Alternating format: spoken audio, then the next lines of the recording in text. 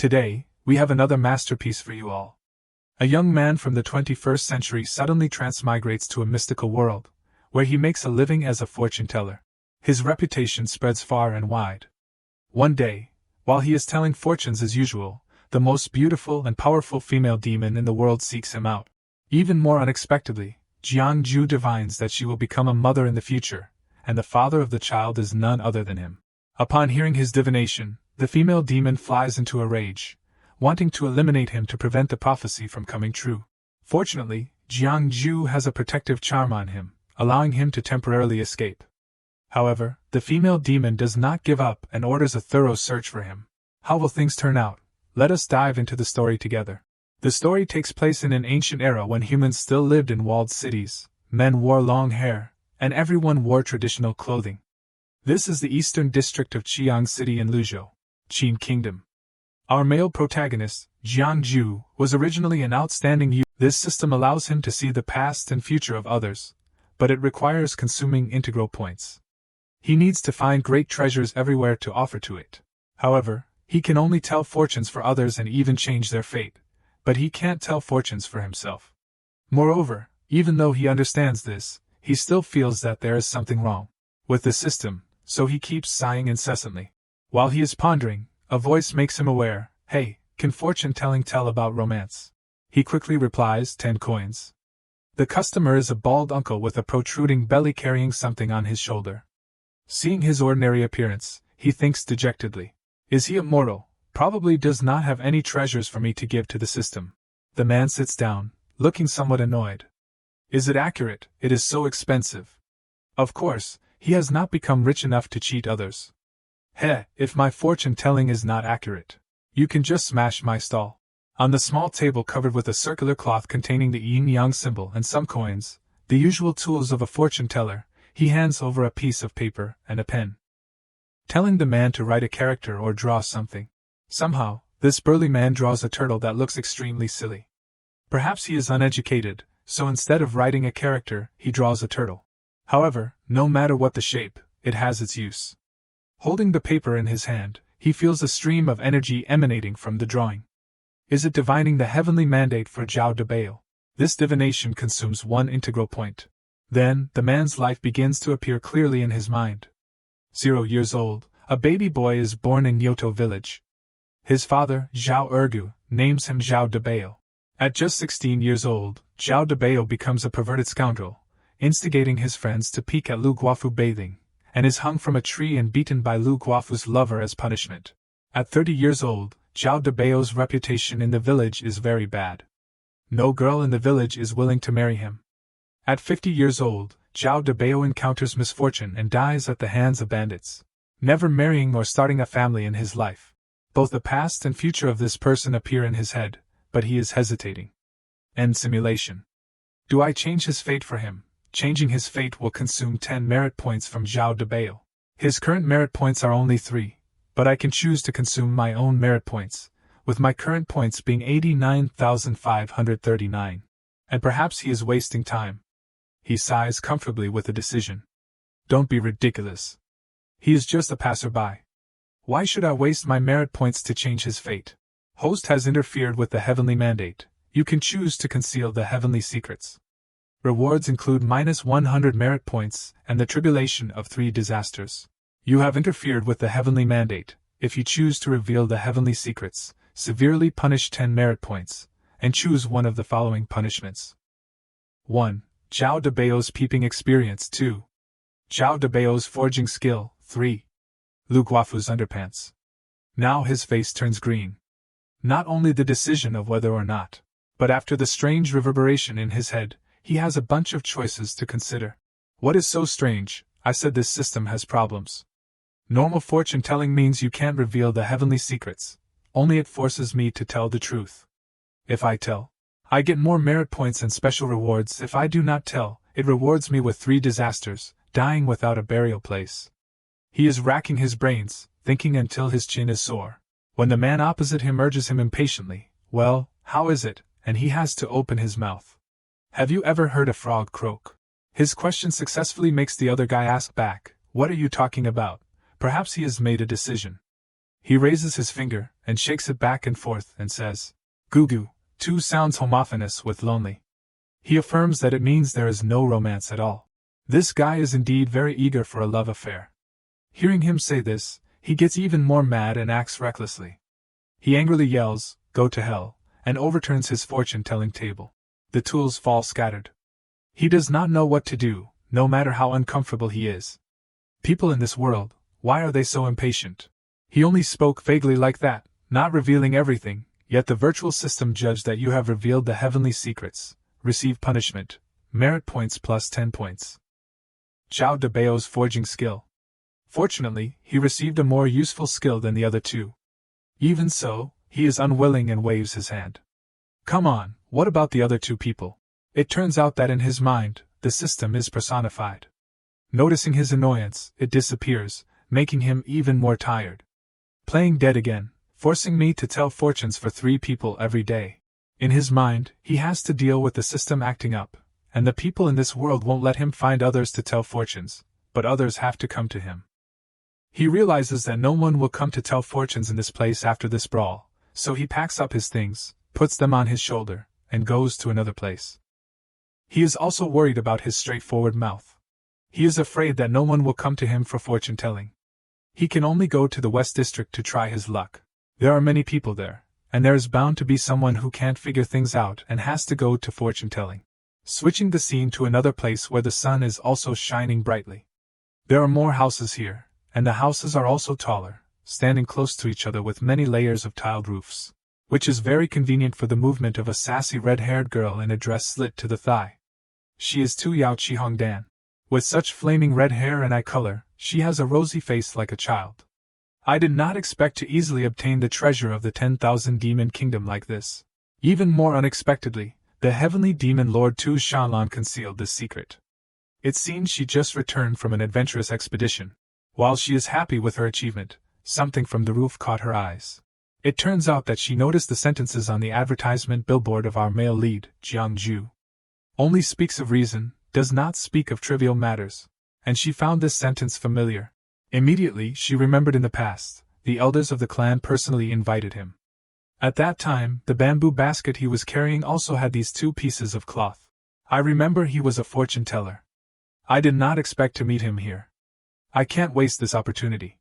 Thinking that, she immediately flew down from the roof in front of Jiang Ju. "Little sir, please stop." Not only blocking his way, she even tried to stand in a shy pose, making him turn his face away and not forgetting to think, she is really bold, daring to enter the human territory in broad daylight. He also immediately recognized that she was a rabbit demon. And some whispers of Jiang Ju did not know what had fallen into the ears of this girl that made her a little shocked.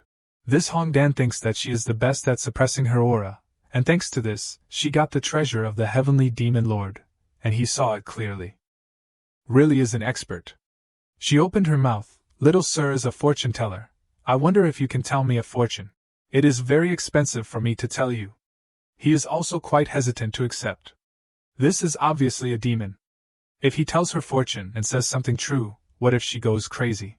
Not only will he be shut down, but even his life may be gone. Damn it, this system has to have others actively seek me for fortune-telling to be considered valid. And it does not give me the right to refuse. It really wants to kill me. No matter how hesitant, it is as clear as day that he can't refuse. Moreover, this rabbit demon always shows a face that wants to seduce people. I know it. I still hope the little sir will tell me. A fortune, 100,000 spirit stones. He immediately quoted a price, thinking that this is not a small number, hoping that she will know it is difficult and retreat. Even if it is a demon, they have to freeze in front of this number. It is so expensive, even if I have cultivated to the spiritual law stage, I have to accumulate for nearly 100 years to get so many spirit stones. Mortals do not even know what spirit stones are. He dares to say that. I am sure I did not find the wrong person. Even the elders have to respect this person. 100,000 spirit stones, it is not considered expensive. Seeing the rabbit demon standing still for a long time, he was about to leave when she stopped him and said loudly, "I will do it. Little sir, I wonder if you can use this top-grade magic weapon Qian Pearl to pay." She spread out another item and made an offer. "Qian Pearl, how many integral points can this thing be exchanged for?" 100,000 spirit stones can be exchanged for 20,000 integral points. Of course, he is waiting for the system to appear to exchange points and then make a decision. Top-grade magic weapon Qian Pearl can be exchanged for 22 integral points, 2,000 points more. Just hearing that, he happily raised the paper and pen to invite the rabbit demon Hongdan to write a character and put aside all the previous thoughts, and only aimed at the 3 words "get rich." Not knowing what intentions she had, or whether it was a demon's habit to seduce people, she kept showing a sensual expression and moved closer to Jiangju. "Sorry to bother you, sir, I want to see the future." The system confirmed Hongdan's question and spoke, "Will you tell fortunes for Qi Hongdan? This fortune-telling needs to consume 10,000 integral points." His answer is yes, and he also grasped the information that telling fortunes for demons is not the same as telling fortunes for ordinary people. The former only loses 100 points, or gets 10 points. But this rabbit demon is different by several zeros. 0 years old, a rabbit was born in the dry profound spirit of the 10,000 demon kingdom. 300 years old, the rabbit absorbed the essence of the sun and moon, transformed into a human, and named itself Qihongdan, the bold girl standing in front of him now. 500 years old, Qihongdan joined the 10,000 demon kingdom, surrendered to General Xianming. 600 years old, and there is no sign of stopping. He was very surprised that she dared to steal the Heavenly Demon Lord's things. It turns out that the Heavenly Demon Lord still has the secret. Wait, this is still the same announcement. You interfered with the heavenly mandate, and can choose to reveal the heavenly secrets. Punish merit points plus 1,000 points, and one of the following punishments. 1. Qihongdan's cultivation insight. 2. The top-grade cultivation method charming heart art. 3. 100 ways to capture men. Conversely, you interfere with the heavenly mandate. You can choose to conceal the heavenly secrets. Reward negative merit points as much as 10,000. Punish 3 disasters. This system really pushes him into a difficult situation. It is over. This also means that I know the secret of that heavenly demon lord. That heavenly demon lord can do anything. I am afraid I will also be implicated. Her face was rosy and extremely expectant. Little sir, what is my future? With great difficulty and tiredness he made a decision. Future, haha, you are about to die. What are you talking about future? Perhaps he wants to stop something. And this rabbit demon's face was rosy the second before, and the next second her whole body was cold and stiff. A force cut her off, making her head separate from her body, and could only gasp. The head flew out and blood splattered, causing Jiangju to be extremely frightened. He was as if petrified. Blood also splattered on his body. He did not look flustered or frightened. Perhaps this was quite familiar to him, when he existed in this world for many years. It is normal for demons to kill each other. Because this is broad daylight, it soon attracted attention from others. That person trembled, sweat dripping, and could not speak. Kill. Someone killed. Everyone was terrified. Some people did not look at the situation and hurriedly fled cowardly. Everyone shouted to each other, run away. Maybe they saw something terrible, but everything fell into someone's cat ears. As fast as lightning, it was impossible to see what it was, only leaving streaks of light on the road and traces of mortals being slashed in the neck. All those who intended to flee died miserably. The bodies of the crowd collapsed on the ground before the figure stopped under a large umbrella with red color.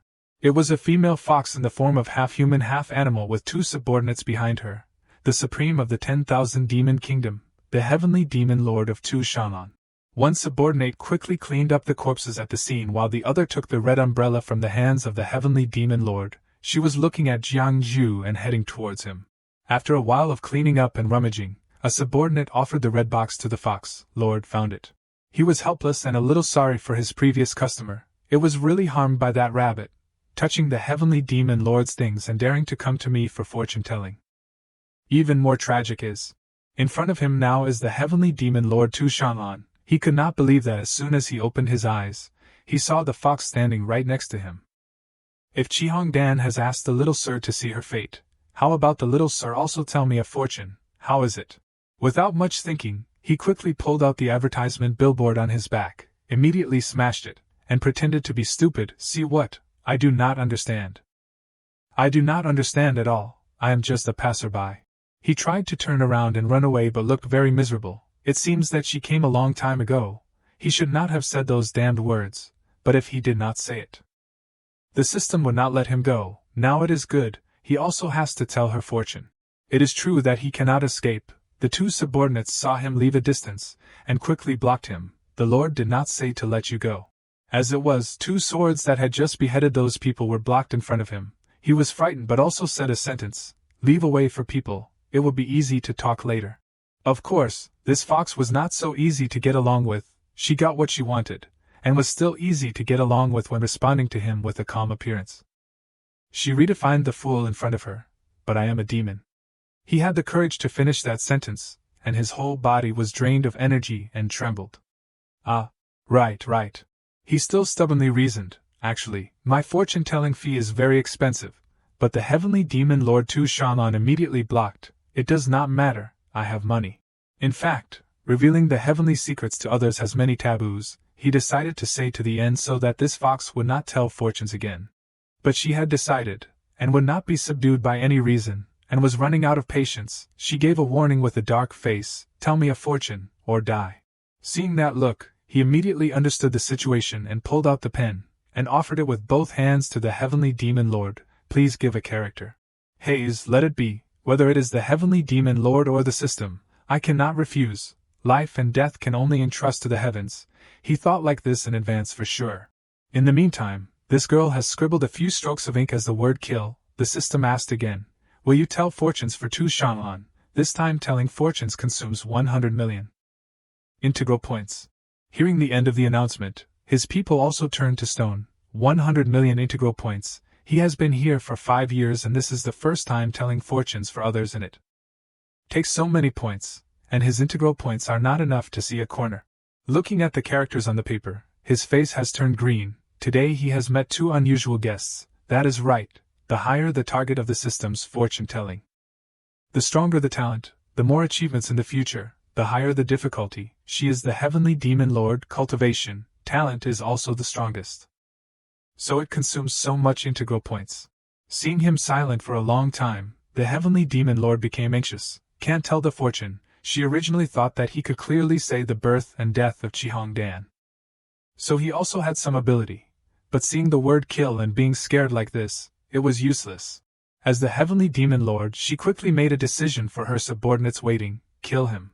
The sword was only a few centimeters away. He also quickly said loudly, "Who said I can't tell fortunes? I am afraid that I have told the fortunes."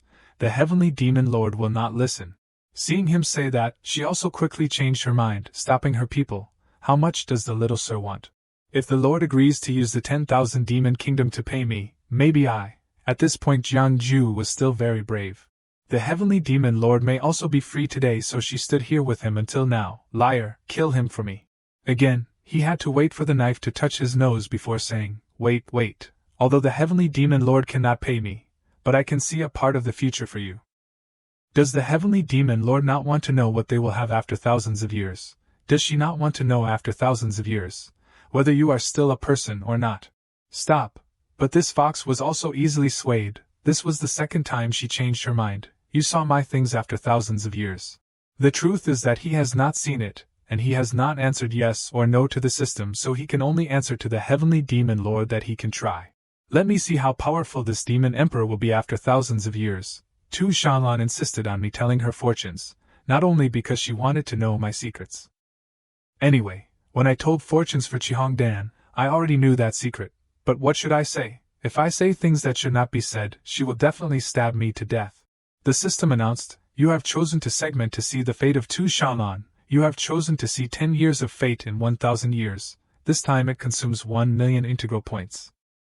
Hearing the announcement from that system, he also had to try to make conditions with the heavenly demon lord. Pay the money first, a low-grade Taoist chi or 5 million spirit stones. Okay, she quickly dropped an item like a golden gourd into Jiangju's hand. The system immediately showed the information. 1,000 years later, Tu Shanlan is taking care of her child in Shixiao Valley. Even he had to open his mouth wide. Taking care of the child, the leader of the 10,000 demon kingdom, the nightmare of mankind, after 1,000 years is taking care of the child with such a happy face. Who is the arch-criminal devil, who is so capable? 1,001 years later, Tu Shanlan is troubled with the problem of teaching her eldest son. This kid does not want to follow her path of killing, but wants to learn the useless fortune-telling profession of his father, which makes her very angry. 1,002 years later, Tu Shanlan began to seriously teach her second daughter. Her daughter's cultivation made her very admiring. 1003 years later, when the fourth son chose things in the full moon day, he chose 2 flags that said only speak of reason, do not say trivial words of his father before. She was very angry, clearly had prepared enough of the magic weapons such as axes, swords, spears. There are also 2 stupid children who follow their father's career.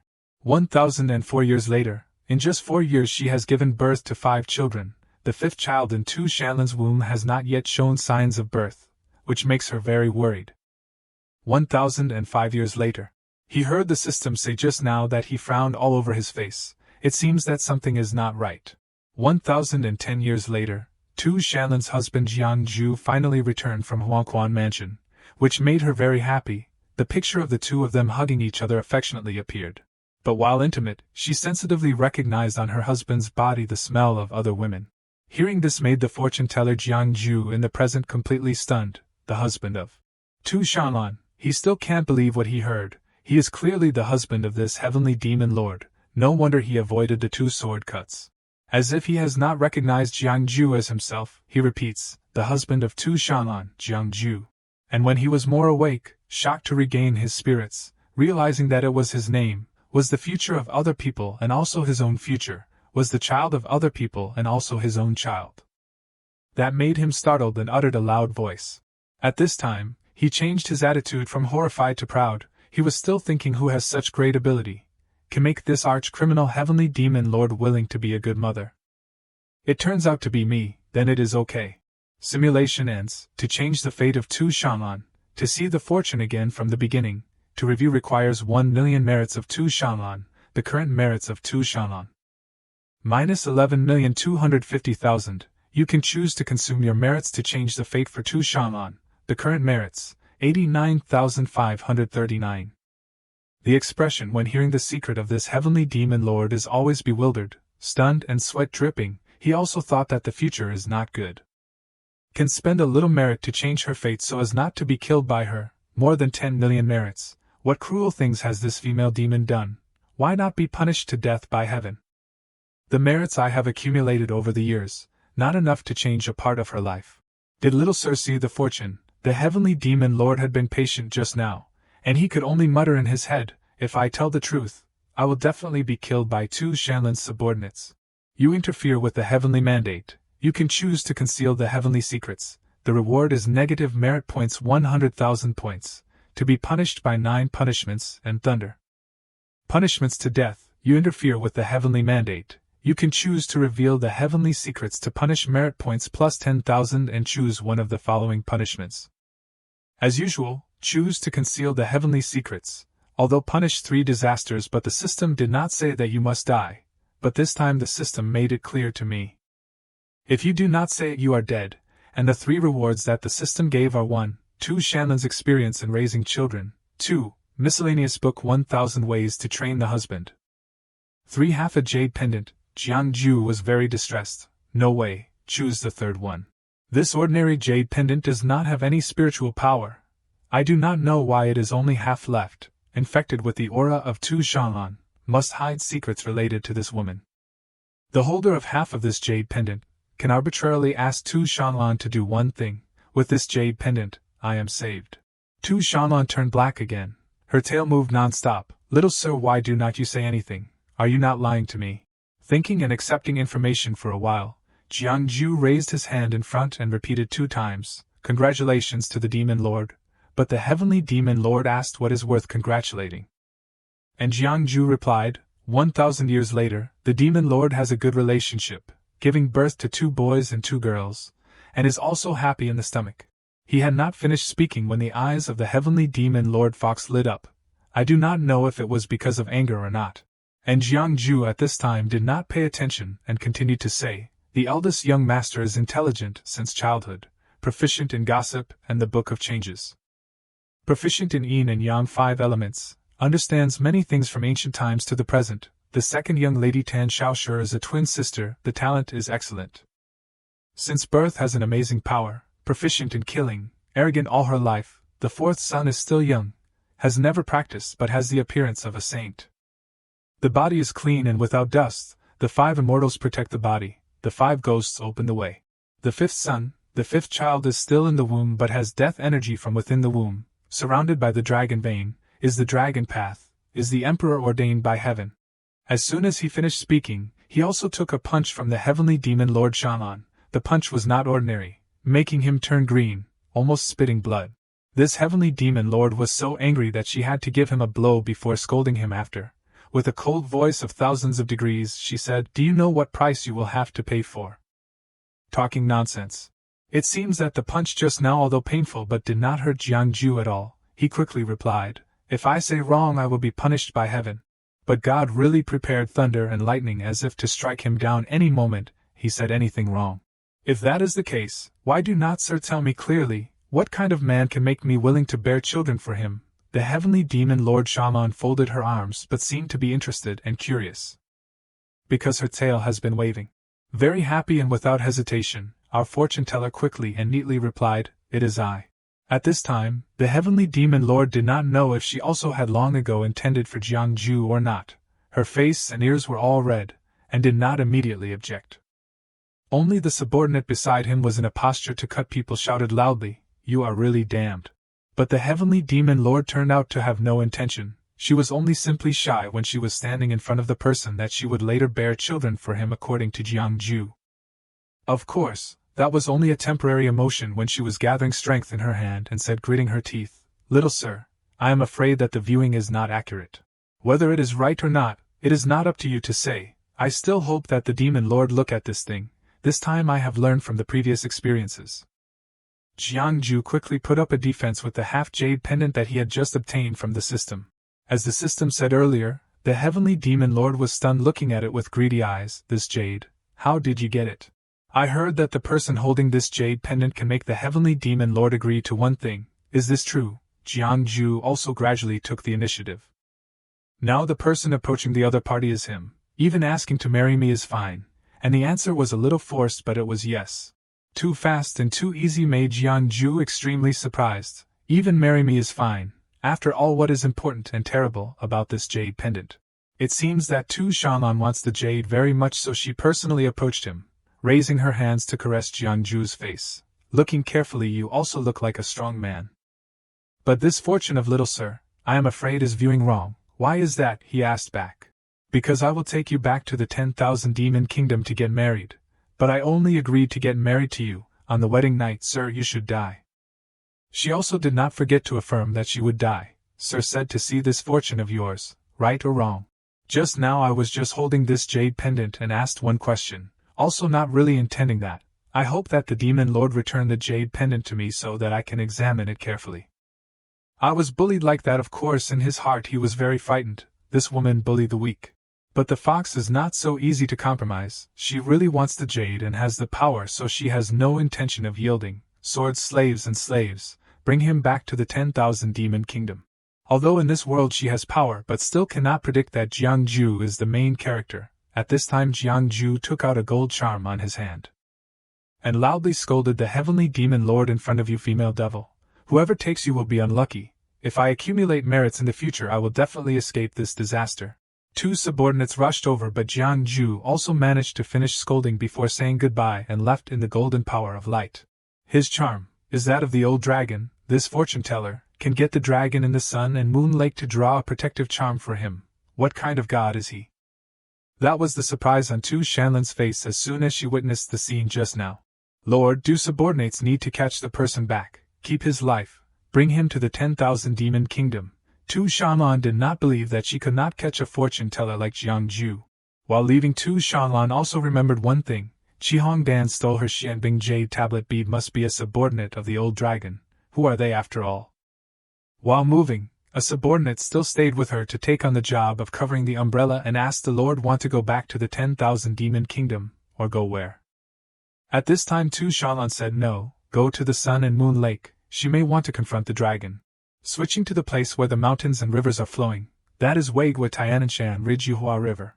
There is a small peaceful stream, the water is clear, looking down to the bottom. Suddenly there is something falling down, causing the water to lose its original look, fluctuating and water splashing. It turns out that the one who fell down was Jiangju. He was crying. "Ah, woe is me, really unlucky.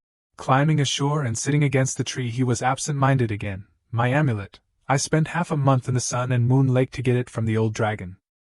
There is only this one amulet. I did not expect to use it like this today. He was unwilling and clenched his hands, swearing, Tu Shanlan, you wait for thousands and thousands of years. I become invincible, will definitely not spare you. Not long after that, his face changed to comfort, but according to the results of the system's fortune-telling, 1,000 years later Tu Shanlan will marry him.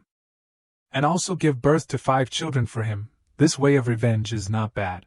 But he is also not the kind of person who is stupid to the point of being blind. He has already imagined the scene of himself being choked to death by Tu Shanlan with her tail. He shook his head. No, that is a demon who kills without blinking an eye. Forget it. This cannot be wanted. Still diligently accumulate integral points. Change this fate. But because he just came to this place, and also does not live in this world, so he quickly has a question. Where is this again? Go around and see. Maybe there are treasures. Look at the forest is safe. And that is his decision. Immediately act, and do not stay in one place or worry about the new land. In the world that is known to be known, he had the final decision, and he was sitting on the back of a giant wild beast. Sitting on the back of the tiger, he hugged the pile of food, and a large piece of paper was rolled tightly in his hand. Finally he was about to leave the Tiananmen Ridge. What he was holding must be a map to guide the way. He did not expect that the charm of the old dragon brought him to the border area of Weigua, and he was not satisfied with this transfer. The reason he was dissatisfied was that this Wei kingdom was almost as close to the 10,000 demon kingdom as possible. He naturally did not dare to go back. He could not let that female demon catch him.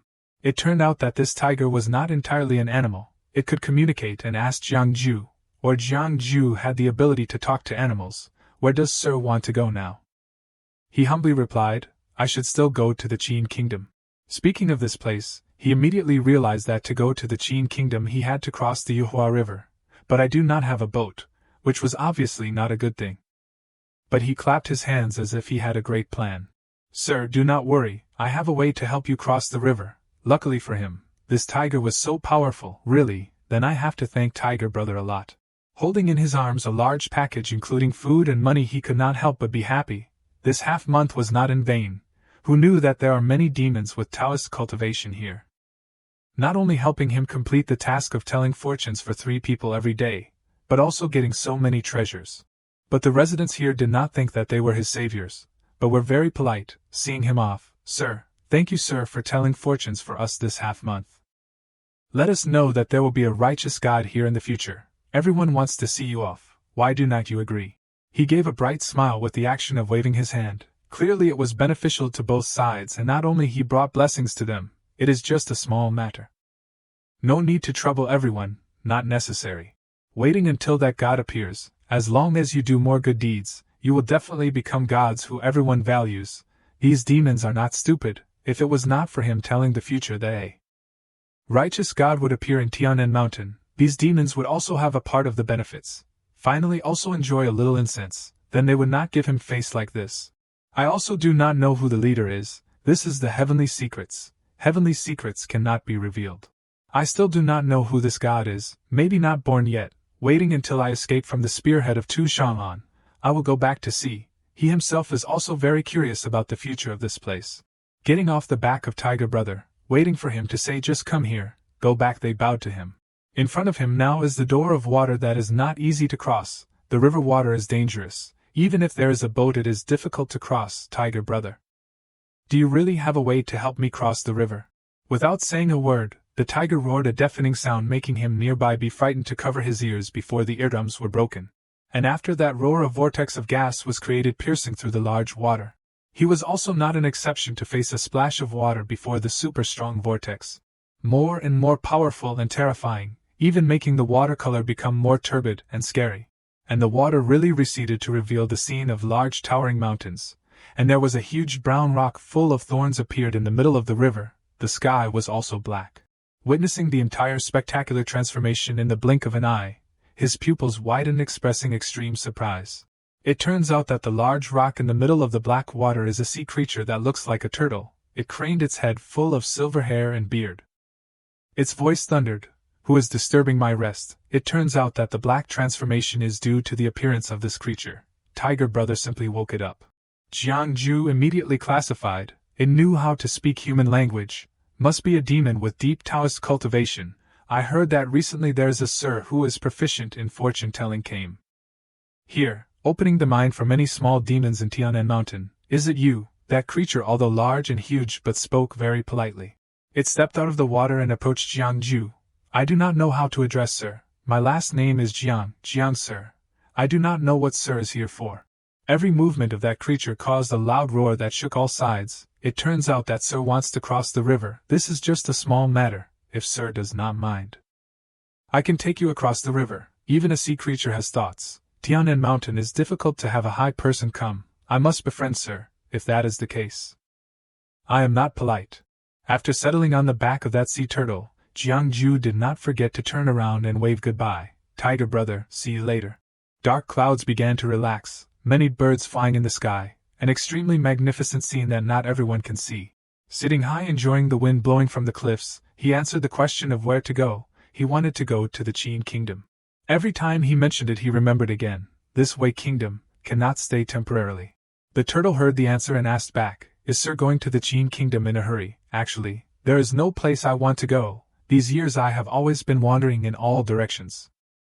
Always going to where I will calculate. If that is the case, I advise sir one sentence. These days it is best not to go to the Qin Kingdom. Why is that? He was a little puzzled, but in fact he had not learned about this place carefully. If sir knows how to tell fortunes, why not try to see how the Qin Kingdom is now? The fate of a dynasty, it is still better not to interfere. Although saying so, but he was justifying for himself. He did not understand anything about the appearance. Car luck 6 from 6 how, these fortune-telling have to rely on the heavenly mandate system. Sir is right, I am too talkative. Indeed, fortune-telling must suffer a lot of damage. Interfering in the heavenly mandate must avoid a lot of things. The Qin Kingdom was good a few years ago. The monarch, although not a talented person but also a person who acts very cautiously, plus the establishment of relations with the Dragon King.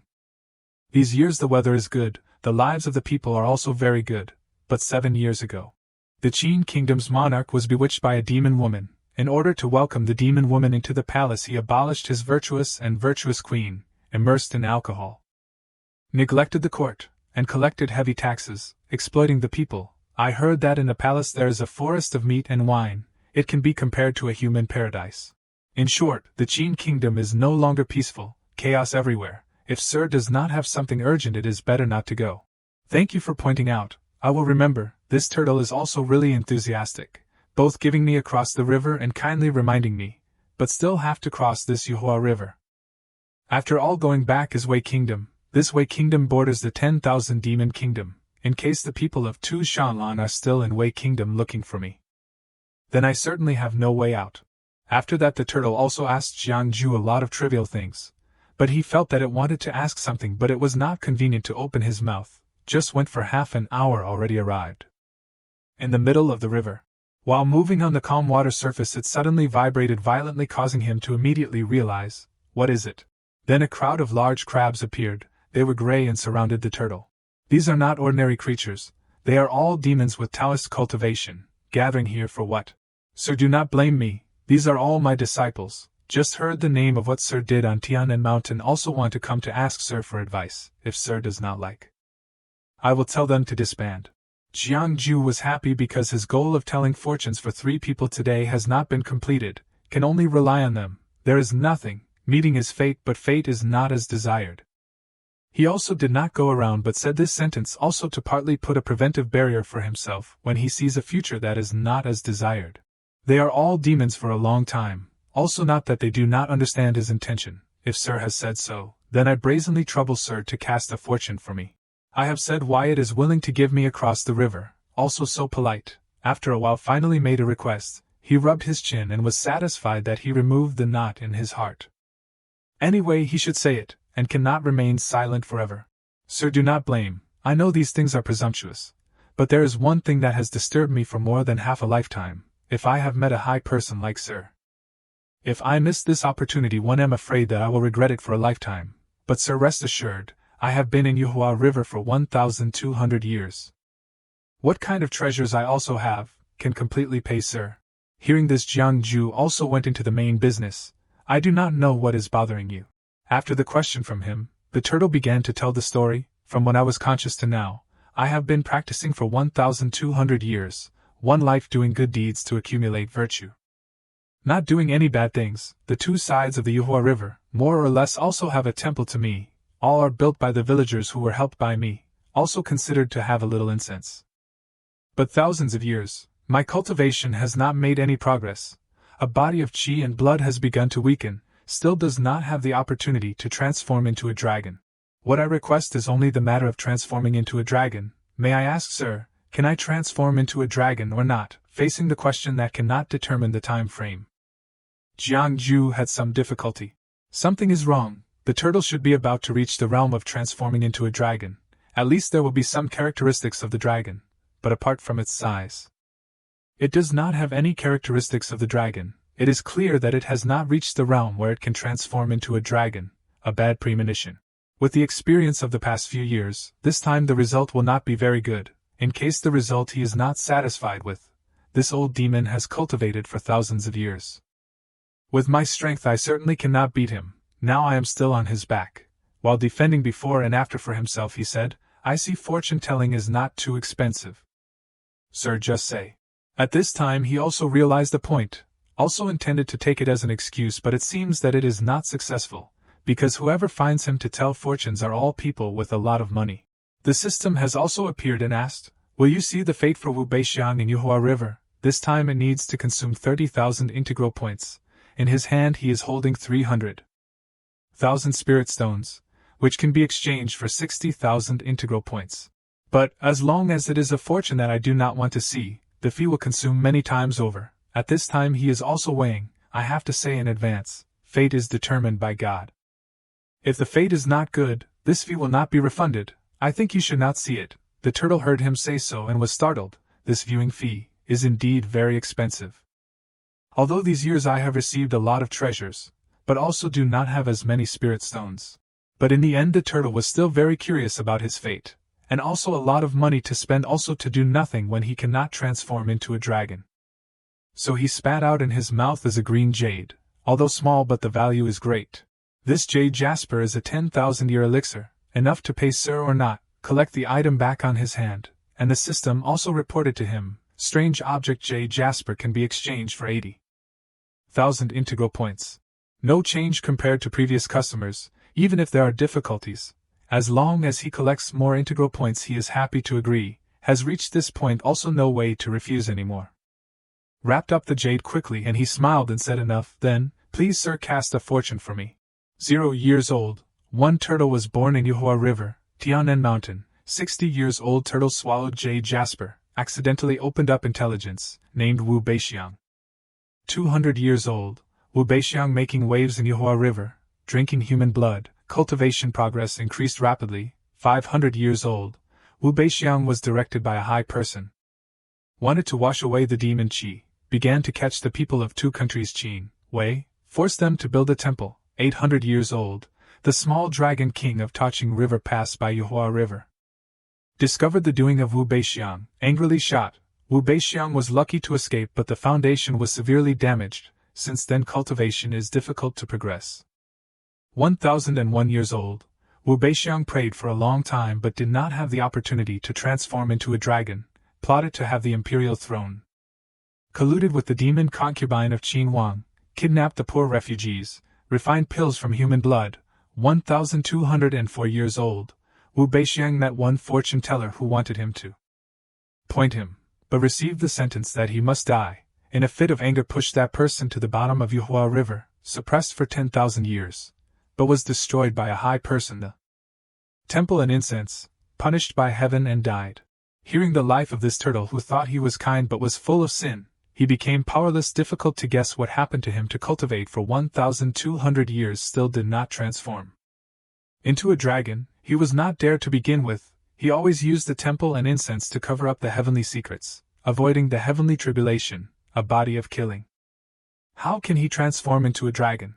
The system continued to announce as usual, you have interfered with the mandate of heaven.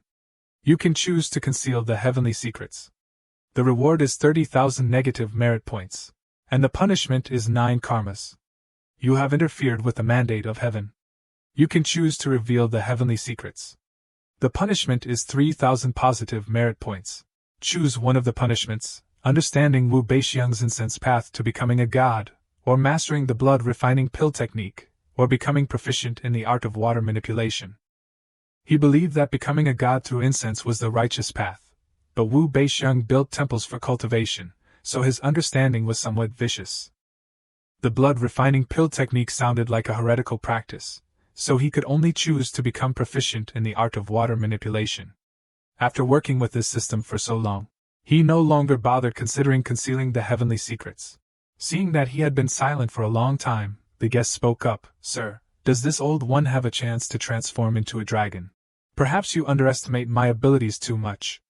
With such a heavy burden of karmic debt, you dare seek my fortune-telling, Wu Beixiang. You are truly bold." He quickly revealed his true feelings towards those who killed without hesitation, just like he did with Tu Shanlan last time. "Sir, this old one is only asking about the chance to transform into a dragon. As for other matters, this old one has never asked you to divine them. You have already received the divination fee." He remained calm to obtain an answer, but in his heart, the turtle was plotting. How does he know my name, this year, to avoid the little dragon king of the Taiching River? I have been very discreet in my actions. I have never met this person before, so how does he know my name? Could it be that this person's divination skills have reached the highest level, divining my name? He could not hesitate for long. He laughed loudly as a form of sarcasm. "A chance to transform into a dragon, you say? If you seek a chance to transform into a dragon, then I will give you a chance, the dragon transformation tribulation. Do you dare to endure it, having obtained proficiency in the art of water manipulation?" From the system, he no longer showed any consideration for this shameless murderer. "What do you mean by these words, sir? I am willing to sacrifice my own merit to write a memorial to heaven for you, offering it to the heavens to grant you a chance to transform into a dragon." The turtle, already possessing evil blood, now had eyes filled with hatred. "This old one had the kindness to help you cross the river, yet you dare repay kindness with malice. Are you humans so treacherous?" Disciple Jiangju earnestly implores the Xian Tian Thunder Law Heavenly Lord. "Today, I have heard that Wu Beixiang has been cultivating in the Yuhua River for over 1,200 years, accumulating virtue and doing good deeds, diligently cultivating." Before he could finish speaking, the Xian Tian Thunder Law Heavenly Lord, the god in charge of punishing heavenly tribulations, understood everything and sent a bolt of lightning straight down at the turtle. "You little brat, I helped you, yet you dare treat me like this." He actually knew how to summon gods, and even summoned the Xian Tian Thunder Law Heavenly Lord. Who exactly was he? Sure enough, he was the protagonist, always leaving his opponent questioning his identity before leaving. He was invoking the law to summon heaven, yet the turtle was still foolish, intending to turn around and swallow him. While summoning heaven, his eyes were truly fiery and resolute, not wavering in the slightest. Although he had seen the turtle's future earlier, and it seemed to mention himself, he was not afraid, only repeating, "Heavenly Lord is above, merit is with me, who dares harm me?" Seeing the radiant aura emanating from him, the turtle immediately wrinkled its already distorted face. "I can't eat him," he summoned the dragon transformation tribulation. "If I eat him now, I will surely die." After reciting everything, he pointed to the sky and concluded, "A lifetime of goodness will surely be rewarded. A lifetime of evil deeds will surely be punished. May you consider it carefully." He completed the invocation of heaven and did not forget to promote himself. "Wu Beixiang, did not you ask me to tell your fortune? In my entire life, I have never been wrong in my predictions. Today, you will be buried under this dragon transformation tribulation. The heavenly Tao is clear, and retribution is fitting." He quickly jumped off the turtle's back to avoid sharing the heavenly lightning punishment meant for this vile turtle. Lightning bolts of various shapes, sizes, and intensities continuously poured down. After jumping into the water, he was a little frightened and kept waving his hands, and quickly ended. At this moment, the system announced, "You have revealed the heavenly secrets, disclosing the mandate of heaven, and will be punished with 3,000 additional merit points. Proficiency in the art of water manipulation." The end of the announcement was also when he sank into the water, and a surge of power entered his body. He began to sense the water, responding to the situation before him. "That should be enough. Immortal, your merit is boundless. A bodhisattva has manifested." The turtle was struck by lightning, and its past killings were vividly displayed in the flames of evil. However, the situation was not very optimistic, as the lightning strikes were difficult to overcome its 1,000-year-old turtle shell. All of this incense is what I have accumulated over hundreds of years. I never thought I would consume so much today. Despite being continuously punished by heaven, the turtle was still healthy with a clear consciousness. It even thought that if it could survive the dragon transformation tribulation, everything would be worth it. Jiang Xiaozi, this opportunity I accept. The turtle completely emerged from the water, unable to retreat or evade, so it could only face it directly. Seeing the turtle's arrogance, Jiang Ju thought it was truly bad. Indulging in the incense of the temple is also the path of a fiend. Our generation cannot forgive you. Begone, begone, he continued to use some kind of spell to suppress the turtle. This golden light is all the merit and virtue I have accumulated. It is meant to destroy evil and wickedness. It turned out that he had not thought much and exchanged all his accumulated points in order to completely destroy this turtle. Otherwise, he would also die miserably at its hands. The power rushed toward the turtle, a power that could not be avoided except by death. But that vile turtle managed to spew something out of its mouth, this old one's 1,000-year incense. It thought that incense was enough, and moreover, it was not voluntarily given by the people. He stood on the water and said, without the protection of the temple's incense, "Let us see how you overcome this disaster. This heavenly tribulation has become a heavenly punishment. I am certainly going to die." It looked ahead and then looked up at the sky. How could he escape? Seeing that it could not survive, it did not want to let the person who caused its death live in peace, and spat out a dazzling red hidden weapon, Jiang Ju. "Even if I have to die, I will absolutely not let you off." 3 red arrows shot towards him with a speed no less than his attack on it. He recognized it immediately, blood arrows. And so he had to jump into the water to find a way out. The turtle then laughed loudly before dying. "These blood arrows are already a lock on your chi. Let us see where you can escape to, you young brat, with you as my cushion." This old one dies content. Then a tremendous force poured down, and the turtle was truly destroyed. It was unknown what Jiang Ju's situation was, but only a few days later the Yuhua River on the border of the Qin Kingdom returned to its original tranquility. And there were dragon boats cruising on the river. The owner of this boat was Xiao Gongzi, a handsome young man standing at the bow of the boat. A few days ago, the Yuhua River suddenly flooded, causing damage that swallowed more than half of the fertile land in Xianyang near the emperor's feet. This was the most fertile land in the Qin Kingdom, this strip along the Yuhua River. This year, the flood occurred right at the time of sowing, destroying fields, and causing people to drift everywhere. After the flood, migration was inevitable. But now the most worrying thing was not the refugees but the lack of food reserves in the national treasury. If the food reserves in the national treasury were not enough to provide assistance during this time, there was a possibility of famine. At that time, the territory of the Qin Kingdom would surely be a living hell where people would become food, which was very possible. Thinking back, after that white demon woman entered the palace, the Qin Kingdom was immediately shrouded in darkness and chaos. Truly, a country that suffers losses must have demonic omens. While he was deep in thought about the state of his homeland, someone came to the bow of the boat to call him, "Gongzi. Our boat has rescued someone. He seems to still be breathing, and he is a bit strange. Clearly, he was rescued from the river, but there is not a trace of moisture on him, and even the clothes on his body are still clean." And that was Jiang Ju. He had been rescued immediately. They thoughtfully brought him to a room to lie down. When he woke up, he had a slight headache but immediately realized that he was on a boat. "Who rescued me from the Yuhua River?" While it was quiet, a small box in the room was shaking violently, and it was unknown what was inside. He immediately touched his body, feeling as if a strong force had struck his body from behind. It turned out that he was worried and panicked because of that protective item. Even though he had saved up for it, he only had that much, and it was so damaged that he was petrified. Since transmigrating, his cultivation speed had been very fast.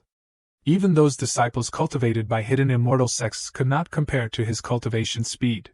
He did not know why, but these years always allowed him to encounter powerful opponents, plus this broken system. There were definitely many sugar daddies who wanted to hack him to death rather than those who had good intentions towards him. Therefore, perhaps he had chosen a life-saving cultivation method, and he also chose to save his life. Even his best magic and divine abilities were all escape techniques. Was he too easily manipulated? He thought for a while and kept sighing. "Oh heavens, the peace amulet is shattered, That old turtle of the Yuhua River was considered a great demon with 1,000 years of cultivation. The fatal blow before it died only shattered my protective item. Now I am still intact, without any losses. However, why do I always feel a kind of discomfort? Could it be that I have some unresolved danger? Could it be that I suffered internal injuries from a palm strike from the old turtle before its death? He meditated for a long time but still could not figure it out. Checking around did not reveal any signs of injury on his body, so why did he always have a premonition of a great disaster? And finally he remembered, what day is it today? As soon as he remembered, the system manifested, detected that the host has not divined the fate of humans for 3 days. 3 minor heavenly tribulations are about to strike. He could actually be in a coma for 3 days. Fortunately, there were only 3 minor tribulations. No, I cannot overcome 3 minor tribulations. He was horrified and could only hold his head. He was a small cultivator, a foundation establishment stage 8 cultivator. Even with some tricks, how could he overcome the tribulations of thunder and lightning without becoming a stage 4 cultivator? Without the 5 energies gathering in his abdomen, it would be difficult to overcome this heavenly tribulation. Finally, he lowered one hand and calmed himself. I knew that this day would come sooner or later, so avoiding the heavenly tribulation is not the way. I have already researched it thoroughly. Those with great merit receive heavenly blessings, which can be considered a response to disasters, and the heavenly tribulation will be greatly weakened accordingly. The second is the path of cultivating incense, like the old turtle living in the Yuhua River relying on incense to avoid the heavenly tribulation that should have come. This is a truly special method, but it pollutes the temple's incense, which is why it is the way of a fiend. The limitations are relatively many, and if it is the orthodox path of incense, it needs to have gone through the formal conferring of a divine position. Once a divine position is obtained, there is an additional layer of shackles, which is not a simple matter. These years, relying on divining fate, I have also accumulated a lot of merit, but my cultivation base is there. This heavenly tribulation is releasing water, and I am afraid it will be difficult to overcome. Moreover, it was not easy for me to accumulate a little merit, and as a result, for the old turtle of the Yuhua River, writing a letter to heaven, inviting the orthodox Taoist god, the Spring Thunder Heavenly Lord, consumed quite a bit. While he was in a state of contemplation and despair, the system gave him some news that seemed to be quite joyous. Current merit points are 100,054. Host punished evil and promoted good, eliminating the demon of the Yuhua River. Merit points increased by 50,000. Merit points have reached 100,000 heavenly blessings, divine powers automatically manifest. Congratulations to the host for opening the heavenly eye, comprehending the divine power, the art of Qi observation. The art of Qi observation can see the dragon veins of rivers and mountains. As a fortune-telling master, I am becoming more and more worthy of the title. Originally, if I could use the art of Qi observation to find the place where the dragon hides, I could also avoid the heavenly tribulation, but at the moment, the heavenly tribulation is already above my head. Unless the place where the dragon hides is within reach, it is useless. At this critical moment, how can I happen to meet the person of that destiny, after overcoming one headache? There is another problem to solve. Forget it, this is the kind-hearted boatman who saved me. I cannot implicate others in overcoming this disaster. I will thank the owner and quickly leave. Thinking is acting. He stood up and opened the door to leave the room without hesitation. Perhaps because he was still dizzy or perhaps because the waves were swaying the boat, he stumbled upon the boy from before. Both of them froze for a moment, and had to raise their hands to rub the places where their foreheads collided. He also combined quick and general speculation. At first glance, this person was one of great fortune and nobility. Yet he was impolite, and went to examine the other person's body. Flat, this man looks like the young ladies? I thought I met a woman disguised as a man. Misunderstanding, misunderstanding. Thank you, Gonzi, for your help. I still have things to do. Farewell here. That was indeed his working style, polite and straight to the point. Fate was close at hand, and he could not care too much about etiquette and greetings. As soon as he walked past, this Gonzi's close subordinate complained, Gonzi, this person is very rude. Gonzi is benevolent and kind-hearted and rescued him, yet he is so rude. They did not immediately stop him but quietly observed. This person is somewhat strange and cannot be underestimated. Let us go up and take a look. He had just reached the bow of the boat when he encountered thunder and lightning, whereas just now the sky was high and clear with no signs of rain or storm. He looked up at the sky. The three minor heavenly tribulations are not thunder and lightning, but famine, meaning hunger. Disease, meaning illness. And finally, weapons, meaning war. The three minor heavenly tribulations are not necessarily meant to kill people in a powerful way in an instant, but they are like maggots in the tarsal bones, making life impossible, making death impossible. Just now it was still clear and vast. Why does it want to rain again? The flood has not yet subsided, and another heavy rain. The dikes that have just been constructed are probably difficult to resist. How should this year's harvest be calculated? That was the first thing that Gongzi thought of when he saw the abnormal changes in the weather. Gongzi had not yet said a word or learned anything more about him, yet he had already jumped into the water. This person was just rescued from the water, so why did he jump down again? Immediately after that, Gongzi's close subordinate exclaimed in surprise and pointed into the distance. Look there. He was truly a magical person. He actually dared to show off his abilities in front of the common people. He did not know if it was because of his departure, but the thunder and lightning disappeared afterward, and the sun rose again brightly. Oh, it is clear and cloudless again.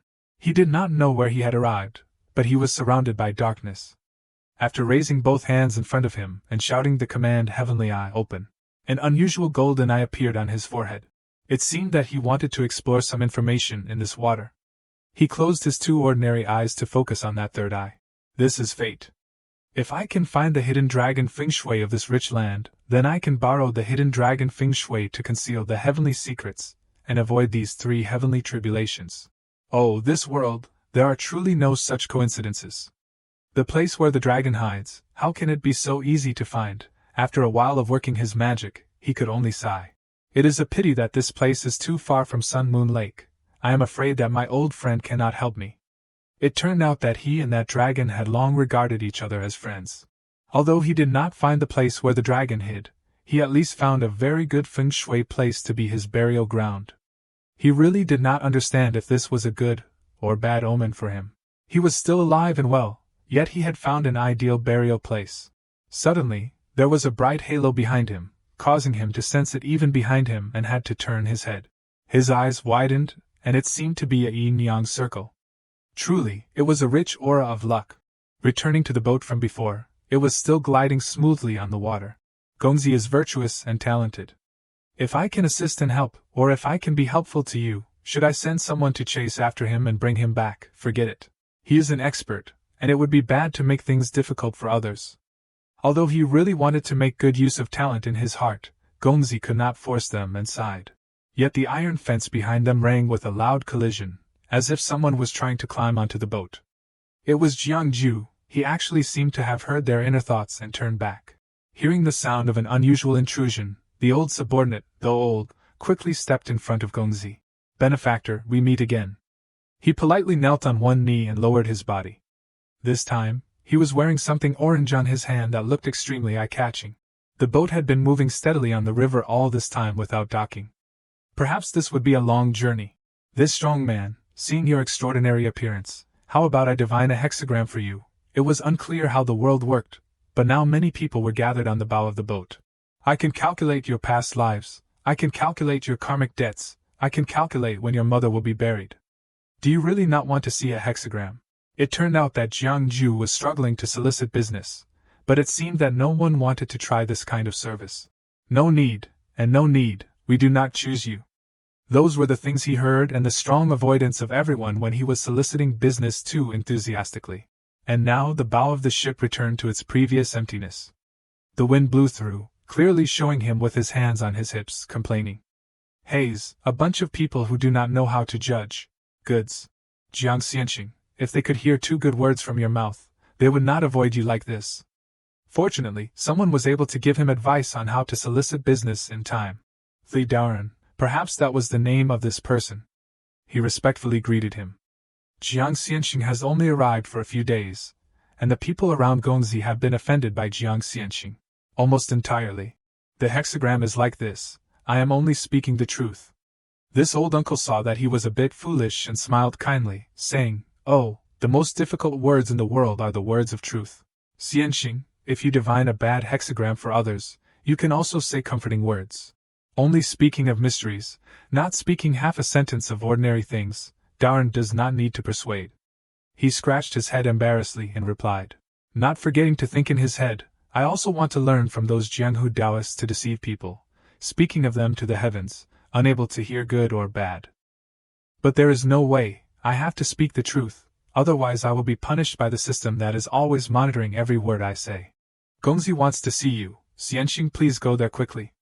It turned out that this was the main reason Thui Daoren came to find Jiangju. Gongzi has returned, then I will go now. It has been half a month since the day I overcame the 3 tribulations, and now I can stand here unscathed, thanks to this Gongzi. Although I have not found the land of the dragon, I can borrow a little luck. Before I have the ability to overcome the 3 tribulations, it seems that I still have to be by this Gongzi's side. Gongzi's disaster relief has ended. Yes, Xianxing, please sit. He entered the somewhat dark room where Gongzi was already waiting by the tea table. These days, I have investigated the detailed information about this Gongzi. This person has luck surrounding his body, and he is definitely not an ordinary person. He is the uterine brother of the king of Qin. Regarding his identity as the royalty of the Qin kingdom, he is below 1 person and above 10,000. He is known as a virtuous king who likes to make friends with others and has countless protégés. This Gongzi looks extremely bright, with clear blue eyes, always wearing a gentle smile. Originally, he was a leisurely prince with a fiefdom, but in recent years, the king of Qin has not been concerned with the court, and he has been temporarily living in D, and his recent trip to the Yuhua River was also to alleviate the flood and distribute disaster relief. Food. When both of them were settled at the tea table, the young master spoke, I heard that you, sir, are very skilled at divination, performing 3 divinations each day.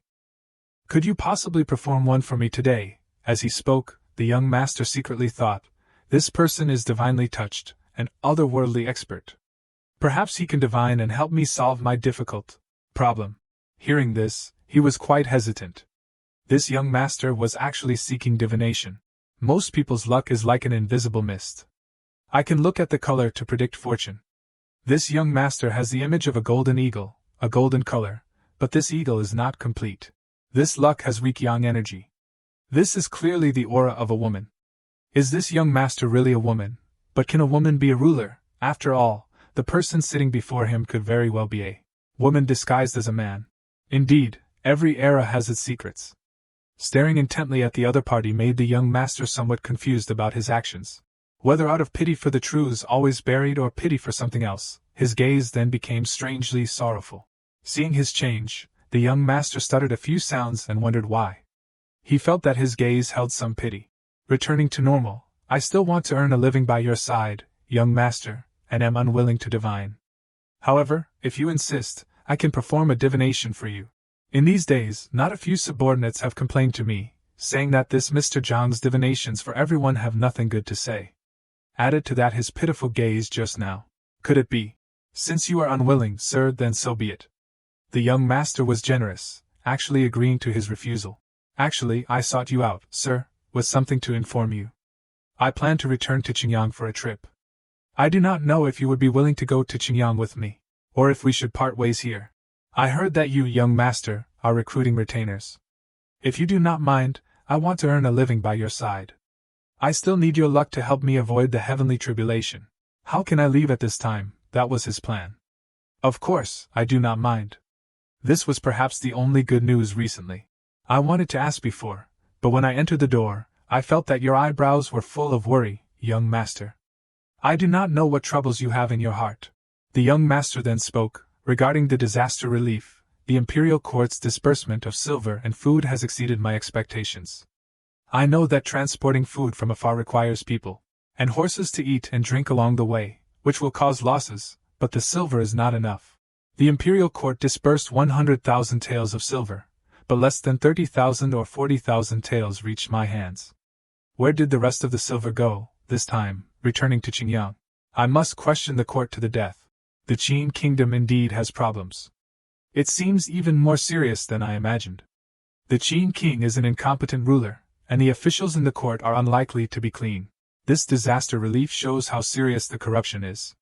It can be said that if the top is not strict, how can the bottom be strict? Furthermore, this time, the Yuhua River flood is also related to.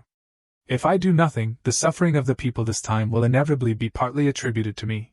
When that happens, I will lose merit, and then it is all over.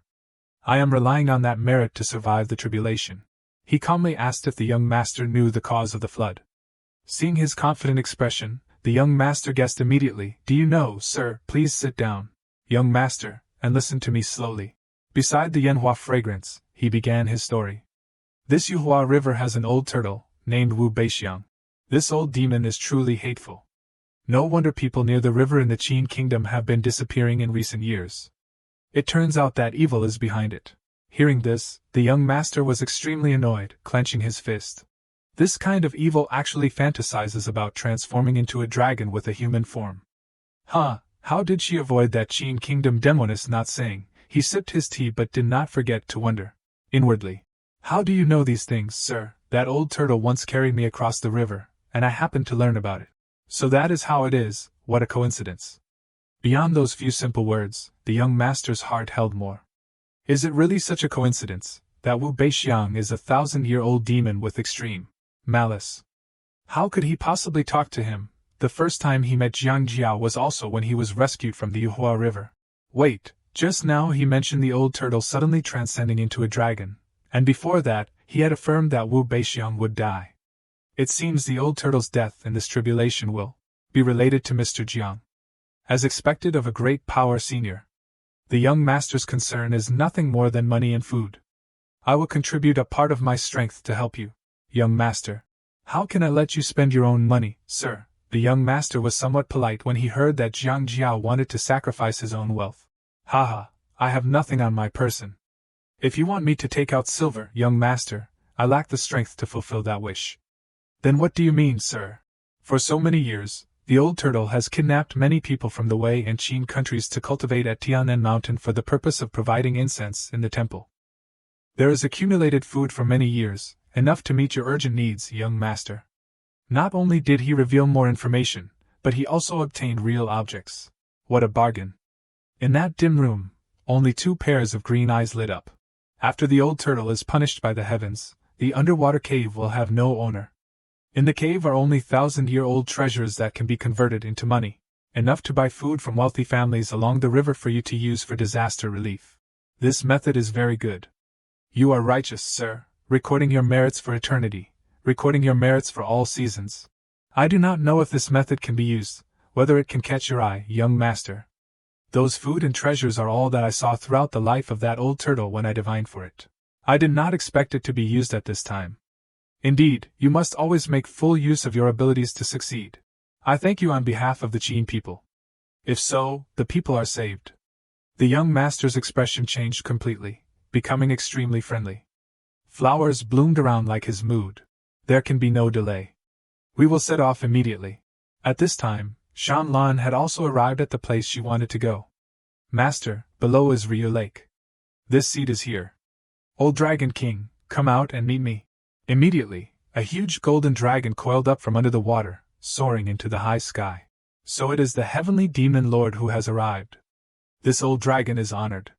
Greetings, heavenly demon lord. I do not know what brings you to my Ryu Lake. An elegant old man with white hair and beard appeared and said, Have you met this person, old Dragon King? The heavenly demon lord immediately asked, and the image that his subordinate held up was a sketch of Jiang Jiao. There could be no mistake. The old Dragon King recognized that this was not the little brat Jiang Jiao. This person, named Jiang Jiao, once stayed in the Tianshu pavilion to borrow books for more than half a year and spoke with me a few times. I do not know what my little friend has offended the heavenly demon lord. Without hiding anything, the old dragon directly asked. What if he offended? What if he did not offend? The heavenly demon lord retorted. Even so, the old dragon was still polite. Could the heavenly demon lord give this old dragon some face? But Shan Lan was not like that. She immediately replied, What if I do not give it?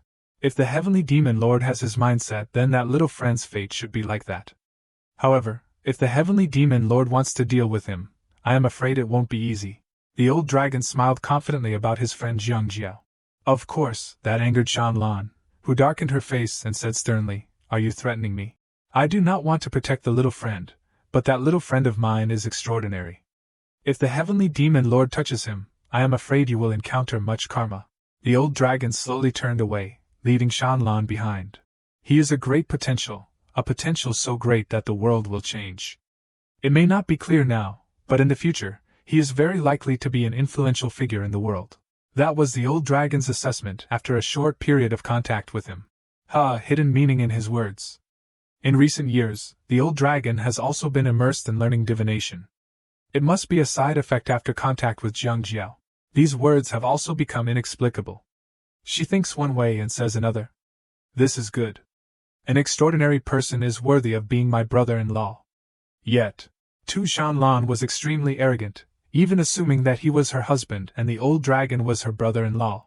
Of course, her vague words at the end successfully stunned the old dragon. Tu Shanlan asked in a slightly frightening tone, seeing the Dragon King's expression of a word cannot describe it all. You are familiar with the little divination of the mortals. Do you know its origin? The Dragon King did not answer her but shook his head vigorously, repeatedly refusing to answer. Cannot say, cannot say. Tu Shanlan was very dissatisfied with that answer. She said sternly. But before her threat, the Dragon King calmly replied, this old dragon's divination is not refined, and I cannot calculate the origin, only that in the past 5 years there has been no one named Jiang Jiao.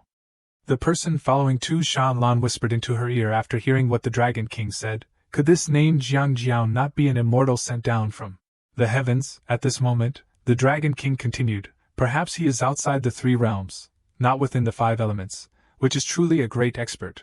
But Tu Shanlan did not believe those words. She retorted, where in this world are there immortals? Then she thought to herself, originally, I did not care about this little human diviner. Unexpectedly, now Xian highly praised him like that. While the conversation between Tu Shanlan and the Dragon King was taking place, several carriages were slowly approaching the city gate. Inside one of those carriages, Jiang Jiao was sitting, reading a book leisurely, when he suddenly sneezed.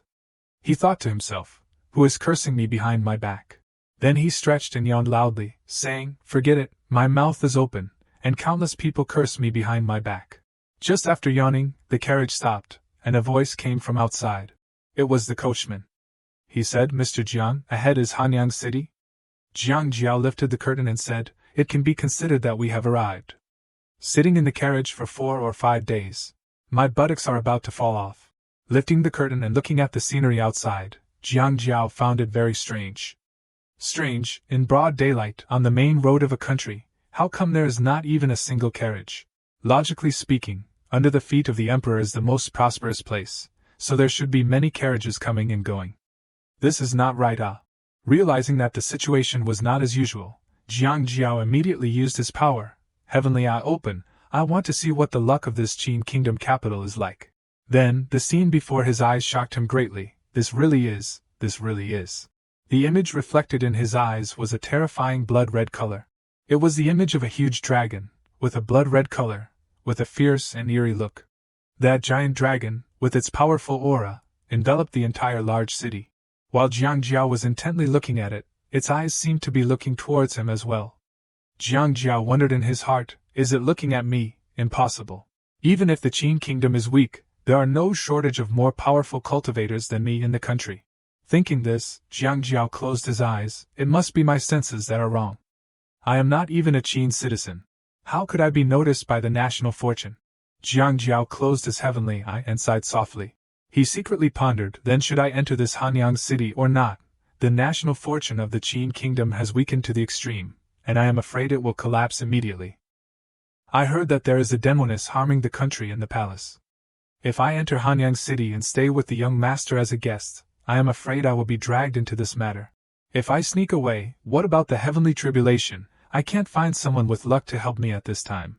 After considering for a long time, Jiang Jiao finally made a decision. It is not too bad. Still, let us enter the city. People won't always be unlucky. Maybe if the young master encounters bad luck, I can take the opportunity to run away early. While thinking about the young master appeared. A high-pitched voice reached Jiang Jiao's ears. The young master has returned to the city. The young master has worked hard. Qin Shao, sitting on horseback, slowly entered the city gate. Seeing that scene, Jiang Jiao felt puzzled. I was just saying that the young master wanted to enter the city, so why not sit in a carriage but switch to riding a horse? He really likes to show off. Then Jiang Jiao thought again and really agreed with Qin Zhao's way of doing things. Young Master Qin Shao is really a rare person who does good. This time, on the way to the disaster relief, this young master has also done his best and is a person who does good deeds. After that, Jiang Jiao and Qin Shao headed towards the young master's residence. Inside, the things were arranged in a very neat and orderly manner. When entering, Jiang Jiao kept turning his head to look around. In recent years, I have been to many places that ordinary people can hardly see, but this is the first time I have entered a prince's residence in the mortal world. Qin Shao was very warm in treating guests. If you like it, sir, just take it. Jiang Jiao smiled brightly and replied, How can I take the things you love, young master? Qin Shao continued to smile kindly, Don't be too polite with me, sir. If you like it, just take it, it is okay. Tomorrow, I will enter the palace to meet the emperor. This time, being able to stabilize the flood is all thanks to you, sir. Then, Qin Zhao's expression showed seriousness. She suggested, You have contributed greatly, sir. Tomorrow when you enter the palace, I will ask for an official position for you. But Jiang Jiao did not want that at all. He waved his hand and said, No, no, no, 1,000 times no, I am already used to leisure. Who knows, one day I might want to travel through mountains and rivers. Entering the court to become an official is absolutely impossible. At the same time, Jiang Jiao thought to himself, Are you kidding? The Qin kingdom's national fortune is about to end. Entering the court to become an official would be foolish. Moreover, the court is a place where officials fight. How dangerous. I still want to live a little longer. Hearing Jiang Jiao refuse so decisively, Qin Shao did not force him. She said, Since you have said so, sir, I won't insist, but... Her face returned to seriousness.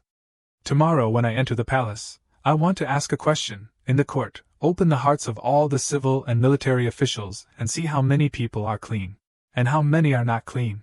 Jiang Jiao smiled and teased, You are a good master, good or bad, the heart is red, which made Qin Shao angry.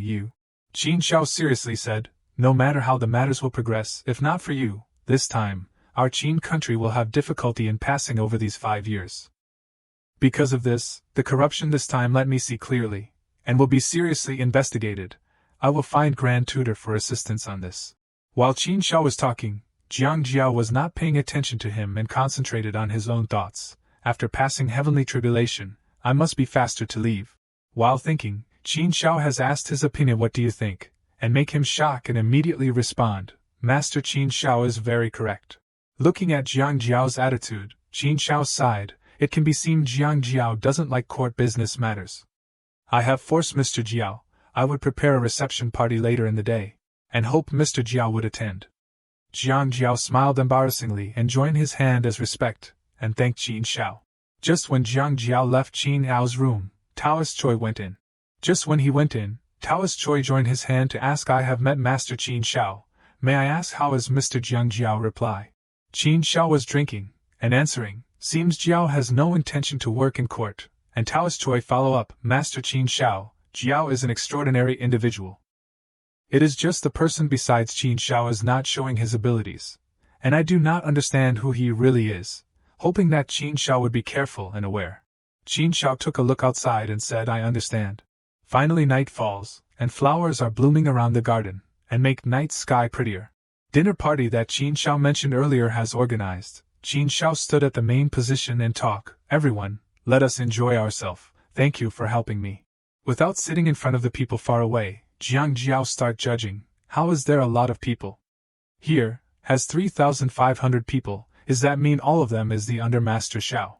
Jiang Jiao touched his chin, thinking it is not free rice. But definitely, Jiang Jiao cannot avoid socializing. He raised a wine cup politely, This world has talents.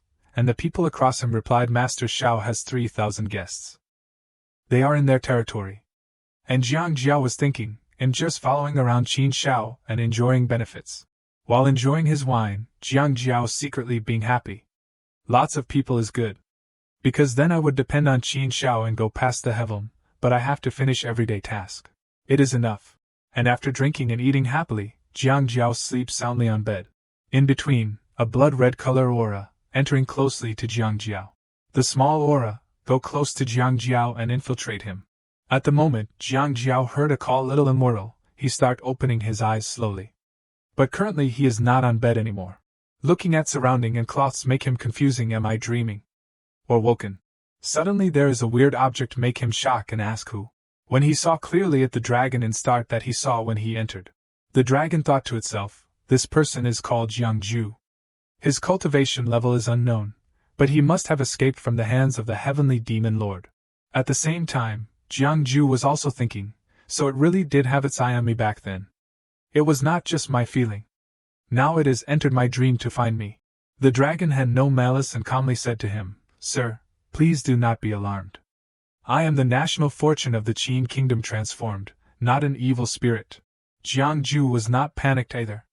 He simply asked, Does Yulong have any business entering my dream? The national fortune of the Qin kingdom slightly lowered its head and said, I still hope that the gentleman will agree to my request. This made Jiangju truly curious. After that, Jiangju clasped his hands and said with a smile, I am just a cultivator in the mountains. How could I possibly be favored by the fortune of a nation? The red dragon did not pay attention to Jiangju's refusal. The dragon said, Sir, you are too modest. That day on the Yuhua River, you acted on behalf of heaven to punish the tortoise demon on the Yuhua River. I saw it with my own eyes. It is not that I deliberately peeked, it is just that within the territory of the Qin kingdom, I can know everything. Sir, please do not blame me. When Jiangju heard what the red dragon said, he waved his hand, It is all right, it is all right. During that time, the national fortune of the Qin kingdom was still bowing its head. Speaking sincerely, Sir, you are a person of great merit. I also see that you are extraordinary. I have come here presumptuously to ask for your help. Jiangju thought to himself, this Qin kingdom's national fortune sure knows how to praise people. At that moment, the national fortune also had its own thoughts. This Mr. Jiang has countless threads of karma on him. Everyone related to him is exceptionally lucky. But this person himself has no karma, is not within the 3 realms, jumps outside the 5 elements, and has the appearance of an immortal. Once again, the red dragon lowered its head even further, uttering pleas from the bottom of its heart. If the gentleman does not take action, I fear that the Qin kingdom will soon fall. Please divine for the people of the Qin kingdom. Jiangju was extremely embarrassed and waved his hand. You are asking me for help, but how can I help? The national fortune said the Qin kingdom's poverty is all because that demonic concubine entered the palace, bewitching the mind of the ruler.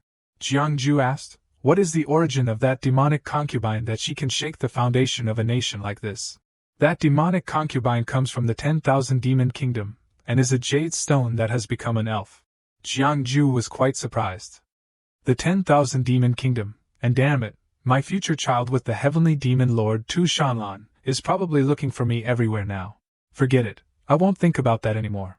Jiangju continued to ask, What is the cultivation level of that demonic concubine that even your national fortune can't do anything about it? The red dragon replied, She came to the Qin kingdom to undergo her heavenly tribulation.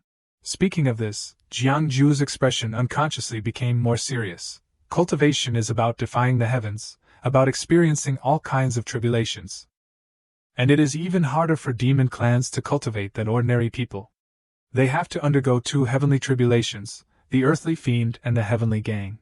A demon cultivator who can endure to this level must have strength comparable to a human all-rounder, not a small foundation establishment stage 8th grade cultivator like me can mess with. The national fortune closed its eyes and said, I also know that the gentleman is in a difficult position. I do not require the gentleman to eliminate the demon. I just have one other thing to ask of the gentleman. Jiangju thought to himself, with the red dragon in my dream, I do not know how to leave this dreamscape. I can only listen to what it has to say. Jiangju said, What exactly is it? Just say it. But my strength is truly shallow. I am afraid I can't help you. The national fortune still replied with a sincere attitude. Only the gentleman can help me with this matter. The current ruler has long lost his morality. I know the gentleman is skilled in the 8 trigrams. I respectfully ask the gentleman to choose another wise ruler for the Qin kingdom. I will give these 2 items to the gentleman. At the same time, 2 rays of light fell from the dragon's mouth. Seeing the 2 items flying towards him, Jiangju was surprised. First is a jade seal of cyan color. This jade seal is the dragon vein of the country. The person who holds this seal is the future head of the entire country. Please help me manage it. If you meet a wise ruler, return it to him. The other item is a section of guilty scroll. This item is specifically used to sever the power of past tribulations, to execute foolish monarchs above, and to execute evil spirits below. If the monarch of the Qin kingdom cannot do it, then the gentleman's execution is in accordance with heaven's will. This item will be able to help the gentleman. Holding the 2 items given to him by the divine dragon in his hand, Jiangju thought, is this entrusting the fate of the Qin kingdom into my hands? This is too difficult. Jiangju was just about to speak. Then the divine dragon interrupted. I am not forcing the gentleman to agree by giving you these 2 items. If the gentleman does not want to help, then the Qin kingdom's fate deserves to be like this. If the gentleman is willing to help, I am willing to give half of the Qin kingdom's national fortune to you. From now on, the Qin kingdom will be the gentleman's Qin kingdom, and the gentleman will be the pillar of the Qin kingdom. After that, the divine dragon roared, and the surrounding space was agitated. At that moment, Jiangju woke up with a start.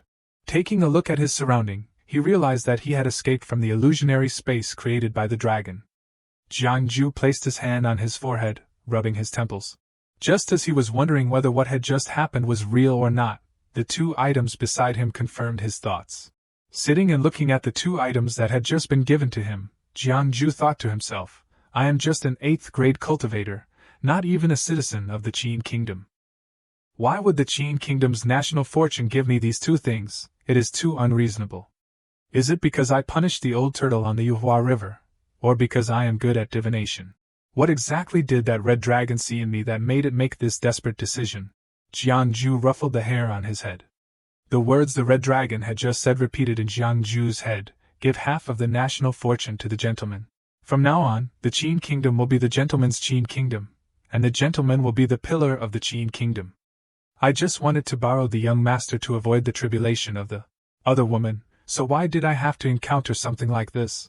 Jiangju was extremely angry and slammed his hand heavily on the table. Damn it, it is all nonsense. If the monarch of the Qin kingdom knew that these 2 things were in my hands, he would chop me into 100 pieces or skin me alive. And there is also a demonic concubine with at least earthly fiend realm cultivation. Jiangju ruffled his hair again. Oh my god, this is so annoying. After that, he slowly pondered again. That red dragon told me it would block my current tribulation. I really do not feel like I am locked onto by the heavenly tribulation anymore. It seems it did not lie to me. If the tribulation of the other woman has been resolved, then I do not need to borrow the fortune of young Master Qin Shao anymore. Doesn't that mean I can escape now? Instead of taking risks staying in the Qin kingdom, I might as well leave quickly. No matter how I think about it, that is the best plan. The more Jiangju thought, the more he smiled smugly. Find a corner where no one can find me and set up a base for hundreds or thousands of years. When I leave the mountain, I can throw that 2 shaman onto the bed and spank her ass. Wouldn't that be great? But suddenly, Jiangju's train of thought stopped. He looked at the 2 items on the table. Jiangju's mood immediately became gloomy. This feeling of biting off more than I can chew does not feel right. Oh well, forget it, I will try my best. But once I sense danger, then do not blame me. At that time, I will escape immediately. It should not be a big problem. I already have experience escaping from that great demon king of the 10,000 demon kingdom successfully. Jiangju shrunk the 2 items down and planned, these 2 items can't be seen by outsiders. I have to hide them carefully.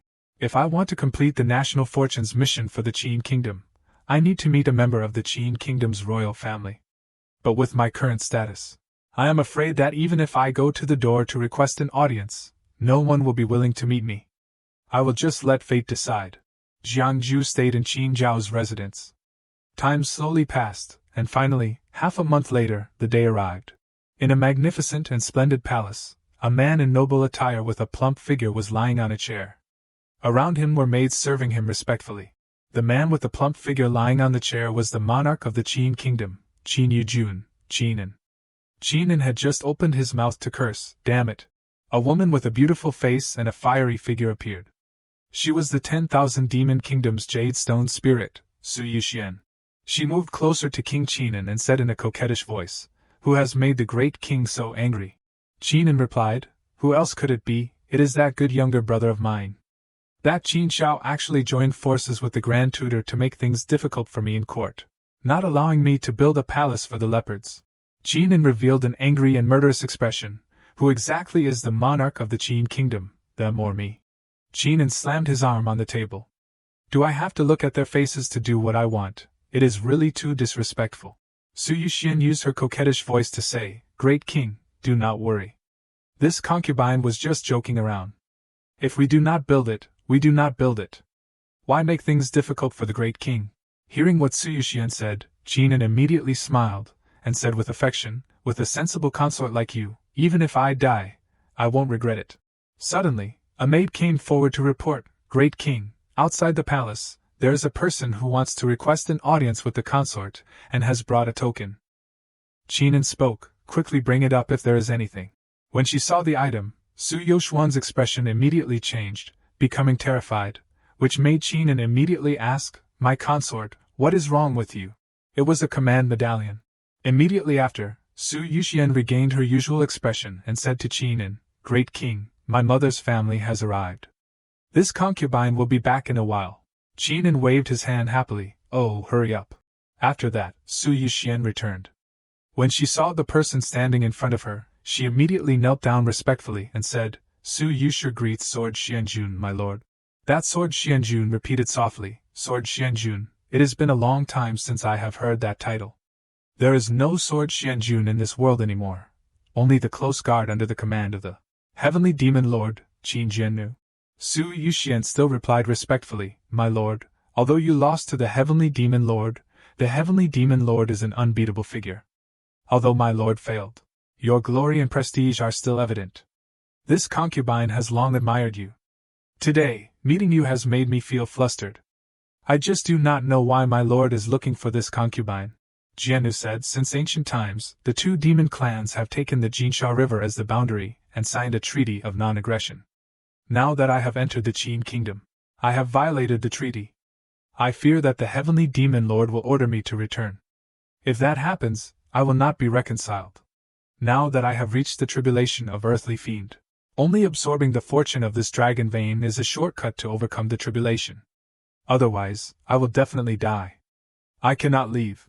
Seeing Su Yoshuan's worried expression, Jiannu said, "Don't worry too much. You have not yet entered the eyes of my lord. Today, I want to find you to help me find someone." Su Yuxian said, "My lord, please feel free to command me. If the person my lord wants to find is within the territory of the Qin kingdom, even if this concubine has to turn the Qin kingdom upside down, I will find him for you." After that, Jiannu raised a painting. This person is called Jiangju. His cultivation level is unknown, but he has escaped from the hands of the Heavenly Demon Lord. Su Yuxian was very surprised. Escape from the hands of the Heavenly Demon Lord. To be able to escape from his hands, what kind of cultivation level must he have? In the land of the two demon clans, I am afraid the number of people would not exceed 5 fingers. How come I have never heard of such a character? Seeing Su Yoshuan's terrified expression, Jiannu said, "He borrowed the Sun and Moon Lake of the Dragon King's palace. His own strength may not be that high." Su Yuxian breathed a sigh of relief. So that is how it is. The Dragon King's Sun and Moon Lake is the most senior demon clan sage in the 10,000 demon kingdom.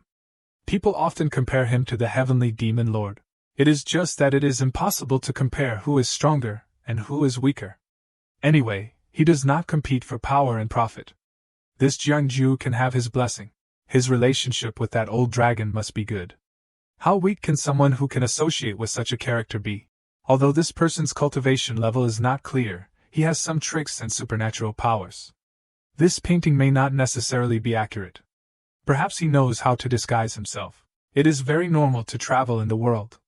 Su Yuxian asked, "My lord, do you have the divine sense imprint of this person? The appearance and figure of a cultivator can all be changed. Only the divine sense imprint is unchangeable, unless he changes all 7 souls and 6 spirits." Jiannu replied, "I do not have it. However, this person knows very well about the affairs of the 4 directions. When divining for others, he once hung up a comment, only talking about hidden things, not talking about mediocre things." Su Yuxian asked in confusion, "My lord, is that all?" Jiannu closed his eyes and replied, "Yes, that is all." Su Yuxian thought to herself, "How can I find someone with just this information? Although there is a painting, there are as many disguise spells as hairs on an ox. Every cultivator knows them. As for that comment, it is even more like a joke. What if that diviner changes to someone else? The only useful information is really just that the other party is a diviner, skilled in drawing lots." Su Yuxian said with a smile, "This concubine understands? I will definitely do my best to find him." Then she thought to herself, based on this information, wanting to find the other party is really like finding a needle in a haystack. After I send this great god away, I will just pretend I did not hear anything. After that, Jiannu said, if you can find this person, my lord has agreed to promise you a quota in the 10,000 demon abyss. Su Yuxian said happily, my lord. Is this true? Jiannu affirmed, my lord said it himself, how could it be a joke? Su Yuxian was overjoyed. If I can enter the 10,000 demon abyss, I won't have to worry about this heavenly earth dual tribulation anymore. I will definitely enter the realm of the demon king. No matter what, I must find this Jiangju. Su Yuxian stood up. Her attitude was completely different from before. Please rest assured, everyone. This concubine will definitely do her best to find this person. Seeing that attitude, Jiannu also replied, that is good. If you find Jiangju, immediately crush this thing. I can know immediately. After that, he gave something to Su Yuxian. After Su Yuxian received the item, Jiannu thought that Jiangju may not necessarily be inside the Qin kingdom. The three countries of Wei, Qin, and Zhao all have the possibility of having his shadow. I have already passed through the Wei kingdom, and now I have come to the Qin kingdom. I need to immediately go to the Zhao kingdom to have the demon clan of the Zhao kingdom help search for Jiangju. After that, Su Yuxian immediately returned to Qinin. Qinin caressed her and said, my consort, my mood immediately improves when I see you. Is it because I saw your family? Why do not I see your family? I still want to see them again. Su Yuxian replied perfunctorily, Great King, it was just a family member entrusting a letter to this concubine. They left after delivering it. Then she said coquettishly, Great King, can this concubine ask you for something? That Qinin immediately agreed, my consort, just say it. I allow it. Recently, this concubine often dreams of an immortal passing on to this concubine the magical formula for curing all diseases. This concubine wants to refine an immortal pill for the Great King. It is a pity that this concubine does not understand the mysterious pill books. Can the Great King select some foreign experts to help refine the immortal pill? Qinin said happily, the immortal entered your dream. What did the immortal say? Su Yuxian whispered, Great King, the immortal said that this elixir can make the Great King even happier. King Qinin laughed loudly, ha ha ha, everything will be according to your wishes, my consort. Great King is so good. That is right, this concubine also wants to invite some strange masters who are knowledgeable in the study of the 8 trigrams to interpret my dreams for me. That king just smiled, a bunch of small matters. I will have people do it. Turning to Jiangju, he was now taking his tools to the street and thinking, if today passes peacefully, it would be good if those guys who order meals would buy the compass and chessboard again. I will find a suitable place, set up a stall, and tell fortunes for the passers-by. I originally thought that there were many people in young Master Zhao's residence, and 3 meals a day would be enough for me to last half a year. I did not expect that in just a few days. Everyone would be afraid of me. But all the people up and down their residence will actually not be able to have a peaceful death in the future. I told the truth, can I be blamed? People nowadays really can't stand a beating. Do those strong men really dare to face the dark side of people's lives? It seems that among the people beside young Master Xiao, there is not a single strong man. I once gave young Master Xiao the hope of being the unparalleled golden eagle, so I always avoid deducing her fate. Combined with the results of deducing the fate of the people in the residence, these days, among the 3,000 retainers in the residence, there are also old farmers from the countryside who are just a joke in the eyes of others. But I am afraid this is young Master Zhao's deception. Among these retainers, she hides some talented oddballs. Hiding these people cannot hide from my eyes. In that case, it seems that this young Master Zhao's calculations are not small. It is just that her unparalleled golden eagle seems a bit. An eagle is a bird, and a dragon is the leader of scaled insects. How can an eagle transform into a dragon? Looking at the fate of everyone in her residence, alas, the future is not optimistic. Now that I am no longer the outstanding little tribulation, should I leave? Walking and thinking, Jiangju finally found it. Good luck, this place has a lot of people but no one in the same profession. I will choose this place. As soon as he set up his stall, Jiangju immediately saw people passing by evaluating him. Jiangju immediately became smug and said, What are you looking at? Have you never seen a handsome guy before? A person carrying sweet potatoes passed by and said kindly, Little Taoist priest, quickly pack up your stall. This place is not good. Jiangju called him to stop and asked, Grandpa, why are you saying such words, unless the local officials do not allow divination to be set up in this place? That old man did not say anything else and just emphasized, leave here quickly. Jiang Ju felt very confused. What exactly was going on? Sure enough, someone came. It was a government soldier. They roared, you kid, are you telling fortunes in this place? Jiang Ju immediately packed up his things. Officer, I did not know that divination was not allowed in this place. I will leave immediately. Then he immediately gave a handful of silver to the government soldiers and said, I still hope the officers will facilitate things. At the same time, he secretly sighed. This world is such that it is better to meet the king of hell than a petty devil. Let the bad luck disappear. A soldier smiled and said, little guy, you are quite sensible. Another soldier held up the paper and said, this person does not look like the one in the painting. Maybe he is not the Taoist named Jiang Ju that the imperial concubine is looking for. The soldiers looked at the wanted poster again. Let me see. Jiang Ju realized in surprise, the imperial concubine is looking for me, isn't that the demon concubine? I am in trouble. She is from the 10,000 demon kingdom. Her looking for me is definitely not a good thing. It must be related to the heavenly devil. Jiang Ju looked at the drawing in the soldier's hands, feeling a bit offended. Even if they are looking for me, they did not need to draw me so ugly that even my own mother would not recognize me. This does not even look like a human being anymore. The soldiers looked back and forth, hesitating. Indeed, it does not look alike. Later I found out that the drawing was very similar to me when it was drawn by Tua Chun, but when it was redrawn by someone else, it became like this. However, the soldiers were not so easily giving up. Little Taoist, let me ask you again, what is your name, where do you cultivate? Jiang Ju smiled and said, my name is Zhang Daoling. I cultivate at Longhu Mountain, just a traveling fengsher. Longhu Mountain, never heard of it. Jiang Ju thought to himself, of course you have not heard of it, it does not exist. Hopefully, I can get through this. But the soldier made a different decision. He shouted, take him away. Jiang Ju smiled bitterly, wanting to curse. You took my money, and you are still doing this. He shouted loudly, what this? Now the emperor is inviting Taoists from all over the land to join in refining elixirs. Going is your good fortune. Don't refuse a toast only to be forced to drink. A forfeit. Seeing the emperor's method of inviting them was to lock them in cages and take them back. What kind of invitation is this? Is this how you invite people? I finally took a trip to the streets. And unexpectedly encountered such an unforeseen disaster on the way. He gathered strength in his hands, intending to leave. After all, these small people could not possibly hold him. Suddenly, in the distance, he caught sight of a familiar figure. It was Taoist Chui. But as he was about to resist the soldiers, they quickly tied Jiang Ju up like a prisoner when he was not paying attention. Hey, officers, what are you doing? They tightened the ropes. What are you saying? Hurry up and leave. Jiang Ju looked at Taoist Chui, thinking, if it were not for saving people, I would have run away long ago. Taoist Chui, what a coincidence. You are also being caught leaving the manor today. Why not clarify your identity? He said softly, clarifying it would be useless. The palace sent people to the prince's manor, and more than half of the guests in the manor were arrested. Even I was specifically named to be invited. Taoist Chui was like the steward of young Master Zhao's manor, helping young Master Zhao handle internal and external affairs, but even he was specifically named to be invited by the palace. Wasn't this a slap in the face to young Master Zhao?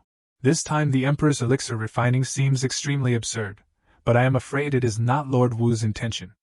Mr. Jiang, remember not to reveal your relationship with the young master. Only then can you ensure your safety. I understand.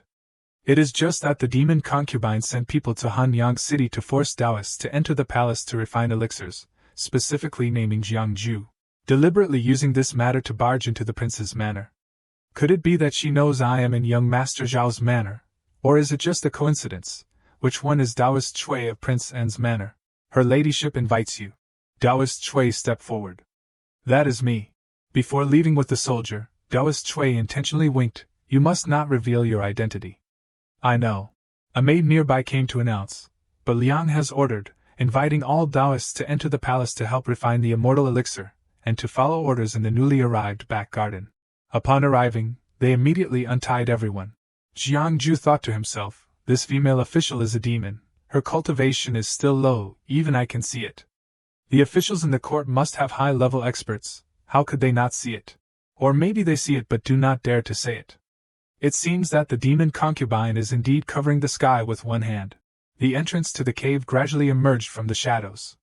Everyone go in, do not play tricks, follow me. Many people stepped inside. It really looks like an alchemy room of high-level experts. There is a large furnace with a blazing fire inside. Everyone, do not be lazy, get to work. Jiang Ju was surprised but also quite shocked. The organization here is tightly controlled, escaping won't be easy. Thinking about how the demon concubine has been trying so hard to find me, and as a result, I just came back and automatically delivered myself to her door. How could there be such a good thing? But what should I do? Outside, Qin Shao had been standing in front of the manor for a long time. Please trouble the eunuch to report. Your Highness should relax. His Majesty has thousands of affairs to attend to, and is busy dealing with state affairs. I am afraid it won't be finished in a short time. If your Highness can't wait, you can return to the manor first. Qin Shao walked and looked at the high sky above, thinking, this is still the place where I grew up with my imperial brother. At that time, my mother was still alive. After my imperial brother ascended the throne, I left and never returned. Suddenly, he caught sight of a tree nearby, but now only the roots remained. This apple tree. At that time, the imperial brother had not become what he is now, diligently studying the classics and mastering the 6 arts, and was very good to me. Father did not allow me to climb trees, so the imperial brother personally climbed up and picked apples for me. A loud shout rang out from afar, inviting your Highness into the palace. Qin Shao could only sigh. Now that apple tree must have been made into tables and chairs by that demon woman, and the relationship between me and Huang Ming is no longer what it used to be. In front of Qin Shao was Su Yuxian leisurely playing the zither. She really looked like she was enjoying herself. Qin Shao looked into her eyes and thought, she has been in the palace for so long, but I did not know she was proficient in music and her zither skills were so good. Su Yuxian smiled and said, this concubine has only just learned this piece, and is still not playing it well. I am making your Highness laugh. Qin Shao did not care about the pleasantries, and asked the main question he wanted to know. I heard that you dreamed of immortals passing on the law, and are recruiting Taoists from all over the world to refine immortal medicine for His Majesty. She kept the same smile, looking very unsettling. Your Highness has also heard of it. And her attitude made Qin Shao even more angry. He said loudly, today, the palace arrested guests in my manor. How could I not have heard of it? She remained calm and said softly, it seems that there is such a thing. The guests in the prince's manor are people with special abilities. This time, with the help of the guests in the prince's manor, refining the elixir will definitely be much smoother. That Cui Daosher next to your Highness, by you true man's reputation connects to Tianyin. This concubine has also heard of it. A 5th-grade Chuxian realm cultivator. Even if you search the entire Qin kingdom, it is difficult to find someone like that. This made Qin Shao even more curious about her. Even few of his own guests knew about Taoist Cui's identity. How could she have found out the situation? Su Yuxian held out her hand, happily welcoming him, inviting you to listen to a new performance. I heard that your Highness is proficient in music, and it just so happens that this concubine also likes to play the zither. Can your Highness teach this concubine to play the zither? This made Qin Shao really uncomfortable. She is using this prince. She was increasingly disregarding a prince, completely mocking his reason. Why does your Highness say that? This concubine is humbly asking for your guidance. Maybe if this concubine is in a good mood, I will release the people. Qin Shao asked back, you will really release the people? She completely agreed, if your Highness teaches me. This concubine will release by you true man and others. Qin Shao had nothing else to say. He would do whatever she needed to see what tricks she was playing. He decisively said, someone come. But Qin Shao also felt that something was wrong here. He called for someone, but no one answered. There was not a single person in this palace except for him and Su Yuxian. According to Su Yoshuan's plan, she invited him to use her zither in a way that made others' heads hurt. Your Highness, do not be shy, and there is no need to ask the servants to bring the zither over. This zither of mine is the famous phoenix tail. How can ordinary zither have such a tone? Very well, then this prince will go inside.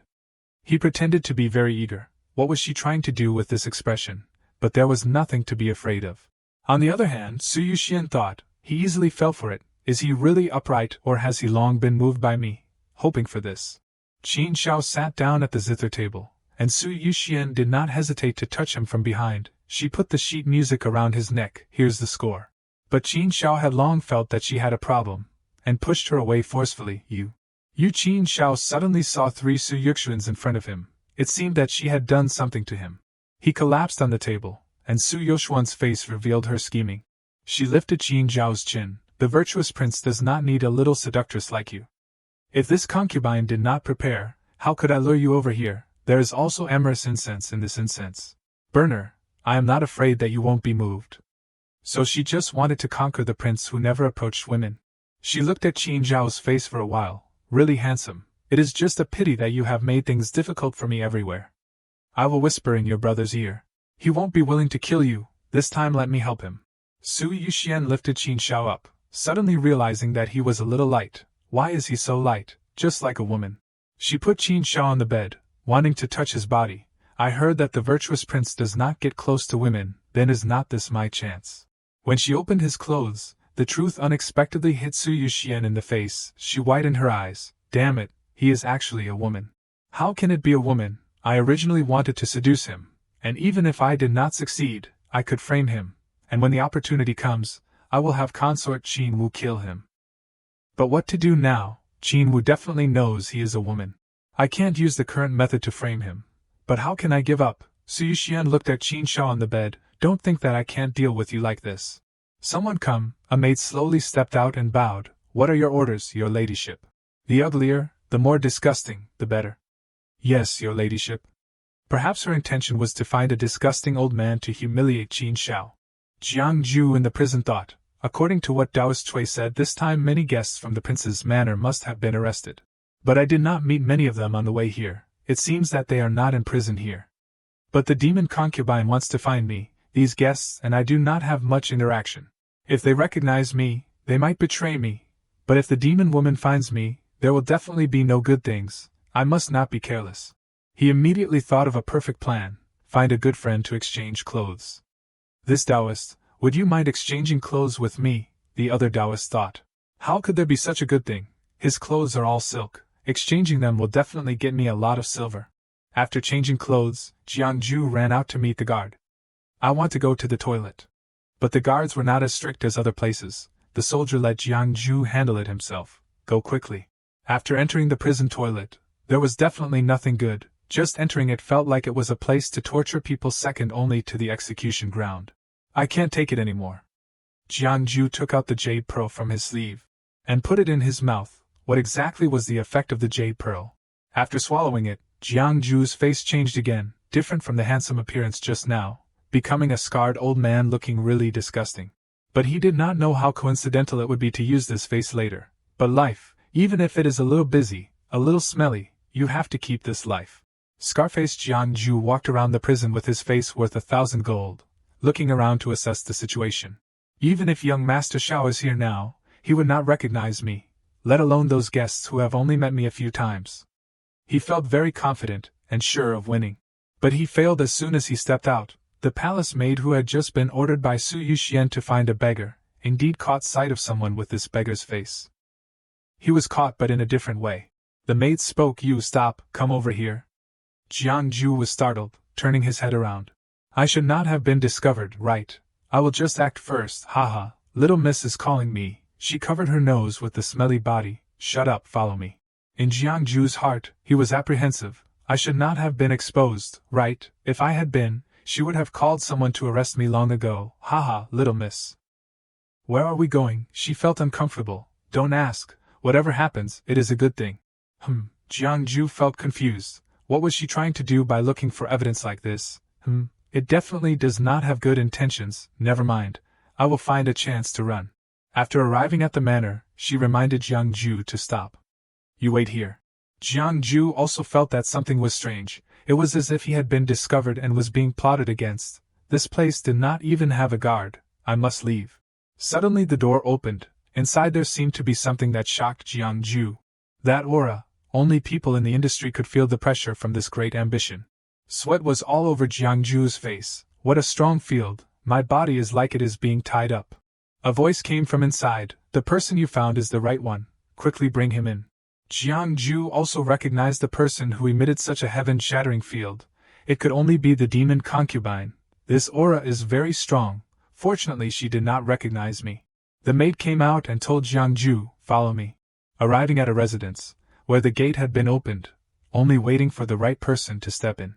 But Jiangju was very cautious, hesitating to go in, but his caution was negligible. The maid kicked him in the butt. Due to the inertia, he fell inside. The door suddenly slammed shut. "The door is locked. What do they want to do?" Suddenly a strong scent came from somewhere, attracting Jiangju's super-sensitive nose. He suddenly felt a burning sensation in his body. Could this be medicinal fragrance? The more he thought about it, the more wrong it felt. This fragrance had a problem. Could it be that the demon concubine wanted him to warm the bed? In that room, there was a heartfelt cry. The curtain was covered, making Jiangju unclear what the intention was. He curiously stepped inside, and felt that something was wrong as soon as he peeked his head in. It was a young girl lying naked on the bed, feeling that she was suffering too much from this fragrance. But something was a little wrong here. Was not that young Master Xiao? Jiangju inside was surprised. Even his ugly appearance was just as surprised. Looking at Qin Zhao's appearance at this time, it was really like she had been hit by this fragrance for a long time. But imagining Qin Zhao's previous appearance, he did not even recognize that she was a woman disguised as a man. She is really beautiful. Usually she wears men's clothing. I did not expect her to be a beauty. Jiangju slowly placed her hand on her carotid artery. The poison was very strong, and she was about to lose control. He clenched his fist, blaming that fox demon concubine.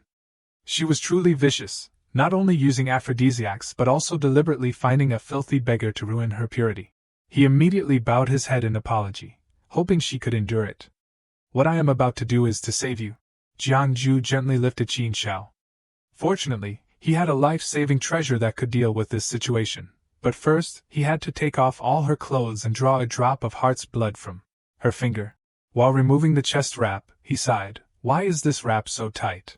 Finally, he managed to loosen it. "All right, that exhausted me." He raised Qin Zhao's fingertip high, and proceeded to draw a drop of blood. Qin Xiao felt something different and miraculous at this moment. The pain on her face eased slightly. Finally, she was able to open her eyes a little. What she saw was an ugly and foul-smelling old man. But she did not seem too surprised. Ah! The one who screamed was not Qin Xiao but Jiangju. He was startled and pushed Qin Xiao away, as if he had been caught doing something improper. Only then did he notice something he had done without realizing. His face turned blank. So big does it not hurt to be wrapped so tightly usually. But it seemed that the poison was still potent. Qin Xiao took the initiative to embrace Jiangju in her ugly state, as if the poison was very strong. She raised Jiangju's chin and whispered, "Come on." But Jiangju did not know how to handle this situation. "Your Highness, please calm down." Before he could finish speaking, Qin Xiao had already silenced him with a kiss. Being covered only by a blanket seemed to amplify the effects of the poison. Hiss! A soft sound escaped her lips in this state. Few could resist it. Qin Xiao did not know what she was doing, completely blinded by the poison. She raised her hand to Jiangju's neck. Gradually getting closer, her breath was already on Jiangju's neck. It felt so sensitive, and he did not know what to say. She gently kissed Jiangju's neck, and he was gradually swept away by the tide. But finally, a man's forbidden zone spoke up. What were her hands doing? Qin Xiao, wait, not there. Jiangju pushed her away. No matter what, I am still a man. How can I endure this if you keep doing this? Qin Xiao fell onto the bed, looking a little tired. Finally, he had the conditions to heal her. Jiangju took out a jade pearl from his pocket that he used to change his appearance.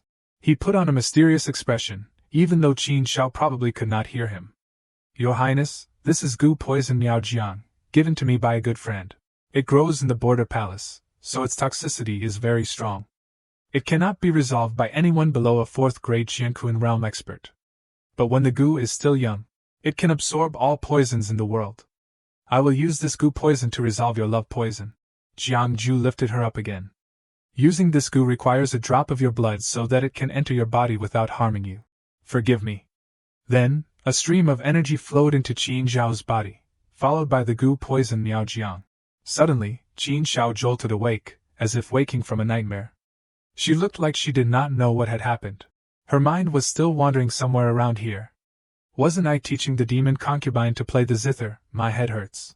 A voice beside her said, Your Highness, close your eyes and concentrate. I am doing this to save you. Don't think too much. As soon as she saw him, even though he was ugly, she recognized Jiang Xianqing. Why is he here? But she suppressed her thoughts and closed her eyes to concentrate. Never mind, Jiang Xianqing is not a bad person. He won't harm me. I will just listen to him for now. A drop of blood was drawn from Qin Zhao's finger. Jiang Ju quickly told her to open her mouth. He gently put the goo poison Miao Jiang into her mouth. Qin Zhao's body felt very stable at this moment. The dizziness from before disappeared, and the feeling of lust was gone. She just felt a lack of strength in her body. Jiang Xianqing, you and I. Before she could finish speaking, she turned her head and saw a super ugly old man standing there. She was surprised. You really are Jiang Xianqing? She looked very surprised that he looked like this. Jiang Ju did not know what to say. He just smiled and began to use his energy to transform back into his normal appearance. Finally, Jiang Ju returned to normal. Some things happened, so I had to disguise myself. Qin Xiao breathed a sigh of relief. Thank goodness it really is you. Only now did she realize that her clothes were gone. Have I been talking to Xianqing naked this whole time? I remember now. There was Lu Xiang in the demon concubine's tent, and then she gradually remembered her intimate actions with Jiang Xianqing, and did not know what to say. Jiang Ju was calmer. After all, he was the one who benefited. It was an emergency. I had no choice. Even if your highness wants to be angry, you have to leave here first, and then question me. This is the demon concubine's palace. I do not know when my friend will appear. We have to run quickly. Qin Xiao looked embarrassed. I know. I do not blame you, Xianqing. I do not know if Xianqing is betrothed yet. Jiang Ju was stunned. Anyway, I am a cultivator and can't be moved by love so easily. Qin Xiao was quite surprised. But did not you help me detoxify just now? Isn't that related to love? Jiang Ju could only smile bitterly. It turned out she remembered everything that had just happened. But he should gloss over this. He said, Your Highness, this place is dangerous. Let us leave here and talk later. She smiled helplessly. I am afraid I do not have any strength left. It is hard to even stand up. If you have a way to escape, Xianqing, just go. You do not need to worry about me. Jiang Ju immediately had a way to escape. Without waiting for Qin Zhao's consent, Jiang Ju quickly picked her up in his arms. I have a way. Forgive me. He began to chant, Spirits of the four directions, hear my command. 5 ghosts open the way, 5 gods protect. Go. The handkerchief in Jiang Ju's hand suddenly turned into a guiding light. Su Yuquan, in her palace, sighed. It has been a long time since I contacted that Wubei Xiang in the Yuhua River. Could the floods in the Yuhua River a few days ago really be because that black turtle was undergoing tribulation? How dare it! Without the human sovereign's decree, the karmic debt it incurred, I am afraid it is already dead, and its Tao has been scattered. I said that as long as it caught people to make elixirs for me, I would ask for the human sovereign's decree for it. Why did not it listen? Whether it lives or dies is not important. But it can't ruin my big plans. Now who will catch people for me? I wanted to use the excuse of building Bao Feng to recruit refugees and then capture them, but Taisher Lin Xianfeng and Xian and Wang Qin Xiao joined forces to stop me. This time, I used the guise of recruiting Taoists to refine elixirs, conveniently dealing with that Qin Xiao. But who knew she was a woman? But with that old beggar there, she must be enjoying herself. Su Yuquan smiled sinisterly. It seemed she was very happy. But before she could be happy for long, the light from Jiang Ju and Qin Zhao's room brushed past this place. Su Yuquan saw it, and was immediately surprised. This is a spell to summon gods, this direction is in the palace. Could that old beggar be an expert? It was too late for her to realize it. Someone, she shouted loudly. Before long, the two of them had returned to An Wang's residence. Jiang Ju had already carried Qin Xiao all the way into the residence, but he did not seem to intend to put her down. He whispered in her ear, This is my residence in the Wang's mansion. It should be safe. He gently laid Qin Xiao down on the bed. The black and white spirits that had been appearing earlier gathered together in one place. Jiang Ju respectfully bowed in gratitude. Thank you, seniors, for your help. I have a small gift. I hope you do not find it lacking. He then gave the black and white spirits some of his energy. Qin Xiao saw this and thought, Jiang Xianqing's abilities are like this. It is truly like an immortal. Just thinking about it made her mouth unable to stop smiling. The art of summoning gods can summon 5 gods and 5 ghosts, all of which are orthodox spells, but this spell also has a price to pay. Previously, using the Xiantian Thunder Dharma Heavenly Lord to subdue Wei Xiang had consumed more than half of his merit, and now summoning the 5 gods and 5 ghosts. This also required consuming merit to be able to cast it. After completing everything, Jiangju turned his head and said to Qin Shao, "If your highness is alright, then I will take my leave." Unexpectedly, she reached out and grabbed his sleeve. "Wait. Could Xianxing stay with me for a while? I still want to exchange information with Xianxing." Jiangju nodded in agreement. "Alright, I do not have anything else to do anyway." After changing back into her proper clothes, Qin Shao sat at the table and said solemnly, "According to the information from Xianxing just now, I must invite the current Taifu Lin Xianfeng to the residence to discuss this. Then I will have my trusted aide send a letter to the Taifu's residence." Jiangju turned his head and suggested, "Your Highness, let me go." Qin Shao refused him. "How can I trouble Xianxing with something like this?" Jiangju smiled and said, "It is all right," and then waved his hand.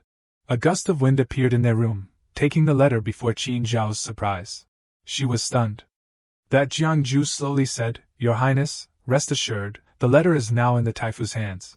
Qin Shao blushed slightly and said, "Of course I believe Xianxing." After that, they each did their own work in the room. It was just that Jiangju occasionally noticed Qin Shao secretly looking at him. He then asked, "Your Highness, is something the matter?" Qin Shao quickly looked away. "No, nothing." She pursed her lips and thought to herself, "I can't let Jiang Xianxing come over here. How can a single man and woman be good?" Unexpectedly, Jiangju stood close behind her and asked softly, "Your Highness, is there really nothing wrong? Your face is all red." Just as Qin Shao was at a loss for what to do, a subordinate knocked on the door and reported, "Your Highness, Taifu Lin has arrived." Qin Shao said, "Invite Taifu Lin in?" Seeing this, Jiangju clasped his hands, intending to take his leave. "Your Highness, then I will withdraw." Qin Shao said again, "Xianxing does not need to go anywhere." Jiangju chuckled, "Your Highness, do not make things difficult for me." He thought to himself, "Your Highness, Qin Shao has been at odds with Yu Sichuan for a long time, and she probably already has designs on Taifu Lin. If I do not leave, I am afraid it will be even harder to escape later." Since he had said so, Qin Shao could only sadly say, "All right, Xianxing has worked hard today. Go and rest." When Jiangju closed the door to leave, he also saw a figure passing by this side. It was Lin Xianfeng, the person Qin Shao had invited to discuss matters.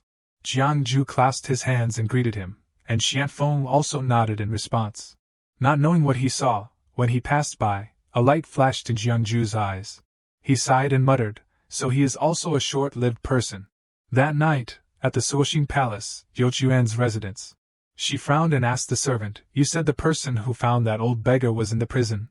The servant knelt on the ground and trembled. "I would not dare to hide it from Yang. That old beggar is probably the Taoist who was caught and imprisoned together these past few days. As long as that old beggar is still in the city, he will definitely not be able to escape. This servant has already sent people to find him." Yuquan said in a deep voice, "Forget it, let him run if he has already run away." "But that Qin Shao can't run away. If he could escape in my sight, how could he be easily found? There really are many talented people by Qin Zhao's side." The servant spoke again, "Your Majesty, about today's matter, if Qin and Wang tells the great king." Yuquan did not tremble at all and replied, "Then let her tell him. Since I dared to do that to her, then of course I have ways to deal with it." "Have the people from Tianin Mountain been invited yet?" The servant reported, "They will arrive tomorrow."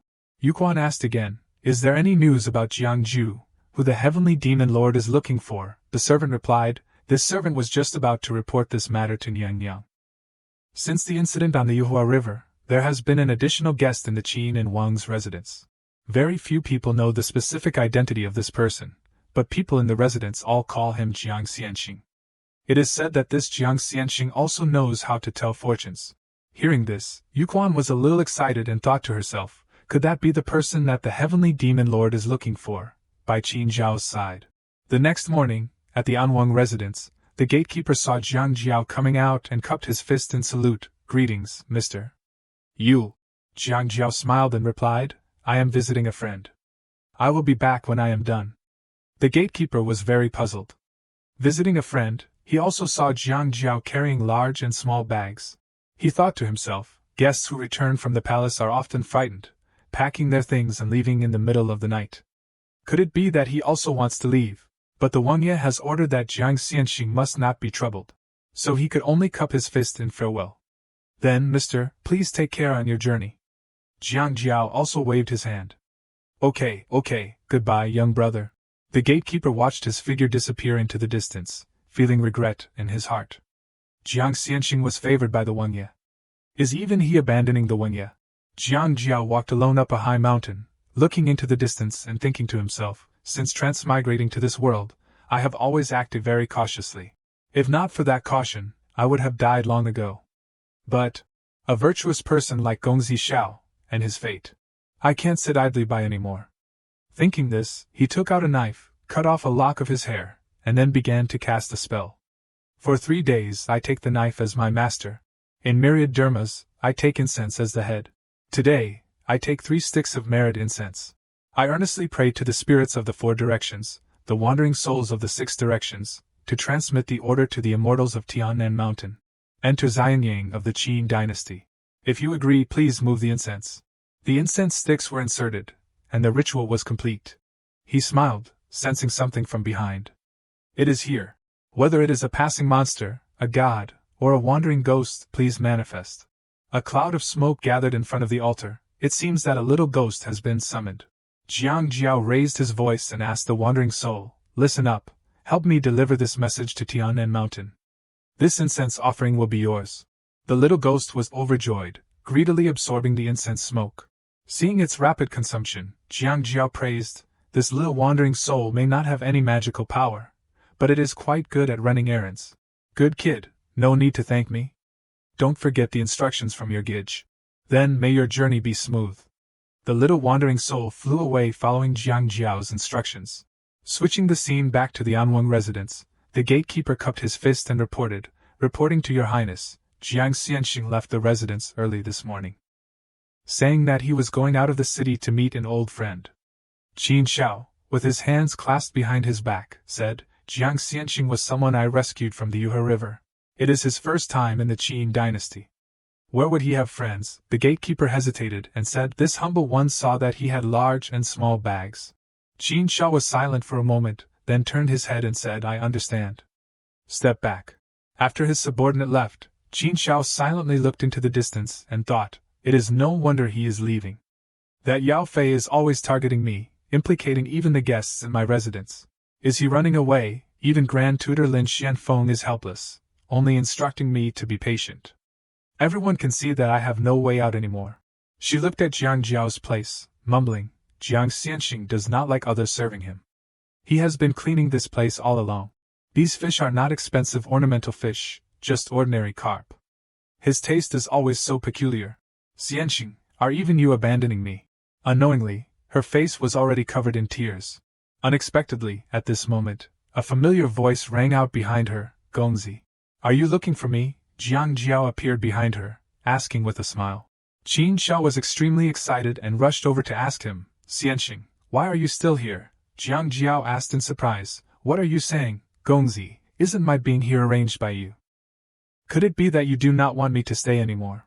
Qin Xiao quickly grabbed his hand and said, No. Xianxing can stay in this courtyard whenever you want. Seeing her holding his hand tightly and not letting go, Jiang Jiao scratched his head awkwardly. Gongzi, outsiders might think you are holding a thief. Qin Xiao quickly released his hand. I am sorry. In the blink of an eye, it was evening. In the study, Qin Xiao poured tea for Jiang Jiao while saying, I heard the gatekeeper say that Xianxing went out to meet a friend. I thought, did Xianxing meet that friend on this trip? Jiang Jiao picked up the teacup and replied, not yet, but I did meet a messenger who helped me send a few words to that friend, inviting him to the residence for a chat. Qin Xiao asked in surprise, come here, I wonder what kind of person your friend is. Suddenly, a strong wind rose outside. The ground in the room also began to shake. She asked suspiciously, what is going on? The whole room is swaying. Jiang Jiao calmly shook the tea in his hand. Don't be afraid, Gongzi. It is just that person has arrived. Qin Xiao was completely bewildered. Who has arrived? Jiang Jiao mysteriously said that, of course, is an old friend. Outside the door, a huge black shadow appeared. Qin Xiao turned her face and said, there seems to be something outside. Let me go and see. Then she quickly opened the door. Jiang Jiao smiled and asked, Well, what did you see, Gongzi? Qin Shao hesitated. Ah, it seems to be a cat. Oh, it went in on its own. Seeing the cat enter, Jiang Jiao waved his hand cheerfully and teased, Dada, let me see who that wandering soul invited. It seems this trip was not in vain. Long time no see. Don't be so cold. My old friend, little mountain lord. He hugged the cat and rubbed it a few times. Seeing this, Qin Shao exclaimed, Little mountain lord is so cute. Little mountain lord scratched Jiang Jiao a few times arrogantly, startling him. Who says it is not? Gently, please. Qin Shao then suggested, That is right. Let me get some food for little mountain lord. Thank you for your trouble, Gongzi. A few minutes later, Jiang Jiao asked little mountain lord, who was lying sprawled on the table, At that time, I was in Tianan Mountain for half a month, and you avoided me. Why did you suddenly come to Xianyang in person to help me? Little mountain lord arrogantly pushed away the teacup and said, I can't drink this human world stuff. Jiang Jiao smiled faintly. There were some things I did not understand at that time, but now I have figured it out. At that time, you deliberately lured me to Yuhe River to meet that Wu Beixiang. Was it to probe me? If you had not said anything, that turtle would not have dared to act recklessly. But you said everything, so you fell into the water.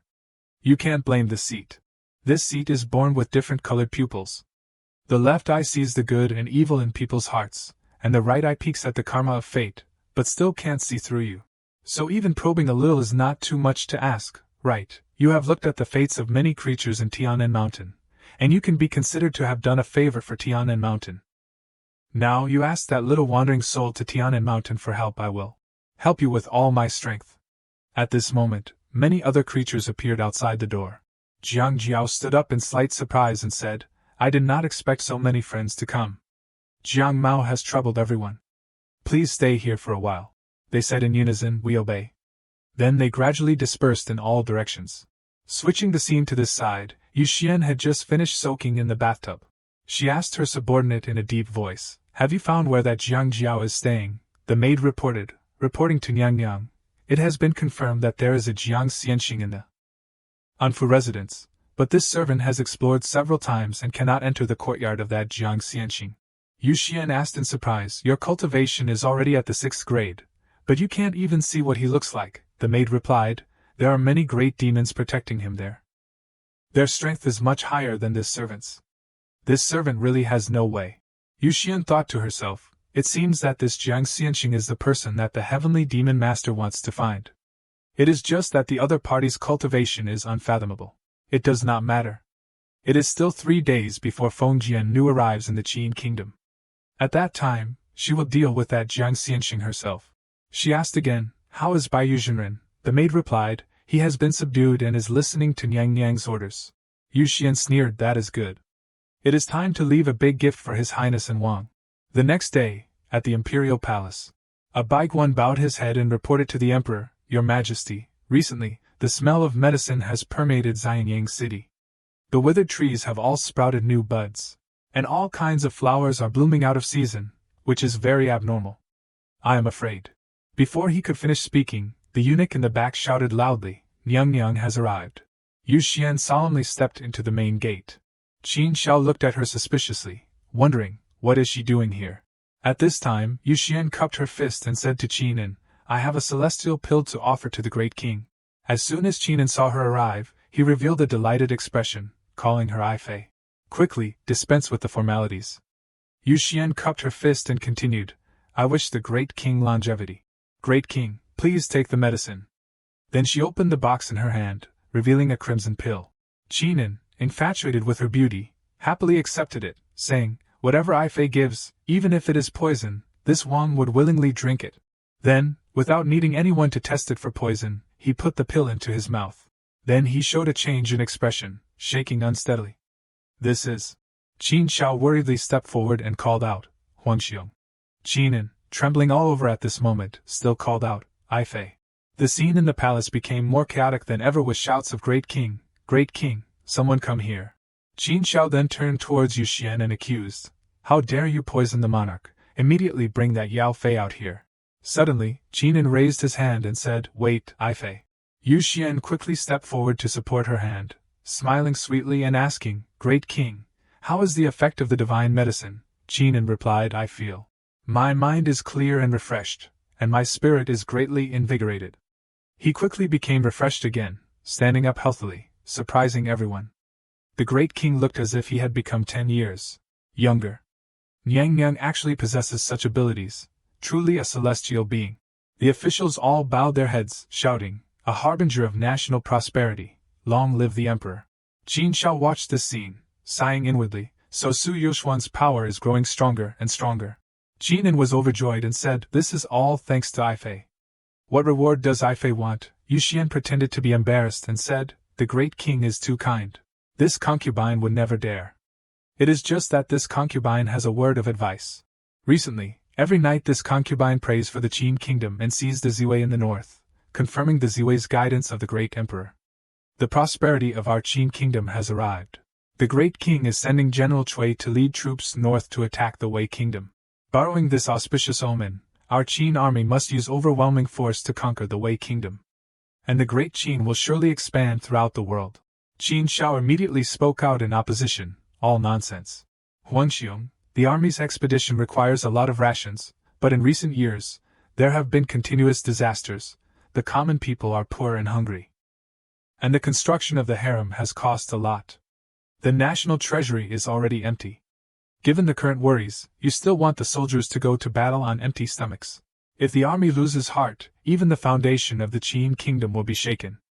The matter of sending troops now is absolutely impossible. Yu Xian only smiled faintly upon hearing this, and then said with a regretful expression, this humble concubine is merely relaying the instructions of the Ziwei great emperor. And Wang Daren is questioning it in every way. Gentlemen, do not hesitate to speak out and see. Could it be that you also question the heavenly omen, or are you saying that you also want to accuse this concubine of bewitching the people's hearts? The group of subordinates all bowed their heads to her in unison. This humble servant dares not. Qin Shao gritted his teeth in anger at their cowardice. You people. Qinan also turned around and smiled obsequiously at her. Transfer the expedition. Just follow Ifei's words. Just follow Ifei's words. Yu Xian smiled faintly. The great king is wise. Qin Shao still tried to persuade him. Absolutely not, Huangxiong. Qinan, who was already holding the woman in his arms, shouted loudly at his younger brother, "And Wang, shut your mouth, this matter is decided by me. Tomorrow, I will order General Cui to immediately attack the Wei kingdom." Yu Xian pretended to be virtuous in his arms and said, "And Wang Daren is only worried about the country and the people. Just for Wang Daren's sincere heart, I have prepared a great gift for Wang Yi, a divine medicine. In fact, I have refined 2 pills." She ordered her subordinate to bring up the remaining box of medicine, holding it out to Qin Shao. Oh right, and Wang does not know, but Wang made a great contribution to the creation of this miraculous medicine. Qin Shao stared blankly at her and asked, what does this mean?" Yu Xian held it out in front of her, saying, "And Wang, please accept this." Qin Shao took it with doubt. What secrets did this elixir hold? Cut to another location. Jiang Jiao was relaxing on the grass, embracing the little mountain lord, enjoying the leisurely time of Shan Qiguang. Suddenly, a faint fragrance wafted over. Jiang Jiao wondered, what is that smell? It is so fragrant.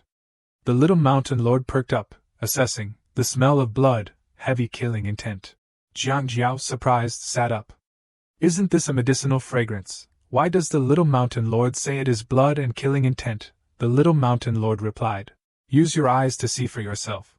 That little lady has arrived. Sure enough, Qin Shao rushed over, panting, and asked, "Is the gentleman here?" Jiang Jiao asked in confusion, "Gongzi? What is the matter that has Gongzi so flustered?" Qin Shao, holding the box of elixir, replied, "It is an urgent matter." She opened the box and said, "Today, that Yao Fei gave this to Ben Wang. Ben Wang feels that this matter is a bit strange, so I have come specifically to ask the gentleman to point it out." Jiang Jiao's expression changed when he saw it. Qin Shao continued, "She also said that this elixir has something to do with me. Can the gentleman see the reason?" Jiang Jiao waved his hand and said, "Gongzi should see for yourself." At this moment, strange streams of qi emanated from the elixir. Qin Shao asked blankly, "What is this?" The streams of qi transformed into countless hands, calling out in eerie voices, "And Wang Daren, and Wang Daren. Save me, and Wang Daren, save me. It is too crowded and hot in the furnace." At this point, Qin Shao could no longer remain calm, covering her mouth and trembling. and accidentally tripped over a tree root behind her. She fell backward, and Jiang Jiao reached out and collected those spirits. He went over to help her up, explaining, "Just now, those things were unreal wandering souls trapped in this elixir, unable to harm people. Gongzi, do not be afraid.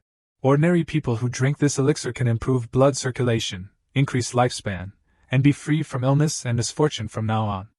However, the process of refining this elixir requires living people as sacrifices, the 7 souls and 6 spirits of the person who made the elixir furnace, and the internal organs to become medicinal residue. It is truly cruel." Qin Shao, now sitting on the ground and trembling, said, I recognize them." Jiang Jiao was surprised and listened to her continue. "The faces of those wandering souls just now, many were once retainers of my fu. They were all loyal and patriotic cultivators, and there were also commoners who lost their homes in the disaster. I once helped them. I am sorry, it is because I do not have the ability to protect everyone." Now her face was covered in tears, and a sense of guilt surged. Jiang Jiao sighed, and then said, "Silly girl, just shedding tears won't save your people." Qin Shao was stunned when she heard those words. "Me, my people," Jiang Jiao nodded. "Yes. I think if the Qin kingdom did not have someone like you selecting talent, how would the female then Vang provide relief and help others?" Qin Shao pursed her lips and placed her hand on her chest. "My people." She thought of discussing state affairs with her patriotic friends, because it would be great to be able to take care of the floods. Fortunately, the lords were working overtime to rush to make construction maps, and the poor, well-behaved children called her Anwang Daran, Anwang Daran. Qin Shao realized that they were the children of the refugee camp. "Are you full? I still have." Several children brought flowers and smiled, offering them to Qin Shao, who was very surprised. "You picked them for me, then I have to find a beautiful vase. If anyone intends to harm this country, to protect them, I will fight to the death," Qin Shao vowed silently to herself. Early the next morning, outside Jiang Jiao's courtyard, Qin Shao stood restlessly muttering, "What is the best way?" At this time, Jiang Jiao appeared and recognized her. Is not that Gongzi? What is she doing wandering outside my courtyard?" He stepped forward, patted her shoulder, and asked, "Gongzi, are you waiting for someone again?" Qin Shao was startled. "Xianxing Mai." She held out a set of clothes to Jiang Jiao and said, "Please accept this." Jiang Jiao asked in surprise, "These are new clothes?" Qin Shao explained shyly, "It is just that the last time I met you, your clothes seemed to be torn, so I asked the tailor to quickly make one." Jiang Jiao smiled and accepted it. "Then I am still troubling Gongzi. Is Gongzi planning to enter the palace?" Qin Shao asked. "Oh, does Xianxing know what I want to do?" Jiang Jiao nodded. "Yes, but with this trip, are you really confident?" Qin Zhao's expression became serious, and she said in a deep voice, "Not confident, but for the people of Qin Kingdom, Ben Wang is willing to risk it once." Jiang Jiao did not stop her, only said, "Understood. Although I can't persuade you, I have something to say at parting. If Gongzi encounters a difficult matter, you can silently recite, Zishao Tian Tai Su Zhenjun Gongzi, please remember that." Watching the figure gradually move away, Jiang Jiao pursed his lips and thought, "If her destiny is like this, then I hope you cherish it." Cut to a memory from the past, from who knows where. Huang Er, come closer." A child knelt before the emperor. "This humble subject greets Fu Huang." The emperor said, "I have an assignment I want to test you on." It turned out that the child was Qin Yujun, Qin in his youth. Hearing his father say that, he was a little scared. "An assignment? What assignment?" The emperor said sternly, "You are the crown prince of Qin Kingdom, so naturally I am testing your governance of the country. I ask you, a great drought occurred in the south this year, causing the people to become displaced. How should this be resolved?" Qin hesitated. "A drought in the south, displaced people. This humble subject believes that we should. The emperor impatiently glared. "Should do what? Reduce taxes, increase grain reserves, build warehouses to prepare for floods and droughts, and send emissaries to investigate and listen to the opinions of the people." That clear and decisive answer came from the young Qin Shao. Seeing her answer so neatly, the emperor laughed in satisfaction. "Haha, Shao Er is indeed clever. It is just a pity that you are a daughter." Saying that, he picked up his precious daughter. Then he said to Qin, who was kneeling below, "As for you, you simply do not have the talent to govern the country." That sentence had haunted Qin ever since. At this moment, he startled awake. He was covered in sweat. He turned to the eunuch and asked, "Why did I fall asleep? Did I miss a phase dance performance? The eunuch standing beside him replied, "Great king, rest assured, the dance party has just begun, but this servant has something to report. The front lines have repeatedly retreated, and coupled with low salaries, many soldiers have deserted. General Chui is about to be unable to hold on." Qin was surprised and asked, Soldiers deserted, how could that be?" A hand waved in the air. Yu Xian, who appeared out of nowhere, slapped the eunuch, causing him to fall to the ground, and shouted, "You evil creature, what nonsense are you talking about here? Someone, drag this dog's slave down and behead him." The eunuch fearfully cowed out. "Nyang Nyang, spare me, Nyang Nyang, spare me," Qin approached her. "Ai Fei." Yu Xian immediately turned and smiled sweetly. "Great king, what are you standing there for? The song and dance are about to begin." The dancers this time are all peerless beauties. Qin was immediately enchanted and took her hand. "All right." At this time, another eunuch came to reporting to the great king, and Wang and Li Xianfeng Darren had broken into the back palace. This humble servant was unable to stop them. The two of them also Qin frowned and asked, "Also what?" The eunuch pointed awkwardly behind him. "Please, great king, take a look. You have arrived." At this time, Qin Shao and 3 other ministers were walking over, wearing white mourning clothes. The men bowed their heads and said in unison, "This humble subject greets the great king." Qin saw this and angrily asked, "Very well, you are wearing mourning clothes because you want to curse Guaran to death, right?"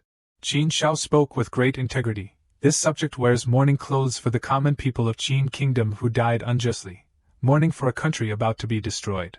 Qin sneered. "Oh, then I want to hear what you mean by a country about to be destroyed." Qin Shao immediately knelt on the ground and accused Yu Xian. "Yao Fei Yusu Xian uses living people to refine elixirs, treating human lives like grass. It is one thing to cause chaos in the back palace, but she also spreads rumors and incites unrest. She must be imprisoned in Tianlao immediately." Qin asked suspiciously, "Do you have evidence? You can't falsely accuse Ai Fei." Qin Shao said sternly, "Evidence? Does Huang Xiong really not know the situation on the front lines? If Huang Xiong wakes up now, it is still not too late. If Huang Xiong continues to defend her, I will." Qin challenged, "Will do what?" At this time, the other ministers also knelt down and said, "Without the removal of Yao Fei, this subject begs to retire to his hometown and abandon state affairs." Qin frowned in anger. Could it be like this? Impossible, you are forcing the king to abdicate." Yu Xian, standing behind, finally spoke. "These adults are all people of high rank and authority, but they want to use their power to coerce the great king and bully a weak woman like me. However, I think it may be too late to retire to one's hometown. Recently, this palace has obtained a book. This is the correspondence of rebellion between An Wang and Taifu Lin Xianfeng." Qin Shao angrily scolded her. "You are lying. I and Lin Xianfeng are absolutely sincere to Qin." Lin Xianfeng also gritted his teeth and cursed this Yaofu. Yu Xian sat leisurely on a chair and clapped her hands, signaling her subordinate. "That is right, I also have a witness. Someone, invite Bai Yuzhenren, Chui Daoren." Qin Shao looked towards the back, seeing Chui Daoren being escorted up. She breathed a sigh of relief. So Chui Daoren is still alive. When he was brought up, Chui Daoren lowered his head and said, "This commoner pleads guilty." Qin Shao has had ambitions for a long time. While in his fiefdom, he accumulated troops, plotting rebellion. Qin Shao also hid a dragon robe in Anwangfu. Bai Xia can send someone to search. Qin Shao could not believe her ears. She shed tears and asked Chui Daoren, "You and I, although master and servant, are like teacher and friend. I have always regarded you as a confidant." "Why?" Chui Daoren lowered his head and said, "Dianxia, loyalty and righteousness are difficult to have both." After hearing him say that, Qin trembled with anger, pointing his finger and questioning. "Qin Shao, how do you explain this?" Qin Shao did not show weakness, saying sternly, "Huang Xiong, I said I was framed by Yao Fei. Do you believe me?" At this time, Qin was only shaking slightly. Then, temporarily imprisoned in Wang and Dali Temple, awaiting judgment. At that time, Xianfeng could not help but exclaim, "Qin Yujun, why did Xian Huang give the throne to someone like you?"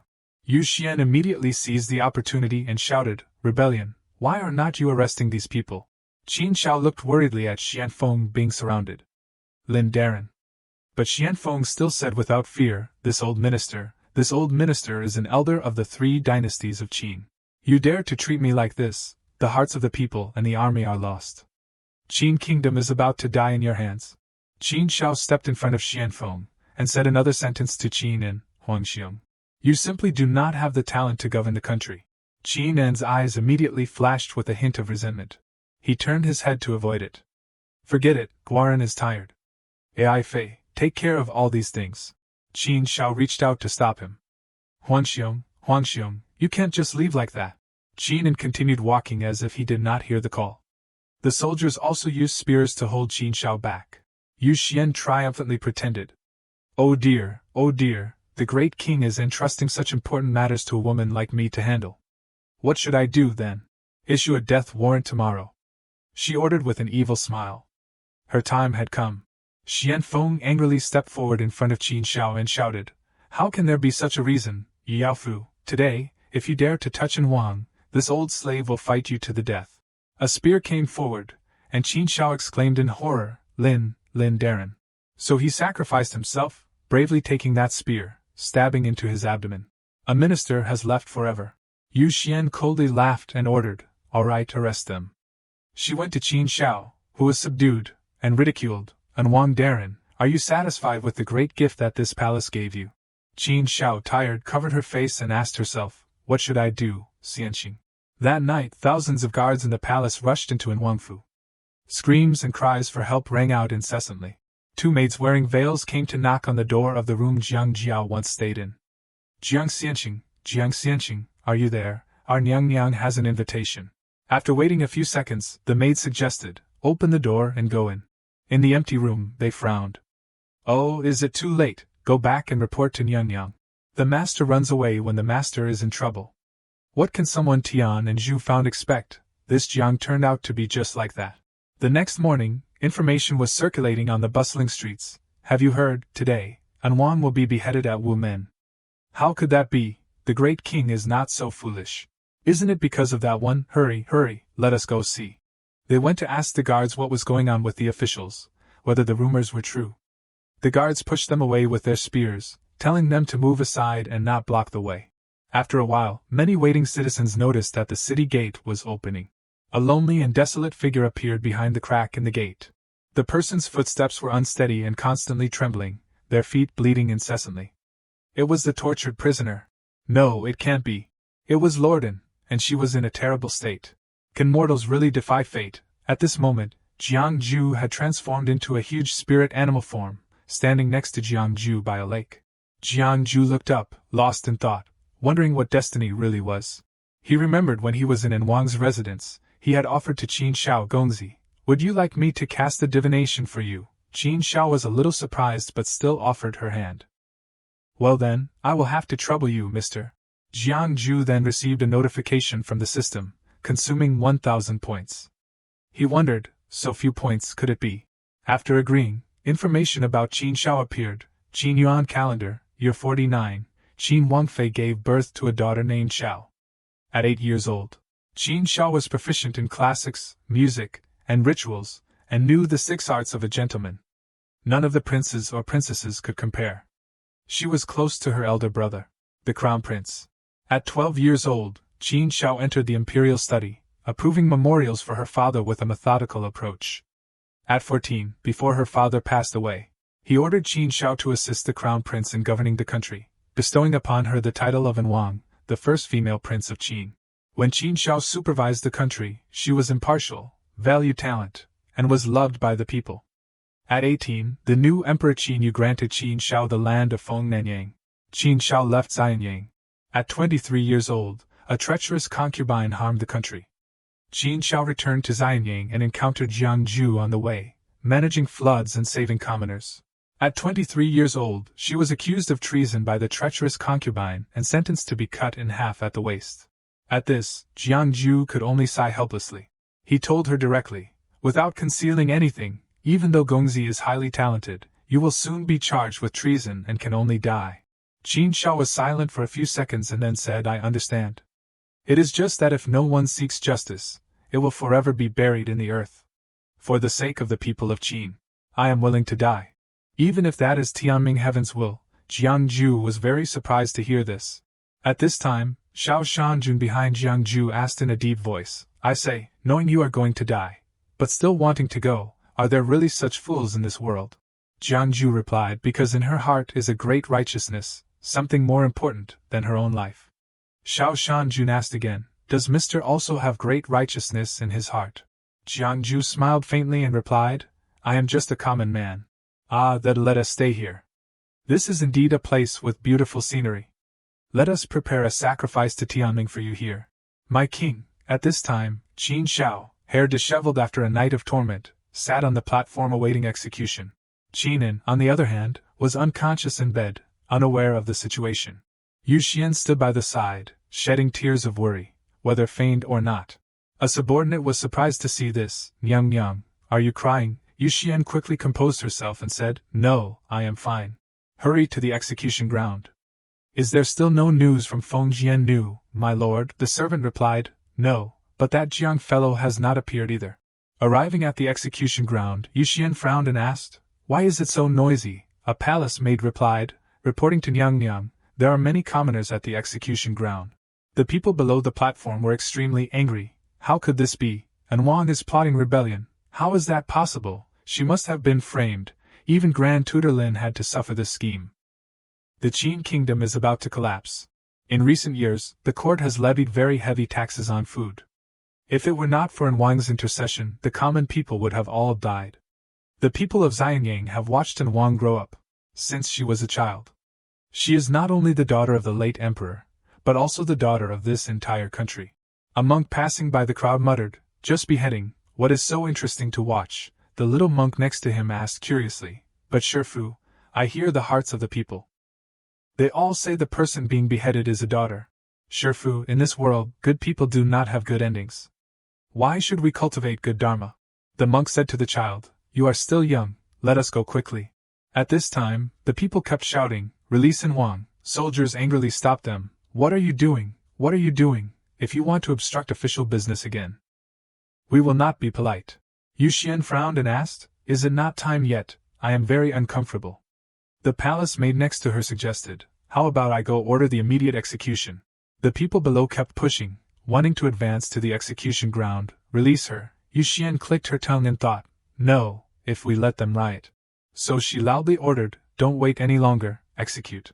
Suddenly, Qin Shao remembered the words that Jiangju had said to her before, If Gongzi encounters difficult matters, silently chant in your heart, Zi Xiao Tian Tai Su Min Jun. She clasped her hands and thought of Jiangju, Mr. The only God in my heart. You know that I am your most loyal believer. He was also setting up a formation for her to change fate. Qin Shao looked up and chanted, Zi Xiao Tian Tai Su Min Jun. At the same time, the executioner raised his knife. Jiangju sensed it and thought, It seems it is time. The system appeared. Change fate for Qin Shao requires 100,000 merits of Qin Shao. Current merits are 74,535. Jiangju thought, Gongzi has spent her life working hard for the Qin kingdom, gaining no small amount of merit, but in the end, it has come to the point of changing fate. The system informed Jiangju that he could use his own merits to make up for the part Qin Shao lacked, surprising him. So it can be like this, okay, fate change successful. Xiao Shanju next to him was surprised and noticed, what is going on? The karma between those two has become stronger. Mr. is clearly a Ren race cultivator, with no trace of incense offering on his body. How can he have a divine title? Is Mr. a human or a god? Below the execution platform, the people were confused and frightened. And Wang, could it be that Wang cannot escape this misfortune? Is the Qin kingdom about to end? Who will save this country? Qin Zhao's head was chopped off from her neck, but unexpectedly it turned into water. The people below were surprised to realize that is Wang's body. How is that possible? Yu Xian was stunned. Could it be? Qin Zhao's body floated into the air, scattering into streams of water. Is this a miracle? It must be. Heaven heard the cries of Wang and the people. Divine manifestation, divine manifestation. Xiao Shanjun swaggered into view. Riding Jiangju on his back, he carried the pleas of the poor people. Please stop and make this land glorious once more. One person and one beast landed on the execution ground. Yu Xian was shocked to recognize Jiangju. It is that person. At this time, Jiangju stood on the platform and said loudly, People of the Qin kingdom, your General Cui has withdrawn from the battle with the Wei kingdom and is leading 100,000 troops towards Xianyang. If you also love this land, please lend me a hand. Fight to overthrow tyranny. Yu Xian gritted her teeth in anger and cursed inwardly. That damned heretic! Why has not Feng Jiannu come to help me? Could it be the meaning of Lord Tianma? What exactly is going on? The people, after Jiangju's call, also responded enthusiastically. Yes, we will also resist and overthrow the fatuous ruler, eliminate the traitorous concubine, and avenge Jin Wang, avenge the loyal martyrs of the Qin kingdom. The palace maid next to Yu Xian said in fear, It is not good, the people are rioting. Yu Xian frowned and shouted loudly, Guards, quickly transfer 5,000 guards over here. The brave people rushed forward. Seeing this, Yu Xian immediately ordered, Execute these rioters and that heretic for me. The guards, upon hearing the order, picked up their spears and advanced towards the people. Jiangju said to Xiao Shanjun next to him, Please, Shanjun. Xiao Shanjun immediately rushed forward, easily knocking away the guards. Yu Xian became even more anxious and roared, Don't retreat, execute them for me. Jiangju said in a deep voice, The world's great affairs, after a long period of division, will unite. After a long period of unity, will divide. Su Yu Xian. You colluded with Qin Yu, framed in Wang, and probably want to turn the Qin kingdom into your own private property. But you did not see where the people's hearts lie. What the fate of the nation is like, just seeing that the dragon of fate, which was imprisoned in dark shackles a few months ago, has now turned red and vigorous. Then Jiangju held out his hands, and a source of power emanated from his hands, shining brightly and looking extremely powerful. Invite, Jiangju shouted, looking at the opposite side with a very firm expression, his hands clasped together. The king of the Qin kingdom, come and meet me. A light shone all around with a resounding sound. The light of power constantly shone and entwined into every corner around.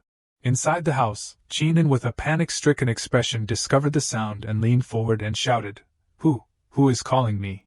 He pushed aside the maid-servants beside him and rushed straight to the door. Qinin rushed over and grabbed the black sword in front of him. Then without saying anything, he rushed straight to the door, abandoning the maidservants with surprised expressions in the room. Outside was a vast blue sky with white clouds floating gently as one. The scene outside was very beautiful. Qinin finally ran out to the outside of the city. He stood there dazedly listening to the sound that was still reverberating. In front was the sound of the people constantly echoing, overthrow the fatuous ruler, eliminate the treacherous concubine. Qinin holding the sword stood blankly looking at Yu Xian and the sound. Qinin then asked, Beloved concubine, what is happening here? The maid next to her surprisingly saw Qinin and stammered, Great king. Qinin then proceeded to the top of the city and looked down frowning. The maid next to her then replied, There is a heretic spreading rumors and inciting the people to rebel. Great king, the road to the city is not safe, heretic. Hearing this, Qinin was a little surprised. Below, Jiangju with a firm face was standing looking up at Qinin. Jiangju discovered something and thought, Crimson Dragon protects God. The image of a dragon suddenly appeared behind Qinin. Looking at that appearance, Jiangju then realized, this is Qin Yu, right? Qinin frowning looked down and said, An outsider, not obediently cultivating in the mountains, dares to manage court affairs, what do you want with me? Jiangju hearing this then replied loudly, I am a fortune-teller traveling in all directions, working in the marketplace, when I passed through the Qin kingdom and entered Xianyang for the first time, a crimson dragon entered into my dream. The crimson dragon entrusted me to come and take a look, to see what the king of the Qin kingdom is like, to see what the future of the Qin kingdom is like. I hope the great king will lend me an item that you always carry with you. Hearing this, Qinin with an extremely surprised expression thought, how could this heretic know that the crimson dragon is here? Could it be that the decisive words of Grand Tutor Qin Shaolin have become reality? This is truly impossible. Taking out the jade pendant in his hand, Qinin continued to think, the crimson dragon has always been hidden. What great Qin is about to perish? Does he really think that I do not know anything about the fate of the nation? At first I still wanted to be tolerant and magnanimous, but this thief, death is not enough to atone for his sins. Thinking, Qinin then threw the jade pendant down and said to Jiangju, Perhaps you are also a remnant of Qin Zhao's group, right? I really want to hear your guess about the fate of the Qin kingdom. Is what? The system then appeared a notification. Do you really want Qin Yu to deduce Tianming? This deduction requires 100 W points to accumulate Tianming. Thinking of this, Jiangju then smiled and looked at the jade pendant thinking, right? Shanjun gradually appeared behind Jiangju. He said, Father eats son, son kills father, the military kills the people, The people resist the military. The country is no longer a country. Great Qin should die. Hearing this, Qinin was extremely angry, pointing to the bottom side of Jiangju, shouting, "You little brat, dare to deceive everyone, bring this heretic back to me." Immediately, a group of soldiers from behind Jiangju rushed over like hungry leeches, while Jiangju still stood there with an extremely calm expression. Suddenly something came up from underground, causing the soldiers to be knocked down, and extremely surprised. "Whoa, what kind of monster is this?" It turned out to be a giant snake spirit covered by green scales and extremely terrifying power. The soldiers were now in a panic and cried out, "Ah, the snake is too big." Qinin, standing on high, looked down and shouted, "Audacious." He then grabbed the black sword and jumped down from the high place. Seeing this, Yu Xian quickly stretched out his hand to stop him. "Great King, no." Qinin arrogantly frowned and shouted, "I am the son of heaven of the Qin kingdom, protecting the fate of the nation. How can small demons dare to cause trouble before the Son of Heaven?" Then he chopped directly forward, cutting the great snake in half, causing it to cry out in great pain.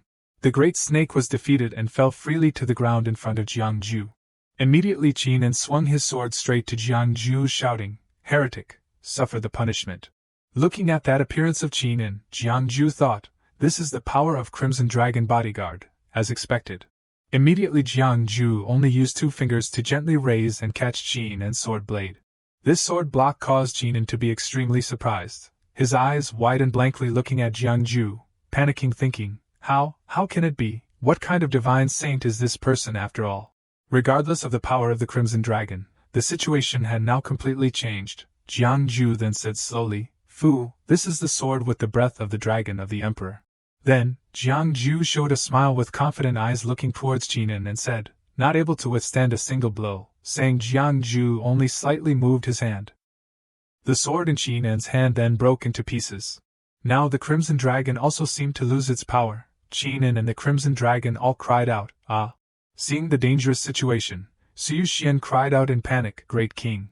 After a moment, suddenly the Crimson Dragon from Qinin flew towards Jiangju. Jiangju then continued to say, "The merit of the Crimson Dragon, half of the nation's fate I have received." Qin in surprise stammered, What? Jiangju continued, "As for you Qin Yujun, have you known your guilt?" Qin now still tried to justify, What guilt do I have?" Immediately Jiangju held the talisman in his hand and shouted loudly, "You do not know, then I will let you know. Summon Lei Buzhang, divine weapon sweeps 8 directions. Heavenly thunder helps me." Immediately a large lightning bolt struck from the high sky straight down towards Qinin's city wall. He cried out in panic, "My harem." Jiangju then shouted loudly, "Look down at the back of the harem garden, what is hidden?" From behind the garden, a group of extremely strong grievances flew out one after another. They kept crying out with cries of resentment and hatred, "Great King, great King." The surrounding people now with extremely stunned expressions said, "So many dead souls? Could it be that the secret cold palace of the royal palace really has the matter of using people to refine pills?" The grievances without hesitation rushed straight to the side of Qin and crying out, great King, return my life, return my life." At the same time, while Qin was extremely frightened, Jiangju then proceeded to put his hand on his back and said, "Does the great king know these people?" Now Qin stammered, I. Jiangju then replied, "Of course I know, these people are all the people of the Qin kingdom, but now, their souls have become pill guides, leaving only some of these remnants." Jiangju frowning continued to say, "The elixir into the stomach, the mouth can swallow thousands of people. Qin Yujun, can you rest easy?" Instead of feeling remorse, this Qin still reasoned extremely arrogantly, "Already the people of mine, use for me what is wrong. What guilt do I have? What guilt do I have? Humph, can't listen to any more words." Jiangju then pushed Qin forward. Jiangju continued to say, "Then the Crimson Dragon into the dream has gifted me 2 items. One of the items is the dragon tail criminal execution machine, above cutting fatuous rulers, below cutting evil spirits. Great King, if you feel innocent, why not go to this guillotine?" Each segment of life back and forth, the guillotine appears and becomes huge in front of Jiangju. Jiangju then proceeded to the front of the guillotine, and raised his hand and said, "Please your majesty, go on the guillotine." Qin then said, "What nonsense are you talking about? Based on what do I have to?" Suddenly his body lost control. Qin scared thought, "Wait, what is happening to my body?" Again losing control and getting close to the guillotine, his body was erratic as if there was a 6th force controlling it, and just like that he gradually moved step by step towards the guillotine. Qin shouted out in fear, "Heretic, what have you done? Quickly let me stop." Above the city, Yu Xian, now extremely confused, frowned, looking down, thinking, "It is over. Release him." Yu Xian then jumped down, shouting loudly. Seizing that opportunity, Jiangju immediately paid attention to the side of Yu Xian. Yu Xian rushed straight towards Jiangju, surprised to realize Jiangju. Shan Jun then charged forward and shouted, "Bold demon woman, dares to disturb Mr." Immediately Shan Jun then rushed over, opening his mouth very wide, and launched an attack, Golden Flame. Now Yu Xian, with an extremely confused face, did not have time to react to anything. A fury of fire shot directly to the side of Yu Xian, and engulfed, burning her. Qin, seeing this, then his face extremely panicked, cried out, "Beloved concubine! Great, great king!" Yu Xian, now being burned all over, was gradually being weakened. Yu Xian used her last bit of strength to call out to Qin, and from Yu Xian's feet gradually turned into jade blue. Now the surrounding people were all extremely surprised and cried out, "The body of the demon concubine has turned into something like jade. Could it be that she really is a monster?" Finally Yu Xian also fell to the ground before the stunned gaze of Qin and "Beloved concubine." As for Shan Jun, now he said, "The people's hearts and the fate of the nation are not in the hands of people. Now you still dare to be arrogant in front of this one." Shan Jun used his foot to step on Su Yu Xian's head regardless of her painful cries. "Hui!" Shan Jun looked towards Jiangju and continued to say, "Mister, just continue. This demon woman is left for this one to deal with." Without thinking anything more, immediately Jiangju then said, "Confess the crime, cut the king." Immediately there was a source of power pulling Qin's voice towards the guillotine, causing him to cry out in fear, "Ah!" As for this side, Yu Xian, extremely panicked and scared, cried out, "Great king!" She then hurriedly used all her strength to pick up Shan Jun's feet. After that Yu Xian then used all her strength to rush to the side of Qin, and now lying before the guillotine, Yu Xian cried out, "Great king!" Fast as lightning, the executioner's blade fell. Qin was extremely astonished, his eyes wide as he looked ahead. He was now far away from the guillotine, and reaching out in front of him were a pair of hands. "My concubine." It turned out that Yu Quan had managed to push Qin out of the way of the guillotine just in time, taking the blow herself. Her entire body was gradually smoking, and cracks were appearing on her hands, along with an extremely painful expression on Yo Chuan's face.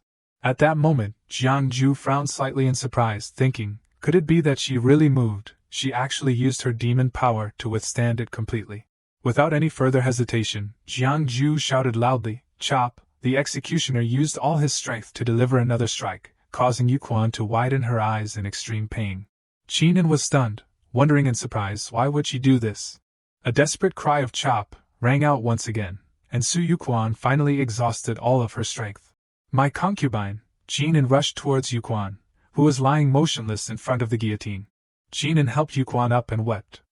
Yo Chuan's entire body had now turned jade green. She tried to use the last of her strength to say what she needed to say, "Your Majesty, please do not look at me anymore.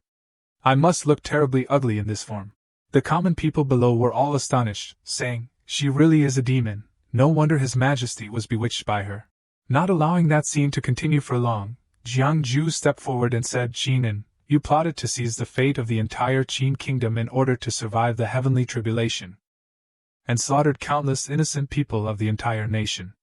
You have already committed heinous crimes. What else do you have to say?" Seeing this, Yu Quan used her last breath to continue, "My heavenly tribulation, if I do not seize the fate of a nation, I won't be able to resist it. Perhaps I won't be able to atone for my sins even in death, but I just want to know why. Fate is like this." After saying her last words, Yu Quan looked up at the sky, and her entire body began to glow. Hearing this, Jiangju was suddenly extremely surprised, thinking, "It is fate like this again." Afterwards, Jiangju looked up at the clear blue sky and white clouds, thinking, "What exactly is fate?" Jiangju then signaled to Shan Jun, "Let us go, Shan Jun. The Chi-Chi Dragon Kingdom has overcome its difficulties. The rest, let the people of the entire nation decide." Then, he got on Shan Jun's back and flew away from the Qin kingdom. Finally, he returned to a cave. The eyes of a girl slowly opened, and she was very surprised to find herself lying inside a cave. Qin Shao looked up at the roof of the cave in a daze, thinking, "Am I still alive?" Qin Shao sat up abruptly, saying in a somewhat flustered tone, "I remember I was just at the execution ground, imploring Mr. Where is this, my hat, my hat?" Under the trees, with leaves gently falling in the cool breeze, Qin Shao reached out and tied her hair back up, saying, I can only deal with it like this for now. Suddenly, Jiang Ju approached, causing Qin Shao to jump slightly and say, Mister, so it really was you who saved me, that incantation of yours. I thought you were just comforting me. Mister, this is... You have finally woken up. Jiang Ju stepped forward and knelt in front of Qin Shao, taking her hand and saying, My king. Jiang Ju looked at Qin Shao with an extremely joyful expression, without blinking. Seeing this, Qin Shao also felt extremely surprised, reaching out to look at Jiang Ju. Then, Qin Shao turned her face away, pulled her hand back, and denied it. Mister, do not joke around. How could I become a king? I am just a woman. Hearing this, Jiang Ju took her hand and helped Qin Shao up, saying happily, But Gongzi, is this something to be ashamed of? Qin Shao lowered her head and said, It is a pity I am a girl, a pity. Jiang Ju replied, The fate of the Qin kingdom is approaching. What are Gongzi's plans for the future? Hearing this, Qin Shao said in surprise, The fate of the Qin kingdom is approaching. Jiang Ju replied, That is right. Qin Shao then said, Then I must return to Xianyang city and overcome the hardships together with the people. Jiang Ju lowered his head and chuckled, saying, If that is the case, then let it be. It is also time for Pin Dao to leave the Qin kingdom. Hearing this, Qin Shao was very surprised. Mister. Jiang Ju smiled and pointed towards the spirit beasts behind him, saying, Furthermore, this cave is the home of the wild boar family, mister. We have disturbed them for quite a while now. Hearing this, Qin Shao was even more surprised and replied, So that is how it is. Sorry, we have been a bother. We will leave right away. A moment later, under the sky with sunlight shining through the yellow leaves, which looked extremely beautiful, Qin Shao sat on the back of a large wild boar. Jiang Ju hugged Xiao Shanjun and said, I did not expect wild boar Xianxing to actually agree to take Wang back to Xianyang city. Qin Shao also said in some surprise, Well, then thank you, wild boar Xianxing. Jiang Ju stood beside her and continued, The fate of the Qin kingdom is approaching. Gongzi, in the future, if you take action, do not use the title of Qin. You must carefully consider the universe. Jiang Ju finished speaking and handed Qin Shao something. This item is something a friend entrusted to me. Today, I will give it to Gongzi. Qin Shao opened it and saw a jade pendant that resembled a blue seal. She said in great surprise, Mister, this is the imperial jade seal. Jiang Ju then bowed down and said to the wild boar Xianxing, Next, I must trouble you. Please take Wang to General Chui's military camp outside Xianyang city. Go. Finally, the wild boar rushed forward quickly, with Qin Shao on its back, saying in some surprise, Mister, Jiang Ju called back, Gather with General Chui outside Xianyang city. Hearing this, tears streamed down Qin Zhao's face. She thought, outside Xianyang city. The generals and soldiers are waiting. Thinking this, Qin Shao took off her hairpin. The dragon spirit appeared on Qin Zhao's head, and the wild boar sped straight forward. The queen has returned. At that moment, Jiang Ju hugged Xiao Shanjun, standing from afar and watching Qin Zhao's figure disappear, thinking, with utmost respect, The moment of parting is indeed sad. But you won't abandon me, will you, Shanjun? Jiang Ju then released Shanjun, who went over to his bag. Jiang Ju continued, Well then, we should also be on our way. With his bag slung over his shoulder, Shanjun just barely managed to squeeze inside. Jiang Ju said, Hey, according to the theory, you should be my mount, but why have I become your mount now? It is not appropriate, mister. Shanjun said, Shut up. Hurry up and leave. Don't forget that the crazy Feng Jiannu is still chasing after us. I know, hold on tight, human race. Jiang Ju said, and then continued on the road ahead. Human race. Jiang Ju hummed the song. Can you stop for a moment? 3 days ago, the little monk Kale saw the Lama holding a wine jug and reminded him, Master, are you drinking again? Walking towards the two of them was an uninvited guest, wearing a veiled hat that covered her face. The Lama clumsily knocked over the wine bottle, spilling wine on the other person. The Lama sighed and apologized with his hands clasped together. Aya, look at this old monk's hands. Female benefactor, are you all right? Feng Jiannu stood still, the area where the wine had splashed on her clothes emitting several streams of black gas. Feng Jiannu removed her hat and said coldly, The Lama of Linghong Temple has profound Buddhist teachings. He would not be so clumsy as to be trembling, would he? I think you are. Feng Jiannu paused slightly and then continued, hurriedly seeking death. Her entire face expressed extreme anger. The red scales and black pupils were clearly visible on half of her face. The Lama still calmly replied with his hands clasped together, Amipa, I, an old monk, cannot manage worldly affairs. But the affairs of demons and monsters must be managed. The Lama immediately cast a formation, waving his staff and instantly subduing Jianjun. Kale, standing beside him, gaped in admiration. As expected, Master is powerful. The demon's sister was sucked into your sleeve.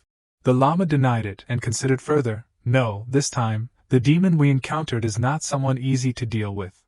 In short, we must leave the city quickly, lest we implicate the common people. On the side of the forest, Jiangju was sitting on Shanjun's back, moving along. Shanjun inadvertently asked Xianxing, if you say that Feng Jiannu is chasing after you, then why did not she appear at the execution ground? I can only ask her about this.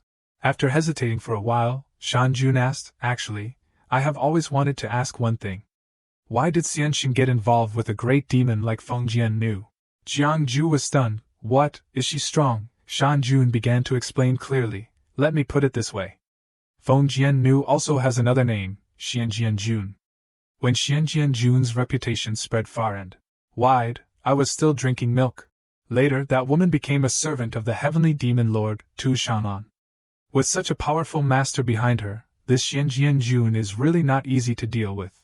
Jiangju scratched his head embarrassedly and said, actually, I have no grudges against her, but her master can be considered to have some friction with me. Shanjun was shocked by the news, his mouth agape, and he was petrified for a few seconds. Shanjun turned back into the cat Xiao Shanjun, knocking Jiangju to the ground.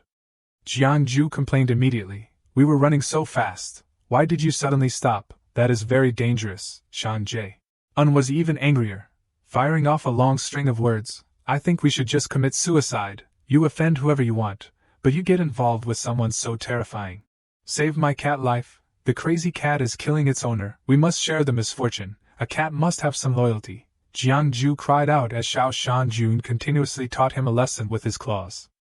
At the same time, a familiar black-clothed figure approached Jiangju. This person was Feng Jiannu aka Xianjianjun. She stepped forward and said arrogantly, Jiangju, you are really easy to find. Jiangju and Xiao Shanjun were scared out of their wits, their hair standing on end. What the heck, speak of Cao Cao, and Cao Cao arrives. Xiao Shanjun suddenly jumped out of Jiangju's arms. Jiangju then called after him, Shanjun. Xiao Shanjun stood in front of Jiangju, protecting him. At this time, Jiangju was a little touched, thinking to himself, Shanjun usually likes to brag and show off, acting like an arrogant cat. I did not expect that at a crucial moment, he would stand in front of me. Sorry, Shanjun, I blamed you wrongly. At this moment, Jiangju was filled with regret, wanting to send Shanjun 1,000 apologies. But the truth was not so dreamy. Xiao Shanjun resolutely denied responsibility and said, Xianjianjun, actually, I and this Jiang Xianxing behind me are just passing acquaintances. Grievances have a source, debts have a debtor. Xianjianjun, do not harm the innocent. At this moment, Jiangju just wanted to take back his thoughts and put a yoke on Xiao Shanjun. Well, if it is not related, then there is no need to specially spare your life. Jianjun spoke coldly, stepping past Xiao Shanjun, who was trembling all over. After all, he was a cat with self-respect. Xiao Shanjun then activated the giant mode. Xiao Shanjun transformed into Shanjun and swung a swipe at Jianjun, but Jianjun was not easy to deal with. She quickly dodged and mocked, Are you too naive, little cat of Tianan Peak? And among the 36 strategies, running away is the best strategy. Shanjun was no exception and immediately applied it, running to Jiangju's side and saying anxiously, Xianxing, let us run. Jiangju climbed onto Shanjun's back, and the two of them immediately ran away, leaving Jianjun stranded. Shanjun was running but still extremely vigilant. Xianxing, quickly see if that woman is chasing us. Jiangju turned around and said, No, maybe we have escaped. Aya, Jiangju exclaimed as Shanjun braked suddenly once again. Jiangju asked incomprehensibly, Why did you suddenly stop? Luckily, I did not fall off. Xianxing, look ahead. Blocking their path was none other than Jianjun. Her back was leaning against a tree, looking like she had been waiting for quite a while. Shanjun asked for advice. Xianxing, if we surrender to her now, will she treat us better? Jiang Ju hesitated and said, I do not know if she will treat us well, but with her personality, I am still useful. At least, there is no immediate danger to my life. Shan Jun suspected sarcastically, so, I am useless and will be killed by her with one sword. Jiang Ju said some comforting words, but they were negligible. How can you say you are useless? Xiao Shan Jun's origin is noble. These hairs are definitely valuable treasures. Plucking feathers, skinning bones, and even the thick skin, who would not like it? Shan Jun was petrified by Jiang Ju's words. Jian Jun finally had to interject, cutting off the story. Have you finished talking? If you are tired of running, then just give up and surrender. If you still want to cause trouble, I can accompany you. Jiang Ju fearlessly challenged. That day, even the heavenly demon lord ran away from me. Do you think you can hold me here with just a sure thing? You can try. Jian Jun also wanted to see how far Jiang Ju's abilities went. Then I won't dare to refuse, Jiang Ju said, and then took out a spirit talisman. 1,000-mile swift travel, Jiang Ju shouted loudly, raising the talisman high and casting the spell. Unfortunately for Jiang Ju, he was using a fake talisman. After a while, there was no movement, and he could only feel ashamed. Jiang Ju repeatedly recited the incantation and complained. Swift travel, this is a life-saving talisman that I took from the old dragon at Sun Moon Lake. Why is not it working? In contrast, Jian Jun took out a sparkling gold badge and said confidently, My master knows you have a life-saving talisman. Would she not have made preparations? This is the Imperial Talisman Gold Order obtained from the Dragon God. With this order here, the talismans in your hand are completely ineffective. What else can you rely on? Jiang Ju could only cry silently. It was not because the talisman was fake, but because the opponent's defense was too strong. Jiang Ju switched back to serious mode and muttered to himself, Wait a minute, she said she obtained it, which means she used force to take it. Even the old dragon is not her opponent. Just how strong is this woman? Jiang Ju still had trump cards and said calmly, I, who travel the world, naturally still have some things to rely on. Jiang Ju immediately formed a hand seal, raising 2 fingers towards the sky, respectfully invite. Xiantian Deng Majinjuan. Instantly, the sky split open, creating ripples. Jian Jun immediately recognized it. The art of inviting gods. You are a disciple of the Shishao Palace. Jiang Ju then replied, I was there for a few months, but I was kicked down the mountain. I do not really count as a disciple. Jian Jun looked up at the sky, where a large golden hand was descending. The disciples of the Shishao Palace are skilled in the art of inviting gods, but most of them are only 36 minor deities. I have never heard of anyone who can invite a god from the 9 heavens upper realm. Jiang Ju, who exactly are you? Jiang Ju sat on Shan Jun's back. Behind him was the VIP version of the art of inviting gods. His aura was soaring to the sky, wanting to say that he was just a wandering fortune-teller. Jiang Ju, you are really capable. The old dragon at Sun Moon Lake considers you a confidant, the fate of the Chi-Chi Dragon Kingdom, and the Qin Kingdom considers you a savior. Shan Jun at Tianan Peak is your mount, and the Lama at Linghong Temple also helped you to stop me. Jian Jun's hand touched the box she always carried with her. Opening it, inside was a black treasure sword. Now you can even invite a god from the 9 heavens upper realm. It is just a pity that your opponent is me. To be honest, Jian Jun did not know that Jiang Ju had the halo of a male protagonist. This woman Jiang Ju gritted his teeth worriedly, knowing that Jian Jun's strength was very strong. Deng Majinjuan, help me subdue the demon, but not because of this would Jiang Ju retreat. Jiang Ju immediately controlled the arm to attack Jian Jun. Jian Jun said without any panic, an orthodox god, Jiang Ju, do you know what sword I am holding? This sword's name is Zhan Ye. Jian Jun swung her sword high to meet the approaching hand. With just one sword, that strike split the hand into 2 halves. The god's hand immediately dissipated. Jian Jun stood still, taking the opportunity to flex her treasure sword.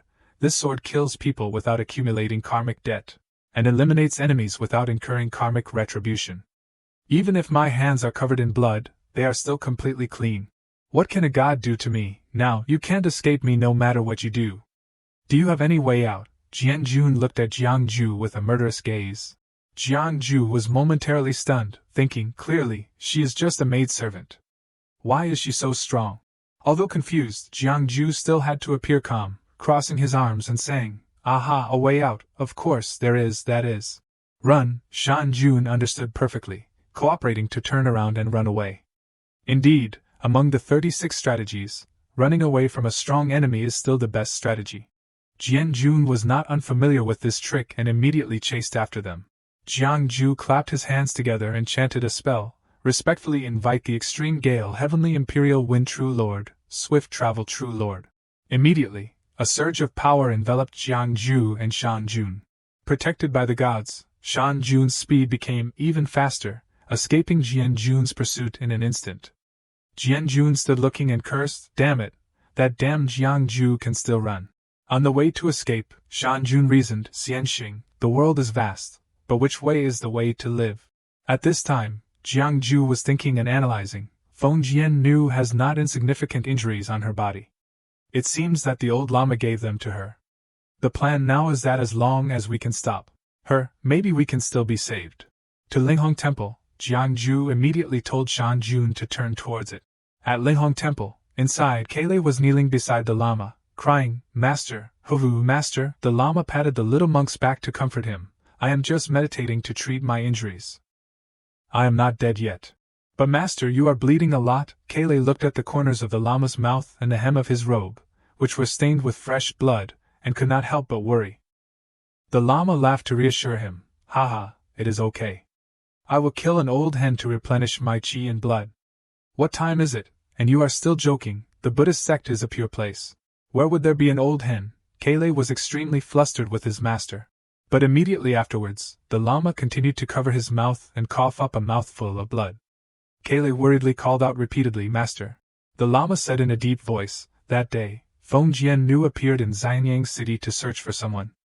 And I just happened to hinder Feng Jian Nu, so that person was able to escape.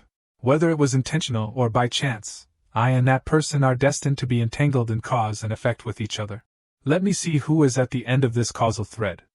A golden thread appeared from the Lama's index finger. Kailei ran after him, looking outside, seeing the thread flying high. Master, Master, this golden thread is going up into the sky. In his heart, the Lama kept thinking, in the sky. Why do all the living beings in this world have karmic entanglements with that person? Could this person be an immortal in the sky? The Lama looked up, following the causal thread, which had connected to Jiang Ju. Kailei ran frantically to the Lama's side. Master, your eyes? Blood had been seeping from the corners of the Lama's eyes at some point. The Lama looked at his hands, trembling all over, muttering to himself, why did not it come 1,000 years earlier? Kailei supported the trembling Lama. Master, please sit down quickly. The Lama stroked Kailei's head and instructed, my disciple, the predestined relationship between master and disciple has come to an end. Kailei cried and asked, Master, do not you want me any more? The Lama then comforted him, don't cry, do not cry. You are destined to become a Buddhist disciple of the Buddha King fruit position. I am old and cannot protect you anymore. Now your real teacher is outside. The opportunity has come, and the predestined relationship between master and disciple has come to an end. The Lama leaned close to Kailei's ear and whispered something, then finally said 2 words, go, go. Kailei's tears fell like rain as he clasped his hands together, Namo Amitabha Buddha. The Lama also clasped his hands and said, Amitabha Buddha. Kailei, carrying his luggage, ran towards the open door of the temple. His new journey had begun. Hello, little master. Kailei paused for a moment, recognizing the person in front of him. Jiang Ju clasped his hands behind his back and said amiably, I, Jiang Ju, request to see the Lama of Linghong Temple. Kailei immediately knelt down and bowed. Disciple Kailei greets Shizun. Jiang Ju asked in confusion, what is this all about? What is the little master's name? Kailei solemnly stated his name, Kailei. I am a disciple of the cogeneration. Master hopes that I can be happy every day, so he gave me this Dharma name. I like it very much. Jiang Ju stroked his chin and said, Kailei, I used to like it very much too. No, why do you call me Shizun? Kailei repeated, a little sadly. Master said so. Master was injured. He said my true master had arrived, and his mission was over. Jiang Ju, after hearing this, was extremely speechless. After a moment, he said, actually, I came to escape disaster. I think, how about we go inside the temple? As soon as he said these words, the door immediately slammed shut. He knew that the person inside had no intention of receiving him. Jiang Ju said in a panic, what does this old monk mean? The trouble is still not resolved, and he adds another trouble for me. Having no other choice, Jiang Ju had to take Kailei with him. Shan Jun angrily asked, what are you doing with this child? Jiangju reluctantly said, what else can I do?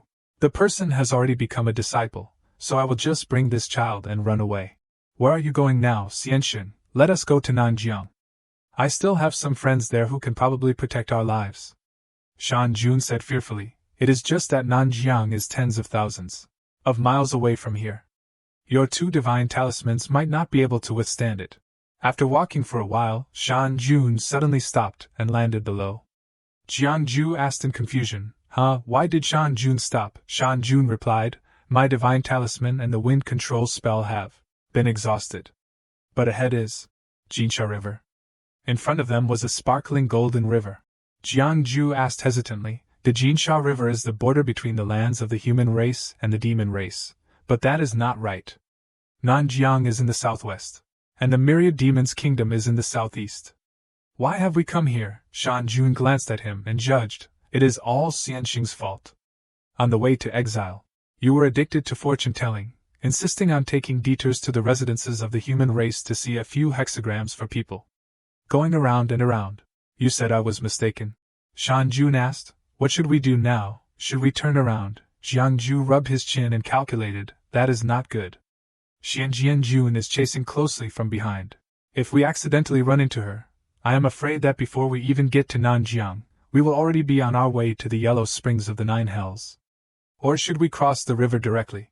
Kayleigh's eyes lit up, attracted by the river, wow, gold. Fortunately, Shan Jun quickly used his tail to hold Kayleigh back. Jiangju warned, are you tired of living? If you push Shan Jun into this Jinsha River, he will also die. Shan Jun also added, I myself can barely cross this Jinsha River, but if I take both Xianxing and the little monk with me, it definitely won't work. You two can't withstand the heavenly gang wind on the Jinsha River. But there are usually ferrymen of the 2 races, human and demon, on this Jinsha River, but crossing this border is the myriad demon's kingdom. You have offended the heavenly demon lord and still dare to come to the myriad demon's kingdom, Jiangju said without any hesitation. Could it be that Shan Jun does not know the principle that the most important thing under the dark heavens is to go to the myriad demon's kingdom, where there is a place for us to stay and rely on? From afar, Shan Jun spotted a boat and exclaimed, Xianxing, there is a boat. Jiangju raised his hands and waved, calling the boatman. Later, the boat approached, carrying Jiangju and the others.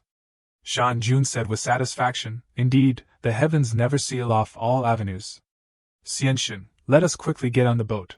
From the boat, a hand lifted the curtain, looking out at where Jiangju was coming. Tu Shanlan lifted the curtain and said gently, it has been a long time. Jiangju, hearing this familiar voice, was stunned for a moment. My future husband. Tu Shanlan stepped out, looking towards the person she called her husband. Fortunately, they had not gotten on the boat yet. Shan Jun said in a panic, the heavenly demon lord, Xianxing, let us run. As quick as lightning, Tu Shanlan had glided past Jiangju. She hugged the tiny Shan Jun and said loudly, in front of me, you dare to call yourself Manhwa. Shanlan did not waste words and ordered, it is no coincidence that I am specially here waiting for you to board the ship. Jiangju hesitated, can I not? This humble one is still a first-timer. Shanlan only responded with a cold gaze and voice, what do you think, my dear husband? The 3 of them were already on the ship, but tied up, sitting back to back together. Shan Jun urged, can you finally do it or not? Have you not taken out the talisman yet? Jiangju retorted, you come try it. Just drawing the talisman is already difficult, and I have to put it in my mouth. My neck is cramping. Jiangju tried to open his mouth to get the spirit talisman from his clothes. Kahlua worried, come on, master, be careful not to drop it. Shan Jun urged, hurry up. That woman will be here soon. Outside the ship, Jianjun knelt down and reported, Master, why did you call me back through a sound transmission from thousands of miles away? Have you not found the person you wanted to find yet? Shanlan said, no need to search any more. Jianjun was a little surprised. Jianjun had no choice but to obey, but seeing the 3 tied up inside the ship, he understood the situation. Through tireless effort, Jiangju bit off a corner of the spirit talisman. Success, Jiangju rejoiced, having successfully retrieved the spirit talisman. But the joy did not last long. Jiangju released the spirit talisman and grinned. Shanlan quietly picked up the spirit talisman and examined it. Jiangju, as if burned, hurriedly said, Nyangzi, why are you picking up that toy? It is dirty. I can actually explain this. Nyangzi, Jiangju wanted to explain, but stopped because Shanlan had placed her hand on his forehead. This action, could it be? Boom, Shanlan gave Jiangju a loving flick on the forehead, sending him flying 5 meters away. Jiangju lay groaning on the floor. Kaluo asked, "It was just a forehead flick, so why is Master making such a fuss?" Xiao Shanjun dared not comment. It is hard to judge. Shanlan ignored them and went outside to give a task to Jianjun. Jian knew, take this and return to the 10,000 Demon Kingdom. Understood. The clear blue sky shone down on the golden, glittering surface of the river. A boat embellished the river. Inside the boat, Shanlan sat composed, glaring at Jiangju's group. Jiangju spoke to Kaluo telepathically. "Why do you think Tu Shanlan is so insistent on taking me back to the 10,000 Demon Kingdom? Could it be that she has thought it through and wants to take me back to the 10,000 Demon Kingdom, and then?" In Jiangju's mind was an image of Shanlan and him canoodling affectionately, calling each other Xiangong and Nyangzi. Kaluo immediately poured cold water on him. "Stop it, get rid of that beautiful fantasy, she wants to gouge your eyes out." Jiangju was shocked and his hair stood on end. Jiangju then judged, "I am not having beautiful fantasies. What can a little monk think about all day? A monk should keep his 6 senses pure." Kaluo calmly said, "I clearly heard Master's voice, and that female benefactor's too." At this moment, Shanlan opened her eyes and glanced over, saying, "So you can read minds, the people around you are indeed all strange." He is right. If you look at me with that foolish gaze again, I will definitely gouge out your eyes. Although afraid, Jiangju still smiled and said flowery words. "Everyone loves beauty." "I am beautiful?" Shanlan asked. "Yes," Jiangju replied immediately, thinking in his heart, "What does this mean? Did I say something wrong again?" Shanlan lightly closed her eyes and softly said, "Outsiders all boast about my skills or that I am the best in the past and present. You are the first man to dare say that in front of me." Jiangju was stunned for a moment. Then Jiangju asked the reason. "Must Sun Shang kill me? In fact, the two of us have no feud or grudge." Shanlan glared reproachfully. "You turned me into a stay-at-home mother. Yet you want me to spare your life." Jiangju sweated profusely and explained that divination indicated it to be so. "I was just telling the truth. The method to change fate, although very costly, is not impossible. As long as Zunshang helps me, the initial fate can be changed." Shanlan uttered a blunt statement. "Killing you can also change fate." Jiangju cried and begged, "Can you not kill me? If not, I will buy my life myself." Shanlan coldly said, "Buy, everything in this world is within my reach. What do you think you can do to move me?" Knowing that the fish had been caught, Jiangju grinned and said, "Can cure Zunshang's hidden illness. I do not know if that can buy one's life." Shanlan opened her eyes wide in surprise and looked at Jiangju. A surge of demonic energy spread everywhere, heading towards Jiangju. Shanlan stood up arrogantly and interrogated, "How did you know about my hidden illness?" "Very good. It seems there is another reason why I definitely cannot kill you."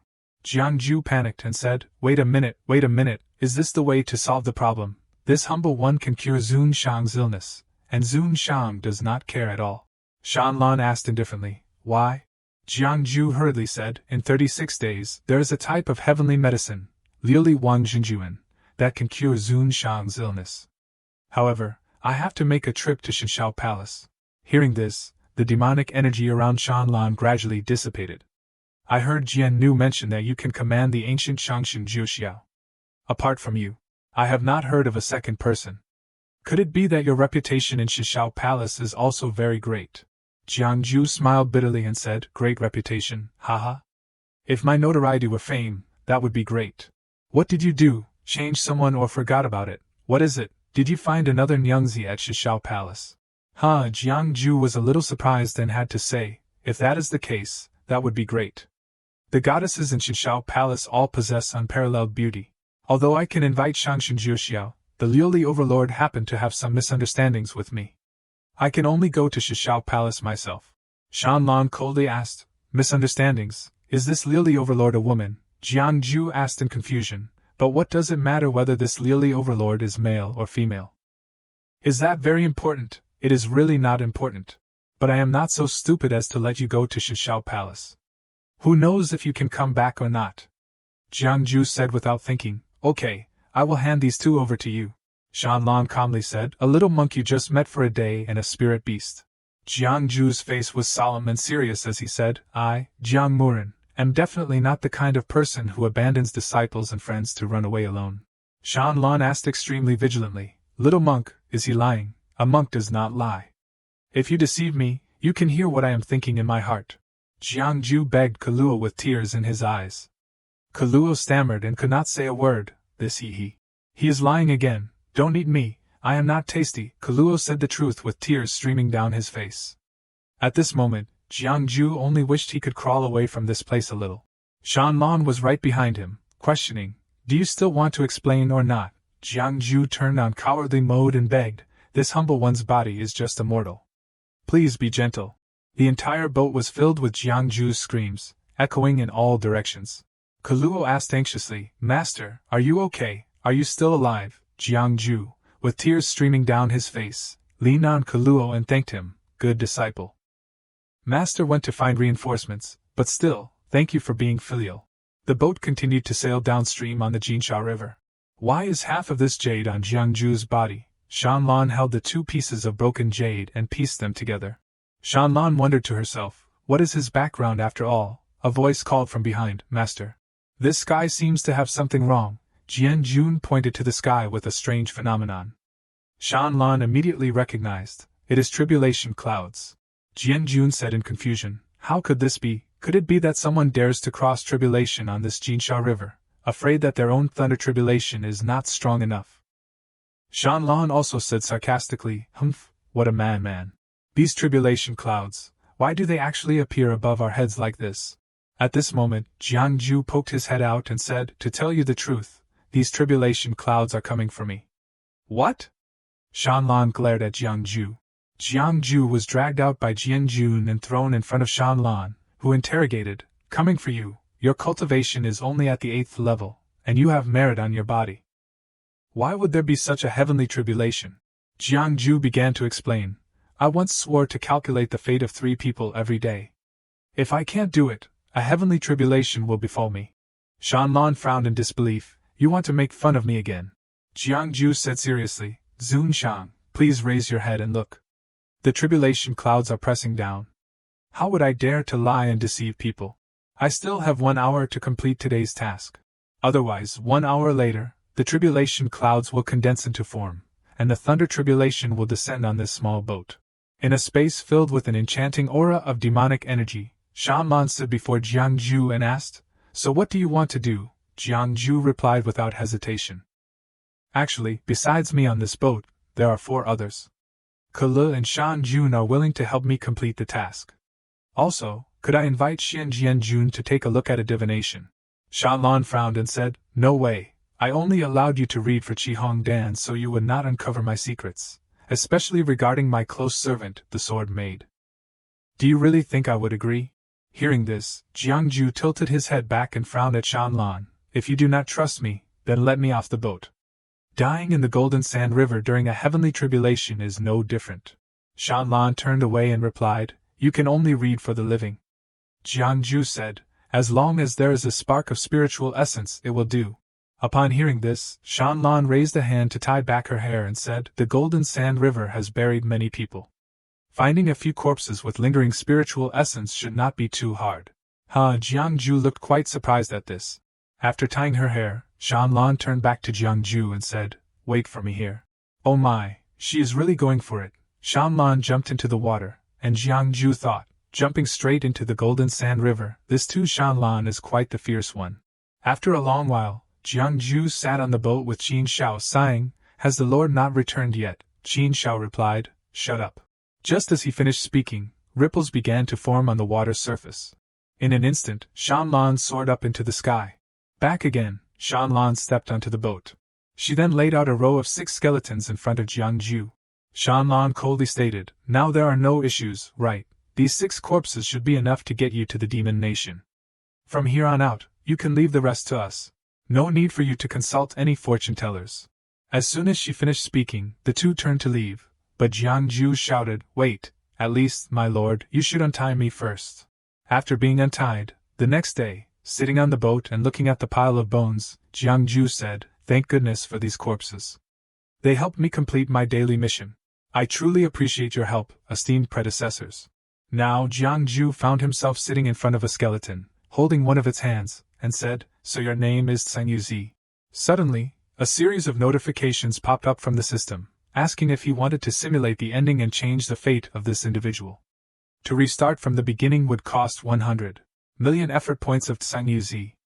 Jiangju was astonished, thinking, this person has been dead for nearly 10,000 years, and yet can still change fate. Are you kidding me with 100 million merit points? The system chimed in, stating that one could choose to conceal heavenly secrets with a merit reward of 10,000, or face a punishment of 10,000 for revealing heavenly secrets, along with one of the following penalties. Jiangju was taken aback as the system continued. 1 is the cultivation technique of Tseng Yuzi, 2 is the insights of Kam Yuzi, 3 is the secret of the Golden Sand River. Jiangju thought to himself, in these 2 days I have been looking at images of these 6 places. They all perished in the great battle between humans and demons 10,000 years ago. The images of the battle gradually unfolded, and the system informed him that Tseng Yuzi was a powerful 6th-grade cultivator, and his sect was a key player in creating the Golden Sand River. Living for 800 years, Tseng Yuzi, without parents, wife, or children, his body fell into the angry depths of the sea, grateful for the nurturing of his sect, sacrificing for the future of his people. Looking at the skeleton, Jiangju thought further, if it were not for these predecessors who paid such a heavy price, without the Golden Sand River, how could the human race of Yongchang exist amidst the chaos of demons? Gazing down at the water, Jiangju continued, although the Golden Sand River cannot completely block the interaction between the 2 races, it can prevent the lower-ranked demon clans or human clans from the 4th-grade realm and below. If the war between humans and demons reignites like it did 10,000 years ago, the main strategy would still involve armies from the 4th-grade realm and below. The role of the Golden Sand River in preventing access to the grand scheme is quite clear. Jiangju suddenly realized, that is right, the sect of Tseng Yuzi Sr. is the main force behind the creation of the Golden Sand River. I choose number 3. I must see what secrets this Golden Sand River holds. Suddenly, Jiangju's face lit up with astonishment as he thought, what? This incredibly dangerous Golden Sand River has a hidden barrel that no one knows about, allowing passage between the realms of humans and demons. At that moment, Jianjun was waiting at the gate. Behind him were thousands of soldiers entering the fortress. Jiangju finally understood the situation. I get it now. The seniors must have left a way out for humanity in case of emergencies. However, this value might be priceless to some, but for me, it is practically useless. Who knows if I will even need it while fleeing day by day. Tseng Yuzi Sr., I truly thank you, Jiangju exclaimed as he lifted the skeleton and danced around like a madman. Suddenly, Shanlan and Jianjun stood not far away. Jianjun said, Master will reach the border of the demon nation in half a day. Shanlan replied calmly, yes. The 2 of them stood there observing the situation, causing Jiangju to startle and nearly drop the skeleton's head. Jiangju panicked and shouted, Hey, senior! Behind them, Jianjun bowed his head and asked, How should we handle Jiangju, master? Shanlan gently replied, If he comes with the jade, of course, I will fulfill his request. Finally, a sky full of flowers led them to a stunning location, the Demon Nation. On the way, Jiangju asked in astonishment, Is this really the Demon Nation? I thought it was a desolate, ugly land filled with chaotic demons. Qin Shao, overhearing this, angrily retorted, Watch your words, although this place is under the management of the Demon Nation.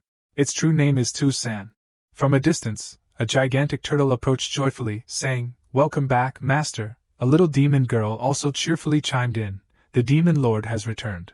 At that moment, Jiangju and his companions were wide-eyed, taking in the sights around them. They moved deeper inside, and the people around them bowed their heads in reverence, welcoming the master back, welcoming the master back, welcoming the master back.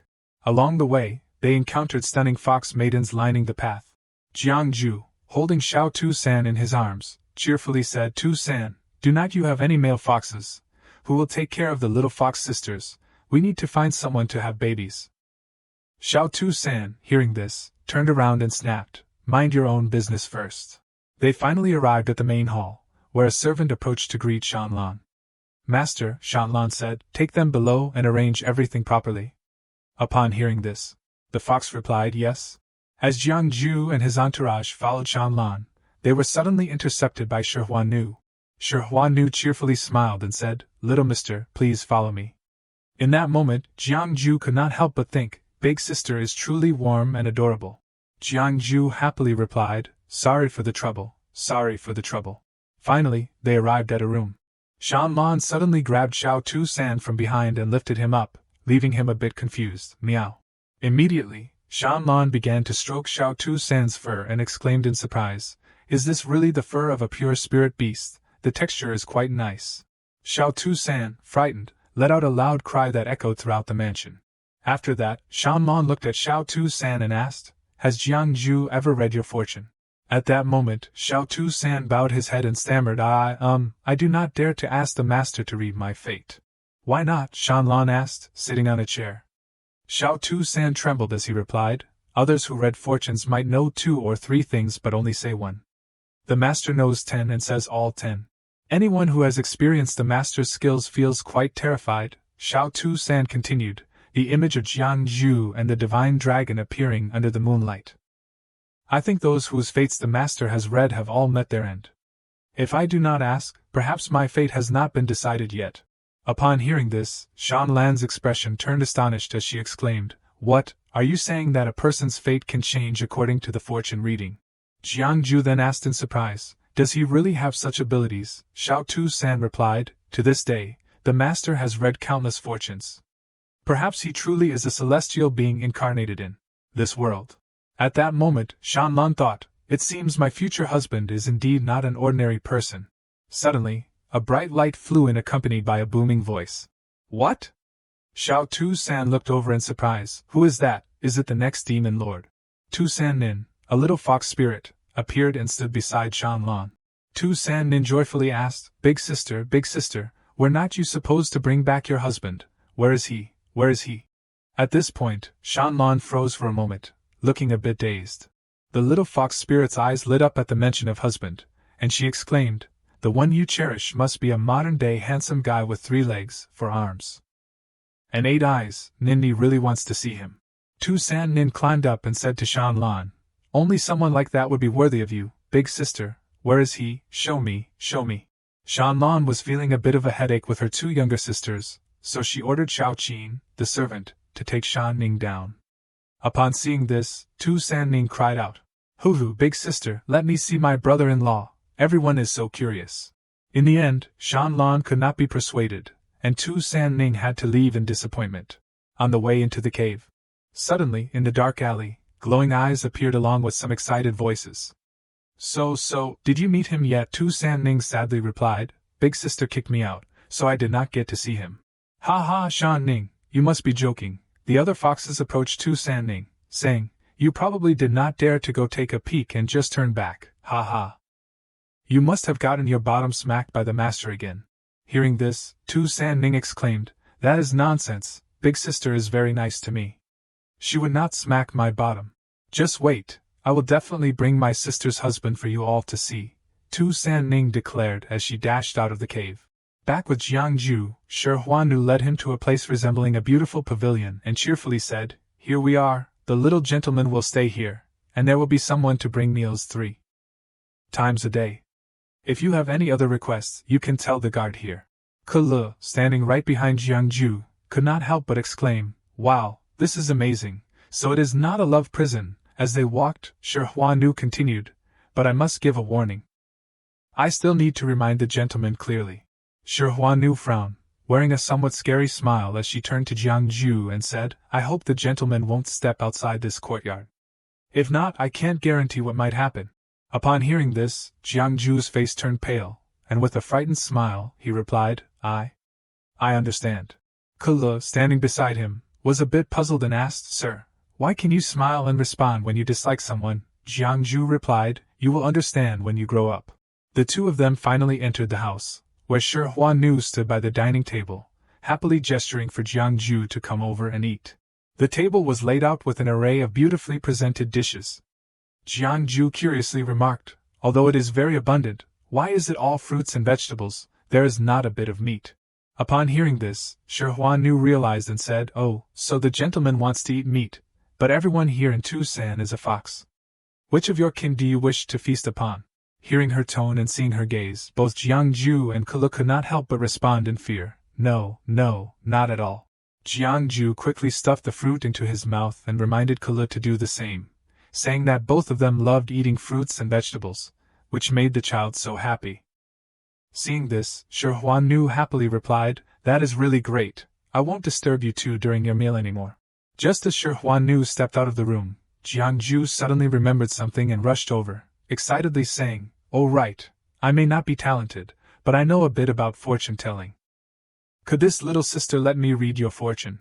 Indeed, as the master said, Shi Huannu joyfully turned back and exclaimed, "The master once instructed that if the gentleman wants to read my fortune, I do not need to say anything. First, just..." As soon as she finished her sentence, a fist landed squarely on Jiangju's face. Inside the room, Jiangju closed the door behind him, and from outside Kulu could be heard saying, "Oh, my poor master, why have you left this world, hu?"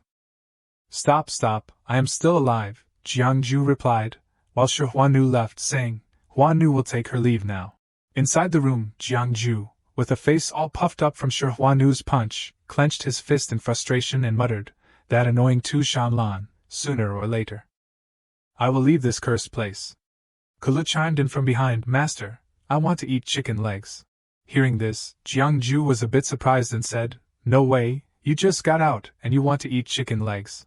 Kulu clasped his hands together and said, "Amitabha, Master said that wine and meat pass through the stomach, but the Buddha resides in the heart." Jiangju was astonished and replied, "Your master taught you this?" Kulu continued, "Master also said that to understand the suffering of the world, one must experience worldly matters. Only after falling into the mortal realm can we talk about transcendence. Don't overestimate yourself." Jiangju could not help but find this quite reasonable. "Annoying, but you do have a point," he said. Kulu wrapped his arms around Jiangju's neck and added, "To put it simply, we should eat meat, get married, and do what the common people do. When we get tired of it all, then we can seek refuge in the Buddha. It is never too late." "That is not wrong," Jiangju happily agreed. "While we are alive, we should enjoy the pleasures right in front of us." Kulu, a bit surprised, asked Jiangju, "Where are you going, sir?" Jiangju replied, "Just now, on my way, I saw a bamboo forest with some rabbits. I am going to find a different flavor for you." Finally, they made their way to a simple trap that had been set up. Kulu said, "I want to tell you, master, does this really work? Don't doubt me. I have caught sparrows with this before." Kulu looked at the trap. "But we have been waiting for hours, and not even a rabbit has shown up." "It is all your fault for making noise," Jiangju scolded. "Humph," Kulu leaned back and said, "I do not want to wait anymore. I want to go back and eat some veggies."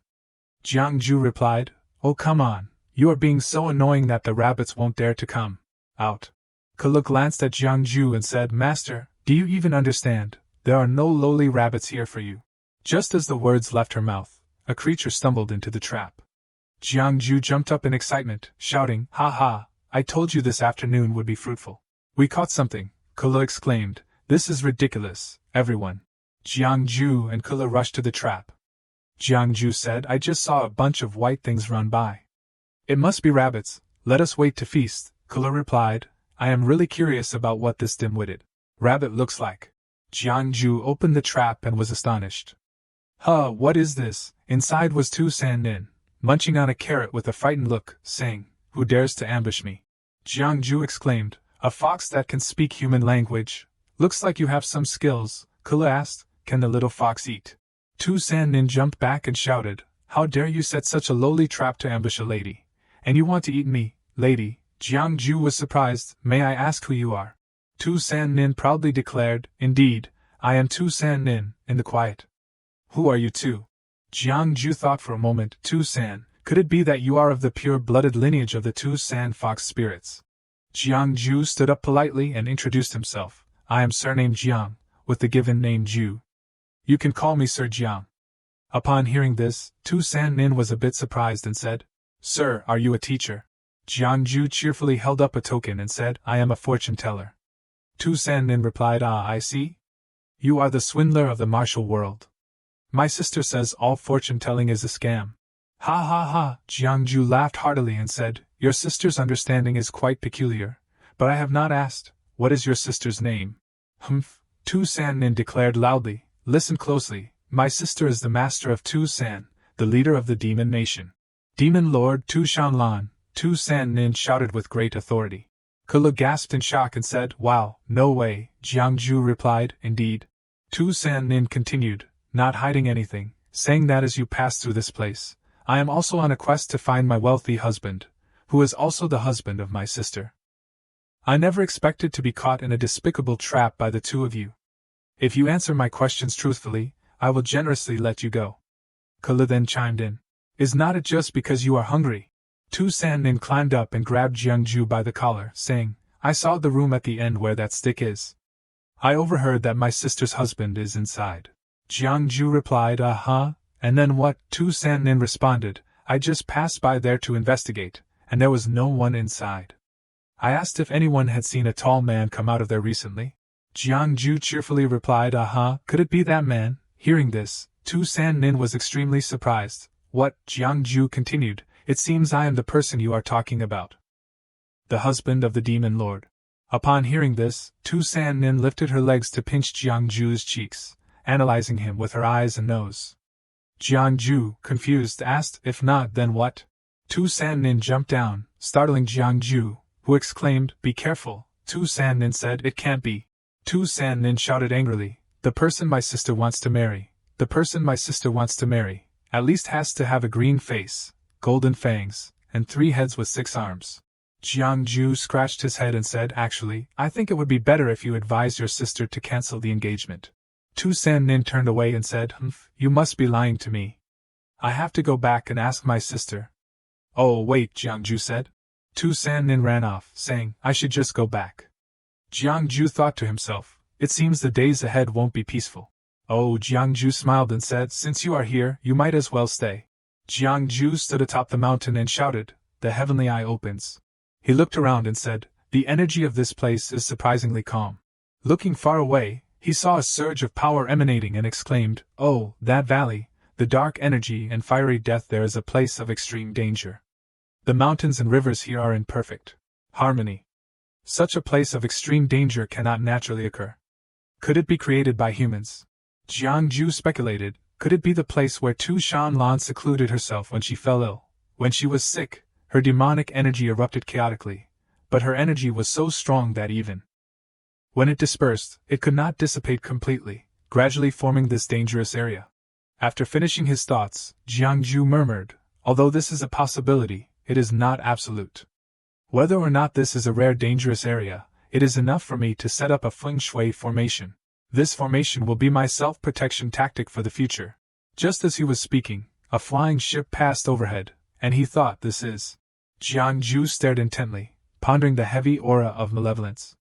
Who could be aboard this vessel? Meanwhile, at Huxian Hall, a subordinate was announcing, my lord, the young master of the Golden Crow clan seeks an audience.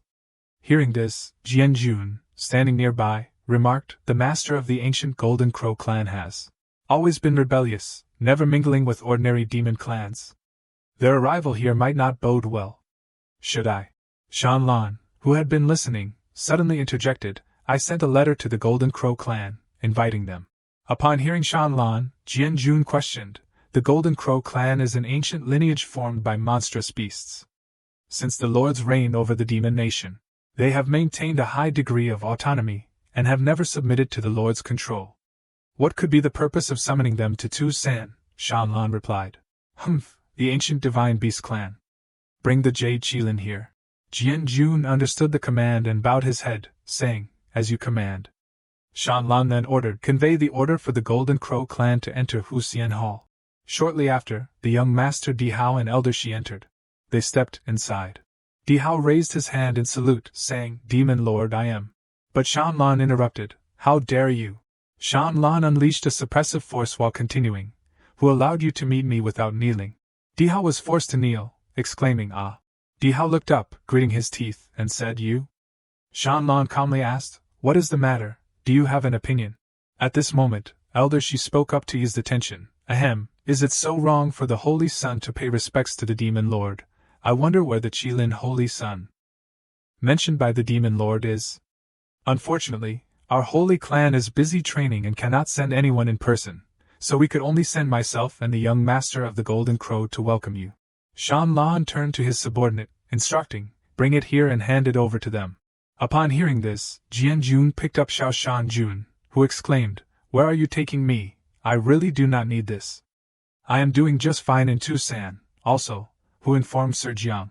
"I hope he does not contact me to avoid any unnecessary misunderstandings. Sister, keep feeding me those grapes over there." Elder, she rushed forward to hug Xiao Shan Jun, saying, "Meow, this pure white one, with such pure bloodline and spiritual power, how extraordinary!" Xiao Shan Jun, caught off guard, asked, "What kind of creature is this?" Elder, she lifted Xiao Shan Jun high and proclaimed, "Heaven bless our clan, heaven bless our clan."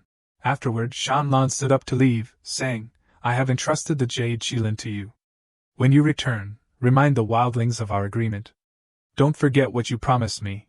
Elder, she took the cat away, saying, "My lord, wait." Then, she elder turned and bowed her head, saying that the words entrusted by the esteemed one would certainly be conveyed to our holy clan. However, aside from welcoming the sacred unicorn prince, there is still another matter we must discuss regarding Tu San. Shan Lan glanced over and asked, "What matter?" She elder transformed into several treasure chests, and said, "Esteemed one, please take a look." Upon seeing 6 treasure chests, Shan Lan inquired, "What does this mean?" She elder explained, "These treasures are rare gems, a token of goodwill from our clan. Because we have heard that the esteemed one is still unmarried." Looking at the talented youth of the demon nation, only our Di Hao, the young master, is suitable for the esteemed one. Today, we have boldly come here to propose a union with Tu San. Hearing this, Jian Jun shouted, "How dare you speak such disrespectful words in front of our master?" She elder bowed her head and replied, "Isn't it true that a single man and a single woman are not considered disrespectful?" Shan Lan approached, radiating magical energy, and asked, "You and I are of similar age, and now in the great sanctum of the demon clan, no one is a match for me. What is your cultivation level?" Di Hao was about to speak when he stammered, "I." Moments later, Shan Lan stood before him and declared, "I am the master of Tu San, the king of the demon nation, where all the demon gods bow down." "What status do you hold?" Di Hao, under the pressure of her power, struggled to stand and stuttered this. She continued, "I have already determined the calamity of the sea demons, slaying thousands of evil beings to uphold the chaotic world. What merit do you possess? Don't think that even if I were still single, you would be worthy." Elsewhere, under the bright blue sky, someone asked, "Is the master unwell?" Jiang Ju looked up at the sky and said, "Someone must be cursing me." Kala looked at him and asked, "No way, master, if someone is cursing you, should we just ignore it? By the way, have we completed the task of divining 3 fortunes today?" Jiang Ju replied, "Oh, it is done. Luckily, we had the 3 little demons that Hua Nu sent over." Kala, hearing this, joyfully picked up a chicken and said, "Great, chicken bro, come into the kitchen with us. Let us boil some water.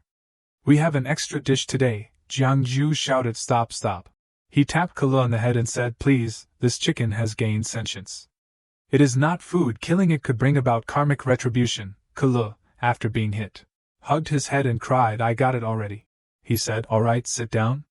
Today, I will gift you a piece of creation." Jiang Ju summoned and said, "The true king arises. The way that can be spoken of is not the eternal way. The name that can be named is not the eternal name. The nameless is the beginning of heaven and earth, while the named is the mother of all things. Grasping the duality of yin and yang, absorbing the essence independently, the most delicate of divine mechanisms, the gateway to the transformation of the universe. The parents of all hexagrams, the expansion of the cosmos, the central axis of the universe." A scroll of scripture floated in front of him, saying, "Isn't this concise and easy to understand? With the wisdom of these 3, they must have grasped something from it, right?" The 3 creatures stared blankly, and Jiang Ju asked, "Not a single word understood, right?" Seeing this, he continued, "I think we should just toss them into the pot." At Tu San's 9-hound peak, there was a commotion. Tu Shan Lan was indeed being too much. Di Hao smashed a teapot onto the floor, declaring, "I am the young master of the great wilderness. How dare she look down on me? That is just not right." She elder calmly replied, "Young master, please remain calm. While the marriage alliance may be difficult, seizing the essence of the demon lord might still be possible." Di Hao looked over and asked, "What do you mean?" She elder explained, "What you may not know is that although the demon lord is a unique woman, having cultivated to a level that even our saintly race does not dare to underestimate, every full moon, her powers diminish and her mind weakens. That time is the best opportunity for you to seize the essence of the demon lord, she continued. Di Hao inquired, is this true? Do we have a solid chance against Lin Qinyi? She elder chuckled, in this world, what is ever guaranteed, this time, the unicorn saint's son has the support of our saintly race, and surely upon his return, he will shake your position as young master. If this plan fails, will you still be able to maintain your title as young master of the great wilderness? Di Hao gritted his teeth. Wealth and danger go hand in hand. Finally, she elder said, then let us wait for the full moon 10 days from now. The next day, Shi Huanu stood before Shanlan. Shanlan noticed the silence and asked, where has everyone gone? I need an explanation. Shi Huanu clasped his hands and said, if I am not mistaken, they have likely gone to the Three-Hound Peak. Shanlan questioned, Three-Hound Peak, what is that? Shi Huanu explained, it is where the human fortune teller is imprisoned. Shanlan pressed on, what are they doing at Three-Hound Peak? Shi Huanu replied, I heard they are listening to Jiangju's teachings. Shanlan leaned on his hand, puzzled, a bunch of great demons, even demon kings, going to listen to a mere 8th grade cultivator preach. Meanwhile, at Three-Hound Peak, they were lining up neatly to enter. The creatures around were gossiping from a distance. I tell you, Sir Zhang's lectures are truly divine. I was next to Old Frog, and after listening, I immediately soared up and gave myself the title of Miraculous Fairy of the Toad. Oh, really, that is so amazing. I want to hear Sir Zhang's lecture too. While grabbing a ticket, Kula stepped out and had a little chat with the number dispenser. Then, the number caller swiftly grabbed the sign and placed it on the table, announcing that Sir Zhang's afternoon class was full. Tomorrow, make sure to arrive early and line up. For now, it is time to head home. A bunch of folks in line immediately erupted in frustration, saying they had endured 2 grueling days just to reach the foot of the mountain, so why on earth would they turn back now? They suggested, why not have Sir Jiang throw in another class for us? Absolutely, we are all in favor of that. At this moment, Di Hao burst onto the scene, proclaiming loudly, in my opinion, Jiangju is nothing more than a con artist playing tricks to cash in on his reputation.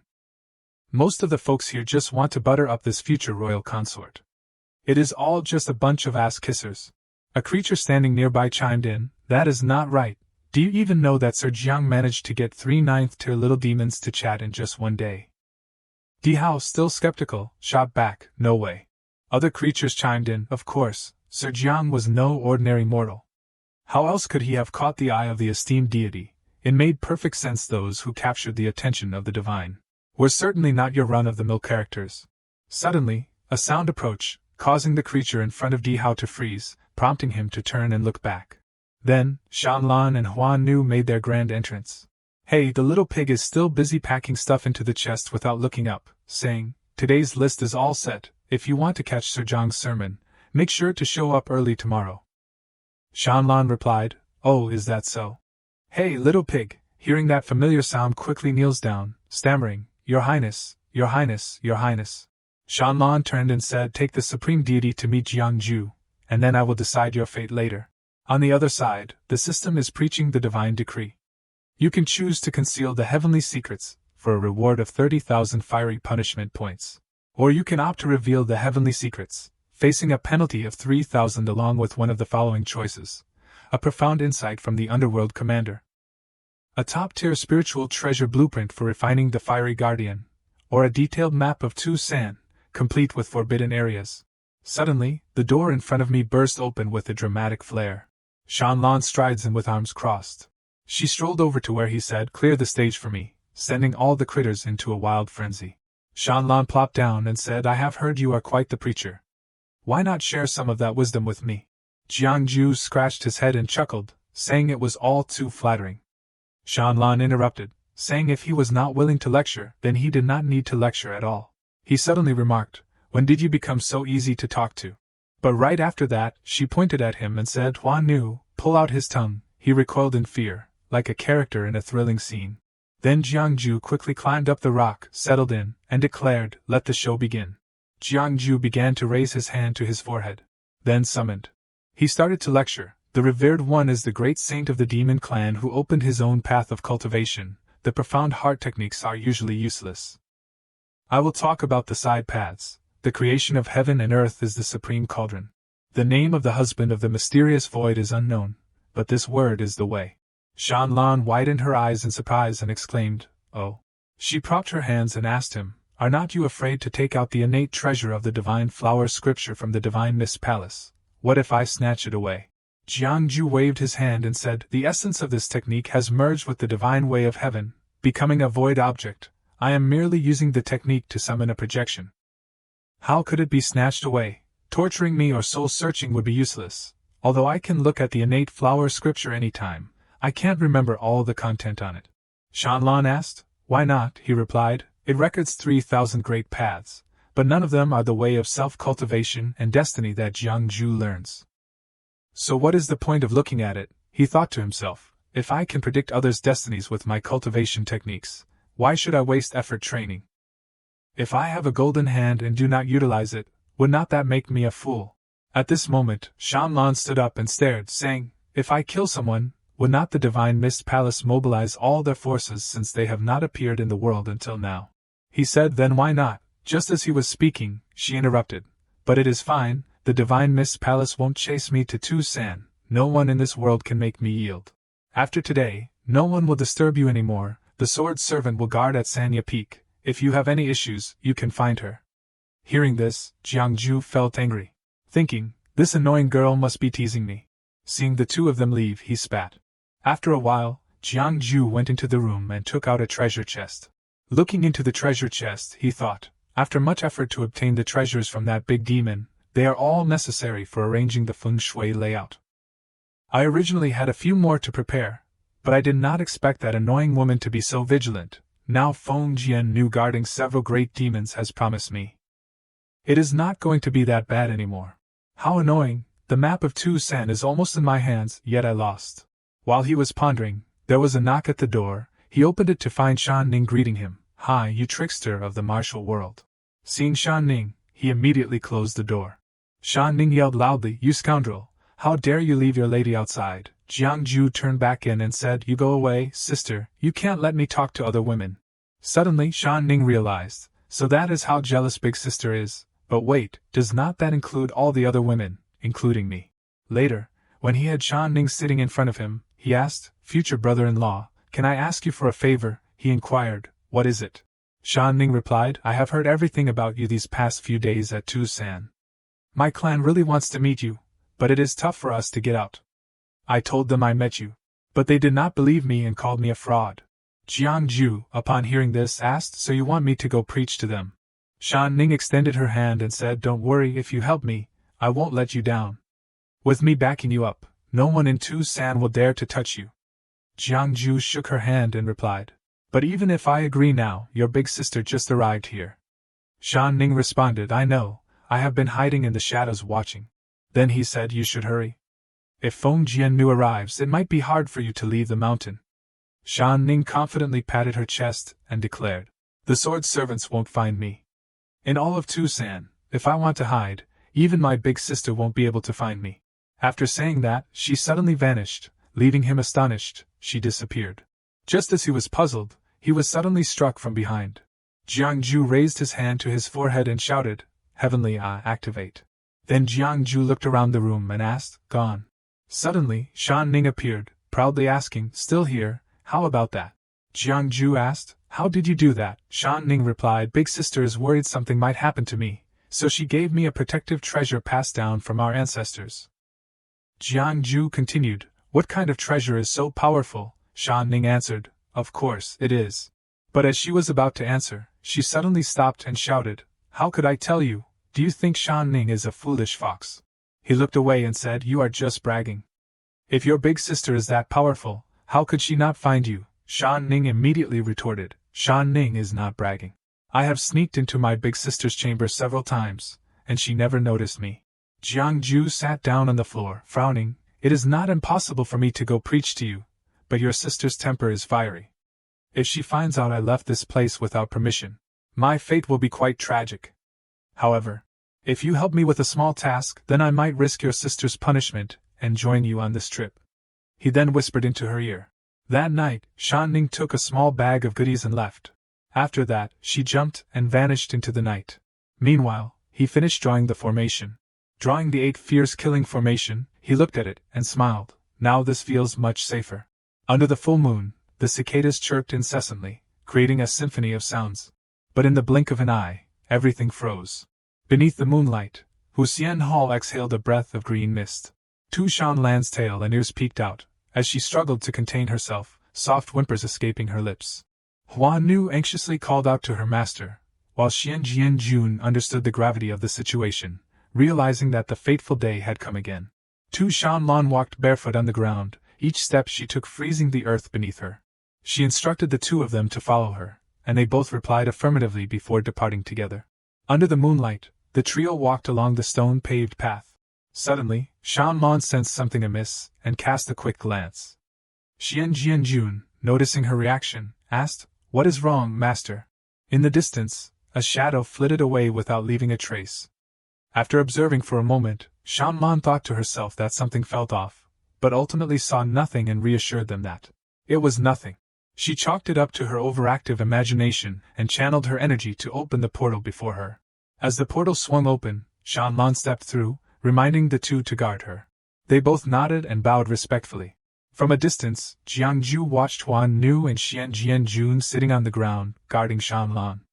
He let out a sigh of relief, grateful that when Tu Shanlan glanced his way, he had not been discovered. It seemed that the treasure on Tu Shanlan was indeed extraordinary, as Shan Ning, cradled in his arms, tilted her head and asked, "Why are you here, big sister? And why is the second servant here too?"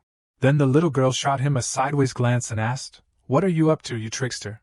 Jiangju jumped, quickly covering Shan Ning's mouth, frantically whispering, "Sure, keep it down, Feng Jian Nu is here. If she hears us, we are toast." Shan Ning pushed his hand away and said, "Don't worry, I have a treasure that conceals my voice. She won't detect us." Jiangju remained anxious, pointing to the other side. "But look, she is definitely glancing over here," Shan Ning proudly replied. "Of course, this is a one-of-a-kind treasure." At that moment, Xian Jianjun stood up, sword in hand, vigilantly scanning the surroundings. Seeing Xian Jianjun approach with a fierce aura, Shan Ning screamed in fright, "What, have we been discovered? No way." A powerful wave of sword energy sliced toward Jiangju and Shan Ning, who clung to each other in terror, screaming uncontrollably. But that wave of sword energy did not hit them. Instead, it stopped right behind their backs. Jiangju was utterly baffled, wondering what on earth just happened. Totally missed the mark. Jiangju glanced back and quickly pieced together that something was off with the earlier sound. From that direction, a crowd emerged, among them a figure wearing a hood, leaning on a staff, while another held up a small mirror and spoke. "In my lifetime, I have narrowly escaped the clutches of the great sage a few times, all thanks to this hidden power of mine.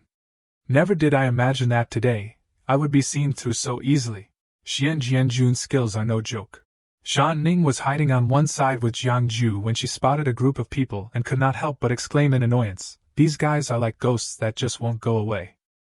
Jiangju, hearing this, turned to her and asked, "Do you know these people?" Shan Ning scoffed at them, saying that the envoy from the Hewing Fortress, the one leading the pack, was some sort of young master. "With that ridiculous appearance, he dared to propose to my sister. He is not even in the same league as a con artist like you." Jiangju pondered quietly, realizing that he was not the only one eager to pull some strings during Tu Shanlan's vulnerable moments. But how did these folks get wind of such secretive intel? On this side, the leader of the newly arrived crew is chatting with Xian Jianjun. If Xian Jianjun is on guard here, it seems the intel is spot on. Looks like the illness of the esteemed one has flared up, and they are holed up here in seclusion. Di Hao raised an eyebrow as he spotted the newcomer and exclaimed, "Di Hao, you have got some serious guts. How did you get wind of the Lord's illness?" Di Hao, hearing this, felt a wave of confusion wash over him because he had no clue what a fortune-teller of the human tribe was. Meanwhile, the fortune-teller of the human race, hiding in the shadows, was taken aback by suddenly being called out. Shan Ning squinted at Huanu's words and challenged Jiangju, accusing him of colluding with outsiders to harm her sister. Jiangju quickly scrambled to defend himself, insisting, "How could I? I am your brother-in-law. Just think about it. If it were not for true love, would your sister have forced me to Tucson and tied the knot with me?" Di Hao over here is quite clear about his intentions for coming to this land to ask if there is any meaning left in this matter.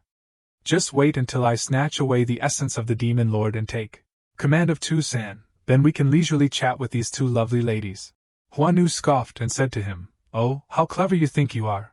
But I suggest, dear young master, that you keep your ideas under the watchful eye of your second servant. Live through tonight first." Then she snapped her fingers and called out, "Dragon vine." A dragon vine shot up from the ground, wrapping tightly around the group in front of him. Di Hao cursed inwardly. What the heck is this madness? Xian Jianjun rushed in to lend a hand to Huan Nu. Di Hao scoffed at their naivety, thinking that a mere spectre could ensnare a young phoenix like him.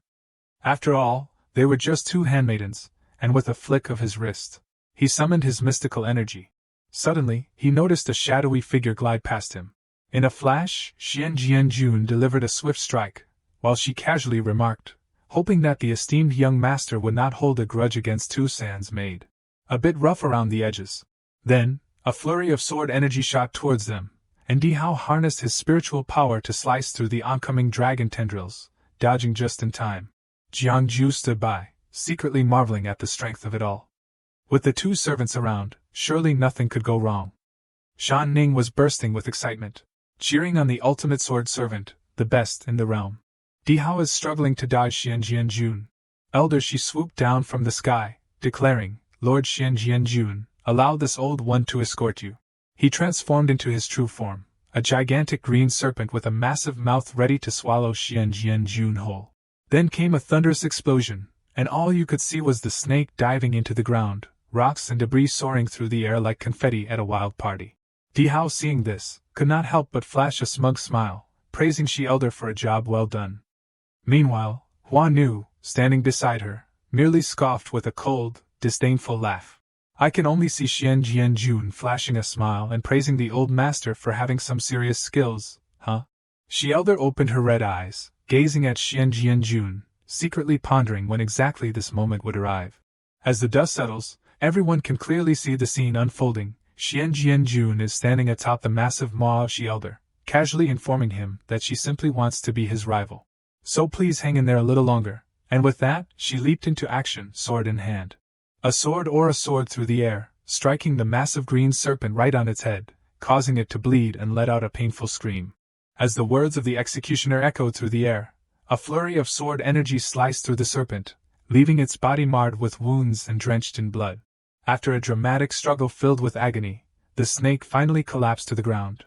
Even so, it is still alive and kicking. I have to ask, Xian Jianjun, how on earth are you so strong? Wait a minute, could it be that you have reached that legendary threshold?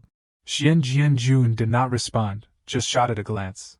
Then it crawled its tongue and grabbed a mirror, chuckling, "Ha ha ha, so that is how it is. If that gentleman has such cultivation, I, the old fool, feel utterly ashamed and know I am no match for you." But missing a step is like missing the plot twist. Today, you can't even protect your own master. Huan Nu looked up at the mirror, secretly amazed by what it revealed. Astonishment was not just limited to her. Jiangju and Shan Ning were also hiding nearby, watching everything unfold. Shan Ning chimed in with a comment about that mirror, saying it looked quite sinister. On the other side, the colossal serpent was revving up the mirror to summon Lord Wu, and in Jiangju's heart, a wave of unease washed over him. Xian Jianjun was in peril. Xian Jianjun gazed at his fading hand, pondering the essence of his very being. Shan Ning hid off to the side, gasping in shock at why Xian Jianjun stood frozen before the mirror. Jiangju wore a similar expression, realizing that the sinister gaze in the reflection had invaded her consciousness, searching for her spirit and soul. Then he spotted Huan Nu and Long Dang charging towards the glass like a scene straight out of an action-packed blockbuster. Long Dang sprinted towards the mirror with all his might, gritting his teeth and thinking, "Come on, Xian Jianjun, you got this." Di Hao stood to the side, chuckling at the sight. Did he really think he could save her? How naive. It was the day he began to harness his mystical powers. Then a massive blaze charged towards Huan Nu and the dragon. The flames seemed eager to engulf her whole. But Huan Nu's face remained calm, showing not a hint of fear. Shan Ning anxiously shouted Huan Nu from the sidelines. The fiery blaze crashed to the ground, sending a whirlwind of dust swirling into the air. On this side, Xian Jianjun opened his eyes once more. You appeared in a strange new world. She looked around, wondering where she was. Was this a fantastical realm conjured by the Shi Elder? No, she had to hurry back to Huan Nu's side. Suddenly, flickering flames appeared, and a voice resonated from behind the formidable Xian Jianjun. Are you willing? The flames gradually took shape, forming a figure. Jianjun swung his sword towards that direction. The voice chuckled mockingly. Ha ha ha! Why should the mysterious general be so angry? If you willingly choose to be a slave, how can you see me here? Do you have any idea how many people in this world long to meet me but can't? Only those with profound inner depths have the chance to cross paths with me. Jianjun did not push back or argue. She simply asked, "Who are you?" Those flames coalesced into a tall young man who introduced himself, saying, "You can call me Mr. Qin." Outside, as the dust settles, a dazzling display of dragon vines emerges. Jiangju hid off to the side, exclaiming that was the vine of Hua Nu, just blocking the fireball. Right. He furrowed his brow, predicting that it might be wise not to celebrate too soon. After evaluating the recent battle, it was clear that Hua Nu was not the one in control. Di Hao and his crew had the upper hand over Feng Jiannu, likely because they had a plan in place. They might not be able to match Feng Jiannu in strength, but they were certainly no ordinary foes. Although Hua Nu managed to withstand the last blow, she was left injured. The golden crow represented fire, while Hua Nu was of the wood element. She was already a celestial master. Once Feng Jiannu was restrained, the outcome of this battle seemed predetermined. Did not it? Di Hao sneered from the side. How long do you plan to stay down there? In a swift and decisive manner, everyone revealed their true identities. The minions immediately transformed into wolves, leaving Jiangju astonished that they were still alive. He pointed at Hua Nu, commanding them to tear the woman apart. The pack of wolves charged at her frantically, but she remained calm, saying, "So that is how it is. It seems you have already added a second-rate pawn to your ranks." Hua Nu shot him a disdainful glance and retorted, "You despicable little man." She declared that they could not let their intentions be known, and swung her vine towards the wolf pack. The vine struck them, producing sounds of agony. A snake hissed, "Everyone, get back," before darting swiftly towards Hua Nu. It spat out a stream of purple venom. With a smug tone, it said, "Sure, Hua Nu, my dear, how does it feel to experience the power of the serpent? If I am not mistaken, the vine is connected to your source of spiritual energy. Even if the vine could hold it back, the snake's venom would still invade her body." Hua Nu glanced at her hand, now tainted with poison. Suddenly, a flame surged towards her. Hua Nu was struck, and in pain, she fell to the ground. Seeing this, Shan Ning, who was hiding nearby, could not help but shout, "Hua Nu!" She wanted to rush in but was held back by Jiangju, who quickly reassured her. "You do not understand. If you go out there, you are just asking for death." Hua Nu was covered in wounds, her clothes tattered and in a pitiful state, blood spilling from her mouth, as she could not help but groan. Jiangju furrowed his brow, thinking that continuing like this was not a good idea. He had no choice but to resort to that. She elder, standing beside Di Hao, smugly suggested, "Young master, why not deliver the final blow and send her off? Obtaining the essence of the demon lord is the goal of this trip." Despite being gravely injured, Hua Nu still defended her master, telling them, "You shall not insult my lord." Di Hao scoffed at her ridiculous loyalty, thinking, "You still want to crawl, you are clearly just a maid. If you do not value your life, I will make sure you die in pieces." He gathered his spiritual energy, ready to deliver a fatal blow. Meanwhile, Jiangju gently placed the extremely worried Shan Ning on the ground. In his heart, he thought he could only activate that formation. He clasped 4 fingers together, beginning to set up the array, preparing for battle. The 8 fierce formation was activated. As soon as he finished speaking, the formation was already taking shape. Suddenly, a thick fog rolled in from the sky, causing Di Hao, who was about to strike, to pause and observe. He frowned, scanning the surroundings, puzzled by what was happening. The white mist, swirling from nowhere, enveloped him completely. Weakly sitting on the ground, Hua Nu wondered about this sudden fog. Could someone be setting up a formation? Elder Shi, surrounded by the thick mist, cursed under his breath, "Damn it! This fog is so dense I can barely see the path ahead. Who is this mysterious expert behind this?" Shan Ning, witnessing the scene, generously praised Jiangju. "Wow, I did not expect you to be able to pull this off. With your skills, surely Hua Nu will be saved." "Right," Jiangju, feeling a bit smug, reassured her, "Don't worry, Hua Nu is temporarily safe. In this formation, no one can see clearly except for me." Shan Ning turned to him, joyfully exclaiming, "That is great, let us hurry and find Hua Nu and the others." Jiangju replied, "I am afraid we can't go looking for Hua Nu right now because I have something important to take care of." After apologizing, he pushed her behind him and dashed off. Jiangju ran into the secret chamber, ignoring Shan Ning's angry shouts, "You trickster." He continued deeper into the cave, thinking, "Sorry, everyone, but I have to seize this opportunity to find the Demon Lord." Before long, he found himself hugging his body, lamenting, "Ugh, it is freezing. What on earth is happening in this cave? It is like ice in here. What is she doing?" Spotting a door not far away emanating cold air, Jiangju thought, "Oh no, she won't go crazy in there, will she? If I go in now, I might not survive the wedding day. Everything depends on this." As Jiangju stepped through the door, he pondered, what is the secret of the Demon Lord? Suddenly he froze in place, taken aback by the scene before him. The delicate feet of a young girl were swinging back and forth incessantly. The Demon Lord lay happily on the bed, admiring the puppet resembling Jiangju with delight. She pointed at the puppet cheerfully and said, "Little darling, you are just lying here without saying a word. If you keep this up, I will use magic to turn you into ice cream." After a moment, Jiangju finally realized that the puppet was modeled after him. He was even more stunned to see the Demon Lord Tu San playing with it so joyfully.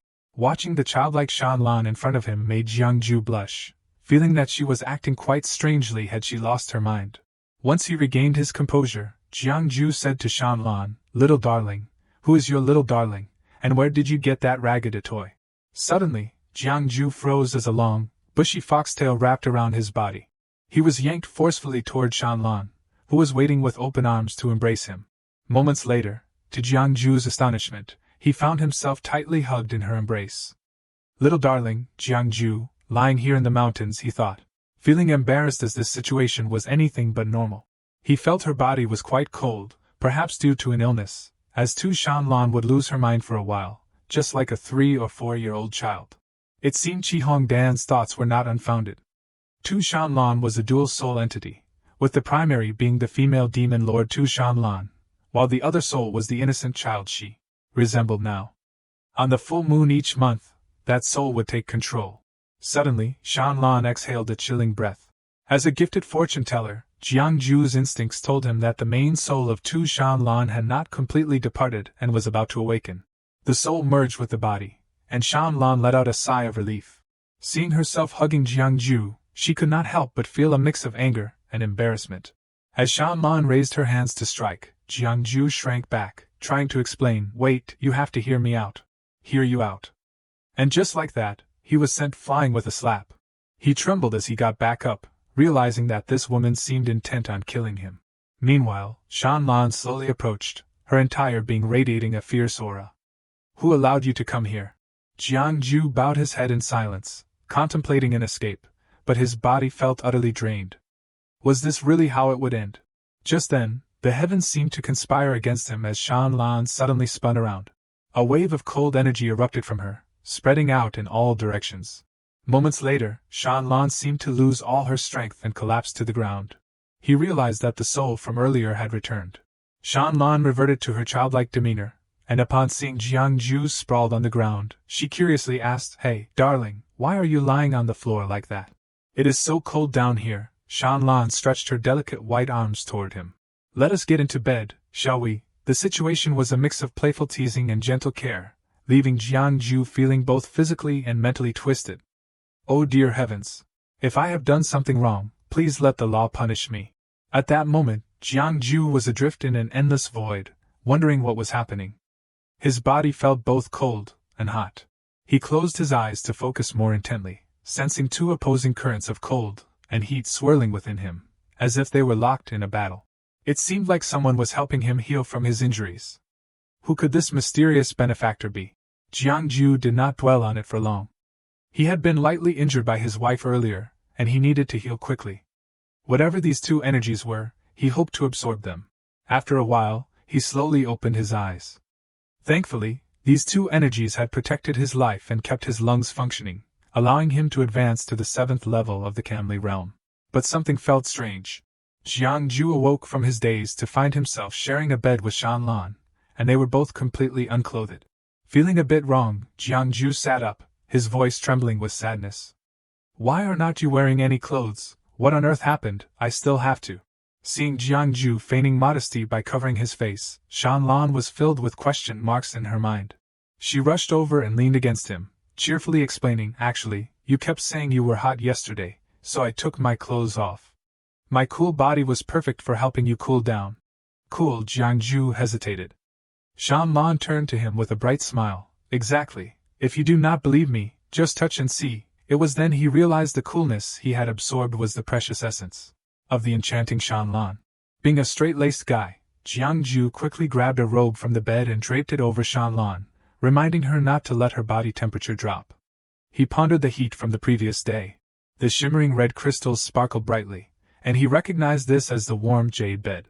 As he dressed Shanlan, he thought to himself that this warm jade bed must have been intentionally set up by Shanlan to suppress the cold energy within her. Yet, he had accidentally absorbed the enchanting essence she had released, along with the fiery energy from the warm jade bed. Just as he finished putting her clothes on, Shanlan dashed over to hug him, demanding a story. Ahem, let us keep it PG, shall we? Hands and feet, behave. Shanlan peeked out from the Super VIP Pro book written by Jiangju, her cheeks flushed with embarrassment as she stammered, This story is not for kids, and how on earth do you have it? You can't read that, Shanlan pouted, her face a picture of sorrow as she snuggled closer to him, whining, I do not like that, I want to hear a story, come on, tell me. The male lead, unable to resist this temptation, cradled his head in despair and muttered, No wonder Shanlan locked you up here. Alright, I am really at my wit's end with you. Thus, Jiangju became the reluctant storyteller for this little fox. In the Song dynasty, there was a charming young man named Kutaeman, known simply as Khan. After reading for quite a while, Jiangju set the book down. The story was still long, but time was running out. At some point, Shanlan had dozed off on Jiangju's lap. He gently stroked her head, realizing that time was indeed short. Was not it, Demon Lord? When she wakes up, everything will be different. Jiangju held her hand, feeling a twinge of regret. He should have used his magic earlier. The system chimed in, asking if he wanted to use the blood bond of fate. Without hesitation, Jiangju replied yes. The system reminded him that the target's soul was too strong. Would he like to consume fate points to forcibly activate the blood bond? Jiangju confidently answered yes. Consuming one fate point, then 100, 1,000, 10,000. Shanlan and Jiangju were enveloped in golden streams of power. Jiangju gritted his teeth, determined that this time he would succeed. After a moment, the system announced that the bond had been successfully established through fate points. Jiangju finally breathed a sigh of relief. You have worked hard, my dear. Congratulations, your blood bond has connected with the Demon Lord. While the two held hands, the moon shone brightly outside. Dihao looked around, the mist finally dissipating. She elder slithered over, Young master, take this chance to enter the stone gate. If we wait until dawn, once the Demon Lord wakes up, we won't stand a chance. Dihao replied, No need for your chatter. By the stone gate, vines were growing wildly. Huanu approached slowly. What is this? Did you think Tu-san was dead? Dihao, listen closely. Before Huanu is reduced to dust, you won't step into the stone gate, not even a step. Dihao, furious, gathered his strength, thinking, I thought you would run off in the mist, but you still have not given up. You have truly tested my patience. His energy was running low. Huanu also realized what Dihao was planning. She quickly shot out her vines, thinking, This is not good, I have to stop him. But it was already too late. Dihao had taken his final step. He swiftly leaped into the sky.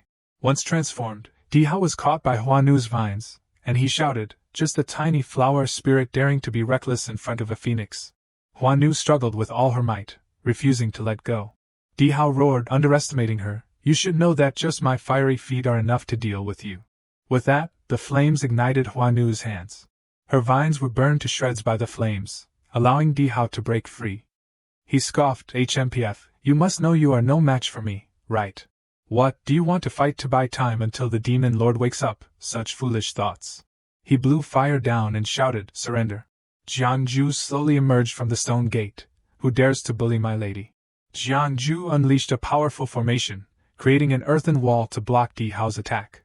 Both Dihao and Huanu looked towards the gate, thinking, Wait, is that really Jiangju? When did he enter the stone gate? Jiangju helped Huanu to her feet. Sorry for the trouble, you have suffered enough. Huanu thought in confusion, could it be that the white mist formation earlier was his doing? Dihao shouted from above, Who are you? Just a human cultivator, daring to meddle in our affairs. You must be tired of living. Huanu chuckled lightly and replied, Oh, does the young master want to know who this is? Then listen closely. This person is my master, the future husband of the demon lord, and now I present Hua Nu lifting Jiangju. Di Hao was left speechless with rage. So it is you. I will see what you can do to fight me. With that, he charged down, and Jiangju rushed forward. Leave this to me. Jiangju activated his technique, the 8 fierce 8 resounding, grant me divine might. Heavenly thunder, turned Di Hao from a roasted chicken into a microwave chicken. But this chicken is a fiery rooster, so he used the technique, heavenly fire. Jiangju countered with a combo, heavenly water, heavenly wood. She Elder and her crew, who had just submerged in the mangrove forest, thought to themselves, what kind of trick is this, could it be? He is the fated immortal, Jiangju asked. You are the Phoenix young master Di Hao, right? Let us put an end to this chaos. Naturally, being called out by the authorities made the fiery chicken hesitate for a moment. Jiangju summoned the dragon tail of punishment, startling Di Hao. He thrashed and screamed, What is happening? My body can't control itself. Get out, get out. Jiangju shouted slash. The blade came down swiftly, executing a perfect chicken chop, quick, beautiful, precise, without a shred of mess. She Elder was bewildered. What, the young master's cultivation has weakened countless times. Could it be the heavenly fate weapon? I must leave quickly and report this to that esteemed lord. Meanwhile, Jiangju was ready to end this battle. Then an announcement rang out, a warning, the host wants to dissolve the blood pact, sending shockwaves through Jiangju's people. The dragon tail punishment technique faltered and backfired slightly, causing Hua Nu to panic and shout, What is happening? Then a voice called out, Master, you have finally entered seclusion. Jiangju turned to see someone emerging from the stone gate, affectionately calling his name, Jiangju. Shanlan seemed affected by the breaking of the blood pact, saying, Look what trouble you have caused. Jiangju remained silent, while Hua Nu rushed over, exclaiming, Master, you have finally entered seclusion. Di Hao was stunned. What, the demon lord has entered seclusion. I must leave quickly. With that thought, he turned and flew away in a hurry. Shanlan was furious, trying to run away, are we? In the blink of an eye, Shanlan appeared right in front of him. Shanlan, stroking the chicken's head, demanded, Di Hao of the great wilderness clan, what gives you the courage to challenge me? Do you know I am the sovereign of the demon nation? I am the master of the heavenly demon. With a single move, she successfully dispatched the raucous fire chicken. Jiangju looked at the scene before him, feeling a bit bewildered. Shanlan slowly descended with the freshly hunted chicken, asking, Do you see clearly now? Do you think your childish tricks have any effect? Do you think you can survive in my grasp? Do you think you can escape from Tu San in this lifetime? But then she sensed a different aura. A hand from the heavens seized Di Hao and the cat. Shanlan recognized it. So, you want to take someone from my hands? Xiao Shanjun caught Di Hao, saying, Jiangju, do not worry too much. Jiangju, seeing a familiar face defending the wrong person, shouted in worry, Xiao Shanjun. Shanlan, furious, declared, You ignorant fool, this place is not one you can come and go as you please. Let me show you the consequences of provoking Tu San, her voice echoed as she chased after her prey. A few hours later, Jiangju was lounging in the depths of the Tu San hell, completely unaware of how Xiao Shanjun was faring. Suddenly, a slap across the face jolted him back to reality. With a bruise blooming on his cheek, Jiangju chuckled softly. Little fox spirit, if you have come, why not show yourself? Shan Ning appeared, fuming, You deceitful scoundrel. Jiangju feigned innocence, asking, Shan Ning, why such harsh words? Shan Ning retorted, You still dared to speak. That day, you said you wanted to go preach with me. But you deliberately led me to the mountain gorge, did not you? From the very beginning you tricked me, making me help you set up a trap to harm my sister. Jiangju patted his foxtail, saying, Who said I wanted to harm your sister? I am your brother-in-law, you know. Shan Ning scoffed, stepping aside. HMPF, sure Hua Nu has told me everything. You can't fool me. I am not that naive. Jiangju defended himself. I saved her life, and this is how she treats me, but I can't blame her. She already has a prejudice against me, thinking I am unworthy of your sister. Jiangju switched tactics. Little Shan Ning, that day I saved your sister, Feng Jian knew, and sure Hua knew, did not I, if it were not for me, your sister. Shan Ning pondered for a moment and replied, That is true. But then she jumped up, Wait, that is not right, why would my sister lock you up? Jiangju sighed in exasperation, gently explaining to the little one, Your sister is deeply in love with me, but alas, I have grand ambitions and am not swayed by romantic entanglements. She fears I might run away, which is why she locked me up. This can't be right, can it? As her sister, should not you help her steer clear of love and focus on greater matters? Shan Ning's mind conjured an image of her sister, the tyrant, playing a game of hide-and-seek with Jiang Ju. Frightened by her own thoughts, she hurriedly asked, "So, how should I help you?" Jiang Ju beamed. "Shan Ning, thank you for understanding human emotions so well. However, this requires a long-term plan. Now lean in close." Just as he was about to charm the little one, Jiang Ju suddenly sensed something and promptly shut his mouth. Huan Nu had appeared out of nowhere. She smiled and said, "Unlock the chains binding him." Jiang Ju smiled politely. "So it is you, Sister Huan Nu. How's your injury?" He thought to himself. "This lady really knows how to pick the perfect time to visit me." Huan Nu chuckled. "If I had not witnessed your abilities that day, I would have thought you were just an ordinary person." Jiang Ju rubbed his wrists and said, "Now that you have seen my skills, are not you afraid to unlock me, thinking I might run away?" Huan Nu approached and asked, "Master, you are the top fortune teller. Can you predict if the master will return to the mountain today?" Jiang Ju was taken aback. Huan Nu gestured invitingly. "By the master's command, I invite you to meet the master." As the two stepped outside, Jiang Ju noticed something. It was a chicken head and pig trotters hung up by Shanlan to dry. Jiang Ju thought, "Looks like the Great Huang clan is paying a much bigger price than I imagined to appease the Demon Lord. The Demon Lord truly lives up to the title. When they strike, it is for blood." Huan Nu smiled at Jiang Ju and said, "You need not fear, Master will not take a life lightly, unless that person no longer wishes to live." Jiang Ju clasped his hands together and coughed. "The Demon Lord is indeed formidable. I am in complete awe." Inside Huxian Hall, Shanlan asked, "Feng Jian Nu, you initially lost to me, and I had no intention of lingering. You voluntarily pledged your loyalty to me, swearing to serve me for life, correct?" Feng Jian Nu knelt below and replied, "That is correct, Master." Shanlan inquired, "Now that you serve as my sword, do you have any grievances?" Feng Jian Nu answered, "I dare not." Shanlan, irritated, huffed, "I see you are quite bold. Did you not wish to become a saint? Who exactly is this Master Jing?" Feng Jian Nu said, "Master, I realize my mistake. Master Jing seems to see through people's hearts. I was momentarily enchanted by him, putting the Master in danger. I am unworthy of life. I do not know Master Jing's true identity, only that elder she calls him Master and uses a false identity to give orders. However what he once said, Jiang Ju, you have ruined my plans, and he harbors much resentment towards Jiang Ju." Shanlan pondered, "So it is Jiang Ju again. It seems my future husband is indeed not simple." Huan Nu appeared to report, "Master, Jiang Ju has been brought here." Shanlan welcomed him in.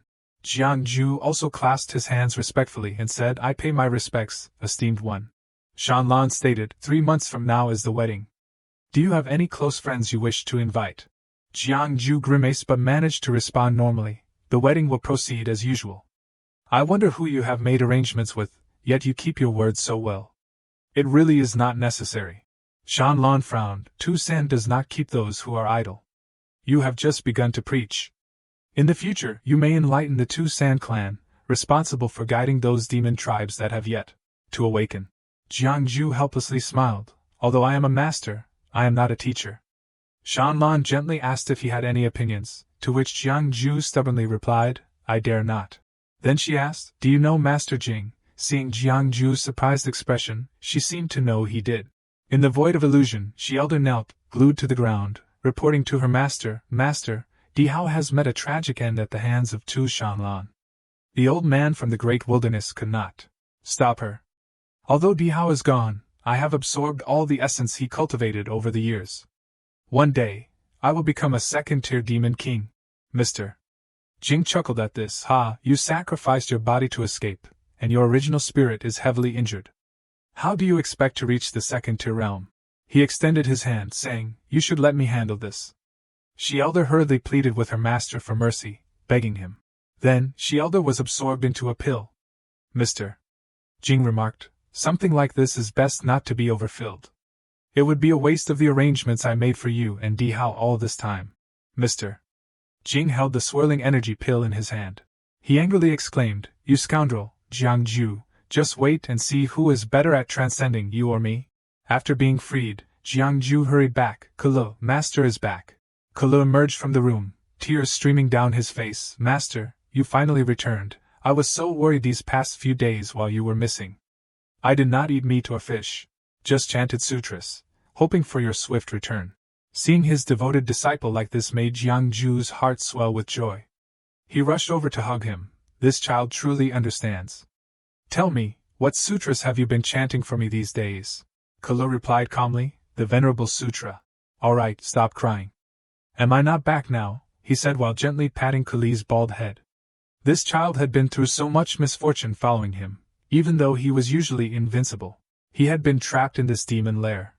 Kalu then thought about escaping from Tushan. The little monk felt happy about his master's identity. For the past few days, the little demons had been bringing meat and fish to serve him, so he saw nothing wrong with that. Kalu turned to ask, Master, if you could go outside, where would you go? Jiangju replied slowly, if I could go outside, of course I would. His expression suddenly turned serious. If I could escape, I would definitely find a place to focus on my cultivation first. Not to mention that Tushan Lan would be laying traps everywhere to find me, sending those powerful beings after me. Staying in Tusan is the safest option. Well, anywhere is fine. I, Jiangju, will just endure in this Tusan for now. When I have the power to tease Tushan Nan in bed and reclaim my position, then he. With a mischievous glint in his eyes, Kalu could only clasp his hands and lament. Oh, Master, you are thinking about those lewd things again. Remember, do not let lust cloud your judgment. The little monk is still young. Master, I must remind you of one thing. It is not good to underestimate others, especially that formidable nine-tailed lady.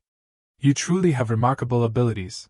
Jiangju felt a surge of indignation upon hearing this. One should not casually read the thoughts of others like that. At these words, Jiangju's gaze suddenly turned somber. Perhaps the day of lying above was indeed a distant dream. Meanwhile, in the Qin kingdom, many people were kneeling before a young woman, Qin Shao, the great princess of the empire. Long live, long live, long live. Qin Shao held 3 incense sticks and proclaimed, this prince overthrew the regime and established the great empire thanks to the guidance of a divine being, which allowed me to protect the livelihood of the people. Truly, it is a blessing from the heavens. Today, as the divine being has traveled, I have no way to repay this kindness, so I shall build a small temple this evening. The young woman, with a dignified appearance and exquisite beauty, Kim Nan Fuang Qiu, hoped that the great prince would remember the grace of the divine being. With that, Qin Shao bowed low, hoping for the divine being's continued blessings. Suddenly, a statue resembling Jiangju began to glow brightly. Over here, Jiangju felt something stirring within him. He sensed a surge of power returning, and Kalu, upon waking, remarked, finally, Master has awakened, were you not wanting to take a nap?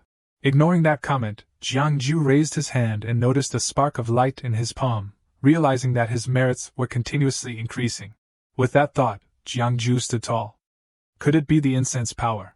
Damn it, who is worshipping us? After hearing about Jiangju's situation, Kalu lay down on the grass, feeling this was a good thing. However, Jiangju disagreed, saying, what do you understand? And where are my 2 card-playing buddies?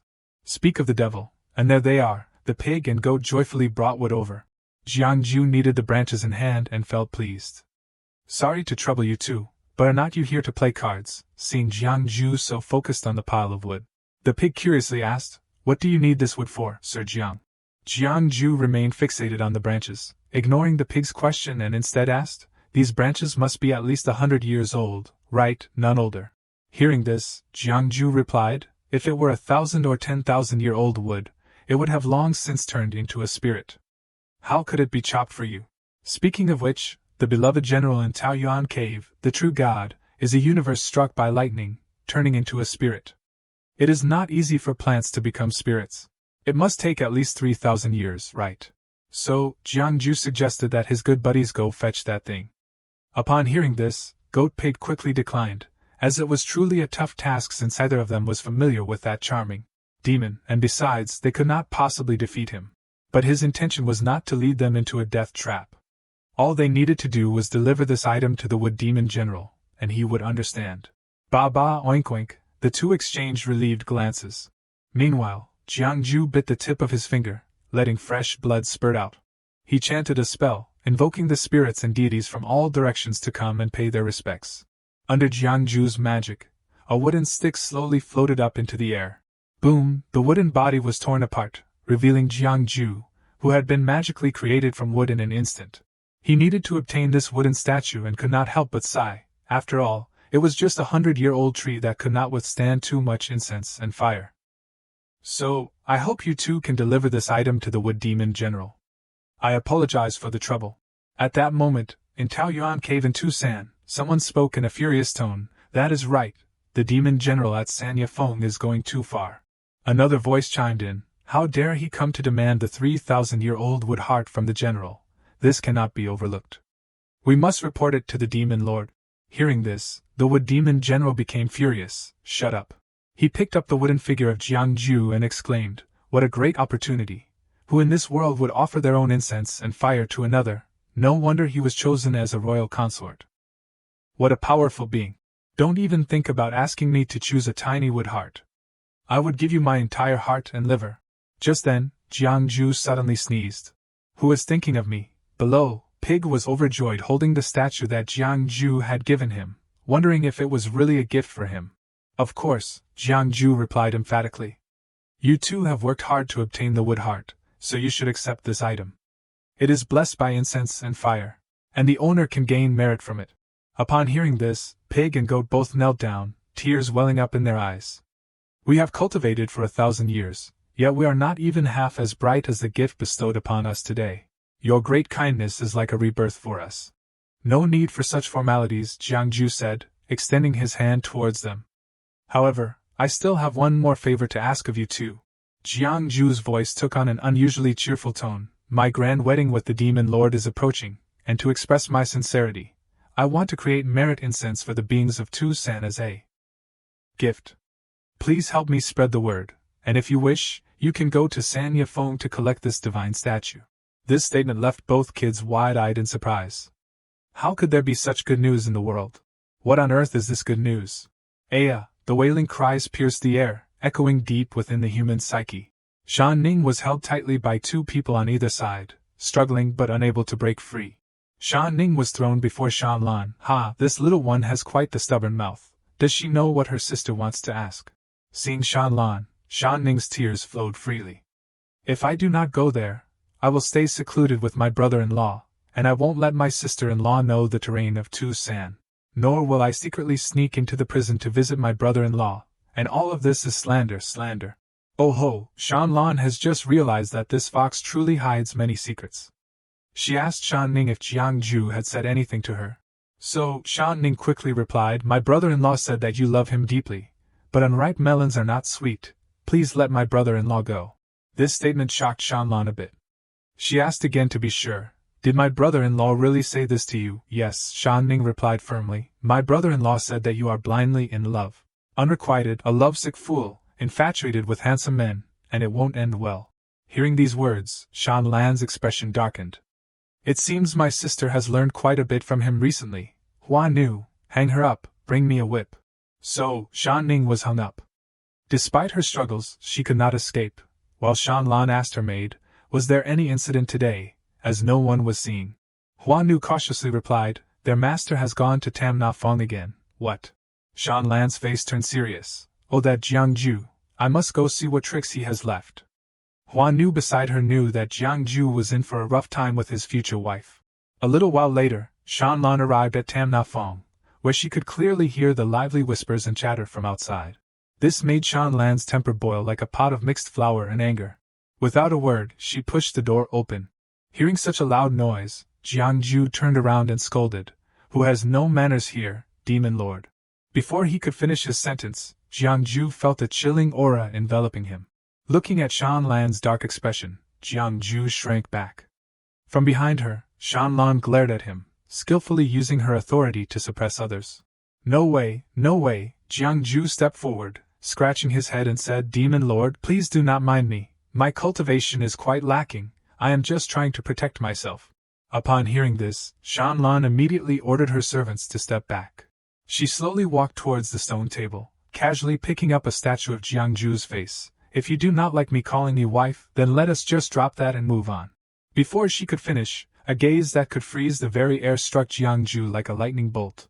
Ha ha ha, Jiangju was so startled by that look that his voice turned weak. You arrived just in time, I even have a gift for you. Hearing this, Shanlan maintained her indifferent expression. You are giving me a gift. Abracadabra, a gigantic statue of Jiangju appeared before her. Jiangju was overjoyed with his own gift, cheerfully saying, If I am not around, you can look at this and remember me. Twice interrupted before, but this time was different. He was ready to bolt, making Jiangju nearly jump out of his skin. Shanlan looked at him with a serious tone. Countless people have built brothels just to gather fragrant fire, even turning into monsters to fight for the essence of humanity. And yet you just hand it over to someone else. With that, Shanlan sheathed her sword. Feeling safe at last, Jiangju replied, How can you say I just handed it over? It is all just listed prices. Original fire is the collective will of the people. Receiving fragrant fire means accepting countless thoughts. My cultivation is too low to handle it. Simply put, he was in too deep and did not have a firm grasp on it. But there was one thing Shanlan did not understand. If that was the case, where did he get this fragrant fire? I do not know, Shanlan said, her eyes gazing into the distance. Rumor had it that in the land of the Qin kingdom, chaos reigned, and the new prince had rebelled, changing the kingdom's name. Now Jiangju realized that it turned out that the merit of this incense fire was brought to me by young Master Xiao, but she did good deeds, I have merit, if she did bad deeds. Of course it would also increase her karma. I have to check my future family or else I can change someone else's destiny at will. Let us not talk about that anymore. Let us get back to the main topic, Shanlan said, her heart racing as she looked at the sculpture before her. She stared straight at the wall and said, Giving me this is your way of trying to win me over. Simply put, Jiangju just wanted her to know they were not enemies. Looking at her fierce gaze directed at him, Jiangju stammered, Why do you treat me like I am a thief? Where did Jiangju find such fierce courage? He stepped closer to Shanlan, their eyes locking in a charged moment, and declared, Don't you see I am more trustworthy than Shi Huan knew or Feng Jian knew? Shanlan felt a flutter in her heart at that gaze. Her cheeks flushed as she shyly murmured, What are you saying? Jiangju continued, We are practically bound together as husband and wife. Who in this world cares more about the life and death of the esteemed one than I do? He looked straight into Shanlan's eyes, unflinching. This made the cool and warm-hearted Shanlan waver. Her face was now as red as a tomato. She softly asked, Why are you saying so much today? What do you really want? Jiangju hesitated a bit. Don't be so wary of me. Can't you help me lift the restrictions? Let me roam freely within Tucson. My lady, what are you doing? The atmosphere was so nice just a moment ago. My lady, please show mercy. I can't take it anymore. Oh, esteemed one, spare me, spare me. After enduring a torturous session both physically and mentally, Jiangju now sat in deep thought on the bed. Seeing him in such a pitiful state, Shan Ning beside him raised an eyebrow. Didn't you say you were well versed in the heavens and the earth? How could you not foresee this? It was humiliating, but Jiangju had no choice but to justify himself. Shan Ning, women are not to be hit. They are to be cherished. No matter how high my martial arts are, I won't strike a woman. This is what I have told you 1,000 times. I see my wife as my first love. Wow, Shan Ning thought, this brother-in-law is truly a good man. Even though I can't leave Tucson, now that my sister has lifted the restrictions for you, you can stay here. And I can keep you company. Suddenly, Jiangju's voice turned serious. Shan Ning, I need your help with something. Before he could finish, Shan Ning scolded him, You said that before, and I ended up hanging on the fox lightning for days. I promised my sister I would not help you with anything. Not helping? Oh no, Jiangju said, pulling out a bag of spirit stones in front of Shan Ning. Is this enough? Indeed, material wealth influences consciousness. Shan Ning happily agreed, Brother-in-law, just let me know what you need, and I will ensure your safety. Jiangju then pulled out a letter from the bag and asked Shan Ning to deliver it to the White Moon Lake. Also, could you find out how little Xianjun is doing since being brought to Tucson with me? Looking at the letter in front of her, Shan Ning felt a bit aggrieved. But what does a wealthy guy like Jiangju do to make someone suffer while working for him? After this, you won't be short on benefits, trust me. Jiangju pulled out a jade pendant. Keep this safe. Once everything is settled, use it to let me know. At this moment, in a castle floating high in the sky, Shanlan is playing Go with an old man. This character is named Lordine San, and he boasts a pair of extraordinarily long eyebrows. Suddenly, he jolted awake from an unexpected nap attack. He looked up at Shanlan with sincere apologies. Your Excellency, please forgive me. At my age, I tend to forget things. Where did I put that just now? As someone with both strength and power, Shanlan does not sweat the small stuff. Lord San, we were just chatting about Jiangju, the husband you snatched away, right? Shanlan held out a jade pendant, ready for action, as he needed this precious gem in that moment. Gazing at the jade pendant before him, Lord San remarked, holding the piece that his beloved had requested, that he really should have just handed over some cash to that old lady instead of taking this pendant all those years ago. But in the end, who would have guessed that the one holding this jade pendant would be a seemingly ordinary man, yet still larger than life? Suddenly, Shanlan gripped the jade pendant tightly, declaring with determination, Jiangju is anything but ordinary. Lord San realized that his esteemed master had fallen for the allure of the mortal realm. If you, my esteemed leader, make a call to action, I can only stand by your side, but there is a little twist. There is a line I just have to drop. Sure, let the illustrious Lord San take the stage. Your Majesty's successor, let us just let the little girl Shan Ning go. After all, the future offspring of the esteemed lord only carries half the blood of the beloved, and upon hearing this, Shan Lan's cheeks flushed with a playful blush. She turned away and said with a serious tone, tomorrow, Jiangju will arrive at Lingnai to teach. Make the arrangements. In the dark, shadowy forest at night, a familiar figure is sprinting swiftly. Jiangju was still half asleep. Was not it said that the beginner class would not kick off until tomorrow? Why the rush? If he kept this up, everyone would think his big sister sent him over. Shan Ning chimed in with a firm tone, and you could bet Shan Ning would never go back on her word. Shan Ning pointed ahead. The entrance to the blessed realm of the barrier could only be accessed by the true members of the Tu San clan. However, the treasure I possess can assist her brother-in-law, who is ready to sweep her off her feet. Hearing that, Jiangju scooped Shan Ning up onto his hip, and then, off they soared. As soon as Jiangju heard the word fly, he felt completely drained, like he had zero energy left in his tank. He turned away, hiding his fears like a magician concealing a trick, and I thought it might be wiser to head home for some beauty sleep. Tomorrow's adventure awaits. But since we have gone through all this trouble to get here, how could we possibly leave like this? Shan Ning transformed her body into a gigantic nine-tailed fox, carrying Jiangju on her back. On Shan Ning's back, Jiangju felt an immense thrill. Even before reaching the transformation stage, he had already learned some divine powers truly extraordinary. Being praised made Shan Ning puff up with pride. Of course, she was impressive. Jiangju sat on Shan Ning's back. As he gazed at the scenery before him, he could not help but be astonished. Before him stood a towering cliff with countless small caves. Shan Ning shouted loudly to the caves, "You all come out here." Suddenly, numerous pairs of eyes appeared, and they began chattering about how Shan Ning had brought back a human. Hey, finally Shan Ning is eating humans, she must be tricking us again. Where did she pick up this human? Jiangju broke out in a sweat upon hearing them. Shan Ning, hearing this, angrily yelled, "What nonsense are you talking about? I do not eat humans, this is my husband." In the next moment, countless figures rushed out from the caves. A group of fox spirits appeared, surrounding and curiously observing Jiangju. Shan Ning told them, "This is my brother-in-law, I already said I would bring him to meet you, and I am not lying." The fox spirits were skeptical, saying, "How can that be? He does not even have a tail. The husband of Our Lady must have 3 heads and 6 arms, breathe fire, and spit water. He should be an ancient demon with ultimate power." Jiangju was left dumbfounded. He quickly explained, "I am the fiancé of your lady. I assure you, I am the real deal."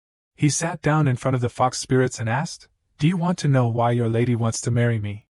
Well, let me take you back a long time ago." A long time ago, a fox spirit accidentally crossed the boundary between the human and demon realms into the land of humans. The fox spirit's eyes sparkled at this tale.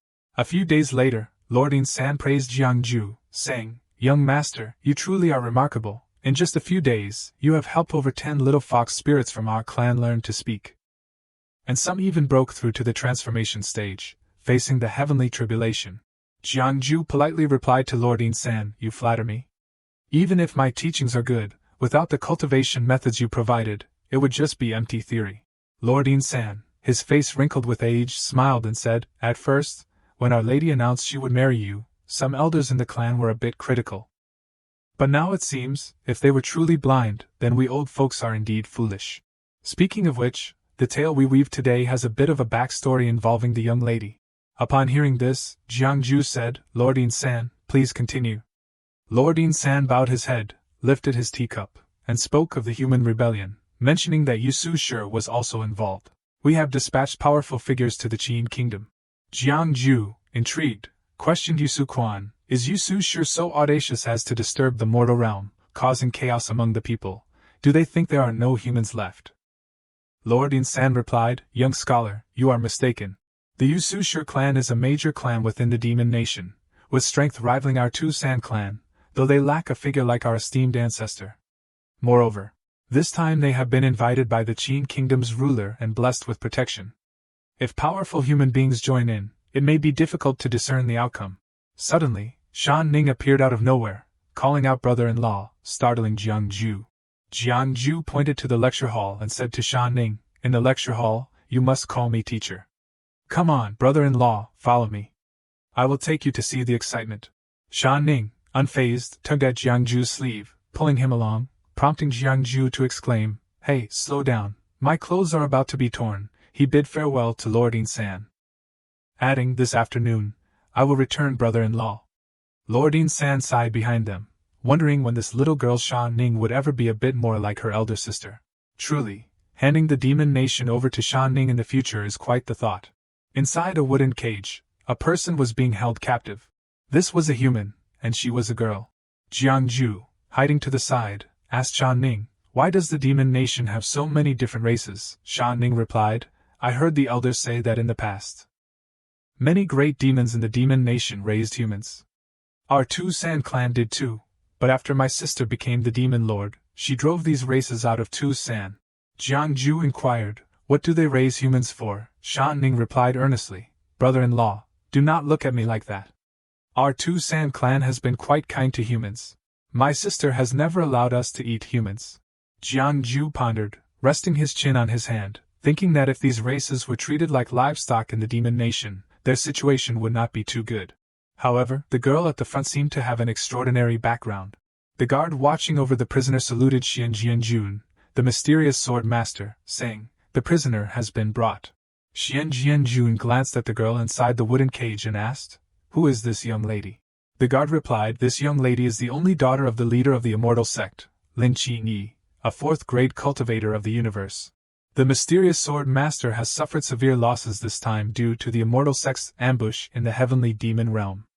My subordinates have failed, but it is not entirely a mistake.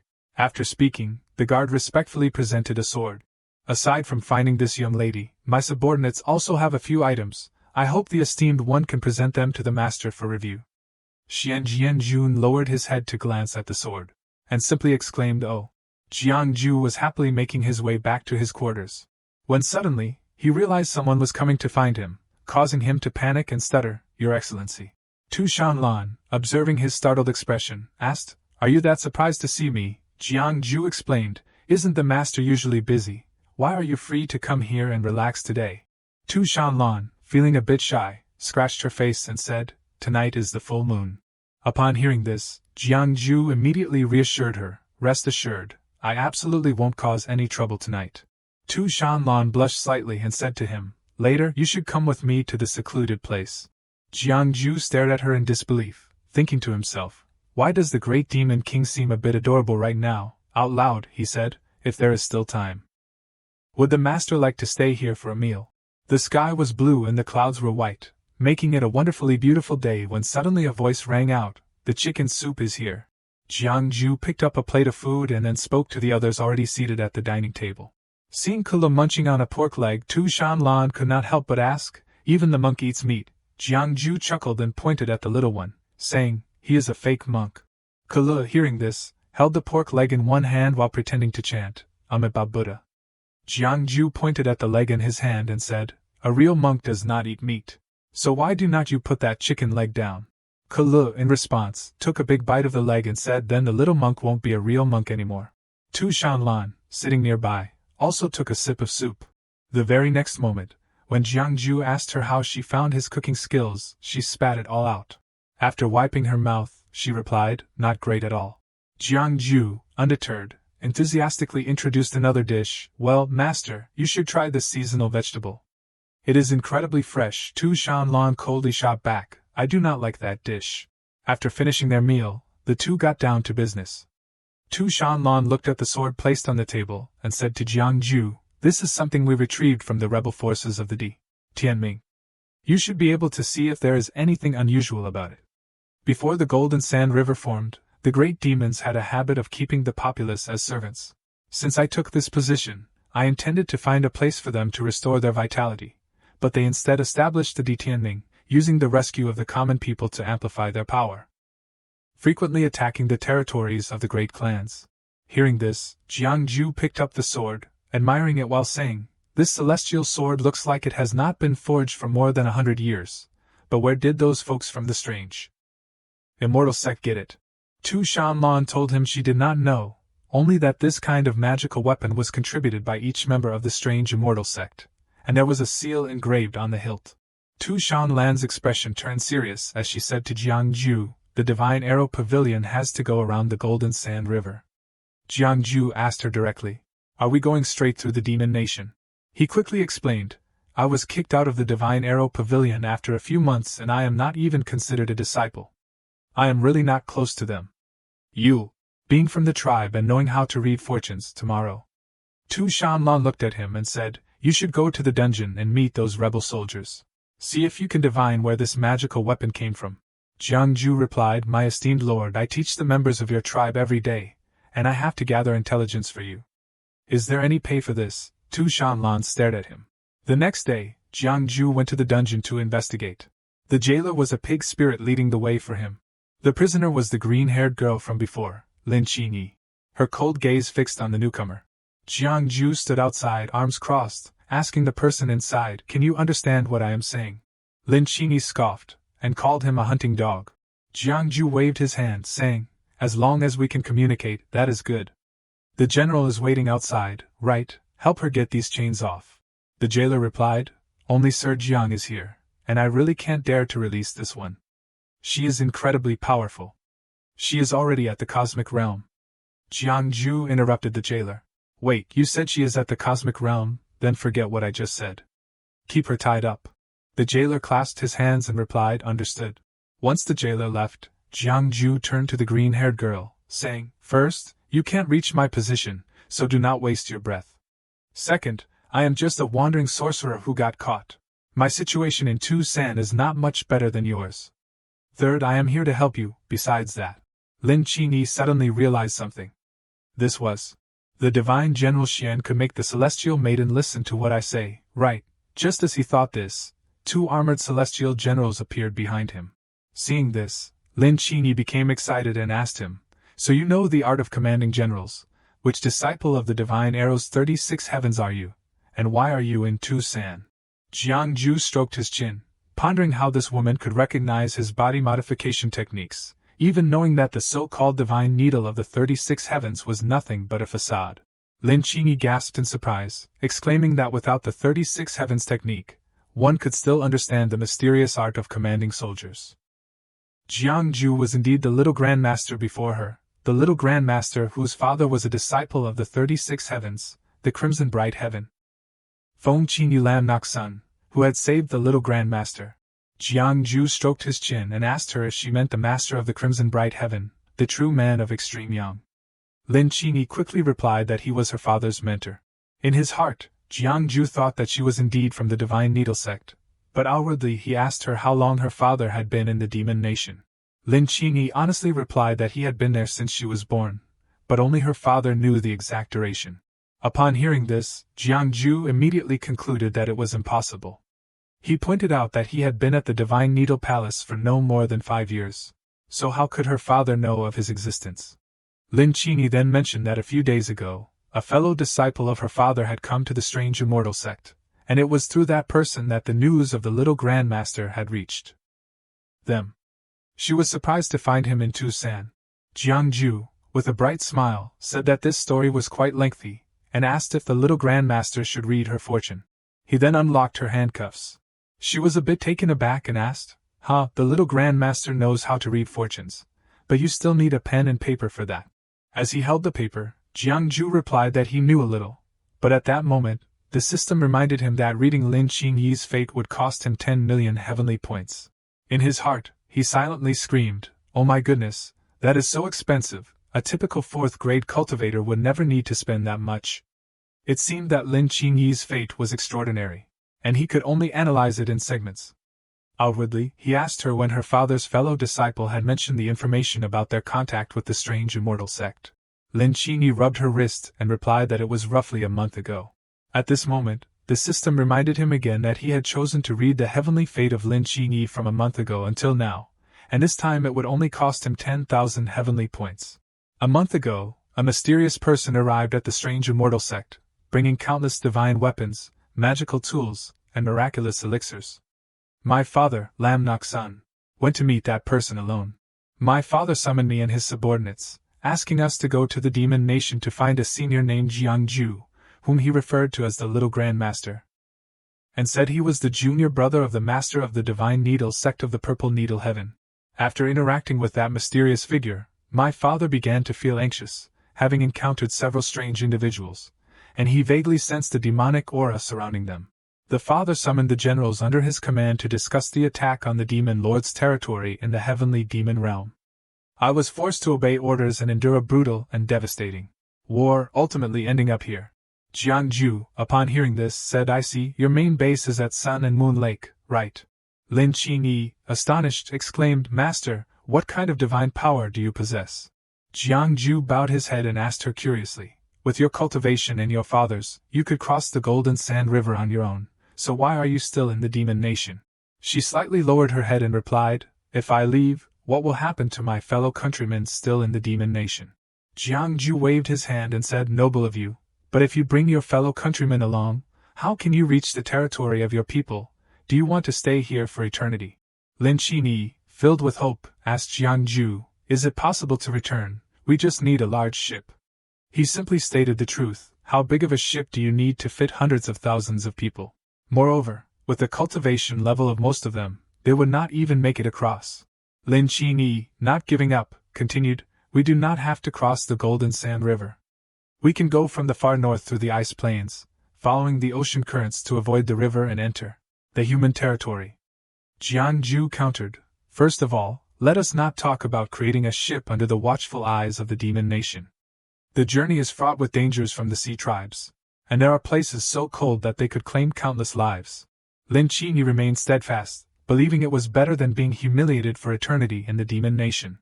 After their discussion, Jiangju returned to report to Tu Shanlan. Upon hearing his account, Tu Shanlan asked, you said the demon tribe is colluding with the alien celestial beings. Jiangju replied, although it is not certain, that mysterious figure might not be from the divine emissary palace.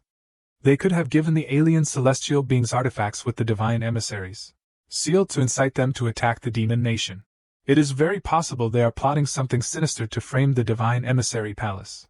Tu Shanlan inquired, didn't you say that mysterious figure was searching for you everywhere? If he could bring so many items into the demon nation, he must know a way that does not involve crossing the Golden Sand River. You could take this opportunity to escape. Jiangju's eyes sparkled as he thought, I do consider that, but whether that mysterious figure is friend or foe is still uncertain. For now, I should stick close to the esteemed lady. Outside, the great lord still does not trust me. After wandering for half my life, all I seek is a safe haven, and there is no place safer than beside the esteemed lord. Why would I leave? Tu Shanlan, hearing this, let out a soft huff and said, you talk too much. What do you think? Jiangju respectfully clasped his hands and said to her, leave Lin Qingyi to me so I can get to know her better.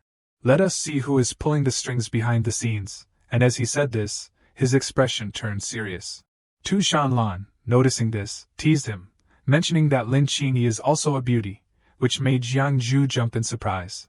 Lin Qingyi was quickly released and followed behind him, asking her young master, why do those demon generals show such respect to you, and why did you come to Tu San? Did you surrender to the enemy? Jiangju replied, I, like you, was captured and brought to Tu San. He sighed, adding, but I am also here for a marriage arrangement. My future bride is the demon lord of the demon nation, Tu Shanlan. Lin Qingyi asked, but young master, are not you at a disadvantage against the Shanlan team? Jiangju replied, although I have fought her before, unfortunately, I am still not her match. She lowered her head, pondering that even a celestial being like her young master could not defeat Tu Shanlan, indicating that this demon lord was far more formidable than she had imagined. Then she suggested, if that is the case, young master, why not just escape with us? Jiangju responded, I wish I could, but my strength does not allow it. I still have a few matters to handle in Tu San, but… He smiled and said, I can still help you get out. Lin Qinyi, hearing this, excitedly ran over to hug Jiangju's arm, asking, Young master, do you really have a way? Jiangju was taken aback and blushed. He blushed, thinking to himself that this little disciple had quite the figure. Suddenly, they heard a cough and looked down to see Kelu, the little boy, who said to Jiangju, Master, women are a disaster. Jiangju, seeing him, said, I heard you were called to see Tu Shanlan this afternoon. You were not scared silly by that demoness, were you? You can't just say whatever comes to mind. Kelu smirked and replied, Master, just remember, some things you should not say, and some thoughts might come back to haunt you. Jiangju, annoyed, tossed the little boy aside, saying, I do not believe in gods or ancestors. They can't control me. Lin Qinyi turned to him and asked, What were you thinking just now? Why did that little monk advise you not to think too much? Jiangju dared not speak the truth and could only vaguely reply.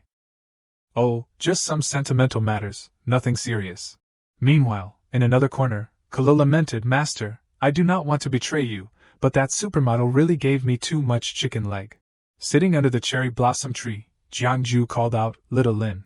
Lin Qinyi, hearing her name, looked up in confusion. He said, If you had to choose between your young master and the mysterious figure behind the scenes helping your celestial alliance, who would you choose?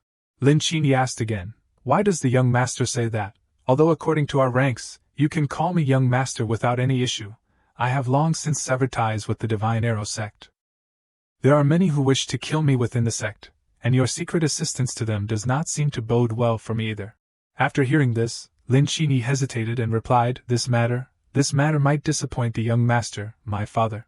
Just then, Jiangju interrupted, saying, Do not rush to speak. I truly cannot provide such abundant resources for your strange immortal alliance, but the conditions I propose are not something just anyone can offer. Beneath the Golden Sand River lies a secret passage connecting the two realms of humans and demons.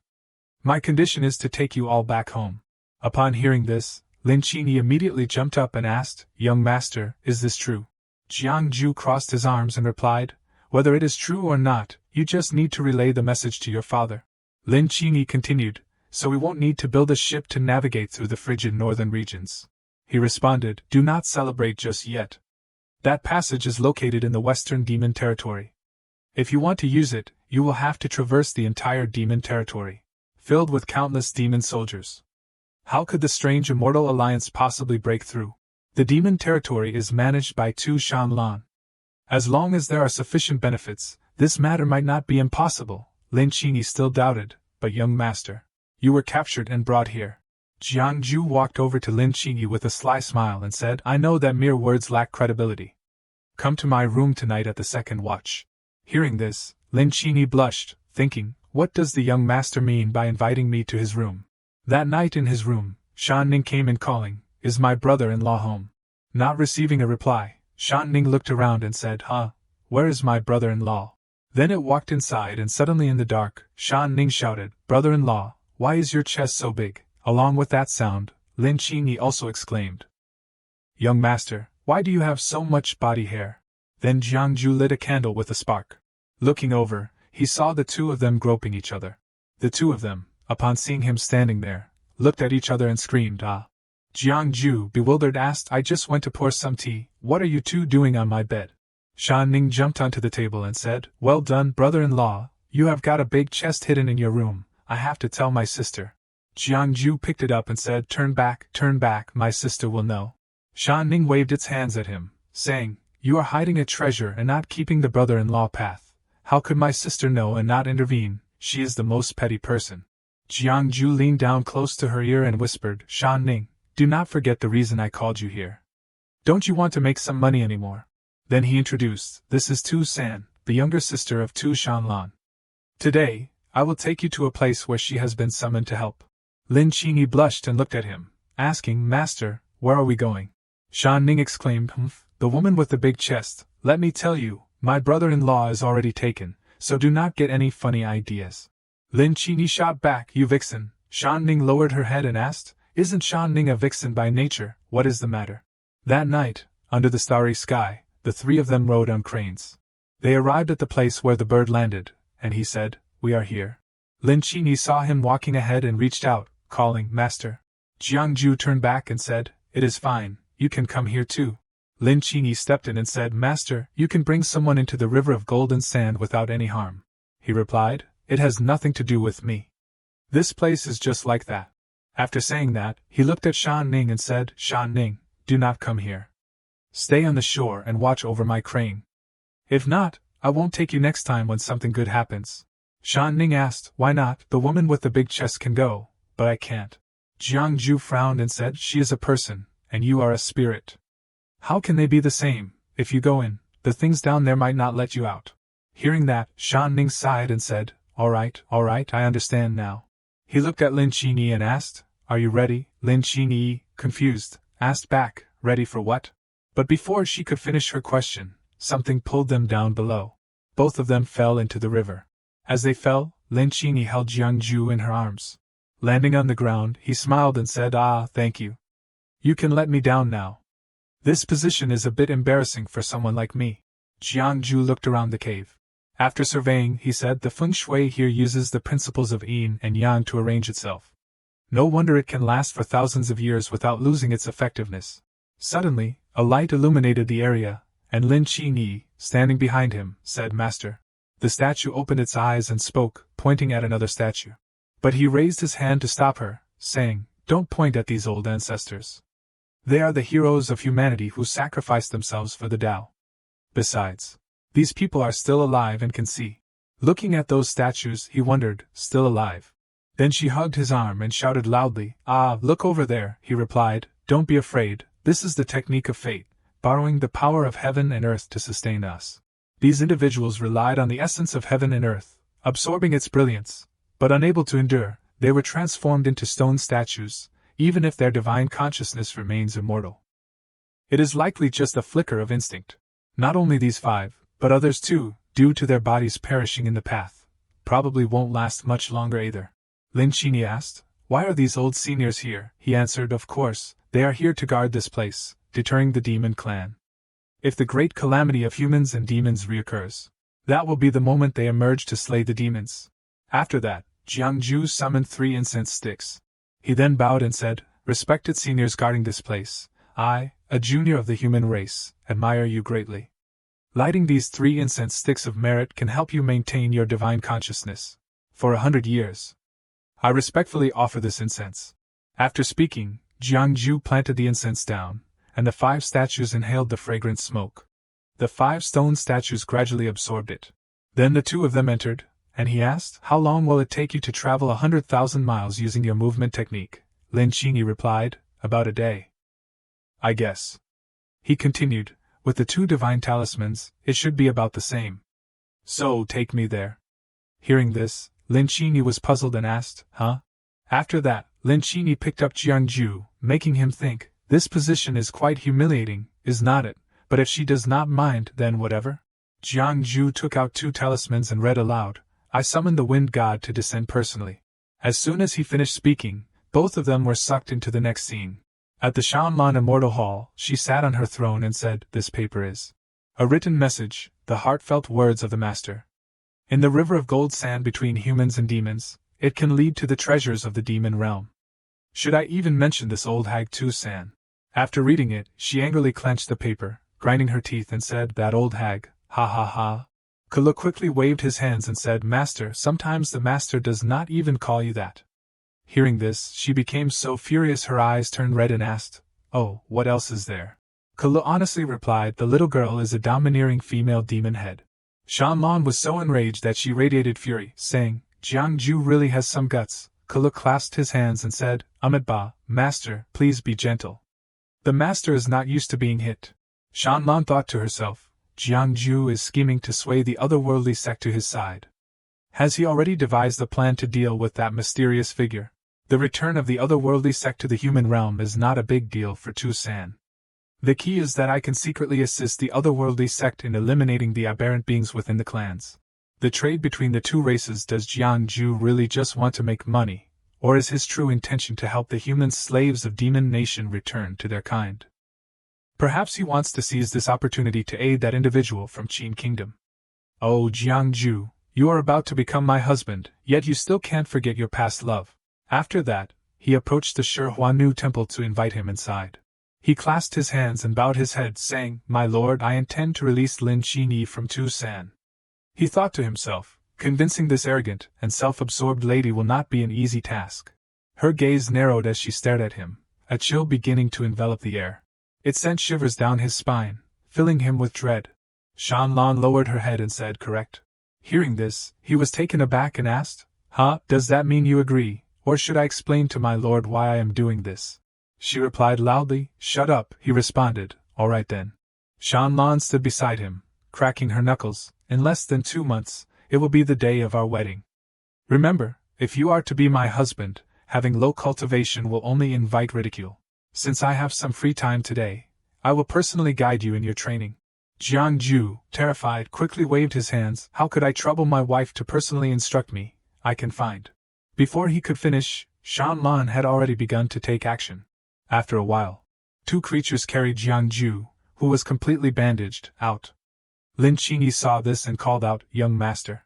Jiangju looked up and said, "Don't worry, I have convinced Tu Shanlan. She agreed to let you go." Hearing this, Lin Qinyi pouted, thinking, "Young master fought against the demon lord for my sake, yet had to pay such a painful price. I will definitely remain loyal to my young master." Seeing Lin Qinyi's determination, he thought to himself, "Don't let me down this time. I have already committed a grave sin." Then Lin Qinyi said, "Young master, do not worry. I will definitely persuade my adoptive father." A month later, the peach blossoms bloomed. Shihuanu stood beside him, reporting, "Master, most of the clans have returned the invitations, saying they will send envoys to attend the wedding. Only the Eastern Sea's 5 Immortal Valley and the Red Hua clan have yet to respond." Shanlan held the paper and read, "The envoy of the underworld demon king often traverses the Taoyuan cave, commanding the blood red wind to send forth orders to several tribes." Shihuanu bowed her head and asked, "Has the envoy for the Eastern Sea been chosen yet?" Shanlan replied, "Let us send that servant girl to fetch the sacred horn of the sea tribe to decorate my wedding room." After finishing her task, Shanlan turned and asked, "Speaking of which, Jiangju is resting today?" Shihuanu responded, "Yes, Sir Jiang is taking a break today." Shihuanu inquired, "Why does the master keep mentioning Jiangju lately?" Shanlan gritted her teeth and said, "Since there is nothing to do today, just call him here to discuss his cultivation." Shihuanu said, "Actually, master, there are still many affairs to handle today," but seeing your expression, she quickly replied, "Yes." After a moment of calling him, he arrived and asked, "Could you use a different excuse next time, my lord?" She immediately replied, "No." Jiangju said, "Well, I have been wanting to find an opportunity to meet with you, my lord, for the past 2 days. I want to." Before he could finish, Shanlan interrupted. "No," he said, "but I have not said anything yet." She replied, "There is nothing else except to change your guard to a female demon." Jiangju said, "In your eyes, am I like that, my lord? The main reason I came this time is that I want to visit Sun and Moon Lake." Shanlan leaned closer and asked, "What do you want to do at Sun and Moon Lake?" He replied, "In the demon nation, the only good friend I have is that old dragon god. I want to go out and visit my friend. If you allowed the guard to accompany me, that would be fine." She lowered her head and said, "No need for the guard to accompany you." He was surprised and wondered, is Tu Shanlan so clear-headed today? She continued. Jiangju quickly dismissed it, saying, "I will personally accompany you, my lord. To be honest, I do not really want to go. I suddenly remembered that the school is holding the monthly exam this month." But she ignored him and insisted, "Let us decide on this. We will set off in 3 days. At Sun and Moon Lake, Eastern Sea Mountain. In a house, 2 people were on guard.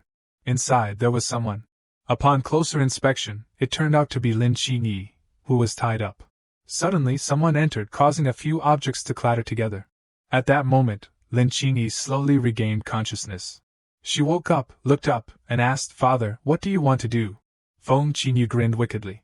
Lin Qinyi continued, "Did not you always say that your lifelong wish was to lead our people back to our homeland? Why do not we choose to stand with the young master?" As she spoke, she suddenly froze. "Father, you..." At that moment, Feng Qinyu's smile twisted even more. There are a few ghosts behind Feng Qinyu, chuckling, "Hee hee, does he call someone father? Why does not the servant remember this little sister, oh, third sister?" Why rush? We can just wait until her divine consciousness runs out, and then snatch this body directly. Why go outside at all? The third sister is eyeing this skin and is afraid we might snatch it away. Her mother's original spirit is almost depleted too. We can make our move soon. Once she has the body, what about you sisters? You still do not have one. Lin Qingyi, feeling uneasy, asked, what exactly are you? Feng Qingyu replied, shut up, I have not even asked about Jiangju yet. Who let you all out? If we delay our master's business, we will all be dead. Lin Qingyi shouted even louder, who are you? What have you done to my father? After her scream, the wound on her forehead began to bleed. Feng Qingyu continued, oh, do not get so angry. Be careful not to harm our body. It would be a waste after we provided you with so many resources. If that stubborn old man Feng Qingyu would just submit to my master, I would not have to risk taking over this old man's body. Her mother, seeing this, asked, why not let me take over her body? I could bring Jiangju along. I have heard he is quite handsome. Feng Qingyu shouted, what do you mean maybe? Jiangju is a destined being, untouched by evil. You ghostly creatures without bodies want to lay a finger on Jiangju. If you want to die, do not drag me down with you. Great lady, come here, this woman's body belongs to you. A shadow appeared and said, as you command. After that, the shadow slipped into the hole in Lin Qingyi's forehead. She cried out in pain and then collapsed. After a moment, Lin Qingyi, seemingly possessed, looked up and said, Mother, are not you going to let me go? The carriage was ready to set off. Jiangju sat with his arms crossed, letting the little fox spirit bounce with excitement. He said, calm down, do not hurt my eyes. It is just a trip outside, is it really that thrilling? Tu Sannin, excitedly looking around, replied, this is my first time out, of course, I am thrilled. Tu Sannin continued, brother-in-law, you are so nice to say you would take me out to play. Jiangju, still with his arms crossed, declared, of course, how could I forget you when I have something good? Jiangju then happily picked up Tu Sannin, saying, this time, it is not just about taking you out to play. We are also going to make a lot of money. Tu Sannin frowned and asked, brother-in-law, are you doing something behind my sister's back and making Shan Ning suffer? Jiangju immediately started to wail and whine, claiming that it was indeed slander. Oh Shan Ning, I never expected you to be such a sly fox. Tu Sannin, boiling with rage, rushed towards Jiangju and shouted, brother-in-law, do you think I am some gullible woman in your eyes? Jiangju flicked Tu Sannin's forehead and said, this person can't even transform into a proper human. How can she be considered a woman? Come here. Brother-in-law has some heartfelt words to share with you. From another carriage, Shan Lan's voice rang out, during this time, keep an eye on your master, if he has any unusual thoughts, report it immediately, do you understand? Kulu replied, master, what do you mean by unusual thoughts? While munching on a chicken leg, Kulu asked, does master often think about pressing you onto the bed, hitting your you know? Shan Lan angrily replied, it is those things he would not dare say in front of me, but he still has the auto fortress to do. Kulu responded, oh my Buddha, the little monk understands now, just like that full moon night before, when master cut off the tail of mistress to make a scarf. Upon hearing this, Shan Lan realized, no wonder my tail has been feeling chilly these past few days. Finally, they arrived at their destination. In front of them was a crowd waiting eagerly. It seemed that the crowd had been waiting for Shan Lan's carriage for quite some time. Shan Lan gradually lifted the curtain and stepped out. The sound of fireworks exploded in the sky as the crowd bowed respectfully, welcoming the Demon Lord, warmly greeting the Demon Lord to offer guidance. Shan Lan's expression was extremely serious at that moment. Shan Lan looked around and said, it has been a while since I visited Sun and Moon Lake, it is still as lively as ever. At that moment, Jiangju also cheerfully opened the door and stepped out. However, what greeted Jiangju were looks filled with deep resentment. Shan Lan approached the Dragon King and said, I have heard the old dragon god mention that this husband of mine is a childhood friend of yours, and by rights, he should be a distinguished guest of Sun and Moon Lake. Why do you seem to harbor such animosity towards my husband today? Upon hearing this, the Dragon King thought, calling him husband so naturally, this is quite close, yet not long ago at the Iron Gate, he was always borrowing my golden command to deal with Jiangju. It seems my old brother Kwang is quite formidable. The Dragon King stepped over to Shan Lan and said, Demon Lord, you may not know this, but in the past, our dear friend Kwang was incredibly enthusiastic at my place, casting lots for many spirits. There was not a spirit left cold, all wanting to know how they would meet their tragic ends, whether their wives were unfaithful, or if there were sibling rivalries. But Kwang, with his extraordinary skills, would always say that if something was going to happen, it definitely would. I can only blame myself for not paying attention. By the time I realized that all the Spirit Kings were pooling their resources to hire an assassin to take him out, Kwang had already packed his bags and left Sun and Moon Lake that very night. Jiangju, standing behind, overheard and chimed in, "Hey, I heard that, at this age, there is really no need to talk behind someone's back." And finally, the banquet inside the Dragon King's main hall began. Jiangju leaned over to pour wine for Shanlan and said, "My lord, these things could easily be done by someone else, yet look at Shi Huanu standing there, bored out of her mind." Shi Huanu, feeling the jab, puffed her cheeks, thinking, "You little brat, you are definitely asking for trouble." Shanlan replied, "Today, you are acting in the Kappa fortress of my husband, so if not you, then who else should handle such intimate matters?"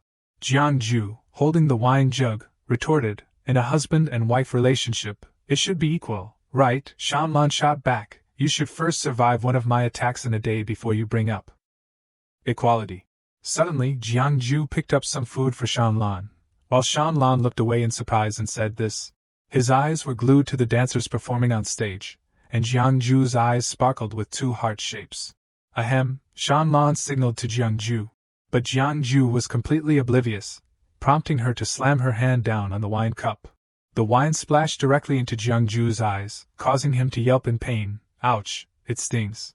The Dragon King, sitting above, looked down with amusement and said, "The affection between the Demon Lord and his husband is truly harmonious, making others envious."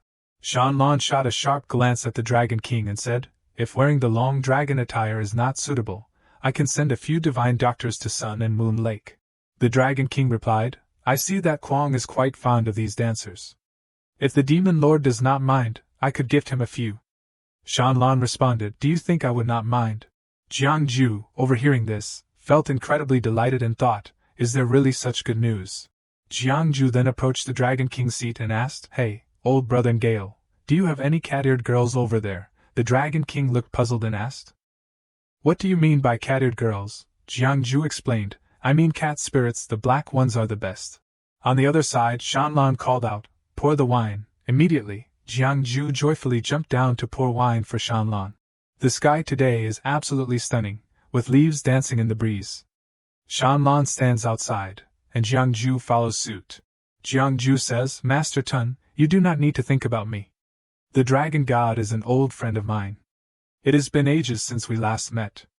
We are just preparing to reminisce about the good old days."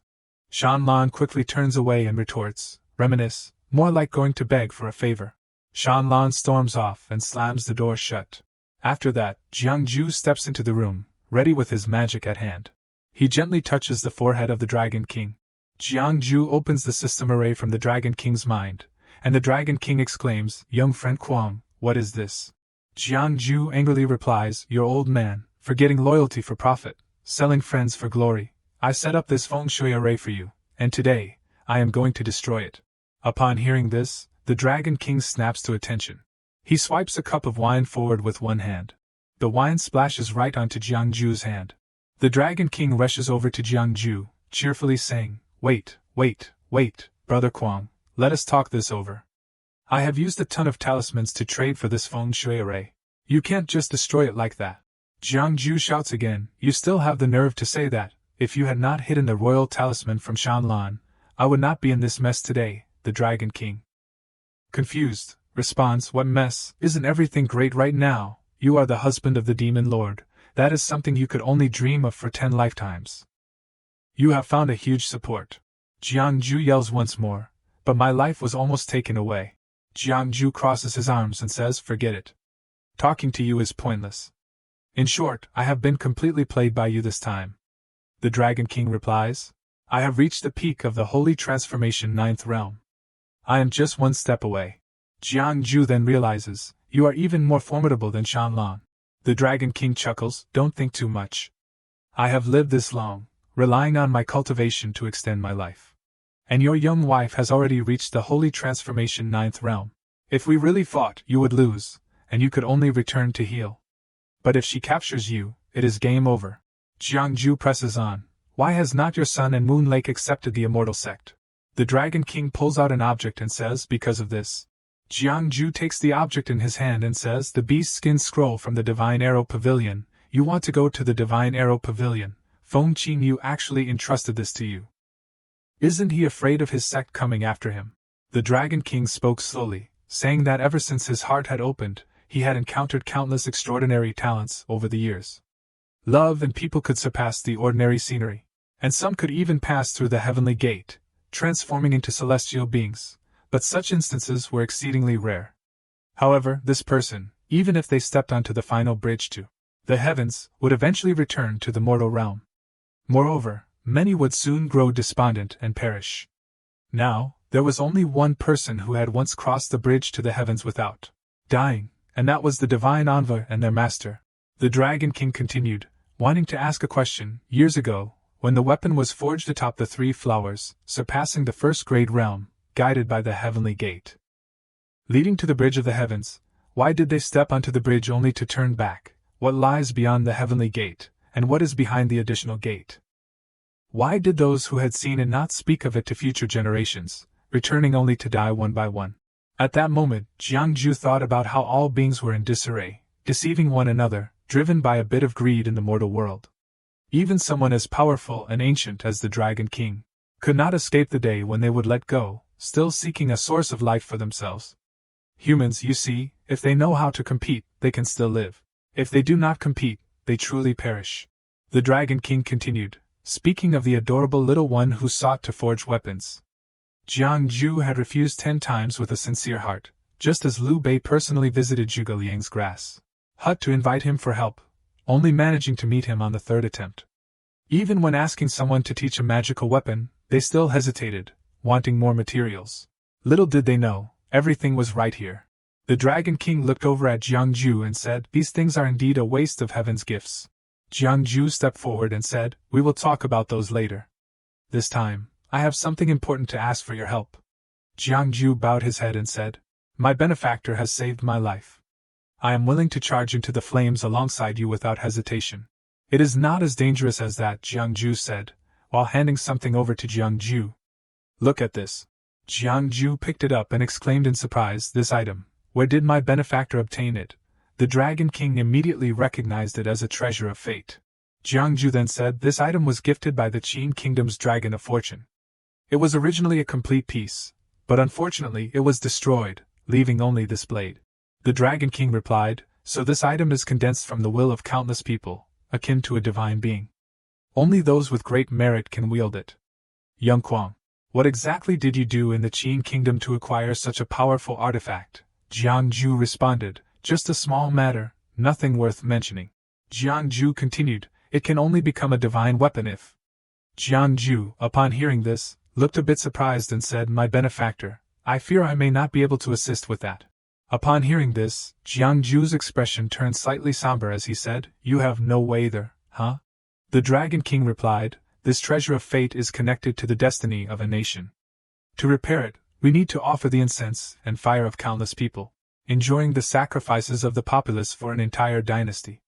Only then can we restore the divine powers of the past. The phrase incense and fire of countless people immediately conjured an image in Jiangju's mind of himself being revered by the masses. Jiangju then said, I still trouble you to teach me. That afternoon, the sun shone beautifully, casting a delightful glow over the serene scenery. Inside the main room, Qin Yi sat before a mirror, gazing at her reflection. Qin Yi, looking quite irritated, exclaimed, how infuriating, even after being possessed by the 3 origins, this wretched soul remains as stubborn as ever on the 15th of the 1st month, the 15th of the 7th month, and the 15th of the 10th month. With a long needle in her hands, Qin Yi's expression was one of utter confusion. Suddenly, she raised the needle high and plunged it directly into her own body, splattering crimson everywhere in a horrifying display. After that, Qin Yi collapsed onto the table. With a fierce glare and a furrowed brow, Qin Yi finally broke into a smile, saying, you little wretch, do you really think you can compete with me? Qin Yi stroked her chin and chuckled, Jiangju, do you really think he can save you? He is not even worthy of carrying my master's books. I say, Jiangju, why are you so worked up? Is he someone you fancy? Ha ha, you like him, but he might not even notice you. Don't worry, if I truly see you enjoying his company, it will be through this body of yours. Suddenly, a voice called out, "Young master, a letter has arrived from Sun and Moon Lake." Qingyi turned to face the door and said, "Let it in." It was a starry night, with the moon and stars illuminating the forest. As Feng Qingyu read Jiangju's letter, she remarked, "Jiangju wants to personally visit the immortal realm." Qingyi exclaimed, "Mother, this is a great opportunity. Jiangju, without Shan Lan's protection, is just an 8th grade cultivator. With a single breath, we could send him into oblivion." Feng Qingyu replied seriously, "A powerful dark force like Jiangju cannot be measured by mere cultivation levels. Moreover, our master is not here. This is definitely not a good opportunity to deal with Jiangju." The ghostly whisper suddenly emerged, saying, "Mother, big sister is right, Jiangju is just a small cultivator. Not to mention, with your strength, dealing with him would be as easy as flipping a pancake. Mother, this is an opportunity knocking at our door. Do not let it slip away, Mother. Every day you worry that the master might be in a good mood and grant us our bodies.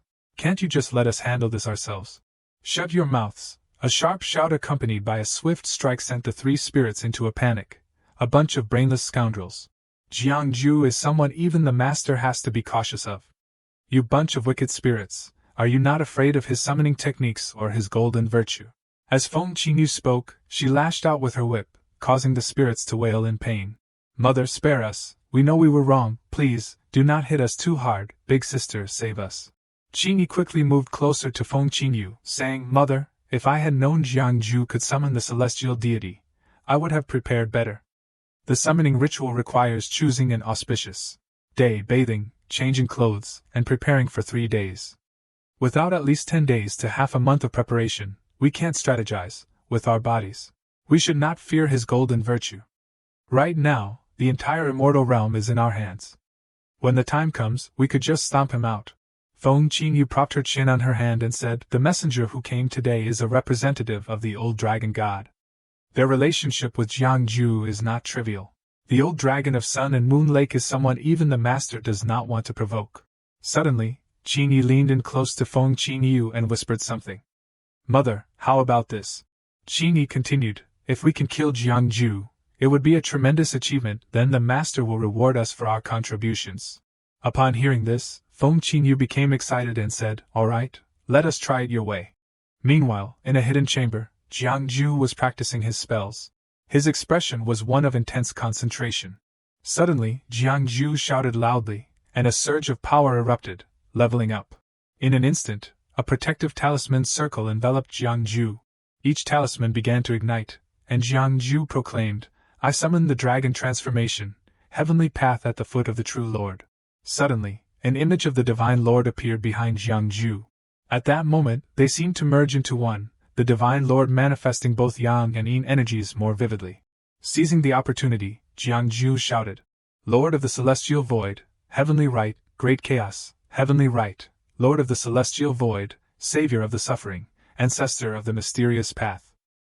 Bless the people of Great Chaos, thank you, may peace and tranquility prevail." Suddenly, all the power and genius launched an attack towards the furnace in front of Jiangju. The water inside the furnace surged, revealing the liquefied gem. Jiangju then raised his hand to his forehead. After that, he pulled out a golden thread from his brow. Without hesitation, Jiangju shot it straight ahead. Jiangju's power merged with the liquefied dragon gem from earlier. In no time, a sword materialized. The remaining power suddenly shot up into the sky with immense force. In the grand celestial chaos, under the bright moonlight, a voice echoed, "Infinite child of the true origin, the savior of the suffering." The Dragon King over here was utterly astonished, saying, "Is this how you summon the deity? This is not how you invite a god. Where's the ritual altar? Where are the offerings? This is clearly an announcement." Jiangju, on the other hand, was quite intrigued by the results he had created, saying, all right. Without saying more, Jiangju raised his hand forward. Instantly, the sword flew towards him, and Jiangju caught it perfectly. Jiangju then stroked the blade, feeling the powerful blue energy. The Dragon King bowed his head in congratulations, young friend, on acquiring a treasured weapon. Jiangju looked down at the hilt, and said, "This sword deserves a new name. From now on, you shall be known as the Great Chaos Sword," Jiangju said, looking at his sword with great satisfaction. In the night sky, a beam of light burst forth. Shan Lan, in deep meditation, sensed something unusual. Huan Nu beside her remarked, "The divine weapon has emerged. It seems the old dragon god's power has increased a level." "This divine weapon may not belong to the old dragon god," Shanlan said coldly. "Why would you say that, master?" Huan Nu asked curiously. "Didn't you hear the prayers of the countless people of Great Chaos?" Shanlan smirked. Then she suddenly remembered to ask, "What about Jiangju?" Huan Nu replied, "He is in the Yin Yang cave, I heard." At this moment, Huan Nu realized the true origin of the Child of the Infinite, the new Emperor of Great Chaos. Could it be that Jiangju has an unsavory relationship with the Empress of the People? Shanlan lightly tapped her fingers, commanding, "Send another wedding invitation to the Empress of Great Chaos." "Yes, I will obey." Huan Nu bowed in compliance. As Huan Nu walked away, she pondered, "Sending a wedding invitation, is Master jealous? No, surely Master wants to seize the opportunity amidst the human turmoil to meddle in their affairs. This time, the commander has a grand plan." In contrast, the cold and aloof Shanlan pouted in annoyance, wondering why Jiangju still had not arrived at the fairy realm. How foolish! Didn't he realize that if he did not want her to know, he could at least come up with a decent excuse to lure her elsewhere? Meanwhile, Jiangju stood frozen for a long moment. The Dragon King, filled with concern, asked if there was something wrong with the letter. "Well, nothing was technically wrong, it was just. I never expected that some people could be so straightforward in person but turn into a completely different character when writing letters," so Tsundere. Jiangju felt a whirlwind of emotions as he read the letter. Tsundere, the Dragon King, did not understand Jiangju's strange lingo, so he decided to let it slide, pretending he had not heard anything. Jiangju did not want to explain further and tucked the letter away. With a dark scowl, Jiangju crumpled the letter in his hands, thinking about how restless he felt at night, waiting for some kind of ghostly rendezvous. It was as if the little disciple of his was watching them. "I plan to make a trip to East Nai Mountain in the next couple of days," Jiangju announced. "The Demon Lord is still around. Is there any way to keep him from finding out?" the Dragon King asked, worry etched on his face for Jiangju. Jiangju rushed in, insisting that this trip was too dangerous for his benefactor to undertake personally. He should just send his subordinates instead. Jiangju raised a hand to stop him, stating that this was no small matter, and he should go himself. Bowing respectfully, he added, "If that is the case, I hope my benefactor can wait a moment."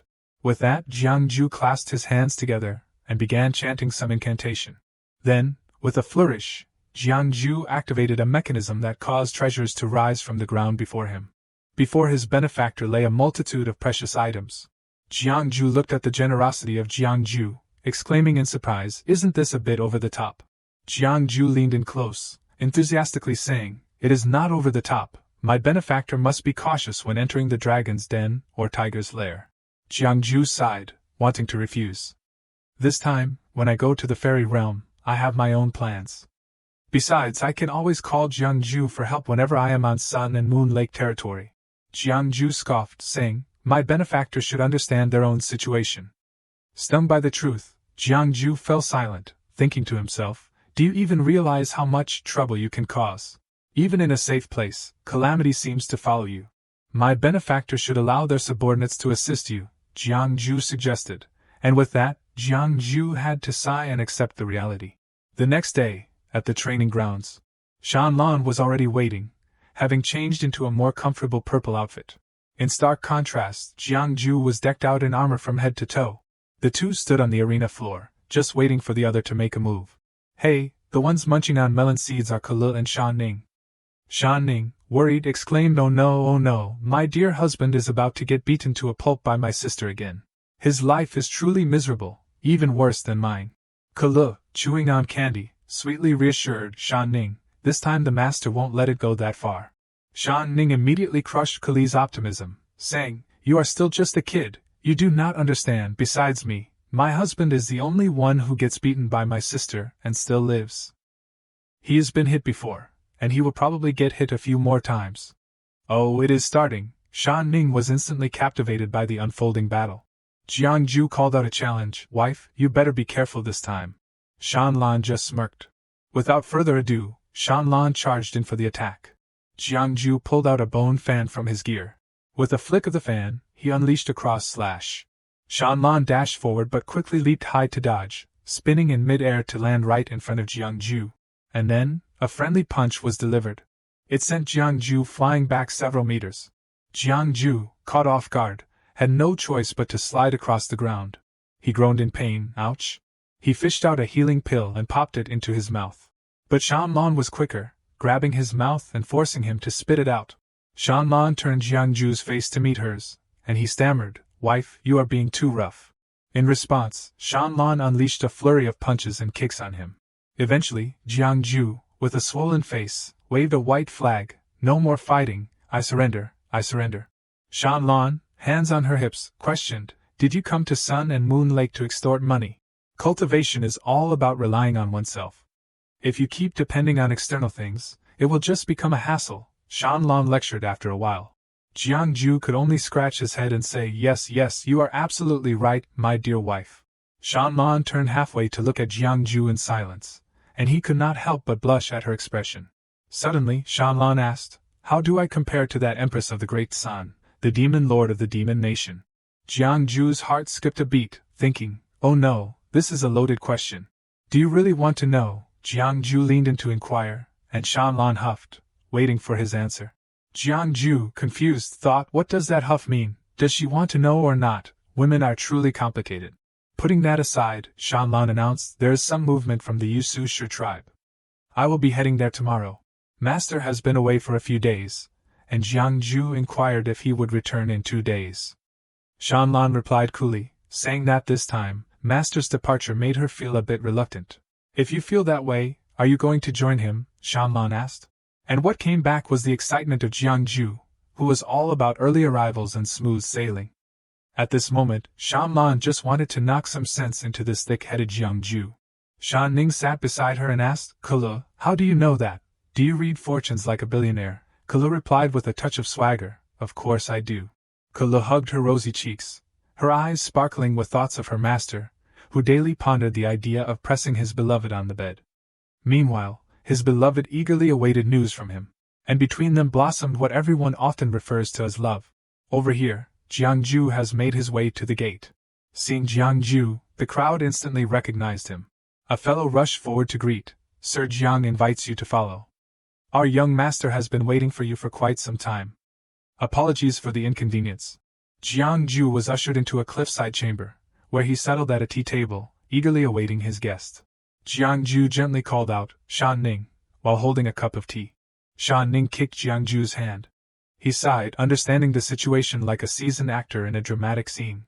To strut in like this, could it be that the mysterious figure is secretly aiding the immortal of the other world, or perhaps... At this moment, footsteps approached. Qingyi joyfully called out to Jiang Ju, the young master of the clan. In the spotlight, Jiang Ju's eyes sparkled with a watchful intensity. Qingyi paused for a moment, caught off guard. Jiang Ju's attitude did a complete 180, bursting with joy as he spread his arms wide to call out to Qingyi, "You clever little one." Jiang Ju wrapped his arms around Qingyi, but Qingyi screamed, his body going rigid. "What is going on? What is going on?" Jiang Ju anxiously asked Qingyi, who was in a state of turmoil. Qingyi pushed Jiang Ju away, raising a hand to stop him. "It is nothing, really. I just have not seen my young master for ages, so I am a bit too excited," she thought to herself, secretly cursing. What kind of creature is this? A good soul reincarnated 100 times can't compare to him, yet he radiates such powerful golden virtue. Young master also really misses someone who hugs him a little more. Jiang Ju still carelessly invited Qingyi. Qingyi, on the other hand, gasped in surprise. "Step back 3 meters before I dare to say, hold on, young master, I have something important to report to you." "What is the scoop?" Jiang Ju asked. Qingyi closed her eyes and let out a sigh of relief. But who would have guessed that Jiang Ju would suddenly wrap his arms around Qingyi? "All right, let us put everything else on hold for now. We will sort it out later. Oh, my clever little one, I have missed you so much." The power of Jiang Ju's good deeds radiated out like a dazzling spotlight. Qingyi felt like she was suffocating, cursing to herself, realizing that Jiang Ju was even more of a weirdo than she was. How could he possibly cultivate such dense golden merit like this? Qingyi was overwhelmed by the merit, collapsing onto the ground. "What is going on?" Jiang Ju looked at Qingyi in confusion. "Come on, young master, let me help you up." Jiang Ju reached out to assist Qingyi, but she reacted fiercely, backing away and insisting, "I can stand up by myself." After a moment, Qingyi still tried to keep as much distance from Jiangju as possible, bowing slightly and offering tea. Young master, you have had a tough journey, please drink some tea first. Qingyi smirked mischievously, thinking, no matter how skilled you are, Jiangju, your cultivation level is still low. Just let him drink this soul tea. Jiangju did not think much of it and picked up the teacup. As the tea neared his lips, Qingyi was extremely anxious and hopeful. But things did not go as she wished. Jiangju handed the tea back to Qingyi, saying, little disciple, is it really necessary to look at me like that? If you are thirsty, just drink it first. Qingyi was startled, raising both hands in refusal. I am not thirsty, please, master, you drink first. Jiangju raised the teacup to his lips again. Qingyi's anxious expression repeated itself. The tea has gone cold. Jiangju set the cup down without drinking. Qingyi wanted to curse him in her heart. You better have something to do. On the surface, Qingyi still smiled brightly, saying, then let me get you another cup of tea. Jiangju waved his hand in refusal, saying, forget it, I won't drink anymore. We should discuss the main issue. Qingyi gritted her teeth, cursing silently. Damn you. Jiangju asked, little disciple, how is the matter I entrusted to you? Qingyi replied, oh, I came to tell you that my father has agreed to meet you. Well then, let us go meet him. Follow me. Qingyi led the way with Jiangju trailing behind. As they stepped outside the cave, 2 guards respectfully greeted them. Hello, young master. Qingyi's eyes turned red as she glanced at the 2 guards. The eyes of the 2 guards also turned red. They had successfully fallen under Qingyi's control. Once Qingyi stepped outside, Jiangju followed, and the 2 guards raised their hands, ready to attack. One guard wielded a deadly aura, launching a sneak attack from behind Jiangju. Qingyi also held a deadly aura in her hand, ready to strike Jiangju at any moment. The 2 guards seized the opportunity to slash at Jiangju's back. Luckily, he managed to lunge forward just in time, only tearing his outer robe since he had a layer of armor underneath. The 2 guards charged at him again. Jiangju lightly pinched his fingers, blowing out a burst of flames that incinerated both guards. 2 people have fallen unconscious, and 2 spirits trapped inside are desperately searching for a way to break free. Qingyi leaped out from behind the bug, reaching out to siphon some energy, pretending to be worried as she said, young master, watch out. 2 unfortunate souls instantly withered away. Fresh blood gushed from the crown, as he fell to the ground, bidding a final farewell. Qingyi playfully approached to check on Jiangju, asking, hey, young master, you doing okay? Jiangju clutched his chest in mock terror, exclaiming, oh no. You scared me to death, good thing I am wearing this armor. Otherwise I would be in big trouble. Qingyi silently cursed him, saying, here we are, 9 of us, training for over 100 years, and we can barely snag a low-grade artifact. And then there is Jiangju, flaunting a high-grade artifact while only being at the 7th level of cultivation. Seriously. It is truly a waste of heavenly treasure. If we hand Jiangju over to Mother, this precious gem might just be. At this moment, Jiangju, feeling a bit lost, asked her, little disciple, what is going on here? Qingyi frowned and replied, Master, the situation has taken a turn. It seems that the mysterious figure wants to eliminate you. We do not have time to think this through. I will escort you out first. Jiangju immediately sprang into action, urging us to hurry along. But after just a few steps, he wobbled and collapsed, exclaiming, I can't take it anymore.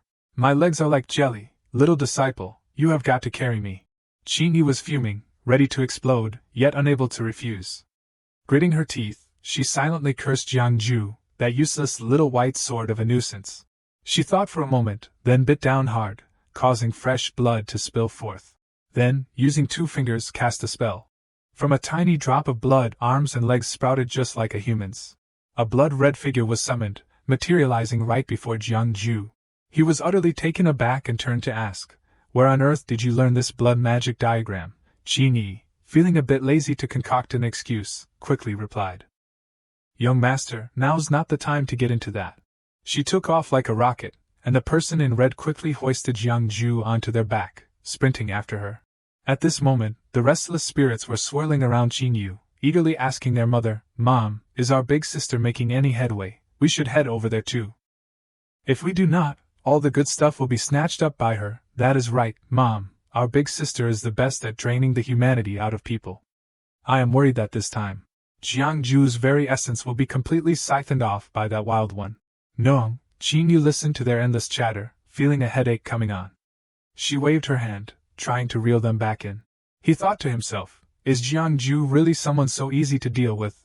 The master's methods are so formidable, yet he hesitates to act.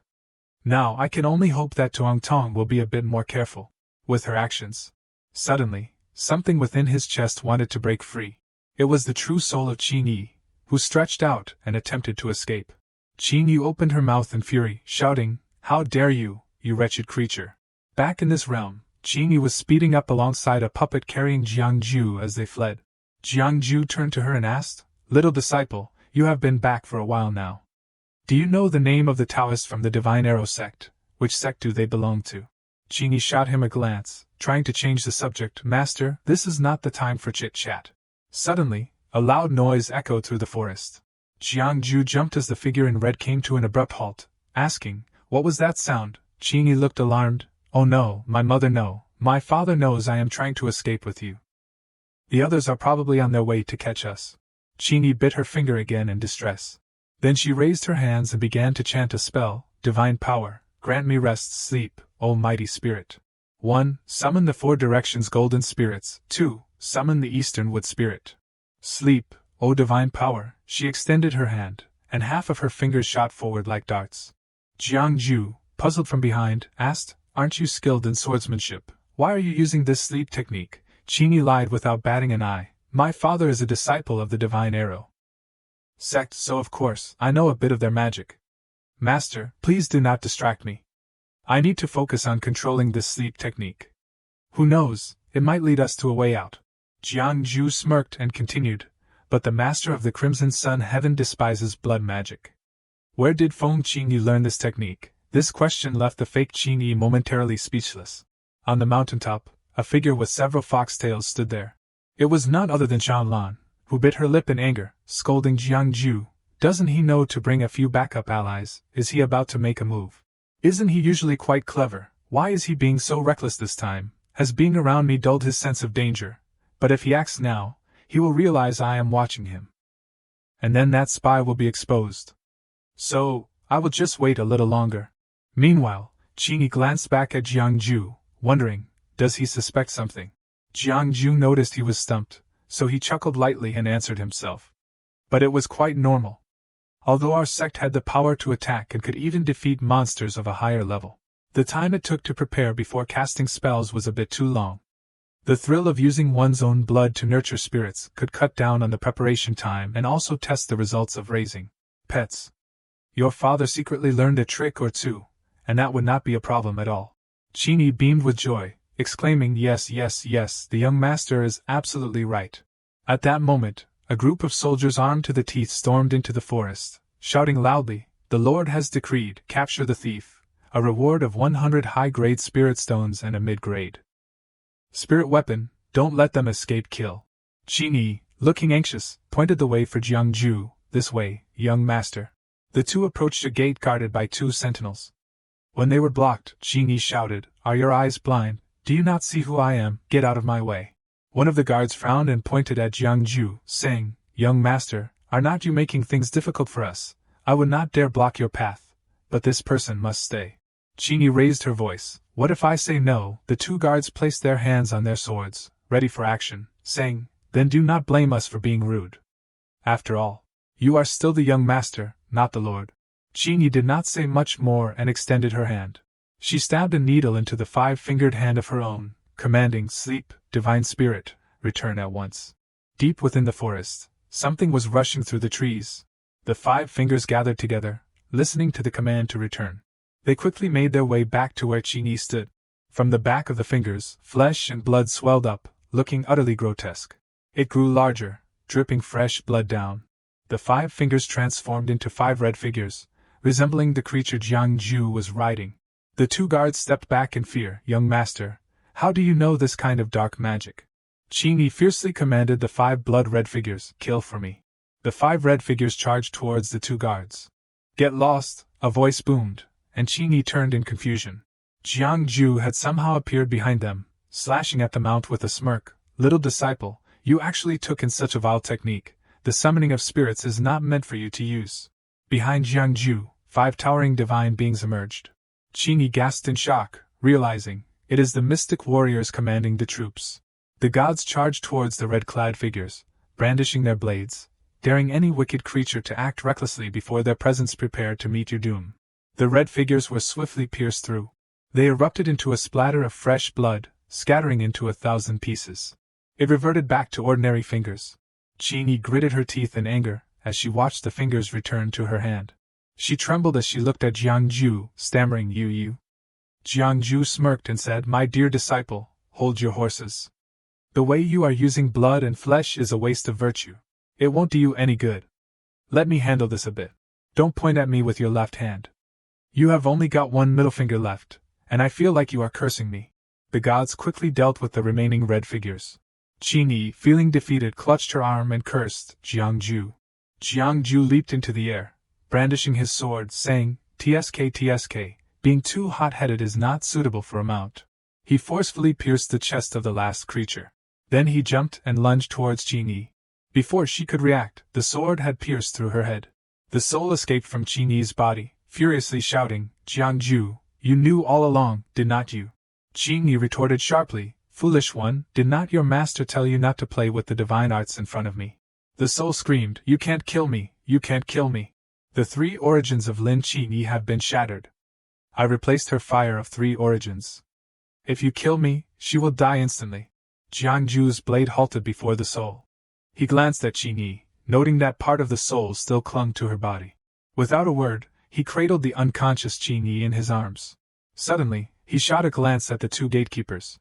Both were startled and stepped back. They saw Jiangju mumble something under his breath. Then, dust and debris flew everywhere, and he and Qingyi vanished without a trace. When they reported this to Qingyu, he roared in anger, "Gone, how could they just disappear?" The possessed guard replied, "My lord, it is true, he just vanished right before our eyes. Plus, it is rumored that Jiangju's sword is terrifying. It sliced the big sister right out of Lin Qingyi's body." Qingyu fumed, cursing, "That wretched woman had it coming. I warned her that Jiangju was not to be trifled with, yet she dared to entertain such thoughts." The guard seized the opportunity to stir the pot. "Mother, the 9 sons of the ghostly mother. The ghostly mother has not been vanquished. The 9 sons won't die. As long as mother is safe, the eldest sister won't be in danger either." Qingyu shouted excitedly, "I just wish that wretched girl would drop dead. It would be so neat and tidy. Now she has fallen into Jiangju's hands. I fear that at this point we are already tangled up in this mess. If Jiangju manages to escape, the mission our master entrusted to us will be in shambles. And if that happens, mother and I might as well perish at Jiangju's hands." He grimaced and summoned the few children who were still unaccounted for. He bellowed, "You all go find them for me. If Jiangju can't be found, then bring out all the members of the odd immortal sect for a slow execution." A little while later, in a village near the mountain, Jiangju, with Qingyi in tow, hid to the side, hearing the soldiers frantically searching for him. The leader declared, "If we can't find that human cultivator, our heads will roll. Hurry up, if he is not here, check over there." Jiangju pondered for a moment, then set Qingyi down, muttering to himself, "This won't do, there are too many of these muscle-bound brutes around, carrying her like this is not a viable plan." Shan Ning, standing nearby, scoffed, "Brother-in-law, you are too weak." Jiangju was taken aback to see him there. "Huh, how did Shan Ning end up here?" Shan Ning looked at him like he was a simpleton, asking, "Brother-in-law, what is wrong with your memory? Did you forget?" This story goes back 2 days. When night fell, Shan Ning was sound asleep in bed. Until someone yanked him awake, he jolted up in confusion. Shan Ning asked in a daze, "Brother-in-law, what do you want?" Jiangju replied sternly, "Shan Ning, I am taking you to do something." Shan Ning, frightened, asked again, "Are you taking me to run away with a guy?" "Brother-in-law, sister just left, this is not right." After hearing Shan Ning's recount, Jiangju finally remembered, chuckling awkwardly, "Oh, so that is what happened." Shan Ning shot him a glance, muttering, "I told you he was planning to run away with someone." Jiangju replied with a faint smile, "Let us not talk about running away for now, I have a mission for you." "Shan Ning, can you grow big like last time?" Without a second thought, Shan Ning immediately refused. "No way, I said I would only let you ride once." Jiangju pointed at the unconscious Qingyi and said, "I am not asking you to let me ride, I just need you to help me carry her." Shan Ning turned away, saying, "No way, I am the rightful heir of Tu San, and I won't be a mount for a mere human." Jiangju did not press him, stroking his chin and saying, "Well then, I guess I will have to think of a way to wake her up." Shan Ning curiously asked her brother-in-law, "When did you realize she was up to no good?" Jiangju replied, "From the very beginning." Shan Ning pressed on, "If you knew from the start, why did not you just take her out then?" Jiangju leaned closer to Qin Yi, explaining to Shan Ning, "Honestly, I did not want to get involved. It was just that I saw her trying to harm someone from the De Tianming. This stubborn little disciple of mine will definitely feel guilty for what she did once she wakes up. If that happens, it will be a real mess." Seeing him getting too close, Shan Ning angrily rushed over, tugging at Jiangju's sleeve. "Brother-in-law, what are you trying to do, taking advantage of someone in trouble? I need to go back and tell my sister." Jiangju did not say much. He pulled out 2 gems, and Shan Ning immediately bowed her head to nibble on them. "You keep going. I did not see anything." Jiangju did not respond, turning his head back. He fixed his serious gaze on the 3 flickering flames appearing on Qin Yi, silently cursing, "These restless spirits without bodies are really crossing the line. Using possession like this and ruining their own karma." Qin Yi's eyes slowly opened. She saw Jiangju standing just inches away, staring intently at her. Confused and shy, she thought, "What is going on? Why is the young master here? Didn't I get possessed? The young master is so handsome up close. What does he want? A kiss? What should I do? He is so powerful. I can't resist him, can I?" So she puckered her lips, waiting for a kiss. Jiangju raised his hand to cover her mouth, chuckling lightly, "Little disciple, have some self-respect." Qin Yi stammered, I thought it was about you, young master, this situation." Jiangju interrupted her, pointing at Shan Ning beside them, "I get it, but my sister-in-law is right here." Shan Ning then walked over to Qin Yi, loudly declaring, "Brother-in-law, she is awake, hurry up and take her out." Qin Yi turned pale with fear, thinking, "I just wanted a kiss, and now I might get chopped before I even get the chance. Is the Tu San family law really that strict?" Jiangju flicked Shan Ning's nose, reminding her, "What are you talking about chopping? This is the real deal." Qin Yi looked at Jiangju like he was her lifeline, thinking, "I can't believe the young master came all this way for me, risking himself to save me. It is so dangerous." She grabbed Jiangju's hand, sincerely saying, "Young master, you should not have come." Jiangju smirked, "Well, I am here now. Qin Yi, tell me what happened at De Tianming." So Qin Yi, with a sorrowful expression, began to recount, "After I returned to De Tianming, I lost consciousness after drinking a cup of tea, and then I was locked up in the dungeon." After spilling all the beans, she excitedly told Jiangju, the young master, that her father had also been possessed by them, and he really should not come here. "The demon immortal sect is extremely dangerous right now." Jiangju cleared his throat, his voice deep, saying, "Whether it is dangerous or not is up to me to decide." He glanced at his swollen hand, pouting, "Just loosen up a bit, poor kid, such overwhelming power." He quickly stood up, pointing the great Khan blade at Qin Yi, the little disciple, warning that this dark entity still lingered in her consciousness. She just needed to close her eyes and endure. For a moment, and it would be over. Qin Yi, utterly bewildered, still obeyed and stood still. Jiangju asked, "Do you trust me?" Qin Yi nodded yes. Then she felt something stirring within her. The lingering soul suddenly leaped out, wailing, "Immortal, spare me, immortal, spare me, I beg you to spare this humble one's life. I promise I will tell everything, I will tell everything." Jiangju replied coldly, "No need for you to answer. I will ask you, do you want me to read your fortune?" The soul froze, "Huh?" Jiangju pointed his sword at its throat, sneering, "Do you really think the 9 lives ghost mother, the mother of the dead, won't die? If I imprison your soul here and nurture my 5 sounds divine, how long do you think that ghost mother of yours can hold on without abandoning your dead ghost?" Shan Ning watched, biting her lip, thinking, "My brother-in-law is terrifying right now." The threatened soul trembled, saying, "Jiangju, do you really want to force me? Do you know if I die, this little disciple of yours will only become a wandering spirit? Can you really do that?" Unexpectedly, Qin Yi chimed in, "Young master, you do not need to worry about me. Killing that dark entity is the priority. At worst, I will just dissolve my cultivation path." Jiangju reassured her. "With the young master here, you won't die, just relax." The soul, frightened, began to wrestle with its thoughts. If it revealed its master's identity, the master would not spare it, but if it did not comply, Jiangju would surely make its life a living hell. The only plan now was Suddenly, it burst into tears. Mother, your daughter knows she was wrong. Your daughter knows she was wrong. Jiangju's blade sliced through the soul, which cursed, Jiangju, in my next life, I will definitely not spare you. He frowned, realizing something was off. The soul seemed to be trying to escape. Jiangju raised his hand, chanting a spell, 5 sounds, heed my command and imprison this soul for me. The 5 sounds immediately emerged, capturing that wandering soul. Jiangju sensed something approaching in the surrounding air. From the rocky wall, dozens more souls crawled out, rushing towards them. They laughed loudly, mocking, Big sister, why do you look so disheveled this time? Mother is really angry, Big sister is doomed, haha, calling her big sister. Once she comes back, she will be the weakest little sister. The souls gradually faded, but the ruckus continued. You scoundrels, Jiangju, I will never forgive you. Jiangju quickly leaned the unconscious Qin against the wall, calling out, Shan Ning, Shan Ning. Shan Ning dashed over eagerly. At that moment, the souls released a strange aura. It transformed into a binding thread, instantly ensnaring Shan Ning's body. They lunged greedily towards the subdued Shan Ning. This body is so beautiful. I will take it. No one can compete with me. Jiangju unexpectedly leaped in front of Shan Ning, blocking the souls from getting any closer.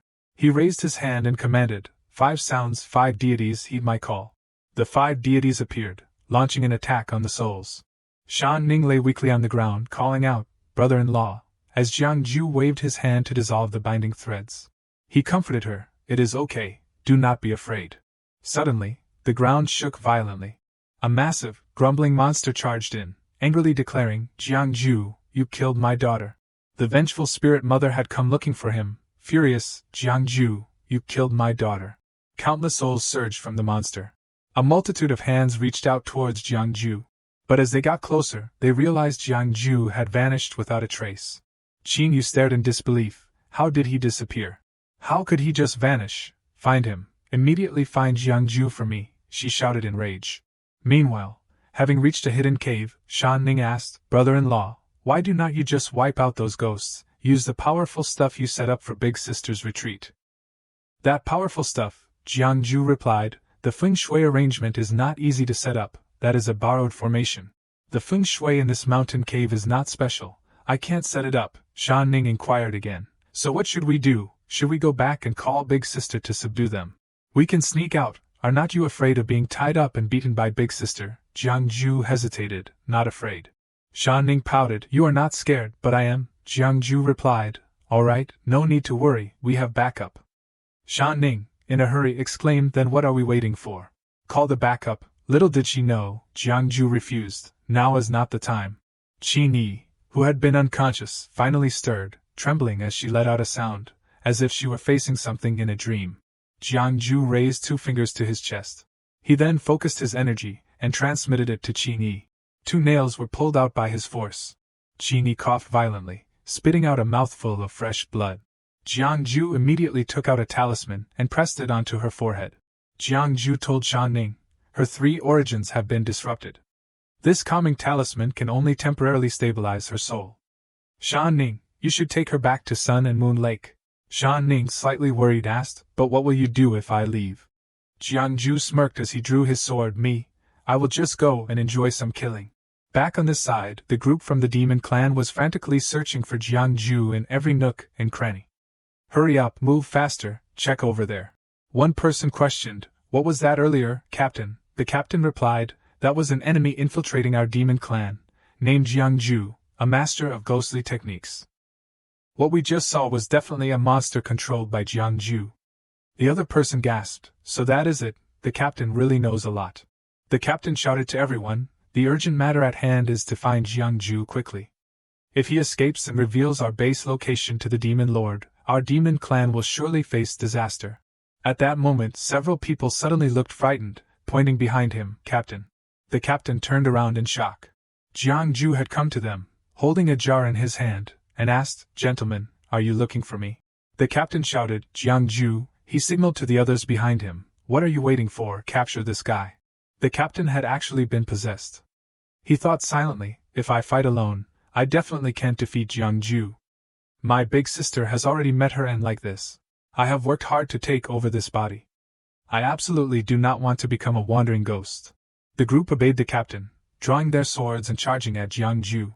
Jiangju, quick on his feet, leaped up, aiming to finish off Jiangju. You hunting dogs of the demon race, prepare to die. Jiangju suddenly puffed out his cheeks. He exhaled a stream of red energy, blowing the attacker away. The frustrated guy exclaimed, "Wow, that is quite the loud mouth." As he collapsed to the ground, unconscious, the others were furious. "He killed Brother Jiang, let us avenge him." Jiangju stood to the side, hands clasped, uttering a single word, "Start." 2 streams of green and red energy burst forth from the vial. The captain behind watched in panic as his team was engulfed by the energy, thinking, "What in the world is happening? What is this?" He realized the energy was also heading straight for him. In no time, it swallowed him whole. Jiangju swung his blade through the energy. He had suddenly lunged in front of the captain, who turned pale with fear. Jiangju circled behind, forcing the captain's soul out of his body. The soul, terrified, tried to flee. Jiangju did not hesitate, quickly pursuing it. He hurled his sword like a javelin at the soul. The soul was instantly pierced by the sword, letting out a scream of agony. Jiangju pulled a talisman from his chest. Then he asked the subdued soul on the ground, "Can you tell fortunes?" Seeing it did not respond, he shook the sword, causing the soul to cry out, "Please spare me." Jiangju asked again, "Can you or can't you?" The soul wailed, calling out for its mother, "Mom, Jiangju is here, save me." Jiangju stood up and commanded, 5 sounds heed my call. Instantly, they bound the soul tightly. Jiangju threatened it, "If you obediently follow me, I can help you avoid being controlled by the ghost mother. In the future, I can help you cleanse your ghostly energy. Becoming a spirit god is not out of reach." The 5 sounds chimed in, "If you do not comply, you will just be our meal." The soul, utterly terrified, quickly surrendered. "I give up, I give up." A voice boomed, "Then let us get moving." The talisman Jiangju had placed on the soul ignited. The soul's body gradually began to dissolve. A green mist enveloped it, and the soul screamed, "No, please, I was wrong, Mom, I know I was wrong." Jiangju frowned as he watched the green mist consume the soul. After it was completely obliterated, only a black orb fell to the ground. Jiangju walked over to pick up the orb. He felt a bit annoyed. The ghost mother had caught wind of him. Meanwhile, Qingyi was furiously shouting, "Jiangju!" The wandering soul that had possessed Qingyi could not help but chuckle. "Haha, it seems you are not the most pitiful one after all." Qingyi, fuming with rage, shouted, "Shut your mouth," she thought to herself. To bring the eldest back to life, she had already depleted quite a bit of her essence.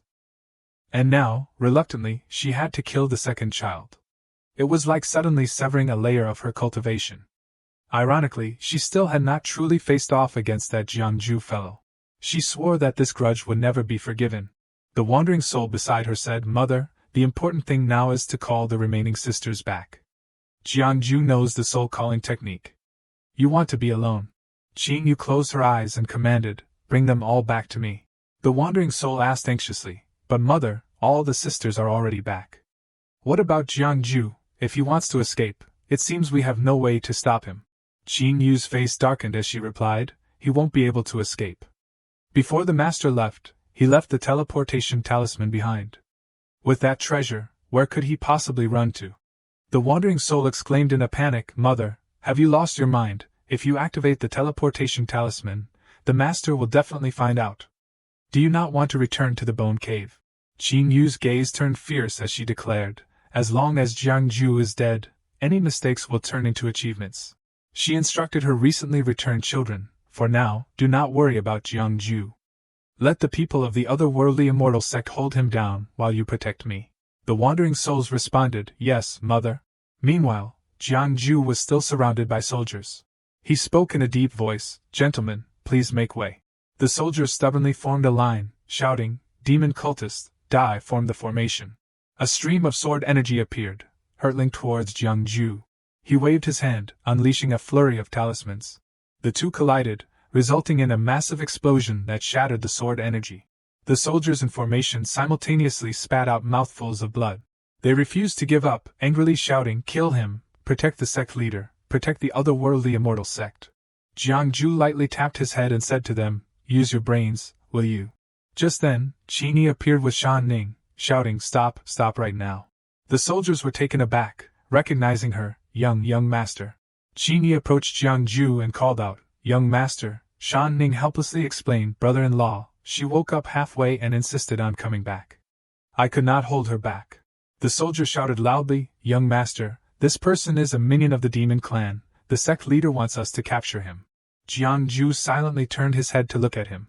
Qingyi stepped forward to confront them, asking who gave them the right to treat her young master like that. "He is my benefactor." The others looked confused, wondering what was going on. "Young master, what is happening here?" Qingyi explained to them, "I was possessed by dark forces, and without my young master, I would have long been taken over by a soul spirit. Not just me, but my father and my junior brother would have suffered the same fate. My young master is the elder of my father's sect. His cultivation level is not something you can comprehend. If it were not for my father and my dignity, do you really think you could survive this?" At that moment, the captain was helped over by another person, who said to everyone, "What the senior sister said is true. I was also possessed by dark forces. Haven't you all noticed how our personalities have changed so much these past few days?" One person frowned and argued back, "But the young master and the junior captain both have talismans on their heads. They could also be under the influence of this dark magic, so do not believe them." Qingyi shouted back, "This is a soul-binding talisman. The dark forces have harmed my 3 origins. Without this talisman from my young master, I would have lost my soul." The person replied skeptically, "How can this be proven?" Qingyi hesitated, unsure of what to say. At that moment, Jiangju stepped forward and spoke up, "Your leader has yet to show himself. Is there still no way to prove it? If you still do not believe, let us go meet your leader together." A few minutes later, everyone headed to meet Qingyu. Jiangju asked Qingyi in a low voice, "We have come this far, why are we turning back?" Qingyi smiled and said, "This is originally a matter of my immortal sect. If my young master is willing to help, I would feel guilty. Even if I can help my young master a little, that would be great." Jiangju asked with concern, "Are you okay?" Qingyi replied, "For now, there is nothing serious. My young master's talisman is very effective." "Young master, thank you, I will repay this kindness," Qingyi said. Jiangju nodded in agreement, "Good, remember to repay it." Qingyi was taken aback by the response, "Should not you be politely saying it is unnecessary?" Suddenly, thunder and strange vines appeared from the mountain. Jiangju thought in shock, "What is happening?"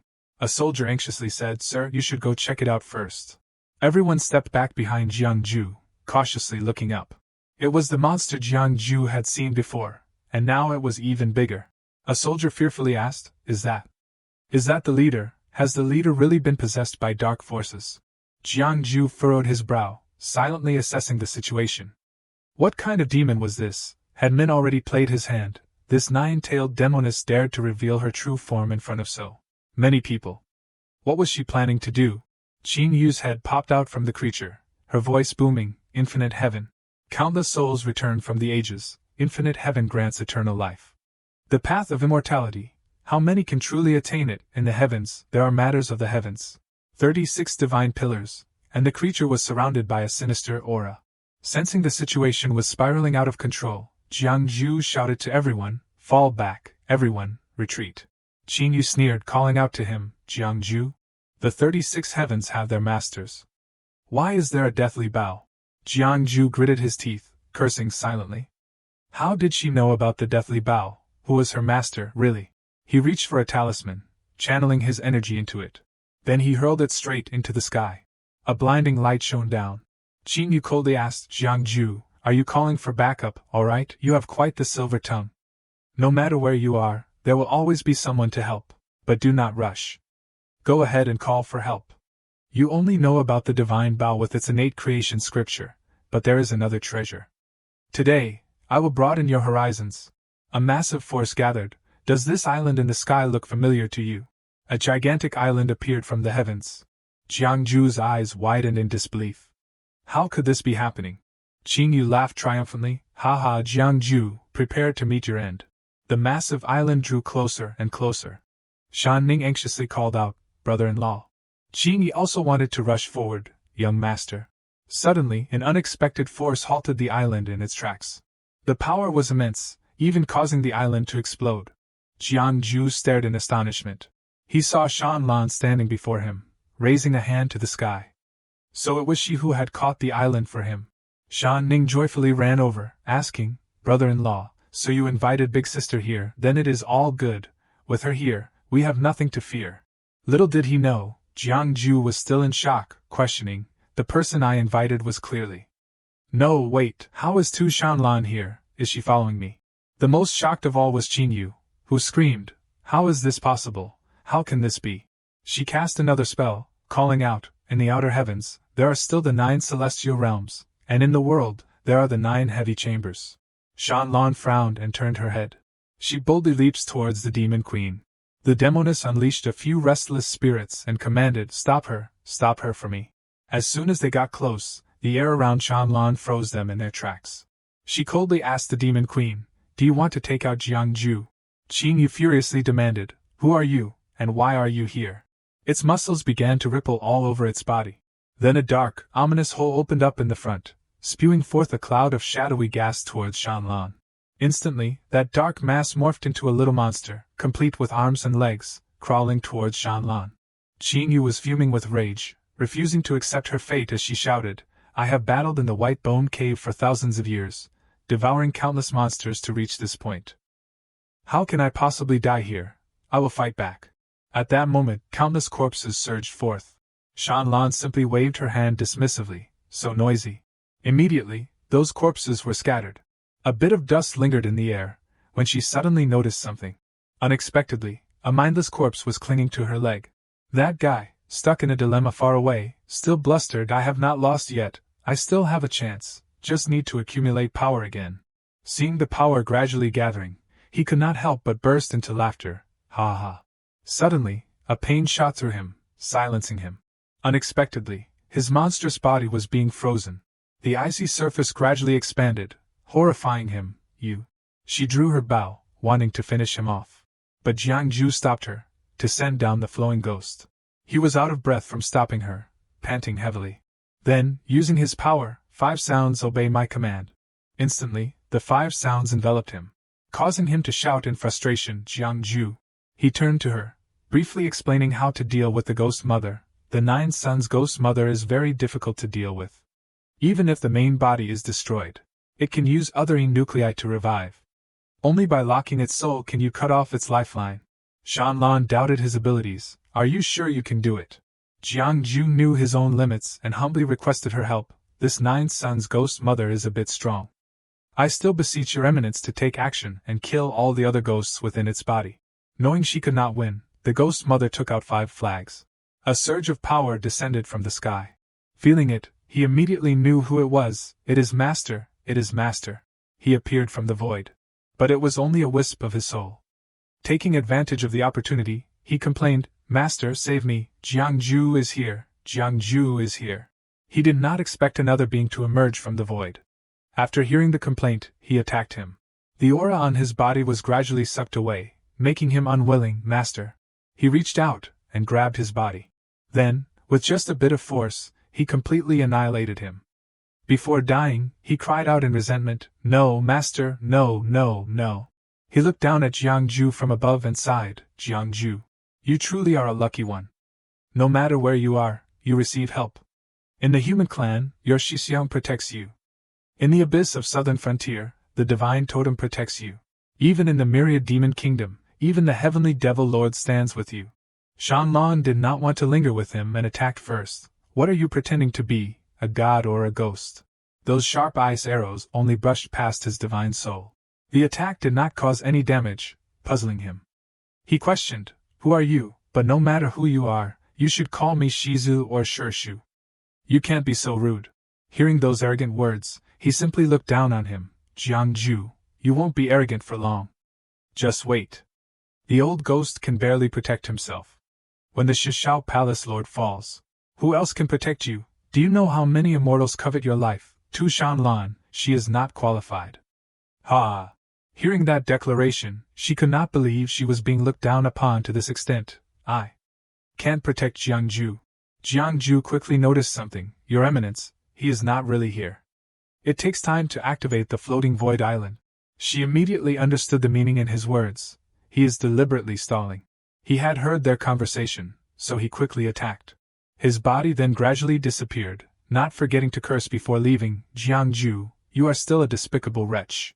Shanlan also turned to look at Jiang Ju with an unfriendly gaze. making him panic and humble himself. Right, Your Eminence, why are you at Dongyai Mountain? She replied, soft-hearted but with a stern tone, passing by. What about you? Why did you appear here and cause such trouble? He could not explain this clearly, so he answered vaguely, I was just passing by too. Ha ha ha. But she did not believe those words. After we return, explain it clearly to me. Yes. Returning to the sect, Lin Yushan, as the sect leader, humbled himself before Jiangju, disciple Qishao Tian. Lin Yushan pays respects to Shishigong. Seeing that he was so old and kneeling before him, which would only shorten his lifespan, he quickly helped him up. Sect leader Lin, please stand up. I was long ago expelled from the sect by the old ghost. I am not considered a member of Shishao Palace. You can just call me Jiangju. But even though he had been expelled, he did not dare to be disrespectful. Disciple would not dare. Unable to change the way he addressed him, he sat down and voiced his doubts. Sect leader Lin, do you know who is secretly supporting your other Immortals alliance? Although Yushan had received help from that person, he did not know who it was, not daring to hide anything from Shishigong. It is just that this disciple truly does not know the identity of the other party. He was curious about the way they contacted each other. Then how does he contact you? When asked, he explained through dreams. This disciple saw in a dream that the person was sitting upright on a green jade lotus platform. He said that this disciple and he shared the same master, so he was willing to lend a hand to help this disciple. He brought this disciple to a flying island. The divine weapons, magic treasures, and spirit pills and elixirs of the other Immortals Alliance are all taken from this flying island. Now that I think about it, the other party must have initially wanted to seize my body in order to control the entire other Immortals Alliance. Hearing seize the body, Jiangju was a little puzzled. You are already in the second grade divine power realm. Can you still be seized by the Nine Sons' ghost mother? He also was not sure how this could have happened. This disciple did not consider it carefully at the time.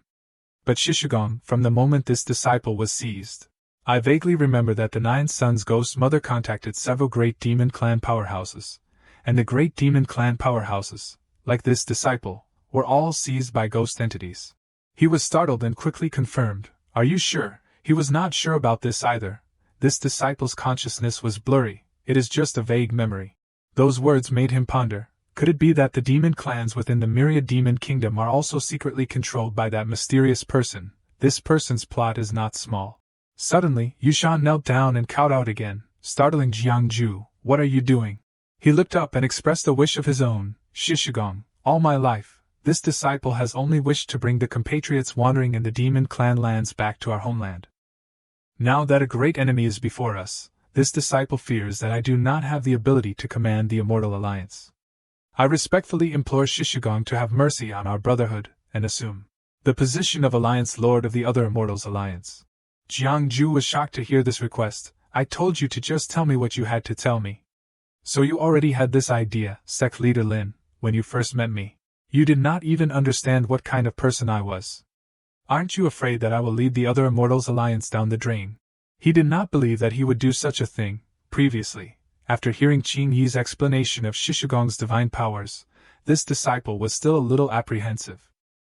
But after meeting Shishigong, this disciple is no longer apprehensive. He did not understand why he was so trusted. Why? He explained the reason he saw. Shishigong can control the Xiantian creation scripture. Thus, Shishigong, you are the human clan Dao leader, are not you?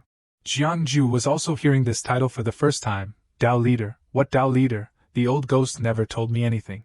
Seeing that he did not understand, Yushan added, the Shinshao Palace ancestral teachings state that whoever can wield the Xiantian creation scripture will be the human clan Dao leader, responsible for protecting the human clan and maintaining its permanence. Shishigong is the Dao leader for this term. From those words, he understood something. So you mean that I will be the one to decide the future of the other Immortals Alliance? He clasped his hands and affirmed with a serious gaze, yes. I respectfully implore Shishigong to fulfill our wish and bring the human clan compatriots wandering in the demon clan lands back to our homeland. He did not see anything significant about that. Oh, just that, simple. He looked up in confusion, simple. After accepting the position of sect leader, Jiangju shouted outwards, as if for someone to hear, did you hear clearly?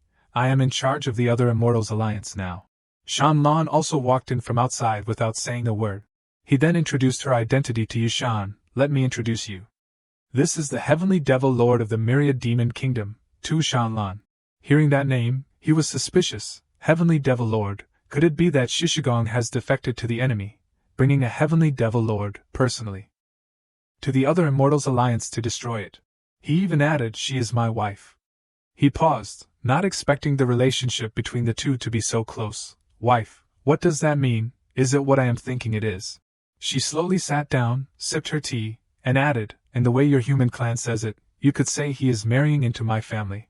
Yushan still wanted to know what was going on. Shishigong, what is going on? Jiangju then revealed his plan. Didn't you want to bring the compatriots wandering in the demon clan lands back home? I know a secret passage under the Jinsha River, connecting the two clans of humans and demons. This passage can bring everyone from within the other Immortals Alliance to the lands of the humans. He really could not believe there was such a passage. Shishigong, are these words true?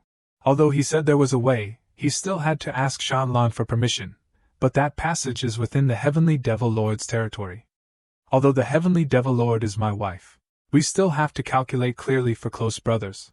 Hearing that something could be offered in exchange, he quickly felt helpless because he had nothing left, but the other Immortals Alliance is indeed a little strapped for cash right now. Seeing that he still had not suffered enough, he mocked him a little, more than just a little strapped for cash. Thieves came to the house and robbed you, but they still had to leave something behind for you before leaving. She immediately glanced over in question, then what do you plan to do? Jiangju, with his quick mind, had an idea, trade. Both of them were startled when they heard this word, trade. He affirmed that what he said was the most accurate direction. That is right. The demon clan produces abundant demon essence, demon beast materials, and essence minerals. Humans are proficient in making divine weapons and magic treasures, and cultivating spirit pills and elixirs, things that the demon clan lacks. We can let the two places cooperate to make a profit. Together, integrate resources, and achieve mutually beneficial cooperation. Yushan was truly impressed by his mind. Shishigong wants to use this opportunity to consolidate the strength of the other Immortals Alliance. From there, we can rescue more compatriots who are being oppressed. The affairs of the other Immortals Alliance, all are entrusted to Shishigong. Shanlan did not stop that idea either, but she wanted to take the biggest share of the benefits. Give me 70% of the profits. I will wait for you outside Dongyai Mountain. He was afraid that he had misgivings in his heart, so he patted his shoulder to comfort him. Cooperating with the demon clan, I am afraid it is not easy for you to feel comfortable in your heart. But these things were nothing compared to the things Yushan had experienced. Has Shishigong ever seen human flesh being carefully raised to provide food for the demon clan? Has he ever seen women being taken away to breed, just to collect 1,000 children to refine a magical artifact? The clansmen living in this demon clan land are not equal to pigs, not equal to dogs. Within the other Immortals Alliance, there are more than 100 cultivators above the 4th grade realm. They could have left this land of demons, but they chose to stay, but without exception, they all just want to return home with their compatriots. Now, Shishigong has sacrificed himself to fight against the demons, so that he can bring us a glimmer of hope. Don't mention cooperating with demons, even if you want us to work, we do not care. Jiangju was also hearing these things for the first time, and was immediately frightened. Does the Heavenly Devil Lord's territory also have these things? He quickly denied that. No, the current Heavenly Devil Lord seems to hate humans very much. Most of the humans in the Heavenly Devil Lord's territory were driven out by her. Only a small number of compatriots are left to work in reclamation and farming. The compatriots in the Heavenly Devil Lord's territory are considered to have a better life. Since Shishigong has the passage between the two places, could we invite Shushu to send troops to rescue the compatriots who are being oppressed? He immediately refused that stupid request. If we make a fuss, Tu Shanlan won't be as easy to talk to as she was just now. Actually, the rescue troops do not necessarily have to come from the human territory. Why ask for what is far away? Shanlan on the side stood on the green grassland and looked into the distance. He finished dealing with the affairs of the mountain gate, so he quickly went to her side. But he did not say anything and was stunned by her beauty. Seeing the dazed look on Jiangju's face, she turned around and asked, "What are you standing there for? Let us go back." He immediately came back to his senses and ran to her side. Oh, are we still going to Sun Moon Lake? But she did not want to go there anymore, not going anymore. Going straight back to Tushan. With a flick of her finger, a great eagle appeared.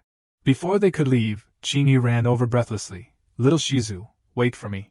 Jiangju did not understand why she had come. You are. She answered while panting, Little Shizu, father told me to follow and serve Little Shizu in the future. One is so that there won't be a lack of family members by Little Shizu's side, and two is so that I can be a messenger for you and the other Immortals Alliance in the future. Seeing that Qingyi following could help with many things, he was overjoyed. That is good. But he still unconsciously looked towards Shanlan to ask for her opinion. She was not petty, so she accepted. Why are you looking at me, your people? You decide for yourself. Hearing those words, he knew that he could decide this matter himself. If that is the case, then follow me in the future. Yes. Very quickly, the four of them climbed onto the back of the Great Eagle and returned to the Demon Clan. Jiangju returned to the Demon Clan and went back to his residence. As soon as he entered the door, he saw the other Demon Clans gathered to welcome him. Gudao, all fellow Taoists. Welcome home, Mr. Jiang. Seeing that they were so sincere in welcoming him, he also clasped his hands in response. Thank you all for your trouble. Then he merged into the atmosphere with those Demon Clans. Jiangju returned to his room and leisurely ate grapes, being cared for by the Demon Clans.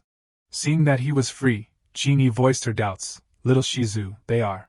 Only to receive an outrageous answer. They are all guards sent by Tu Shan sect to follow me, usually responsible for my safety. She looked at those dazed-looking Demon Clans and was shocked. Just rely on them. The Demon Clans, seeing that she looked down on them, exuded a murderous aura, looking as if they wanted to devour her alive.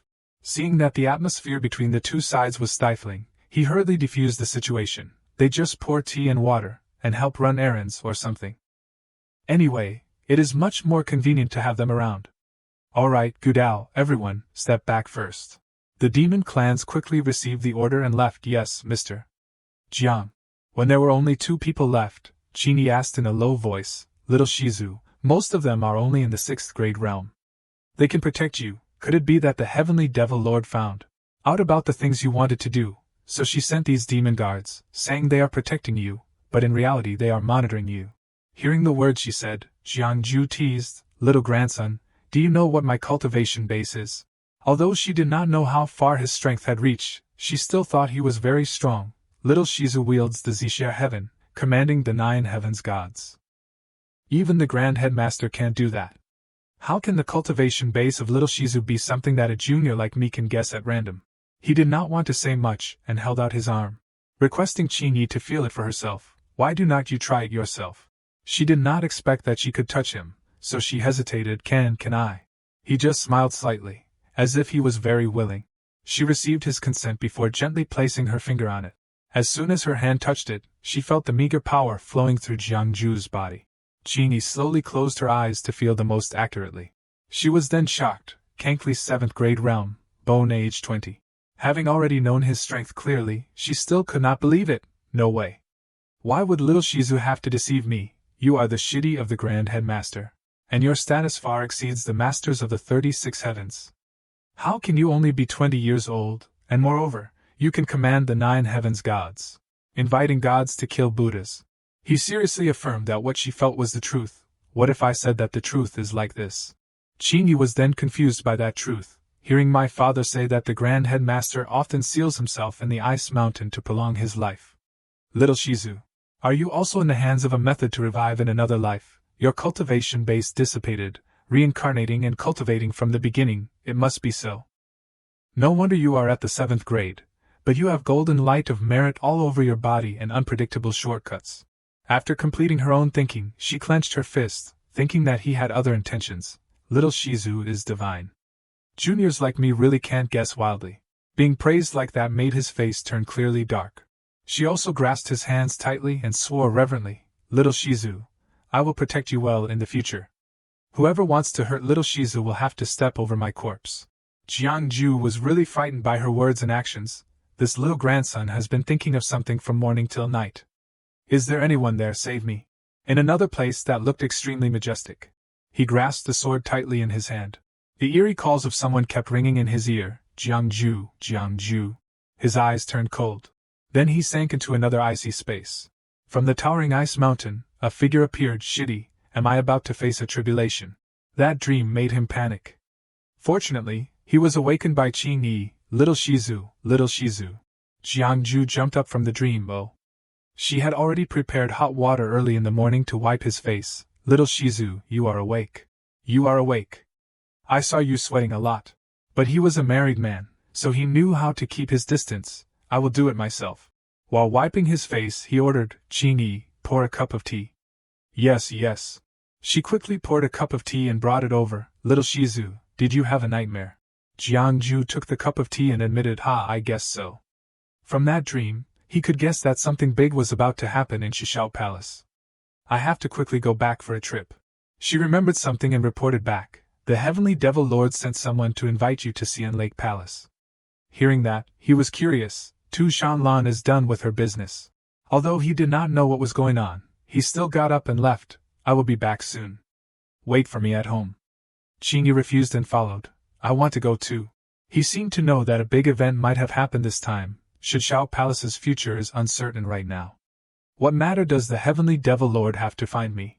Shanlan was currently in the main hall, gathering all the high-level demon clans. The reason I summoned you all today is to announce something. Benzwa wants to cooperate with the Xian Alliance. The other demon clans were shocked to hear this announcement. What? The Tianma Lord of the 10,000 Demon Kingdom, the common master of hundreds of thousands of demon clans, wants to cooperate with the Xian Alliance. They are rebels, a group of violent, uncooperative traitors, a boil on the 10,000 Demon Kingdom. Wu Chuan really could not accept that. A dignified emperor wants to cooperate with rebels. It is a laughingstock. After that, all the demon clans in the hall dispersed. On the way, he had some doubts, so he asked Yin Shan, Brother Yin Shan, what kind of bewitching medicine did Jiang Jiao give to His Majesty that made him agree to such an unreasonable proposal? Yin Shan smiled knowingly and said to Shanlan, Brother Wu Chuan, why do you say that? Trading with the human race was led by the Wangfu, and it is only beneficial to our Tu Shan, not harmful. Wu Chuan still could not accept it. Humph, what is the Xian Alliance? Just a bunch of humanoids. What qualifications do they have to cooperate with us? Yin Shan, fearing that Wu Chuan's mouth would bring trouble, kindly warned him, Brother Wu Chuan, be careful with your words. The passage between the two realms is in the hands of Jiang Xianxing. Don't forget that Jiang Xianxing is also a humanoid. Wu Chuan did not take Jiang Jiao seriously. Jiang Jiao, I am afraid he can't completely get rid of his identity. If he knows what is good for him, he should hand over the passage between the two realms, and we will take charge of everything. Seeing that this matter had been arranged, Yin Shan sincerely advised Wu Chuan for his own good. Jiang Xianxing won't agree, and His Majesty definitely has his own plans. Brother Wu Chuan, it is best not to cause trouble. Yin Shan had said so much, but Wu Chuan still wanted to cause trouble. Jiang Jiao has no choice. I will persuade him. Brother Yin Shan, you do not need to advise me anymore. At this time, Jiang Jiao and Qingyi had also rushed to the main hall. Upon seeing Yin Shan, Jiang Jiao politely greeted him. Greetings, Yin Shan Gong. The school is not closed today, so why did Yin Shan Gong leave Lingyafudi? Yin Shan smiled amiably and explained the reason. His Majesty summoned me. This old body of mine can only leave my place. Jiang Jiao then noticed Wu Chuan. Yin Shan Gong, may I ask, who is this? Wu Chuan raised his head proudly. This old man is divinely appointed, and my name is Wu Chuan. Knowing Wu Chuan's identity, Jiang Jiao lowered his head to show respect. So it is Wu Chuan Gong. Unexpectedly, Wu Chuan humbled himself and knelt down. This confused Jiang Jiao, who wanted to help him up. No, Wu Chuan Gong, what are you doing? Taking this opportunity, Wu Chuan revealed his intentions. Wangfu understands righteousness, so I can only accept this salute. I owe you a favor. In the future, Wangfu only needs to focus on teaching disciples in Tushan, and leave the rest to me. If there are any orders, I dare not disobey. After all, the prosperity of the Tushan clan cannot be without Wangfu's contribution. Jiang Jiao still did not understand the hidden meaning in those words. Contribution? What contribution can I make? Wu Chuan then stood up and spoke frankly. Although Wangfu is a humanoid, you are always thinking of our clan. Now Wangfu offers a plan, offering the passage between the two realms to our clan. Because of this, I am the only family in the 10,000 Demon Kingdom that can communicate with humanoids. Isn't that a great contribution? Jiang Jiao sensed hostility in Wu Chuan's words. This old man does not seem to be well-intentioned. Knowing that the visitor had bad intentions, Jiang Jiao retorted sharply, What are you saying, Wu Chuan Gong? Opening the passage between the humanoid and demon realms does not just benefit one family. My ECN alliance also benefits greatly. Suddenly, Wu Chuan seized on a point. ECN alliance yours? What do you mean, Wang Fu? The ECN alliance is a rebel army of the 10,000 Demon Kingdom. How can Wang Fu collude with traitors?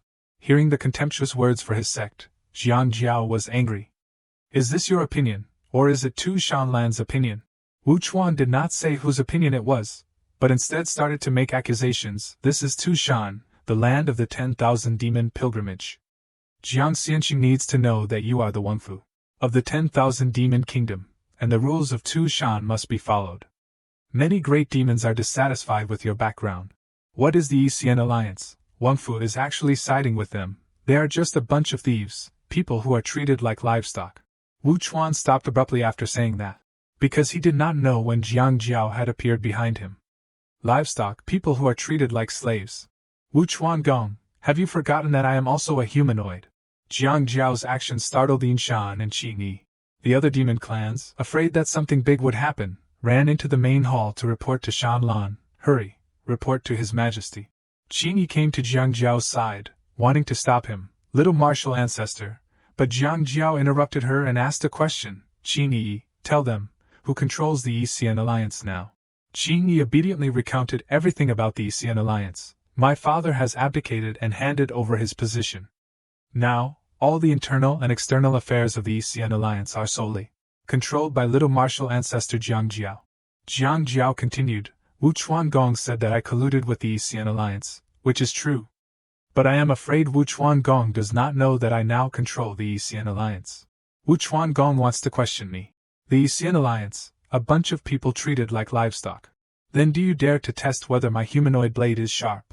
Looking at the sword against his neck, Wu Chuan felt a chill down his spine and realized that is Zi Xiao Tian Tai Su Jinjuan, Jiu Ku Jiu Nan Jinjuan, Wu Shang Jinjuan. The things before him made him dumbfounded. In another bedchamber, the area was covered in thick black air. Jian Jun was cultivating when suddenly, she was controlled by her inner demon. Heaven has shortcomings. If it is not lacking, it won't overflow. People have shortcomings. Waiting for later days won't make up for it enough. The Tao has shortcomings. Steal 2 or 3 to make up for 1. After a series of great Tao pronouncements, she had cultivated the great heavenly demon art. She did not expect that she would actually succeed. I have been stuck at the threshold of becoming a saint for over 1,000 years. This great heavenly demon art relies on devouring the Tao of others, to increase cultivation. And my body carries the Zhang Yi sword, so I won't be tainted by karmic power. Perhaps this time, I can really help me become a saint. Jiang Jiao is a person of destiny. The timing of cause and effect is not within the 3 realms, jumping out of the 5 elements. If I can devour Jiang Jiao's origin, there is hope to become an immortal. From then on, the desire within Jian Jun appeared, become an immortal, Jiang Jiao. Then, the inner demon spread out. Shan Lan sensed the inner demon and threw open the door. She rushed inside with a cold expression. She saw Jian Jun focusing on meditation. At that moment, Jian Jun opened her eyes and looked at Shan Lan with hatred. But Shan Lan only looked down coldly.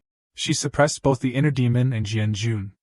Jian Jun hurriedly clasped her hands and performed a great salute, Master. Shan Lan was a little disappointed that after 1,000 years, Jian Jun still had not eliminated her inner demon. Holding the sword for 1,000 years, and you still can't control your inner demon. Jian Jun knew it was her fault for not being able to let go of her desires. It is the subordinate who lacks the power of concentration. Shan Lan understood her subordinates very well, so she quickly reached out to adjust her breath. After my great wedding, 1 Mo Yuan will open.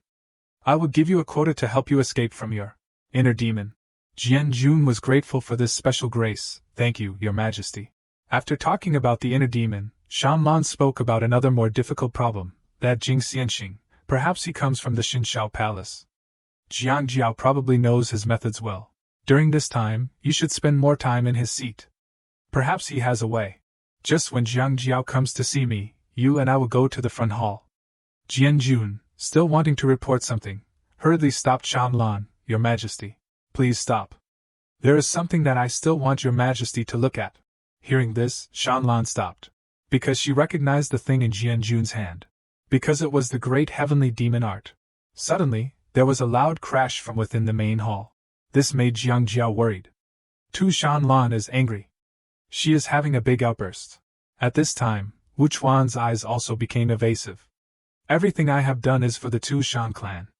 But if His Majesty is really angry about this, Yin Shan hurried to mediate the feud between the two. You two, an accident has happened. Please put aside your differences temporarily and go with me to see His Majesty. How about we talk then? Hearing this, Wu Chuan immediately complied. I am willing to temporarily put aside my prejudices, but I am afraid Jiang Xianxing is not as magnanimous. Jiang Jiao was not angry either, and put away his sword. Humph. Then the four of them moved towards the main hall together. Going to the side, they saw that the area was covered in icebergs. This made the atmosphere here turn cold.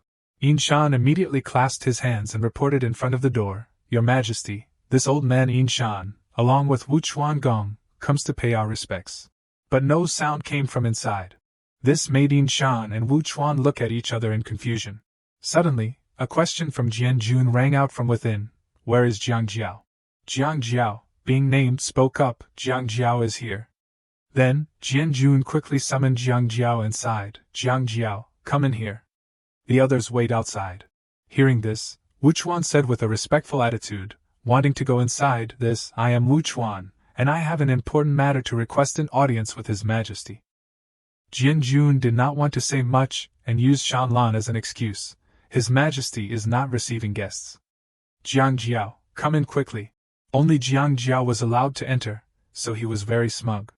He provoked Wu Chuan. How about Wu Chuan Gong and I go into the hall together? Wu Chuan was angered by this and left. Humph. Seeing Wu Chuan angry, Jiang Jiao entered with satisfaction. If that is the case, then I will go in first. See you later. Jiang Jiao opened the door and stepped inside. Then, he felt something similar. Why is this place similar to the cave where Tu Shanlan is in seclusion? In front of Jiang Jiao, Shanlan was holding Jian Jun and comforting her. This startled Jiang Jiao, who realized, no way. As soon as Shanlan saw Jiang Jiao, she ran over happily. Aya. This made Jiang Jiao's face turn pale. The secondary soul has returned again. Before Jiang Jiao could do anything, Shanlan hugged him. Aya. The two fell to the ground. Jiang Jiao did not understand what was happening. What is going on? The secondary soul has returned again. Shanlan smiled and patted her thigh repeatedly, wanting Jiang Jiao to lie down. Aya, Aya. Jiang Jiao immediately ignored her and turned to ask Jian Jun, Today is not a full moon night. Why did this happen suddenly? What happened? Jian Jun did not seem to know what was happening either. I do not know. After the master became like this, she just wanted to see you. Jing Xianxing left a seed of the great heavenly demon art, recorded in my body. I just showed it to the master. Looking at the two of them, Jian Jun's face quickly turned blank, because she saw Shanlan playing with Jiang Jiao. This made Jiang Jiao feel very helpless. Show me the Dao seed. Jian Jun did not hide anything and took it out. But no matter how Jiang Jiao looked, he did not see anything unusual. I can't see it. At least as far as I can see, there is nothing abnormal. Seeing that there was no way to solve the problem, Jian Jun came up with an idea. You do not have a way either, then the urgent matter at hand is to keep this a secret. We can't reveal it. We can only drag it out until the master is sober, then everything will be answered. Jiang Jiao quickly denied, that is not right. The urgent matter at hand is to get her to let go of me. Jian Jun Darren, save me. Seeing Jiang Jiao like this, Jian Jun also felt a little pity, but not much. Jiang Xianxing, first you should think about how to deal with the two elders outside. Outside, Wu Chuan, seeing that Shanlan had not come out for a long time, spoke to Yin Shan to discuss. Brother Yin Shan, if I advise His Majesty to withdraw the order and not form an alliance. With that ECN alliance, and let our Tu Shan clan control the trade, would Brother Yin Shan be willing to speak up and help? Yin Shan refused to get involved in those matters. I am old and do not participate in these matters. Brother Wu Chuan, if you have any ideas, please feel free. Wu Chuan knew he had been refused and questioned unhappily. What do you mean, Brother Yin Shan? This is a major matter for our Tu Shan clan. Yin Shan immediately interrupted Wu Chuan's attempt to continue speaking. I will just say one thing. Do you think Jiang Jiao can become the Wangfu, really taking kindness for granted? Do you think His Majesty and Jiang Fuzi really have no feelings at all? Hearing this, Wu Chuan looked at Yin Shan with a confused expression. Isn't that the case? Yin Shan laughed loudly. Haha, I do not think so. As soon as Yin Shan finished speaking, Shan Lan walked out from inside. She was still holding Jiang Jiao in her arms. This was a little embarrassing, and Jiang Jiao hurriedly hid his face. Even Qini was stunned when she witnessed this. It was from this incident that Wu Chuan was able to confirm the feelings between the two. Seeing Shan Lan leave, Wu Chuan stopped her. "Your Majesty, please stop." Just now, Jiang Fuzi was violent in front of the Huxian Palace. "May I ask your Majesty, is the Huxian Palace no longer sacred? Does Tu Shan no longer have any rules?" Suddenly being questioned like this annoyed Shan Lan. Wu Chuan still did not know what was good for him and continued to speak as if for a noble cause. "Please, your Majesty, for my sake." Suddenly, Shan Lan appeared in front of Wu Chuan, and glared at him terrifyingly. Then she used her tail to send Wu Chuan flying. Wu Chuan fell heavily into a large courtyard. This made Qin Yi and Yin Shan turn pale. Even Jian Jun did not expect the conflict to escalate to this extent. The other demon clans, hearing the noise, hurriedly ran over and shouted, "Something's wrong, Wu Chuan Gong has fainted." After escorting Shan Lan back to the ice cave, Jiang Jiao finally asked about what had happened. She attacked Wu Chuan Gong. "Is that okay?" Hearing the question, Jian Jun did not care about the consequences. Tu Shan is Master's Tu Shan. Don't even mention attacking him. Even if she killed him, no one would dare to say anything. Compared to this, I am more worried about Master's body. Hearing this, Jiang Jiao looked over in confusion. What? Jian Jun began to recount everything. Before Master became ill, she would take the initiative to dissipate her cultivation. But this time, she did not. Hearing that Shan Lan still had a lot of power stored in her body, Jiang Jiao was terrified. Before, she did not have any cultivation. If I was not careful, I would be injured by her. This time, she has not dissipated her cultivation. Wouldn't I be crushed to death by her? Afraid that something would happen to him, Jiang Jiao remembered something and wanted to sneak away. I suddenly remembered that I have not gone to school to report for duty today. Before Jiang Jiao could finish speaking, he was wrapped by Shan Lan's tail. Shan Lan quickly pulled Jiang Jiao towards her with a smile. She reached out and demanded a hug like a child. "I want a hug." Seeing Shan Lan clinging to Jiang Jiao like this, Jian Jun made a decision. "I feel that Master seems to want you to stay with her. As for the school matters, I will tell Yin Shan Gong for you." Jiang Jiao gripped Shan Lan's hands tightly, stopping her. "Be good, wait a moment. Now that she has become like this, who is in charge of Tu Shan's internal affairs?" Jian Jun quickly thought of a way to arrange everything. "If it is a matter of warfare, I will take action. But if it is internal affairs, we need to hand it over to Shi Huanu. I will personally take a trip to Ria Lake and bring Shi Huanu back here. You take good care of the Master, and do not make any decisions on your own. Wait for us to come back." Jiang Jiao saw that was the best way at the moment because there was no other way. "For the time being, that is all we can do." Before Jian Jun left, Jiang Jiao did not forget to say, "Hey, tell my little disciple standing outside to bring the things I left at home here." On Wu Chuan's side, at his mansion, Yin Shan was applying medicine to Wu Chuan and did not forget to remind him of a few things. His Majesty personally made the decision. If a disciple takes the initiative to change the rules, that is overstepping authority. Consider today just a lesson. Don't hold a grudge against His Majesty. Wu Chuan seemed to have noticed something was wrong. Just now, in front of the hall, when His Majesty took action, did Brother Yin Shan clearly see His Majesty's expression at that time? But Yin Shan did not see clearly. How could this old man look directly at His Majesty's sacred face? Wu Chuan brought up another matter. "Then do you remember a few months ago, when His Majesty went to the great wilderness alone and chopped off the hand of that saint? That arm is still hanging in front of the mountain gate. I am afraid it is hard to forget, right?" After applying the medicine, Yin Shan put it away and continued the conversation. "Do you understand the reason for that? Our Tu Shan clan kindly returned that Qilin holy son to the great wilderness. So why did it end up angering His Majesty and causing her to charge into the great wilderness without regard for anything?" Wu Chuan wanted to say something after hearing this, but stopped himself. This confused Yin Shan. "Brother Wu Chuan, what did you want to say?" "Before every time we met the full moon, His Majesty would take 2 servants and disappear for a while, saying she was in seclusion." Thinking about it carefully, that day was also a full moon night. "Brother Wu Chuan, you and I are both divine servants. It is best not to speculate about His Majesty's thoughts. As for that Jiang Fuzi, you should know his position in His Majesty's heart now. Remember not to act rashly anymore." Wu Chuan knew that Yin Shan's advice was well-intentioned, so he clasped his hands in gratitude. Thank you, Brother Yin Shan, for the reminder. Everything I do is thinking for our Tu Shan clan. Yin Shan finished speaking and left. Take care of yourself, and do not make things too difficult to clean up. Wu Chuan seriously replied. Wu Chuan understands. The next morning, lectures were still being held for the demon clans that had not yet taken shape. But the person giving the lecture was not Jiang Jiao, making these demon clans miss him. The Kuang Fuzi has taken a few days off. I miss him so much.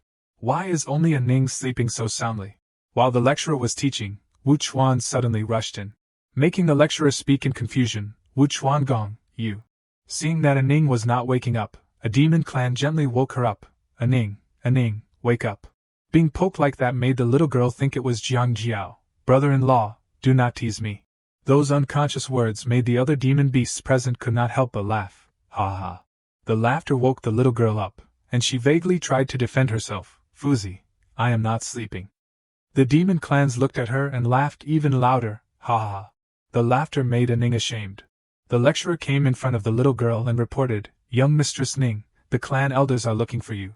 Hearing that someone had come to find her, the little girl glanced over. Then, she did not understand why Wu Chuan had come to the lecture hall. Wu Chuan Gong. Outside the lecture hall, a Ning hurriedly spoke to explain. Wu Chuan Gong, what do you want to do? I have not caused any trouble recently. Seeing that the little girl had misunderstood, Wu Chuan slowly clasped his hands and said, Young Mistress Ning, it is not that you have caused trouble. It is that I have something I want to ask you to help with. The little girl did not expect that one day Wu Chuan would come to her and ask for help. You, asking me for help, what can I help you with? Wu Chuan had already affirmed before knowing what it was, only you can help me with this matter. Receiving that affirmation made a Ning feel very important. So I am that important, as expected, a big fox has grown up and will make people feel reliable. Then tell me, what can I help you with? At this time, Wu Chuan threw out the things he had on him. As soon as the little girl saw them, she knew they were Jiang Jiao's things. Are not these the brother-in-law's things? That night at Tianhu Peak, I even helped him set up some of them. After that, Wu Chuan wondered, Young mistress. Even though Ning knew clearly, she still tried to avoid it. What are these things? Wu Chuan then spoke righteously to accuse Jiang Jiao of what he had done. Jiang Jiao used secret arts, wanting to plot something improper. These are the evidence that Jiang Jiao once plotted to harm His Majesty. Hearing those words, the little girl hesitated and denied, Well, it is not to that extent, it is not to that extent. Brother-in-law does not have that ability. Wu Chuan still refused to stop and recounted everything Jiang Jiao had done in order to accuse him. Young mistress, Jiang Jiao came from the Xinshao Palace and is best at pretending to be a ghost, deceiving people's hearts. A few days ago, I saw that His Majesty's personality changed greatly when she was with Jiang Jiao. I secretly investigated and found evidence around Tianhu Peak that he had initially set up a formation. Who was the target? I do not need to make it clear to you, young mistress. Jiang Jiao has the heart of a wolf and is unfortunately seen as a good person by some of the Tushan clansmen. Hearing those unfounded slanders, Ning was helpless. Why do not you just call his name? The little girl did not want to get involved in this matter. What did you come to me for? Take this evidence to my sister and confront Jiang Jiao. Wu Chuan then revealed his true purpose. These things alone are not enough to prove Jiang Jiao's guilt.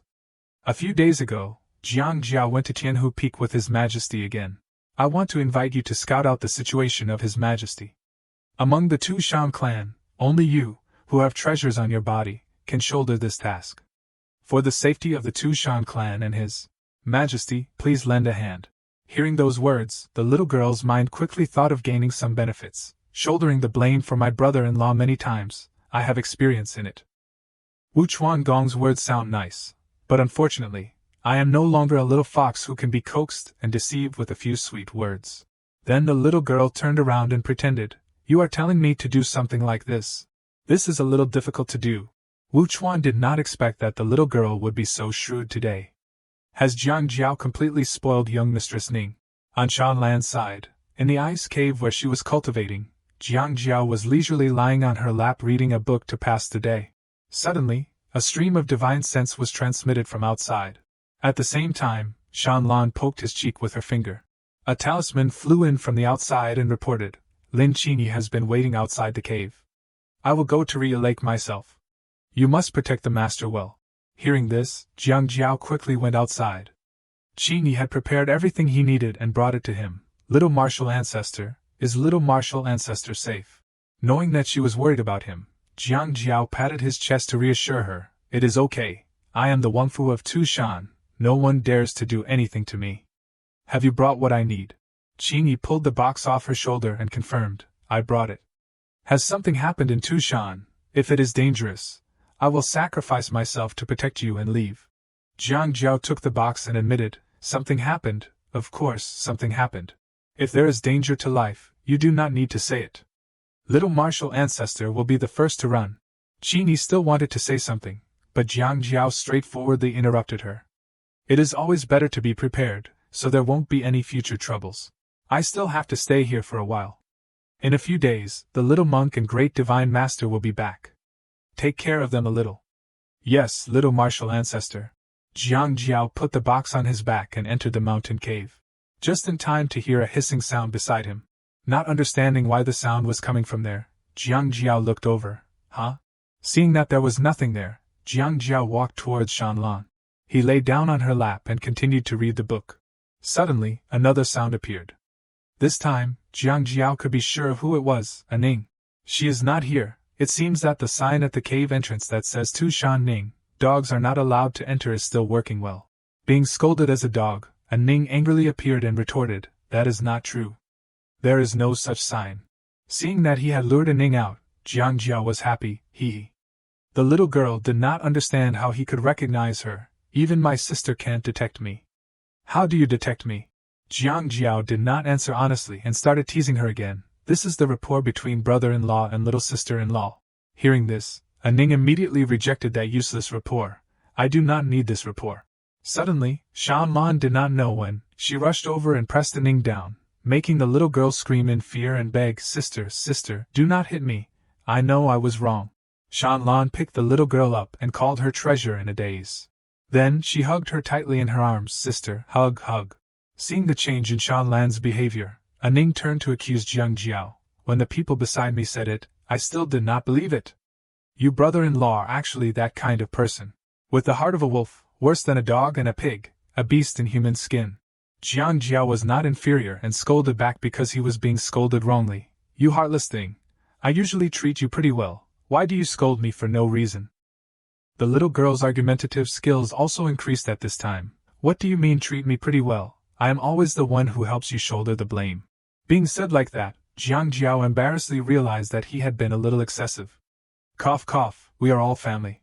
A Ning could not take it any more and wanted to rush over and bite Jiang Jiao to death. You still say that? I will bite you to death. Being bitten, Jiang Jiao hurriedly dodged. Hey, do not bite. At this time, the little girl bit down. She was immediately made to bleed from her teeth by the armor on Jiang Jiao and cried out, You stinky brother-in-law. Why do you want to harm my sister? Knowing that the little girl was misunderstanding, Jiang Jiao picked her up and explained everything again. Your sister has high martial arts skills. How can I harm her? Who told you I want to harm her? The little girl's eyes went blank. Then why did my sister become like this? Jiang Jiao then came to a conclusion. She is sick. A Ning really could not accept this time. Very well. You even dare to curse my sister. Jiang Jiao hurriedly pulled the little girl away. Hey, she is really sick. Let me tell you. Then Jiang Jiao began to recount everything that had happened. This is how it is. As for that Wu Chuangong, go and listen to see if he suspects me or your sister. Remember not to say anything carelessly. Wait until Huanu returns and then talk. The little girl was made worried by this. What should I do, now my sister is even more stubborn than me? If she makes a fuss, the entire Tushan will want to overthrow her. Just thinking about that scene made both of them turn pale. Hey, who said no? No matter what happened, Jiang Jiao was still very carefree. Ning, these past few days, your brother-in-law has been taking care of your sister without stopping. I have not washed my hair or changed my clothes. How about you take care of her for me for a while?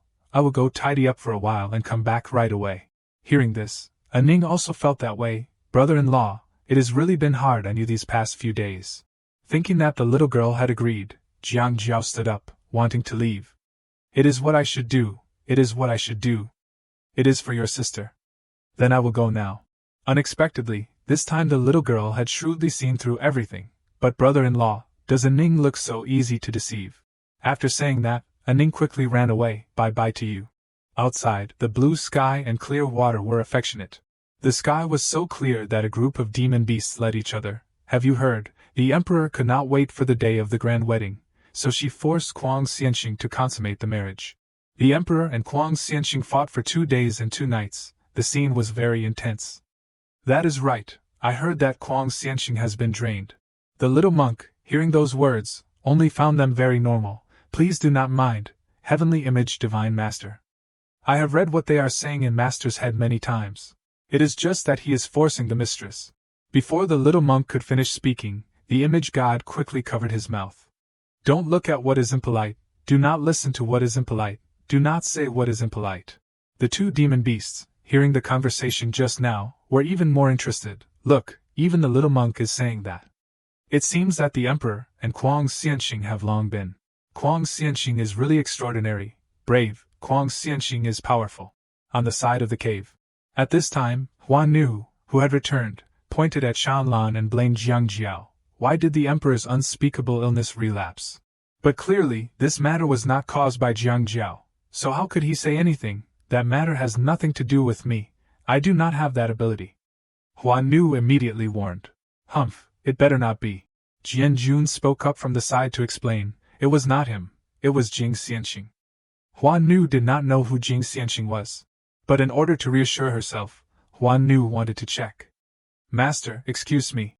When her hand reached Shan Lan's forehead to sense. Then both of her eyes closed to concentrate. Suddenly, Huan Nu was counterattacked and spat out blood. That scene startled the 2 remaining people. Huan Nu tried to endure the internal injuries in her body and came to a conclusion. The cause of the master's unspeakable illness is. Someone is fighting the law with the master in the void. At that time, Huan Nu entered Shan Lan's subconscious. She only saw Shan Lan using all her strength to fight the divine soul in front of her. When those 2 slashes came over, they created an earth-shattering explosion. But they only saw him easily block it. Shan Lan was not any worse and continued to rush over, resisting his power. Because she could not resist it, Shan Lan quickly retreated, constantly launching countless attacks at him. From this, the attacking force was born, causing Huan Nu to vomit blood. Jiang Jiao understood everything and quickly concluded, so the master's main soul is being held back by that Jing Xianxing, so he is using a secondary soul to control the body. Even though we know the reason why the master's unspeakable illness relapsed, what can we do? Got it. Seeing that Jiang Jiao would not make it clear, Huan Nu questioned him irritably. Since that is the case, what are you still holding back? If you have any plans, just say it. Jiang Jiao quickly thought of 2 methods. I have 2 ways that might be able to solve the difficult situation now. Huan Nu ordered with a serious expression, speak. At this time, Jiang Jiao began to say the things he had pieced together. Jing Xianxing and the Xin Shao Palace can't escape having a connection. If you let me go back to the Xin Shao Palace, I will definitely find where his true body has fallen, and then invite Dong Yuren Hu Lao Longxun to take action to help. Attacking from the outside will definitely cause that guy's mind to fail, and the battle of law in the void will fail in an instant. Huan Nu, hearing this method, noticed a shortcoming, so she was still thinking about it. In the meantime, she wanted to hear more about the second method. What about the second method? Jiang Jiao then quickly said the second method he had come up with. The second method is to let me take the emperor to the Xin Shao Palace together. I and Lu Litian Yao Wang Jinjun have a friendship. If he helps, all the diseases in the world will be cured, and he will definitely be able to help the emperor combine the 2 souls, and the heavy body can also end the battle of law in the void with. Jing Xianxing. Seeing that everything was directed towards the Xin Shao Palace, Huan Nu was annoyed. In the end, you are still letting you go back to the Xin Shao Palace. If the emperor was not sick, you would feel that it is time to leave here. Jiang Jiao was not someone with such bad thoughts, and denied the malice that she was inferring. The emperor allowed me to go back to the Xin Shao Palace before. Now it is just to make the time earlier. Huan Nu did not believe it, and wanted to get evidence. What evidence is there? But clearly, that was just Shan Lan's word of mouth, so it was difficult to prove.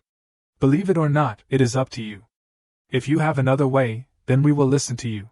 Even at this time, Huan Nu still wanted to delay. The emperor's martial arts are reborn.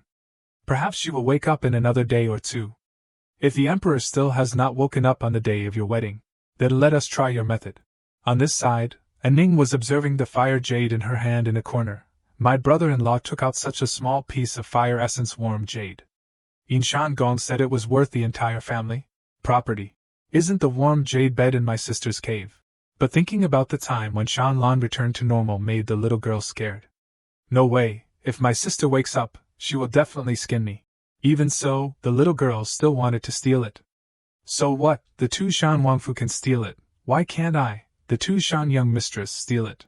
Outside the mountain cave, Jian Jun was standing in front of the cave door, guarding it without leaving. Taking the opportunity when Jian Jun was not paying attention, Ning quickly rushed in, but was blocked by the restriction on the cave door. Seeing that someone had come, Jian Jun drew her sword and rushed over. Who is it? Seeing that the sword was about to stab her, Ning hurriedly raised her hand to surrender. My brother-in-law asked me to come and help. Jian Jun fell silent at this time and did not say anything. Then she took out a talisman and shot it straight into the mountain cave to send a message. As soon as Jiang Jiao heard that Ning had come, he hurriedly rushed out. Little sister-in-law, you have arrived.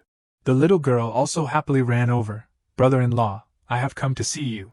The two hugged each other extremely affectionately.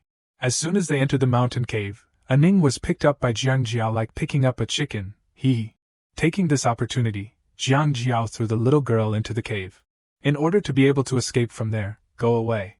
As soon as Ning entered, the restriction on the mountain cave appeared again. Seeing that there was someone to take his place, Jiang Jiao dusted his hands and calmly said, Little sister-in-law, I can't deceive you anymore. After solving the problem, Jiang Jiao turned around and left, leaving Jian Jun dazed. She did not expect that there would be this kind of operation in the world. At Jiang Jiao's mansion, as soon as Jiang Jiao returned, he was surrounded and welcomed by everyone. Jiang Xianxing, Master, Little Martial Ancestor, Benefactor. Benefactor, what is wrong with you?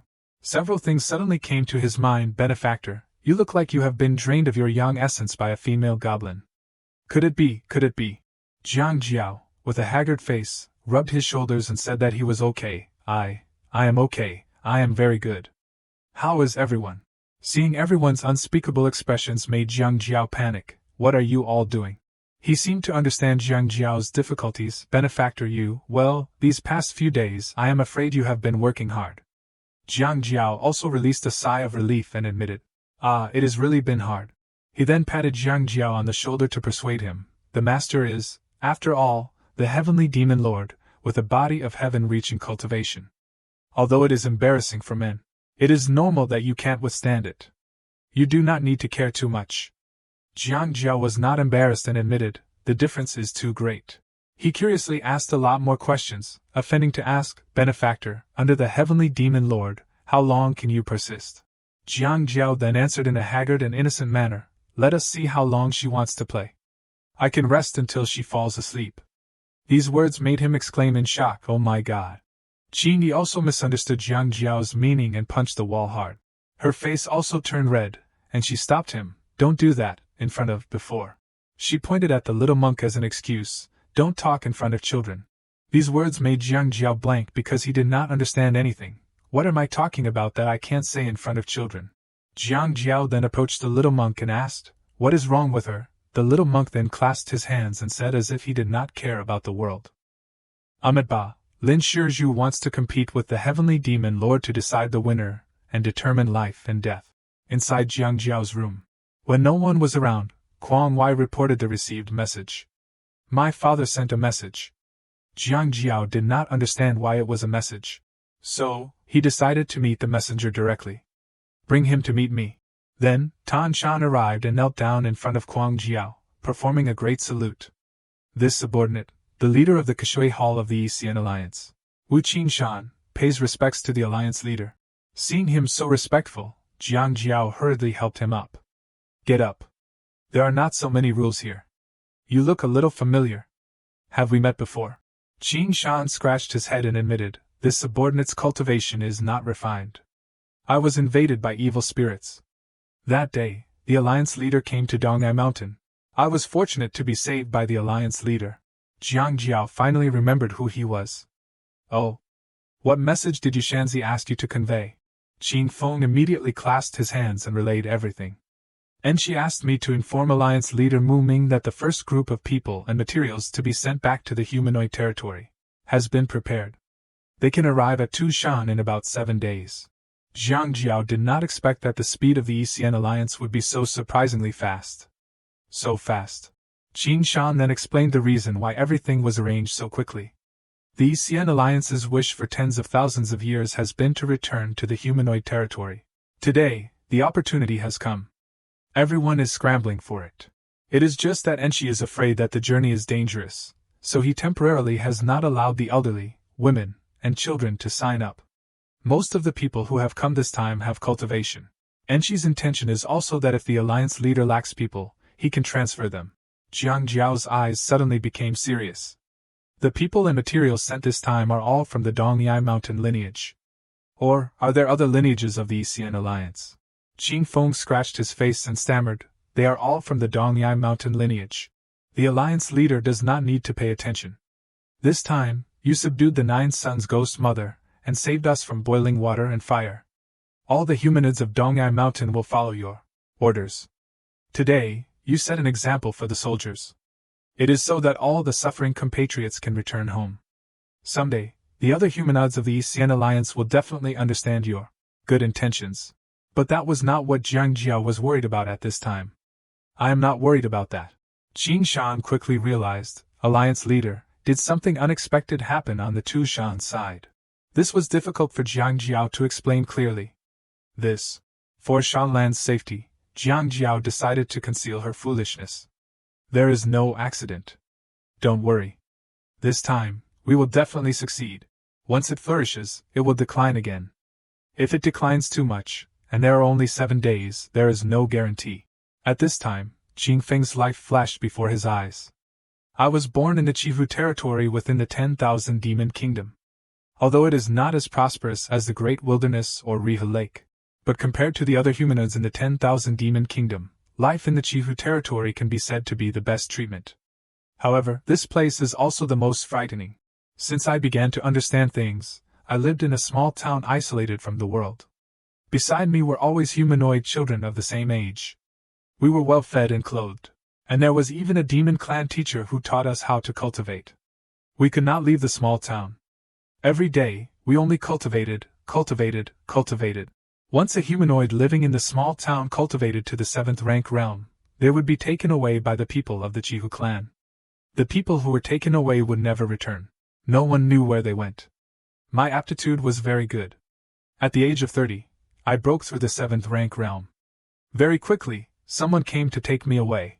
At that time, I only thought that I would go to serve the Chihu clan, but what I received was not guarding or combat missions, but being treated as a fighting slave. Alliance leader, in the territories of the humanoids, do you also have cockfights, dogfights, and sheep fights? We humanoids who were carefully cultivated by the Chihu clan were locked in the arena, fighting with people, fighting with beasts. No matter if it was a person or a beast, only one could survive out of the cage. Gradually, I became numb. I did not know how many people I had killed, how many fierce beasts I had killed. Until one time, I met my childhood friend. His cultivation was higher than mine. I was not his opponent at all, but at the critical moment, he sealed his true energy and allowed me to pierce his heart with a sword. At that time, I realized what the result of the defeated would be. It turned out that they would not even spare our corpses. From then on, I unknowingly survived in the arena. Sometimes, I even wanted to meet an acquaintance, and then die in the opponent's hands, like the friend who died in my hands, asking them to dismember and destroy my body completely. Until the ECN Alliance attacked the Chihu clan, I was rescued. In the ECN Alliance, I met other humanoids. I realized that what I had experienced was just normal to them. The suffering and despair they had experienced was even more tragic than mine. Alliance leader, are we humanoid compatriots born inferior, destined to be oxen and horses, toys for the demon clans? Jiang Jiao quickly denied those things. The Marquis and General do not necessarily have to be descendants of royalty. I believe that everyone is born equal and free. Don't worry. I will definitely take you and your humanoid compatriots home. That day will not be far away. Then, the sky gradually darkened. Jiang Jiao went outside and saw several demon clans gathered in one place. Peeking in, he saw Wu Qingshan talking to a demon clan. Suddenly, the demon clan discovered Jiang Jiao's existence. He then turned to smile. Benefactor, why did you come here? You should have told me in advance so that I could have welcomed you. Hua Yuan beside him also bowed his head to introduce himself. This humble general is the demon general guarding Taoyuan Cave. Hua Yuan, paying respects to Jiang Xianxing. Receiving such a noble salute, Jiang Jiao stopped him. You do not need to salute. I have said that we are not in a master-slave relationship. Just treat each other as friends. Don't salute anymore. Please stand up quickly. Even so, he was still a little embarrassed and did not dare. This humble general has received the grace of Jiang Xianxing's incense. I have long admired Jiang Xianxing in my heart. Today, I have finally met you. You are truly a Zhilan jade tree, elegant and unrestrained. Being praised like that by a man made Jiang Jiao's face turn pale. Suddenly, Wu Qingshan spoke up to interrupt. Everyone, I still have something to do today. Can we discuss the matters you asked for another day? Knowing that he could not stay shamelessly, Hua Yuan left first. Jiang Xianxing has arrived, so we naturally have to prioritize Jiang Xianxing's matters. We will come again in 2 days. You all talk. Before leaving, Hua Yuan reminded Jiang Jiao of one thing, that is right. These past few days, Wu Chuangong has been going to Huxian Hall to talk to Shi Hua Darren every day. He always looks happy. Please pay more attention to him, Jiang Xianxing. Receiving that reminder, Jiang Jiao was very grateful. Thank you for telling me. He muttered in his heart, this key matter, Shi Hua Nu and Wu Chuangong are so close. It seems that this matter. As soon as he entered the room, Jiang Jiao asked directly about the conversation just now. They all came to you to make magic weapons. If you say that, is not your black-hearted weapon making? A lot of money again. Hearing this, Wu Qingshan stammered to explain. This subordinate did not take anything at all. Hearing this, Jiang Jiao felt that something was wrong. This does not sound like you. Wu Qingshan stood up, striding in frank and an impassioned manner. The benefactor brought this subordinate to Tushan. Of course, you need this subordinate to do something. I just arrived in Tushan and I do not know if those demon clans are friends or enemies with the benefactor, so of course I have to drag things out first. I will make a decision after asking the benefactor. Clearly, Jiang Jiao did not expect that he could think so thoroughly. That is good too. I really do have something that I need you to help with. Hearing this, Wu Qingshan quickly bowed. Please give your orders, benefactor. I will obey everything. Jiang Jiao quickly took out the innate creation scripture. As soon as Wu Qingshan saw that thing, he was made unexpectedly surprised. This benefactor's glowing object is... But the thing that Jiang Jiao cared about was different. Do you have a way to turn this invisible thing into something visible? At the main hall, Hua Nu, sitting in the presiding position on behalf of Shanlan, summoned Wu Chuan to come. I heard that the people Dongyai Mountain sent have arrived at the border of Tushan. Your people at the border are not letting them pass. The matter of cooperating with the Xian Alliance is a decision of my master. Although you are a clan elder, you are only complying on the surface. If my master finds out when she leaves seclusion, I am afraid you will have a hard time taking the responsibility. Wu Chuangong. Hearing this, Wu Chuan did not bother to pay attention. Shi Hua Darren, you are speaking too harshly. I have never wanted to hide this matter. Where did the compliance on the surface come from? Hua Nu quickly reminded him again. The matter of cooperation was accomplished by Jiang Jiao alone. If you want to seize the leadership of the passage on both sides from him, you have to see if you have the strength. Wu Chuan still did not know what was good for him and stubbornly insisted, Shi Hua Darren, everything I do is for Tushan. Looking at the matter of trade, it seems like both sides cooperate and benefit together, but if we are being honest, there will be many difficulties. If there is a conflict between the two sides, which side will Jiang Jiao stand on? I am sure he knows whether he is the Wangfu of Tushan or the alliance leader of the Humanids. Hearing those words, Hua Nu did not know how to judge. After solving everything, Wu Chuan said to his people, Shi Hua Darren has implicitly admitted our way of doing things. If she leaves seclusion, this matter will be decided. I will take on all the responsibility. At this time, Jiang Jiao was standing on the other side of the road, waiting for people to come. The demon clan beside Wu Chuan, seeing Jiang Jiao, stammered, Jiang Xianxing. Seeing him so scared, Wu Chuan angrily glanced over to warn him. Wu Chuan's attitude was no longer hesitant, but became violent because he thought this battle belonged to him. Jiang Jiao, what are you doing here? Jiang Jiao only indifferently crossed his arms and replied, I have been waiting for you for a long time, Wu Chuangong. At this time, the atmosphere between the two sides began to become tense. Jiang Jiao then invited, "Is it convenient to talk as we walk, Wu Chuan Gong?" But it seemed that Wu Chuan was most afraid of this and refused to go. "If you have anything to say it here. I am busy with many things and do not have much time to listen to your nonsense." Jiang Jiao had only wanted to save face for Wu Chuan before, so he said that. Now that Wu Chuan did not want to, Jiang Jiao also spoke frankly. "Okay, then I will say it here. The passage between the two realms, I can hand it over to you. At the same time, from now on, all matters of trade between the two realms will be the responsibility of Wu Chuan Gong. What do you think?" Wu Chuan did not expect that a pie would fall from the sky. "Huh. What conditions do you have?" Jiang Jiao crossed his arms and raised his head. "Conditions, of course there are." "Say it." "Although we have different positions, we still have to work under the Heavenly Demon Lord in the future. I hope you will be less harsh on the humanids. In the future, I will reciprocate." Hearing this, Wu Chuan was a little suspicious. "Just like that," Jiang Jiao affirmed, "just like that." Wu Chuan wanted to make sure one more time. "You do not regret it?" Jiang Jiao confirmed that he would not regret it.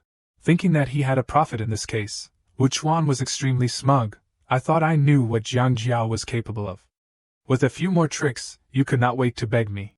Then, Wu Chuan raised his head to the sky and agreed to that request. "Since the Wangfu has said that, I am also someone who understands things. This matter I agree. I send off Wu Chuan Gong." While leaving, Wu Chuan did not forget to laugh loudly. "Ha ha ha, Jiang Jiao, ha ha ha, Wangfu."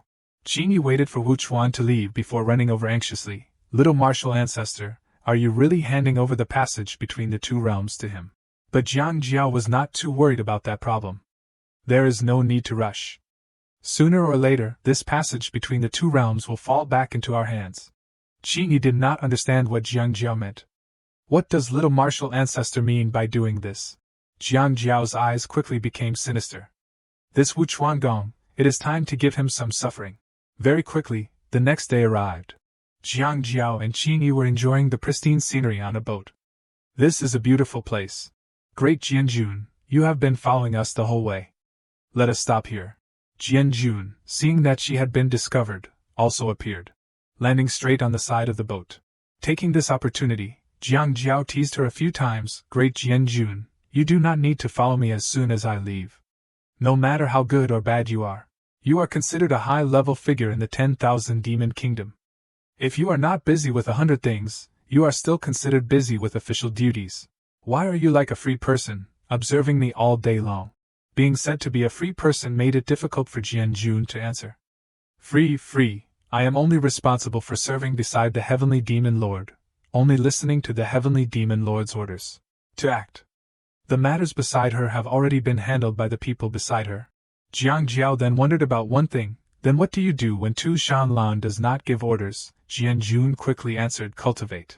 Hearing this, Jiang Jiao gave a thumbs up in praise. "Firm Dao heart, there is hope for the future." Hearing that, Jianjun showed disdain. "Humph, this is Wu Chuan, which is Wu Chuan Gong's CFO. The conflict between you and Wu Chuan Gong, everyone in this Tushan knows it. Today, you came here yourself? I have come to see what you want to do." Very quickly, the three moved to the mainland.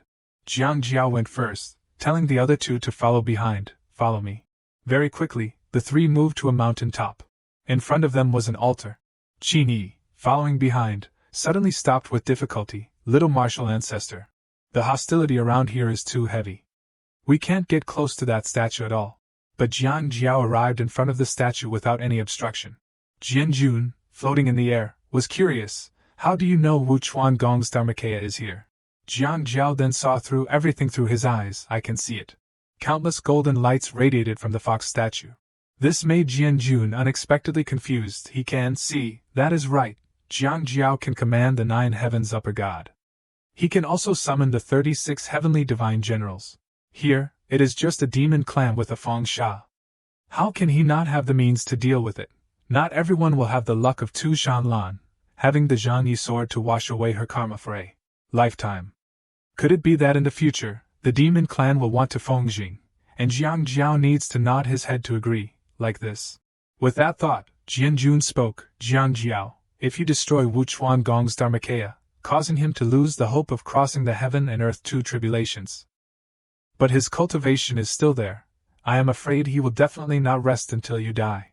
Jiang Jiao had anticipated that matter. Thank you for your concern, great Jian Jun, but I am not someone without morals. I won't do things that harm other people's foundations. What is more, Wuchuan Gong's Dharmakaya, how can a small 7th-rank cultivator like me touch it? After saying that, Jiang Jiao gave an order, Qin Yi, give me the thing. Qin Yi did not understand anything, but still responded blankly. Then she threw the thing in her hand over, take it. Jiang Jiao quickly caught that thing. Then he began to bite his finger to let the blood flow out. He wrote the 4 characters by heaven's mandate on that thing, and placed it in front of the fox statue. Jiang Jiao then focused and chanted, Zishao true God appears, demons and monsters retreat, all in the 8 desolations and 6 unions come to worship, honored God effect. Zishao heaven Tai Su true monarch. That thing quickly disintegrated, revealing that it was a statue of Jiang Jiao riding a qilin. Thanks to this, a crack quickly appeared in the fox statue. A stream of blood flowed out from that crack. Jiang Jiao conjured 3 incense sticks. Above the 3 heavens, the Tao is the most respected. Among all the laws, incense is the head. Today, I use 3 portions of incense merit to pay respects to the gods and sages of the 4 directions, the Yin spirits of the 8 directions, and transmit the order to the Emperor Di Shao of the Great Qian dynasty. If you have a wish, please light the incense. Immediately after, the 3 incense sticks disappeared. Jiang Jiao then turned to leave because he was done with the matter. Let us go. That night, the sky was dark and deep. At the Taigan military camp of the Xian kingdom. Outside, the soldiers were highly concentrated and guarding the camp. Inside, Qianshao was closing her eyes to rest her mind. Suddenly, a call rang in her ear, Emperor, Emperor. Her whole body was pulled into a void space. Seeing the shapeless thing in front of her made her alert. What kind of demon are you, daring to be so presumptuous? Immediately, the true dragon on her body manifested. Unexpectedly, standing in front of Qian Shao was a local god. The local god irritably spoke and reiterated the agreement that was promised. Humph, Wuna Scarlet Dragon, I am General Bai Feng, one of the 108 divine generals under the Zi Shao. Heaven! Do you dare to break your oath and attack me? At this time, Qian Shao was stunned. Zi Shao Heaven, Tai Su True Monarch. The local god began to convey Jiang Jiao's decree. Obeying the decree of the Zi Shao Heaven Tai Su True Monarch to deliver a message, are you Qian Shao? Hearing Jiang Jiao mentioned made her face stiffen. Jiang, Xianxing. Qian Shao finally escaped from that dream. As soon as she woke up, Qian Shao was confused. Was it really a dream? Xianxing, these years, this one has been looking for you, like looking for a needle in a haystack. Now, could it be that you know I am in trouble, so you are helping me through a dream, like the day you saved me on the beheading platform? If there really are immortals in this world, then they can only be like Xianxing, right? Outside, a general suddenly came to reporting to the emperor, the national teacher and the general's request an audience. As soon as she heard this, Qian Shao quickly summoned them in. Let them in. Then, the national teacher and the 2 generals stepped in. As soon as one of the generals entered, he knelt down and reported, Emperor, another elite team that was sent to attack the Gaimen ravine has been wiped out. The national teacher stroked his goatee. He did not expect that the situation would be reversed. We have been fighting fiercely with the later Qian for many months. We were originally on the verge of victory, but unexpectedly, they invited the celestial masters of the Xinshao Palace to perform magic for them, cutting off our supply route. If we can't capture the Gaimen ravine, I am afraid the army won't be able to hold out for many days. Qian Shao was not flustered hearing those words. She walked towards the terrain map on the table. Picking up one of her country's chess pieces, Qian Shao decided to follow Jiang Jiao's instructions. Xianxing once said a sentence, mountains overlap waters. Doubted no road, willows dark flowers bright another village. At that time, this one did not understand, but now I understand. Transmit my order, prepare immediately and move to the Jinsha River. In the Jinsha River territory of the heavenly demon, Wuchuan brought the army and ordered everyone to stop. A demon clan looked at the map and pointed. Wuchuan Darren, the passage between the 2 realms should be here. Suddenly, Wuchuan hugged his head and rubbed it, making the demon clan worried. Darren, does your head hurt again? But Wuchuan said, it is okay. That demon clan pointed forward according to Jiang Jiao's words. The front is the entrance that Jiang Jiao spoke of. Darren, that Jiang Jiao easily told us this. I am afraid there is an unfathomable plot. Wuchuan's eyes were firm, wanting to go inside and try his luck. Whether there is a trap or not, we will know as soon as we try. He pointed to 3 demon clans to explore inside. You, and you? The three of you go and see. Being asked to do so, the three demon clans trembled as they approached the lake. One of the more courageous demon clans touched the water. Seeing that nothing happened, he happily reported, "Ha, there is no problem." Seeing this, Wu Chuan's face became serious. Then, he gradually approached the edge of the lake, wanting to try. Move aside. He reached out and scooped up some water. Seeing that there was really nothing wrong, he was relieved that Jiang Jiao really did not lie to me. There is nothing below. Go down into the river. All the demon clans obeyed the order and stepped deeper into the river. When their whole bodies gradually sank into the lake, the water surface became still without a ripple. Suddenly those demon clans were torn apart by the water, making Wu Chuan and the demon clans standing on the side terrified. The demon clans underwater screamed in pain. One demon clan pointed forward and reported, "Darren, over there are still people alive over there." Hearing this, Wu Chuan immediately used his agile skills to rush to the middle of the river, to save a drifting demon clan. Fortunately, Wu Chuan grabbed the demon clan's collar, and threw him straight onto the shore. After bringing the person in, Wu Chuan did not care about his subordinate's injuries and interrogated him. "Speak quickly, what is below, what is harming you?" That demon clan, with a pale face, stammered, It is alive again." Those words made Wu Chuan's face turn serious. "What is alive again?" The demon clan stammered in extreme horror, The humanoid statue. Back at Jiang Jiao's residence, Qin Yi, having received the information, reported back, "Little martial ancestor, Wu Chuan Gong has left Tushan." This made Jiang Jiao unexpectedly surprised, so urgent. He is really rushing to reincarnate. "Qin Yi, tell our people to pack up and leave." Qin Yi thought that Jiang Jiao wanted to take this opportunity to eliminate Wu Chuan, so she was very excited. Does little martial ancestor want to ambush Wu Chuan Gong outside Tushan? Seeing that Qin Yi had strange thoughts, Jiang Jiao flicked her forehead and scolded, "What ambush? What I mean is, you go and inform our people to pack up their things and prepare to go home." Hearing the two words "go home" made Qin Yi feel both strange and familiar. Go home to Dongyai Mountain. Jiang Jiao denied that. Of course not. It is going back to the territory of the humanids. Qin Yi was still worried that Wu Chuan would stop this matter, but Wu Chuan Gong. But Jiang Jiao had calculated every step to completely eliminate Wu Chuan. Don't worry, he is about to not be able to take care of himself. Wu Chuan on this side shouted loudly to order, "Change." Immediately, the humanoids that the demon clans had brought out were placed on the crest of the waves. Those humanoids were oppressed to the point that they did not look like human beings, and their faces were full of despair. Seeing them like that, Wu Chuan still bullied them. "You go down." Having just witnessed the deaths of the demon clans, these humanoids were terrified and begged, "Darren, spare us, no, please do not."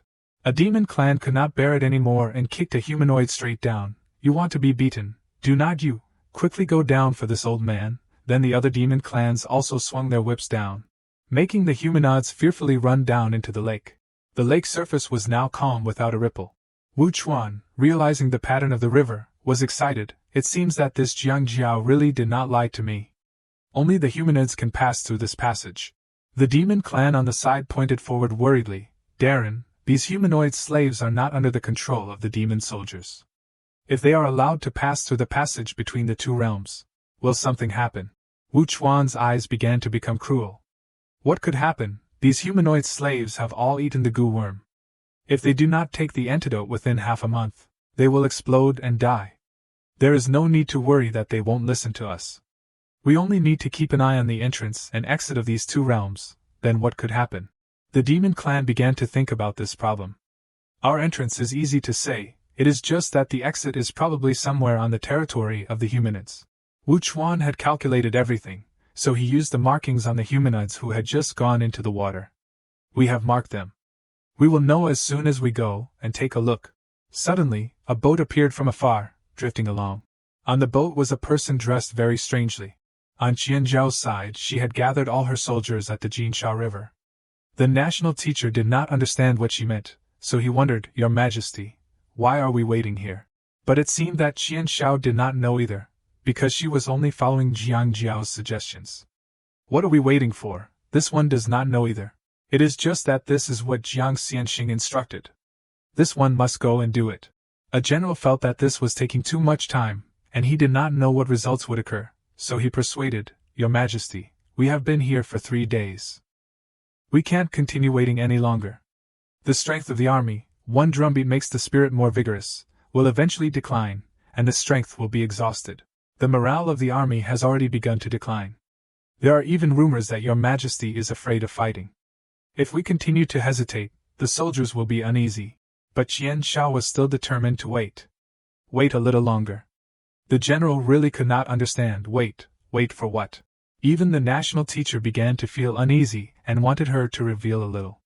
Your Majesty, even if you have a decision in your heart, you should still reveal a little. At least let the ministers know the purpose of your Majesty's army coming here.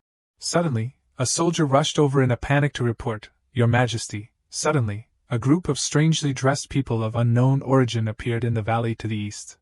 It is very strange. Hearing that someone had come from that direction made Qian Shao panic. Aren't there strong forces guarding the area around here? How did those people get in? But it seemed that the soldier did not know what was happening either. Forgive me, Your Majesty, those people suddenly came out from underground. I can't understand what they are saying. I do not know what country the language they are speaking is from. Hearing this, Qian Zhao's face became serious, and she ordered, came out from underground, bring them here. Yes. Those humanoids were quickly brought before her. The national teacher stroked his goatee and observed those people. He raised the chin of one of the humanoids to observe. Suddenly, he saw the tattoo on the humanoid's face light up, making him startled and tch. Qian Shao curiously approached, wanting to know where these humanoids came from. Who are these people? Where do they come from? And why did they appear here? The national teacher, with his vast knowledge, immediately gave an important piece of information. Your Majesty, they come from the 10,000 Demon Kingdom. Qian Shao did not expect that there would be humanoids escaping from the 10,000 Demon Kingdom. The 10,000 Demon Kingdom. Suddenly, the national teacher stammered as he realized something. Your Majesty, under the ground here, there is actually a passage leading to the heavenly demon territory of the 10,000 Demon Kingdom. Your Majesty, were you waiting here just for this? Qian Shao still did not answer and thought, a passage between the two worlds, even by Feng Jiang, who relayed the message for Jiang Xianxing in my dream, did not say anything about it. Even though she did not know what it was, Qian Shao knew that there was more to it than just this. Also, it is not just for this. At this time, a general, having observed something, ran over to report, Your Majesty, there is a large boat approaching us. This time, Qian Shao could confirm the purpose she had come here for. It is here. What this one has been waiting for is it. Having confirmed the target, Qian Shao quickly shouted, Where's Tai Gu Qi? The general, hearing the call, came before her and knelt down. This one is here. Qian Shao pointed to the boat and ordered, Sink it for this one. Understood. Then, Tai Gu Qi conjured a large bow and aimed at the boat. That arrow was fired, causing the boat to encounter a violent tremor. Inside the boat, the demon clan was pouring water to serve Wu Chuan. Darren, we are across the border. It is the Qian territory. If we land, will it attract the attention of the Qian dynasty? Wu Chuan took the teacup and drank, laughing heartily. The Qian dynasty is in civil war. I heard that someone joined the Su clan too. The two sides can't help but fight. Don't worry, they do not have time to bother with us, and besides, the other side is a desert. It can't be that coincidental. The demon clan, hearing this, also smiled in agreement. Ha ha, that is right, that is right. Suddenly, there was a scream of anger from outside. Wu Chuan, you old dog, I can be considered to have been miserably harmed by you. As soon as he went outside, he saw the demon clans fearfully running away. Run quickly, save me. A demon clan hastily ran away, accidentally bumping into Wu Chuan. Making Wu Chuan angrily grab that demon clan and question him. What are you saying so rudely? What is so panicking about? Suddenly, Wu Chuan's eyes widened, because he saw a huge arrow falling straight down from the sky, making him unable to avoid it. That arrow, fired like a dragon escaping its cage, rushed down, falling straight down on the boat, causing it to break in half, looking extremely miserable. The boat just broke into hundreds of pieces, floating on the lake. Seeing the result, Tai Gu Qi stopped, and then came before Qian Shao to report, Your Majesty, there was a demon object that abandoned its body to escape. One of his souls escaped. Hearing this, Qian Shao felt that it was not a big deal. It is okay, Tai Gu General has worked hard. Even at this point, Tai Gu still wanted to pursue and kill him.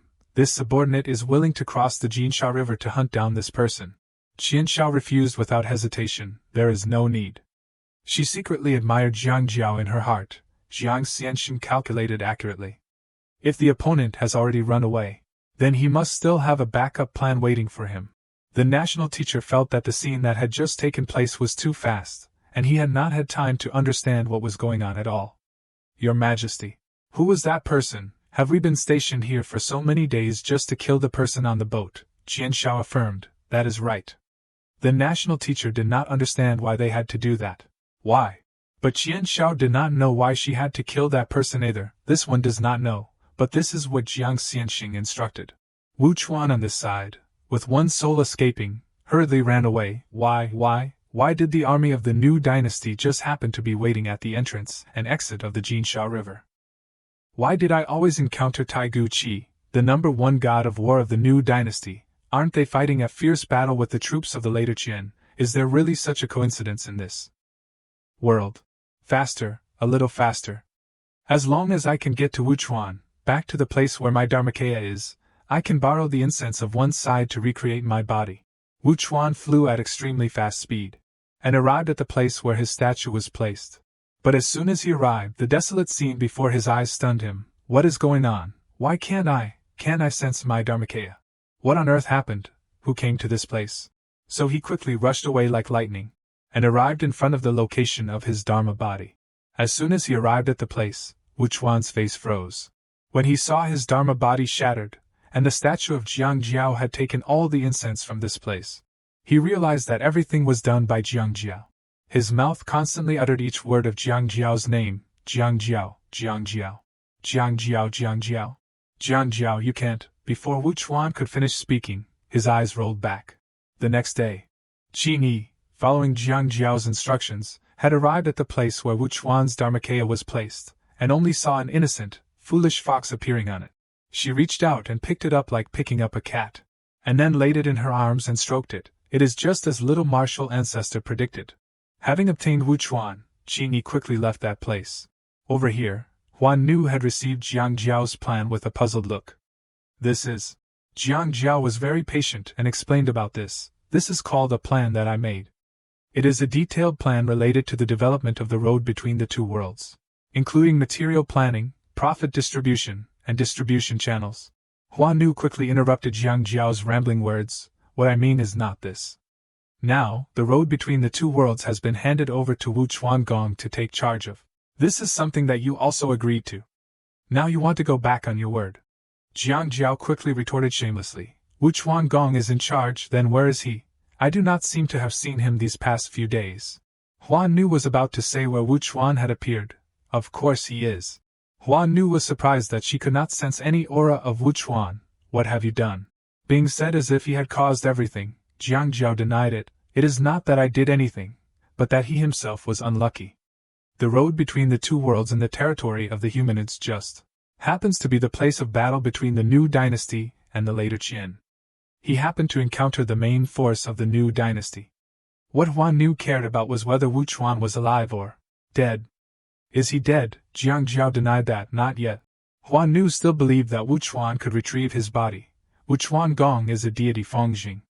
Even if his body is destroyed, as long as his primordial spirit returns to the Feng area, he can recreate his flesh. Before Huan Nu could finish speaking, Jiang Jiao jumped in to interrupt. The Wu Chuan territory has changed hands. The living beings in Wu Chuan now worship the Zishao Heaven Tai Su True Monarch. Finally, Huan Nu realized how terrifying Jiang Jiao was. That is right, Jiang Jiao ordered the 36 deities of the 9 heavens. The celestial beings in the sky are under his control. How can the sacred beings in a territory offend him? From the very beginning, Wu Chuangong had no chance of winning. No matter what Huan Nu said, she still had to defend her clansmen. Wu Chuangong's work may be a bit biased, but his loyalty to the Tushan clan and the heavenly demon lord is known to the master. What you are doing is a bit too much. Jiang Jiao immediately interrupted. He absolutely should not have the thought of cooperating with the later Qin. Now, the emperor of the Xian dynasty was able to survive only because I reversed the course of destiny. The title of Zishao True Monarch is worshipped and praised by tens of thousands of people in the imperial court. The incense is endless. The seedlings I have been working hard to plant have not grown yet, so how can I turn a blind eye to people pulling them out? Hua Nu could not say anything else and focused on examining the plan more closely. Then, she realized a suspicious point in this plan. You are personally leading the army. Do you want to go back to the Xinshao Palace? Jiang Jiao was not worried at all and explained to Hua Nu about the relationship between this road and the two territories. In the road between the two worlds, there are sages of the humanoids who have transformed into statues to guard it. After all, if you pass through someone else's territory, you have to go and say hello. And the monarch of the Xian dynasty too. I have to go and meet him briefly to discuss how to arrange the humanoids of the 10,000 Demon Kingdom. As for the Xinshao Palace, I still have not found it, but I can try to contact the disciples of the Xinshao Palace to see if I can find a way to help Shanlan wake up. Even though she knew that Jiang Jiao had many things to solve this time, Shanlan had ordered before, but when the master was sober, she ordered you not to leave Tushan. Jiang Jiao seriously reminded her of one thing. The wedding day between me and Tu Shanlan is approaching. At the moment, we should try every possible way to help Tu Shanlan wake up. Otherwise, if Tu Shanlan still has not woken up by the time of the wedding. Speaking of this problem, Hua Nu could only agree, it is okay to go, but Feng Jiannu must follow. Yes. Jian Jun, on the other side, was focused on cultivating. Then, the inner demon appeared again and manipulated her psychology. Be loyal to me, worship me. Tu Shanlan has ordered you to provide swords for thousands of years. Have you felt the opportunity to attain the Tao? Obey my orders, chant my name, and in an instant, you will be able to witness the opportunity of the Tao to become a saint. The great heavenly Tao is right in front of you, Xian Jianjun, why do not you dare? Jianjun was quickly invaded by the inner demon and looked towards Shanlan. Her body surged with murderous intent, wanting to rush over and devour her, eat her flesh, swallow her origin. Jianjun's whole body was then controlled. But before she could touch Shanlan, Shanlan opened her eyes warily, making her frightened and quickly withdraw. The sword was also summoned from the wooden box. Because this time, Shanlan had woken up. Jianjun quickly knelt down and kowtowed, my master. My master. Shanlan sat down by the bed and questioned, aren't you going to find Jiang Jiao? Speaking of which, can't Jiang Jiao solve your problem? Explain this to me later. My time is not much. Now, the primordial spirit is still in outer space for the first time. Now I am only separating a trace of divine thought to return. I can't maintain it for long. This one has used the method that Jing Xianxing left on your body to follow the traces to his main body. Now, there is only one step left to catch him. You go and find Jiang Jiao and tell him that Jing Xianxing's main body is no longer in this world. Tell him to lead my main body to the extraterrestrial sky. He will know what to do. After she finished instructing, a talisman rushed in from the outside. On it was left a request, Great Jianjun, I have an urgent matter. Can I see you? Jianjun immediately turned to call out, Mas. But she was stunned, Huma. Because Shanlan had reverted to her childlike state, Ning also woke up at the same time. Jiangju, having received her consent, happily went inside. Only to be met with a direct kick from the little girl, a fox's flying kick. He had anticipated this, so he countered. Then quickly retreated to maintain distance. The little girl stood up, adopting a challenging stance, come here. Jiangju also struck a praying mantis pose in response, ha. Ning kept taunting, come here, and he replied I am coming, but she suddenly said, you should not come here. He playfully retorted, but I still have to come. Just then, Shanlan rushed over and hugged Jiangju's arm tightly, hey, hug. The other hand was also grabbed by Ning, who bit him and scolded, you are a heartless person, I trusted you so much, yet you deceived me and played with my feelings. Being clung to by the two sisters, he waved his arms, trying to break free, hey, wait, do not touch that spot, Ning, let go, you have bitten it raw. Suddenly, a bag of spirit stones fell to the ground.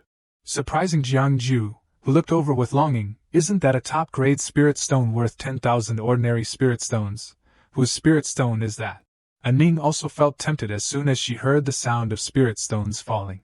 But she told herself, Shan Ning, you can't be like this, you swore in your heart, you won't rest until you avenge this.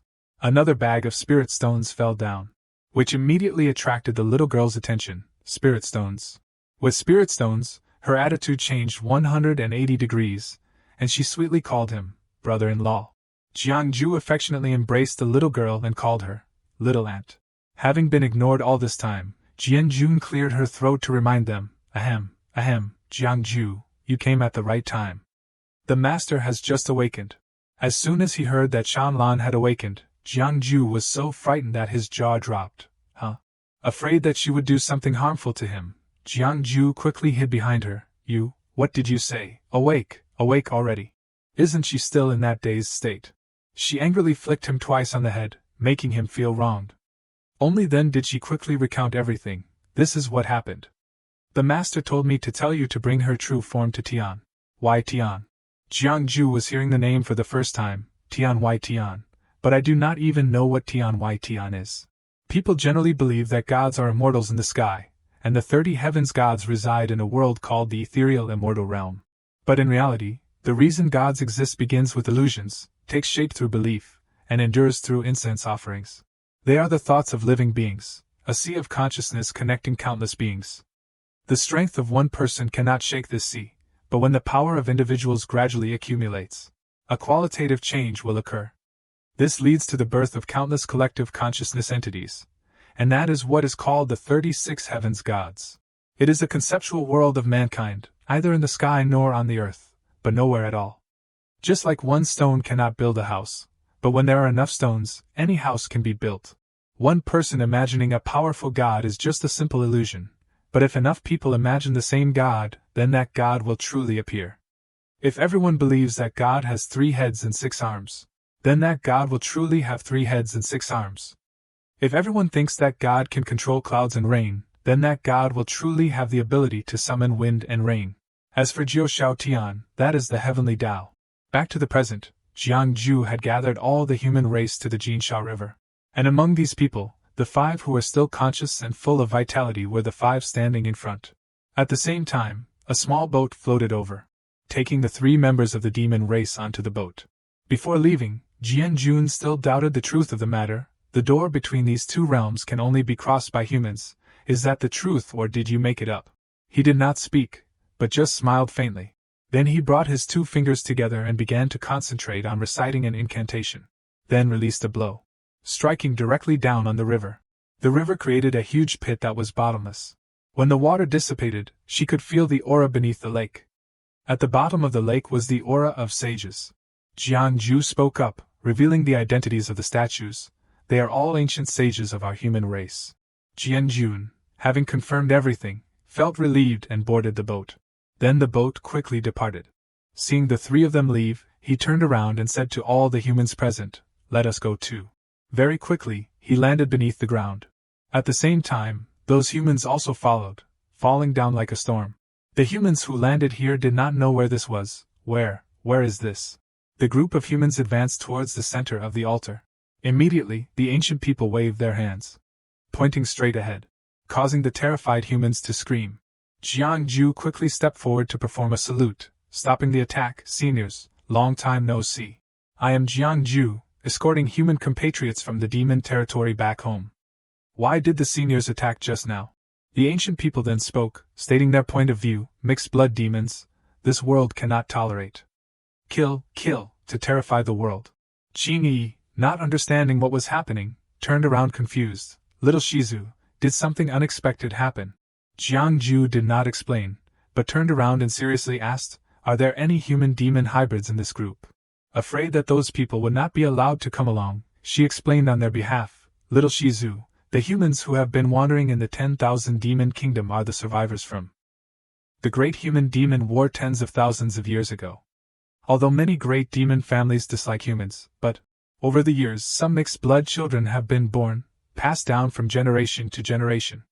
Some people have more than just one demon bloodline, but do not worry. Those who can join the different immortal alliance are all clansmen who recognize their human identity. They have all had their hearts questioned." Jiang-ju did not say anything more after hearing this, then unknowingly went in front of the ancient people, creating 5 incense sticks from his merit, and inserted them into the ground in front of those ancient people, beginning to speak his own thoughts, hoping to persuade these 5 ancient people. 10,000 years ago, you seniors were willing to sacrifice yourselves here to resist the demon race. Jiang Mao admires that. Now it is 10,000 years later. Jiang Mao is leading thousands and tens of thousands of compatriots who have been wandering in the territory of the demon race back to their homeland. I hope that the seniors will consider it carefully. The ancient people thought about those words after hearing them, leading thousands and tens of thousands of human race back home. This great ambition, little friend deserves to have great merit. Little friend does not need to pay attention to the words that fellow Taoist Ji Huang said just now. He swore to kill all the demon race in the world, not tolerating a single grain of sand in his eyes. Haha, 10,000 years ago, everyone thought about him. We have been stationed here for 10,000 years. Everything in the world changes in the blink of an eye. Would little friend be willing to tell us about the current situation? What Jiangju lacked the least now was time, so he sat down and was willing to talk with the ancient people. After that year, you seniors separated the two regions of humans and demons with the Jinsha River. I wonder which of you seniors refined this treasure, the Jinsha River. Immediately, the only female ancient person came forward, the origin of the Jinsha River. Perhaps Senior Tian Lang does not know as much as I do. This Jinsha River comes from Tian Y Tian. Jiangju did not expect the name to be mentioned again, Tian Y Tian. She confirmed that was its origin. That is right, Tian Y Tian. But only cultivators who have reached the second rank can break through this boundary and go to Tian Y Tian. Jiangju was more and more surprised as he listened. Only second rank and above can go to Tian Y Tian. How can a first rank cultivator like me do it?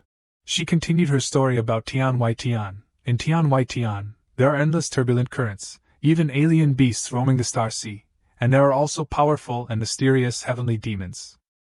Outside the territory, among the human race, there are all-powerful people who have gone deep into Tian Y Tian, and have even seen a planet full of vitality. There are savage tribes who eat raw flesh and possess strange powers different from spiritual power. Of course, Tian Y Tian is extremely dangerous, but there are also countless magical treasures, created by heaven and earth. Some have abilities that far exceed our imagination. The Jinsha River is one of them. It is a strange object created by heaven and earth, carrying the characteristics of Tian Y Tian. Jiangju still had one question, then who brought the Jinsha River from Tian Y Tian? She quickly answered that question, the human race Tao leader. Jiangju was stunned when he heard that. Huh. Then he pointed at himself in utter confusion, me. The ancient people were stunned as soon as they heard that he was the human race Tao leader. Immediately they spoke up, wanting to verify the information. Are you the human race Tao leader of this era? Afraid that the 5 ancient people would not believe him, Jiangju took out proof. As soon as they saw that thing, the 5 ancient people immediately introduced themselves. The Luo Immortal Sect, Tian Longzi, Baixia Mountain, Zixing, Qi Huang Taoist. Tang Shang, paying respects to the human race Tao leader.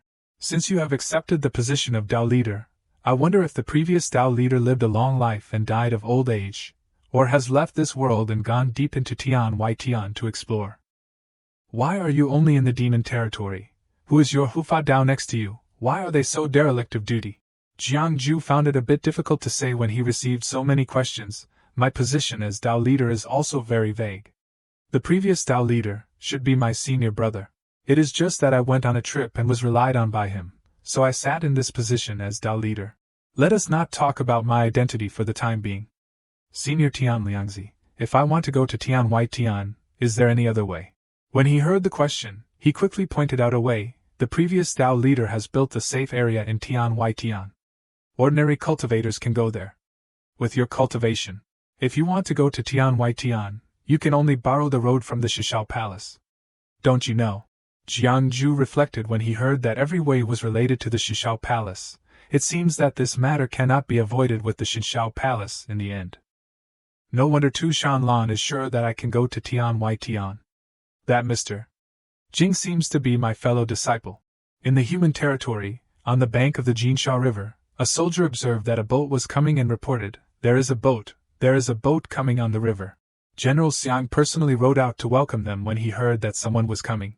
Looking at the boat that was docking, he introduced himself. I am Yu Xiang in the army of the new dynasty. Are you Mr. Jiang?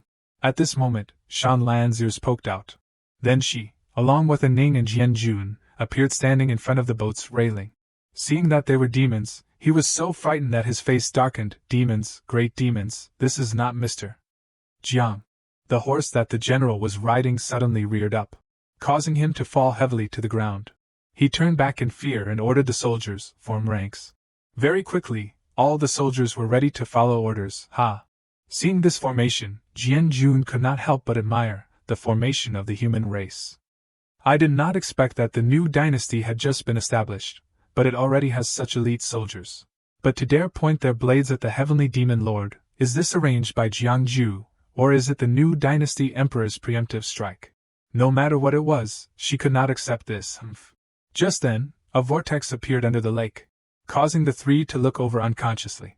A demon beast emerged from under the ground, jumping straight over Shan Lan's head. The general on this side was even more horrified when he saw the people and demons coming together. Finally, the demon beast stopped.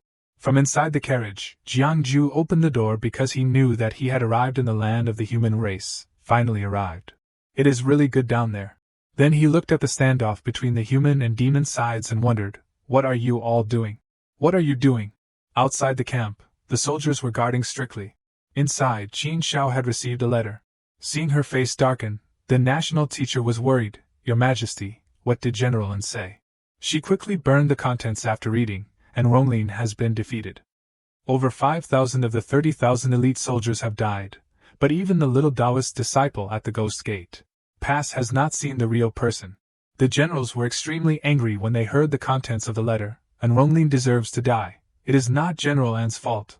That Taoist disciple indeed arranged a formation that is too powerful.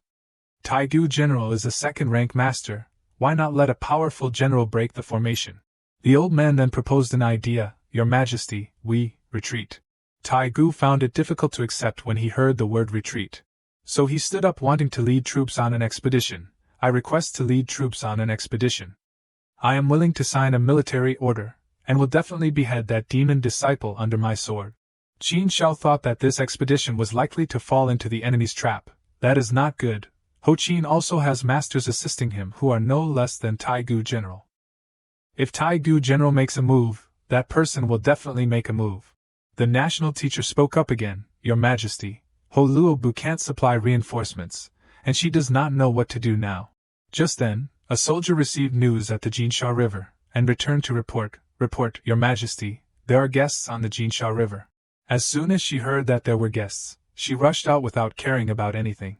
She shook the soldier hard, wanting to know, where are the people? The soldier was flustered from being shaken and pointed outside, right, outside the camp.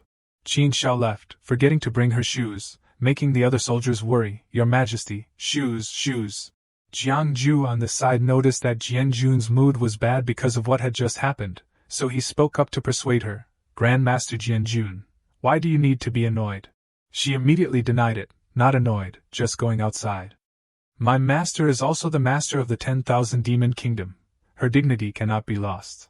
Jiangju looked at her warily and said, We are here to negotiate cooperation with the human race. Emperor Shi is an old friend of mine.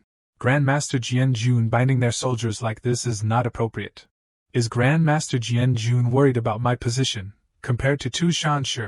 I want to stand on the side of Diqian even more, or are you worried that I have too deep a friendship with the Diqian female emperor, and that the distribution of benefits will lean towards Diqian, so you deliberately let the Diqian female emperor show off her strength? She did not want to say much to him after hearing this. Whatever you say is what it is. Human race, since when can fourth-rank cultivators and above interfere in the dynasty? Jiangju was a little dazed when he heard this for the first time. Fourth-rank cultivators and above cannot interfere in dynasty matters. Suddenly, Qin Zhao's voice came from afar, Mr. Jiang. She had used all her strength to run back to him. As soon as he saw her, Jiangju immediately knelt down with a respectful attitude. Jiangju has met the young master. No, I should call you Your Majesty now. Seeing Jiangju suddenly become so distant, Qin Shao quickly helped him up, wanting him to skip those rituals. Just call me by my name.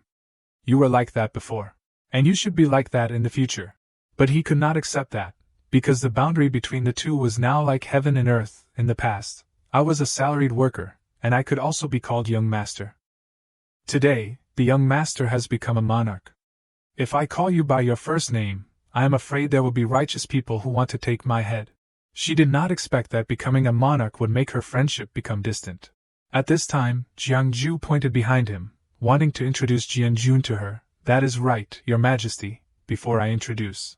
But she had disappeared into the car from when, not forgetting to say from afar, by my master's order, You are in charge of everything for this trip, no need for many introductions. Qin Shao pointed into the car in a daze. Who is in this car to make Mr.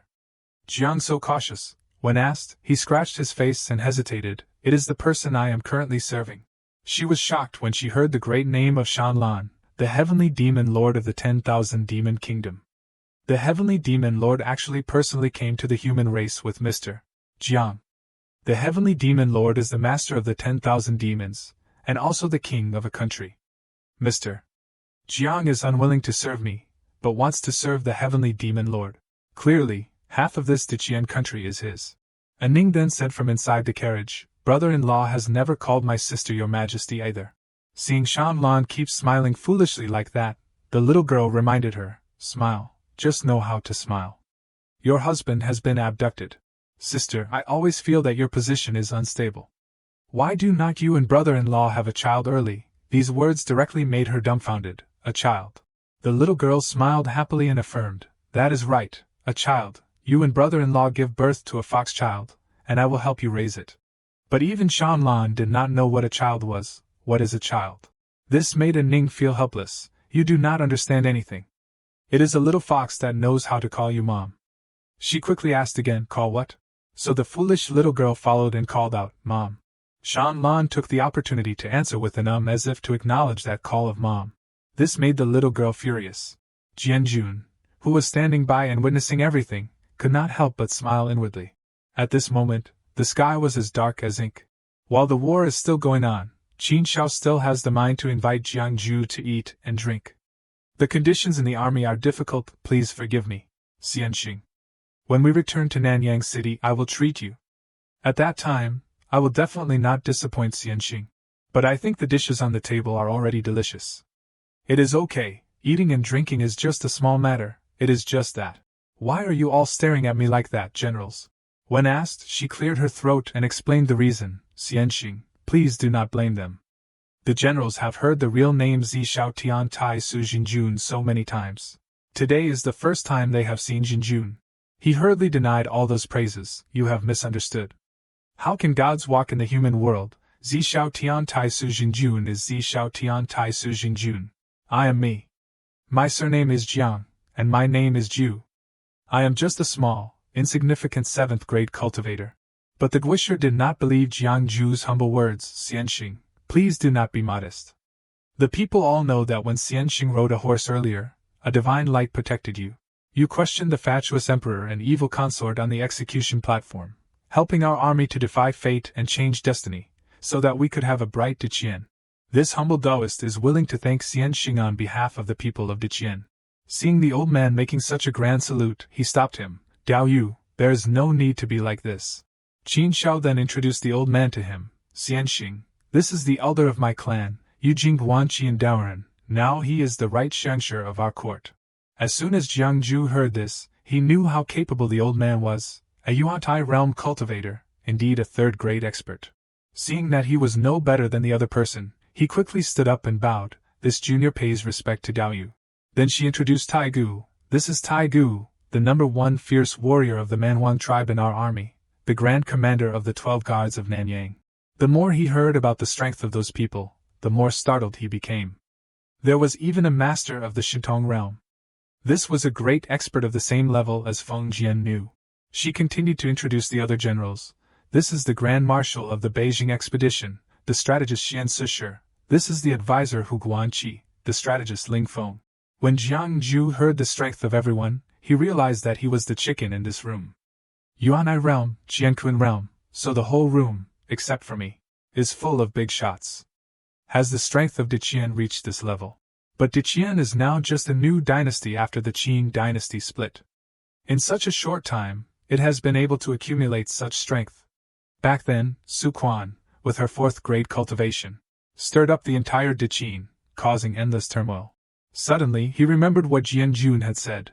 When can human race cultivators of 4th grade or above interfere in the affairs of the dynasty? With just that, he had a suspicion. Could it be that some kind of restriction has been lifted?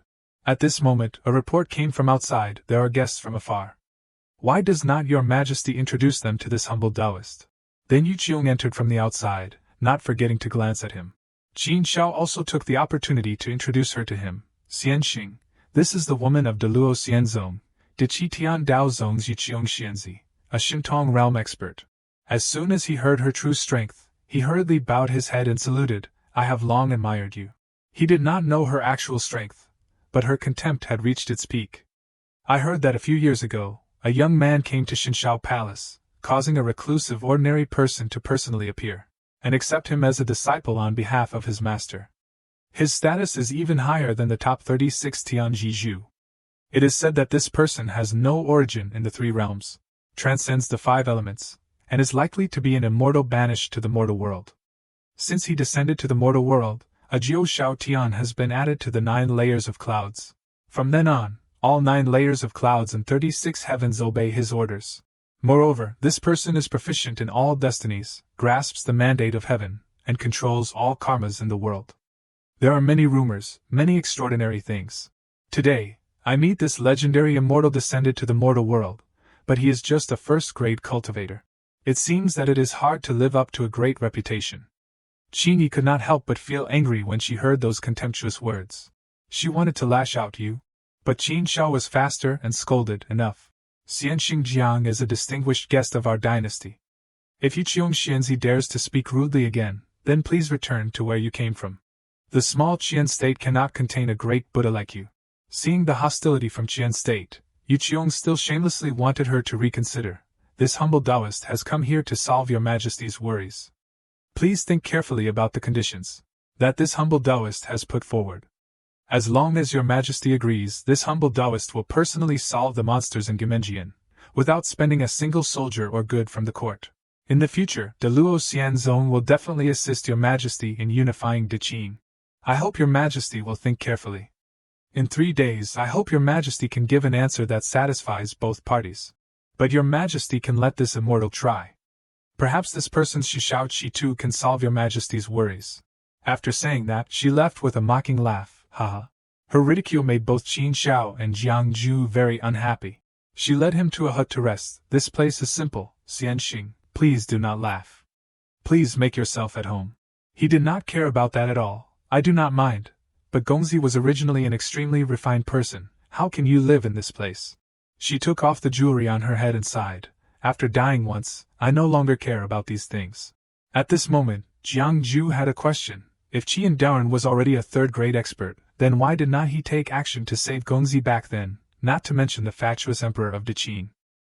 The royal ancestors already had someone like you, so why did the national destiny of the Scarlet Dragon have to seek help from an outsider like me? The Guisher did not expect that he did not know even the most basic things. Xianxing, you really do not know. He was also confused by those words. Know what? The old man seriously spoke of the worldly affairs in this matter, the Taiga Covenant, the most important of which is that cultivators of 4th grade or above cannot interfere in secular dynasties. And second-rate sects or above are not allowed to be involved with the imperial court. Could it be that Xianxing is restricting your cultivation and leaving the sect because of this covenant? Jiang Zhu was a little speechless when he heard those reasons. I did not create this. Is there such a thing? No, actually, I. The old man stopped him before he could explain. As if he understood very well, Xianxing does not need to explain. It seems there is a reason for you. Indeed, this humble Taoist has been rude. Before cultivating, this humble Taoist once held the position of Guojun of the Qin state. But since entering the 4th grade realm, I resigned from the position of Guojun of the Qin state and was led by the elders of the clan to Yujingguan to cultivate. It is just that since the Taiga Covenant is no longer managed by anyone, many sects and experts have returned to the secular court, mostly to borrow the nation's destiny to cultivate. Jiang Zhu was stunned when he heard this. What do you mean by no one managing it? Was there someone managing it before? The old man was stunned when asked like that. Isn't the Taiga Covenant managed by Shishao Palace? Xianxing is a disciple of this sect. How can you not know these things? Don't joke with this humble Taoist. The more he listened, the more unbelievable he found it that these incomprehensible things had happened. Shishao Palace is really the one managing the Taiga Covenant. Now that the Taiga Covenant has lost its effect, does that mean that Shishao Palace has encountered a major problem and can no longer take care of itself? With that speculation, he wanted to know, when did the Taiga Covenant become invalid? The old man stroked his beard and explained, it was on the day Deqian was founded.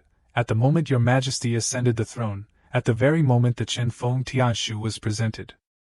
So all cultivators above the 4th grade in the world inadvertently felt that a kind of restriction on their bodies had been lifted. Jiangju finally understood that his speculation was correct. So that is how it is. Qin Xiao is the person who defies fate. Half of the destiny of Diqian belongs to Zi Xiao Tian Tai Su Jinjun. Could it be that Jiangju, I have attracted the attention of countless people, including those reclusive old monsters who do not appear? Qin Xiao added, besides Xianxing Jiang, those who walk in the world as disciples of Shishao Palace, there is actually another person. Maybe he knows the changes of Shishao Palace very well. As soon as he heard that, he wanted to know the whereabouts of that person. Then where is this person? The Guisher did not hesitate and showed him, please, Xianxing, take a look.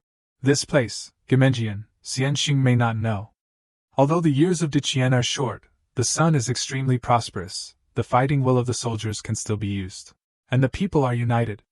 Before Diqian, there was Yao Fei who harmed the country, and then the Scarlet Dragon abandoned the country. Above, the king and his ministers were scattered, and below, the people were suffering. Although there was military power, there was no fighting will. But recently, I do not know where Diqian has invited some strange people to help. Among them is an expert from Shishao Palace, who looks like a child, and whose cultivation is only at the Wuzhou Tian level, but he knows how to chant the mantra of mountain and river power. By utilizing the special terrain of Gemenjian today, he has forced our army to stop outside Longhan Mountain. From those words, Jiangju began to ponder, a feng shui formation, but even in Shishao Palace, not many people understand feng shui. Suddenly, she solemnly revealed something. Xianxing, rest assured, although that demon child is difficult to deal with, if Xianxing wants to learn some news from him, I can discuss it with the Luo Xian Zone a little. If they are willing to give in a little, even if we have to cede land and pay tribute, I will definitely ask Yu Qiong Xianzi to break the feng shui formation and capture the demon child. Jiangju was embarrassed when he heard the reason why Qin Xiao invited Yu Qiong. Huh? You invited people from the Luo Xian Gong to deal with the so-called demon child and break his feng shui formation. You did not say so earlier. If I knew you were looking for her just for this matter, why would I have given her so much face? She and the Guisher were immediately dumbfounded. This, just a little matter. Does Xianxing have a way to break the feng shui formation? He immediately pointed at himself and affirmed strongly, of course, no one understands feng shui formations better than me. On the Deluo Xiangong side, Yu Qiong, sitting on her presiding chair, kept thinking about Jiangju. Is that really Jiangju? At this time, Tai Qing appeared and asked Yu Qiong, have you met Jiangju? She immediately showed disdain when she heard the question. Humph, he is just a 7th grade cultivator. He quickly retorted, don't talk nonsense. Suddenly, she asked a question that stumped him. Between me and Jiangju, who is stronger? Standing before this question, he only said, how can you compare? As soon as Yu Qiong heard those words, she knew that Tai Qing did not think much of her, so she angrily roared like a madwoman, how can you compare? How can you compare? Uncle, father, since I was young, I have been the woman of Tai Qing Dao Shou, and I only need 3,000 years to cultivate. Now I have reached the 2nd grade of Shintong realm, and even sensed the 5 declines of heaven and man, touching the threshold of the 1st grade of Dao realm. In this world, I have to suppress a whole generation of geniuses. In today's younger generation, no one can surpass me. But until now, whenever the name Jiangju is mentioned, you all forget everyone else, giving him admiration, caution, and even fear. You are full of interest in him. But at the same time, you fear him like a poisonous snake. Now, he is just a 7th grade Canli realm cultivator. The other elders stopped her after hearing this. Shut up, you are bold, Yu Qiong, shut up. Your father once said that you are not suitable for the Taishang Wang Qinggong Fa. While she was going mad and about to lose control, the bells and drums suddenly rang. Yu Qiong finally regained her composure. Then she expressed her gratitude. Thank you too, little Shishu, for helping me calm down. Those two Shishu kept saying to each other, little Yuzi, you should not go to Diqian. At this time, she only wanted to concentrate on cultivating to overcome her inner demons. I will have to go through the 5 declines of heaven and man immediately. If I can't completely control my restless mind, I am not sure if I can overcome it. Those two Shishu quickly presented a Mu Zhong and a bell to help her. With the Xinzhong and Mu Gu to help you, even if your mind is not at peace, you still have a chance to overcome the 5 declines. of heaven and man. If you do not go to Diqian, it will only be a restless mind, but if you meet Jiangju, it will be a demonic obstacle. If it is a demonic obstacle, you will die. A foolish thought began to spring up in her heart. What if I kill Jiangju? The two Shirshu quickly revealed the final result if she confronted Jiangju. 10,000 causes and effects are linked to him. The 5 declines of heaven and man related to him will inevitably lead to death. You can't kill him, you can't kill him. These words made her ponder. On this side, Qing Feng told Qing Yi to go back first so that he could stay. Shiji, go and rest early. I am here to protect you. But she kept thinking because she had not seen him appear for a long time. Why has not Xiao Shizu returned yet? Could it be that something has happened? He hurriedly reassured her. Don't worry, nothing will definitely happen. Then he got closer and whispered in her ear, Shiji, do not you feel anything? She was confused when she heard the question, what is it? So he began to say what he saw. It is just that, Xiao Shizu and that new Qian dynasty have an affair. Qingyi was shocked when she heard this news. She angrily knocked him on the head and scolded, what are you talking about? Being knocked like that made him painfully retort, Aya, Shiji, I was just joking. Why are you so agitated? Qingyi quietly reminded Qing Feng of the current situation. Who else is going with us this time? Have you forgotten? When Xiao Shizu is present, do not mention it, or it will be a big trouble. He knew that he had just caused a big problem, so he quickly covered his mouth. Sorry. Seeing that there was nothing else, she quickly instructed, I will go and rest first, and you go and patrol somewhere else. Understood. After the two left, a child sprouted from the ground. Approaching the carriage, there are only 2 4th-grade cultivators. That is right, the current Shishao Palace de Zhangjiao can't even take care of himself. So there is no one protecting Jiangju. Now is a good opportunity to kill him. Xiao Yuzi, do not worry, if someone hinders you, Xiao Shirshu will definitely demand justice for you. It seems that Jiangju is in this luxury cage, right? That child quickly became illusory, entering the carriage. As soon as he entered, he saw 3 demon clans inside. Jianjun was still seriously sitting and wiping his sword. Next to her was Shanlan, lulling a Ning to sleep. Seeing the 2 demon clans, he was terrified. Great demon.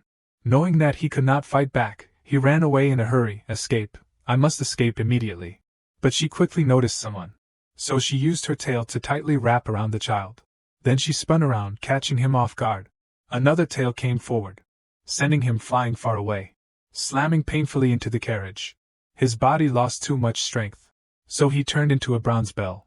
Outside, Jiangju had finished his business and returned to the carriage.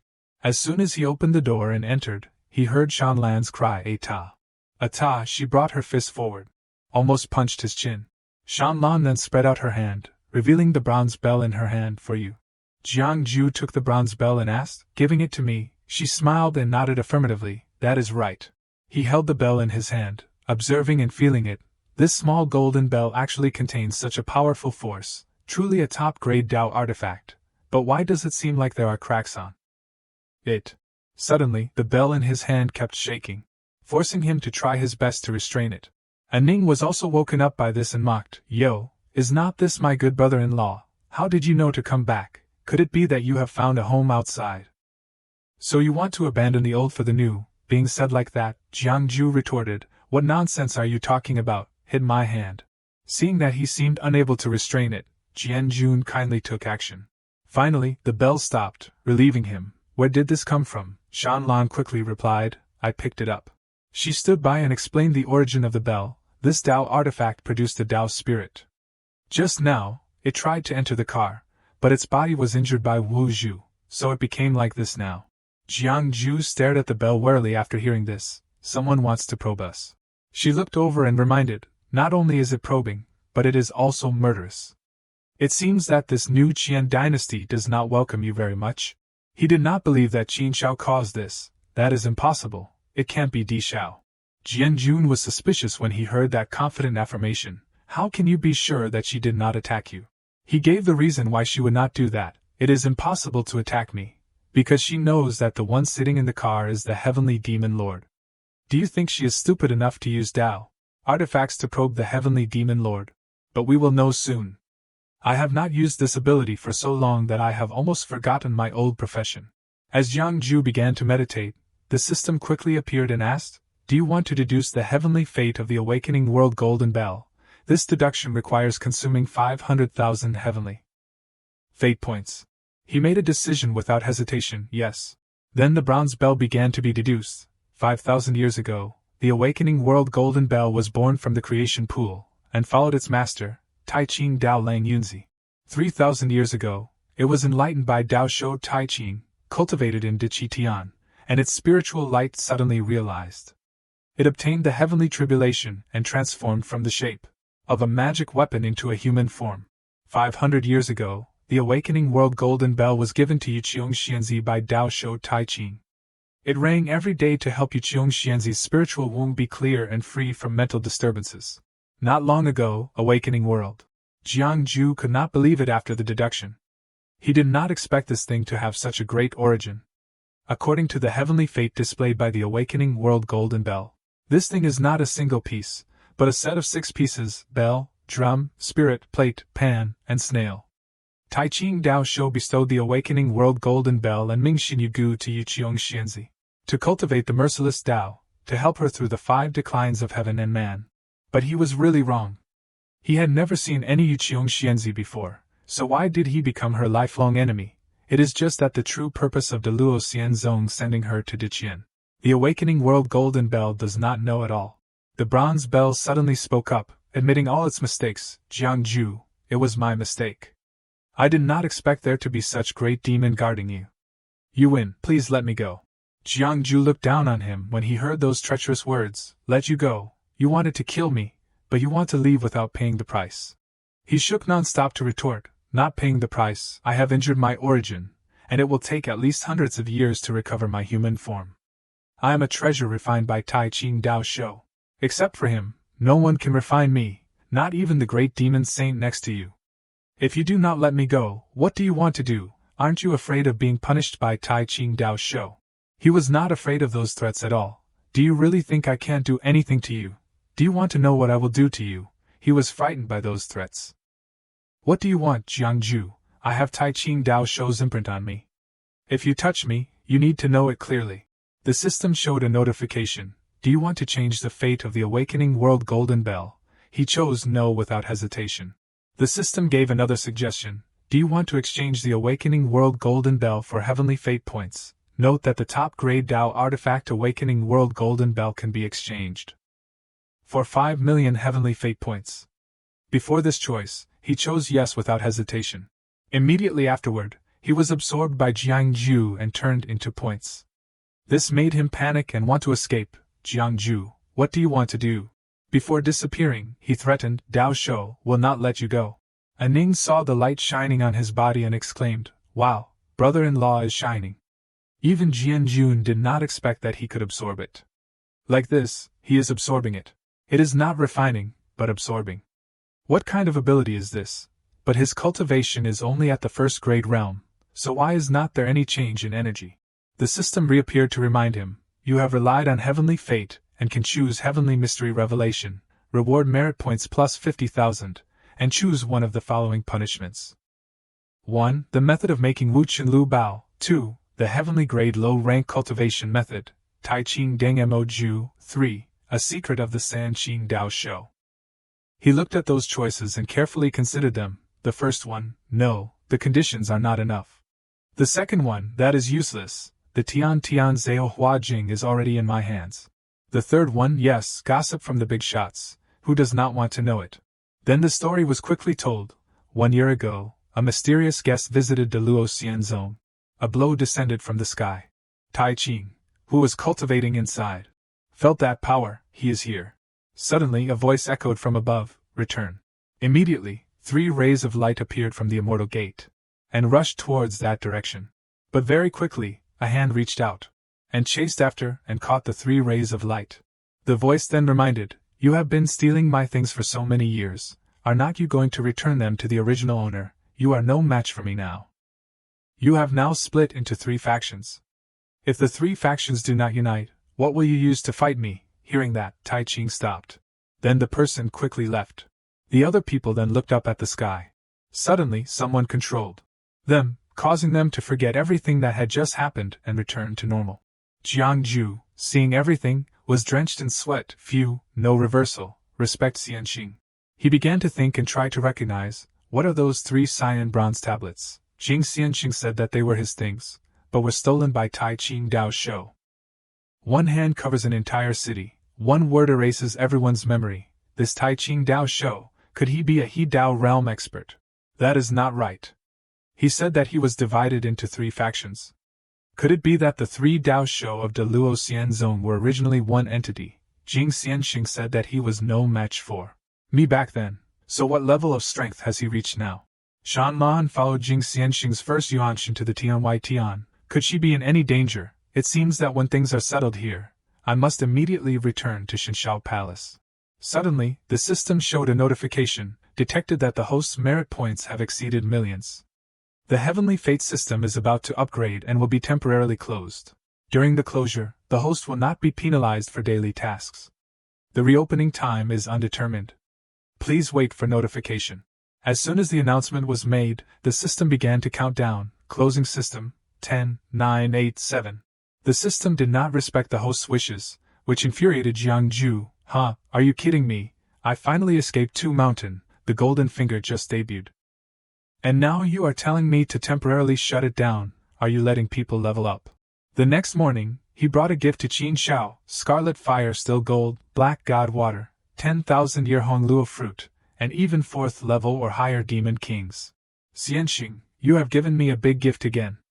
If these things are tempered, they will be perfect immortal pills and divine weapons that our Diqian dynasty has always yearned for but could not have. Jiang Ju quickly denied, this is not a gift to your majesty, but a transaction. You have to pay. She understood that this was a matter of course, that is right. In this world, no matter how much I owe anyone, I won't short Xianxing by a single penny. Hearing that, he wanted to take out another gift, but I still have a gift that I want to give to your majesty privately. Hearing that, she was curious to know, a gift for me, I wonder what it is. He then gave the answer, population. The gift I want to give to your majesty is all the human races who have been displaced in the land of demons. Hearing that gift, Qin Shao agreed without hesitation. Xianxing's great wish, I agree to this matter first. Whether it is a few thousand or a few 100,000 people, I guarantee that they will receive the same treatment as the people of Diqian in Diqian. Seeing that she was misunderstanding his meaning, Jiang Ju quickly corrected, Your Majesty, have you misunderstood? It is not a few thousand, nor a few 100,000. Currently, the number of people waiting to be brought to Diqian dynasty in my hands has reached 700,000 or 800,000. Hearing that overwhelming number, she could not believe it. How much? He looked at the human races being brought over and explained, this is just one branch of the Xian Alliance. When I finish rectifying the Xian Alliance, the number of people brought to Diqian dynasty will surely be more than 10 million people. More importantly, among the people returning from the land of demons, at least 1/5 of them have the aptitude for cultivation. Hearing that, Qin Shao was overjoyed. Is what Xianxing just said true? Suddenly being held tightly by the hand made him want to stay away, if your majesty does not mind. Wait a little longer, and you will see and hear clearly then. She began to think excitedly about the prosperity of the country. As long as we can accept and stabilize this number of people, the national strength of our Diqian will grow by leaps and bounds. 10 million people, and 2 million become cultivators. With this strength, would not unifying the 7 countries be just a matter of time? She was already ready before the human race even arrived. I will write a letter back to the court, ordering people to expand a new city outside Pingyang County to settle the people that Xianxing brings back. Hearing that, Jiang Ju was very satisfied. That is very good.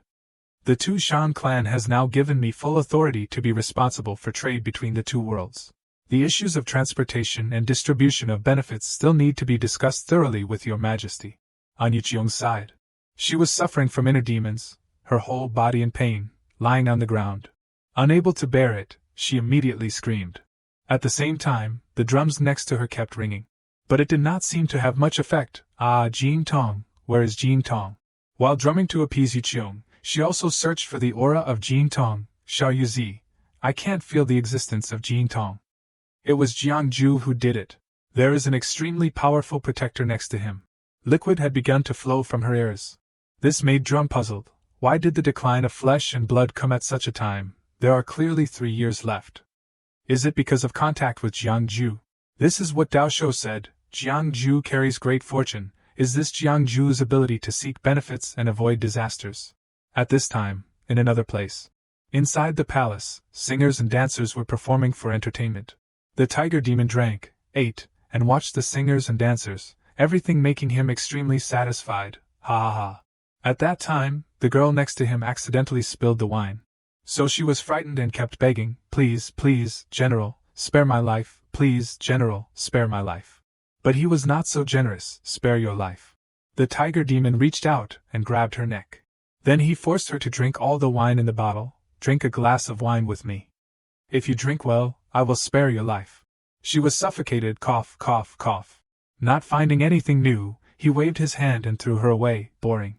On the other side, a man was hugging two beauties next to him. "In this world, no one can underestimate me, no one." Then he poured wine down for a beauty to drink.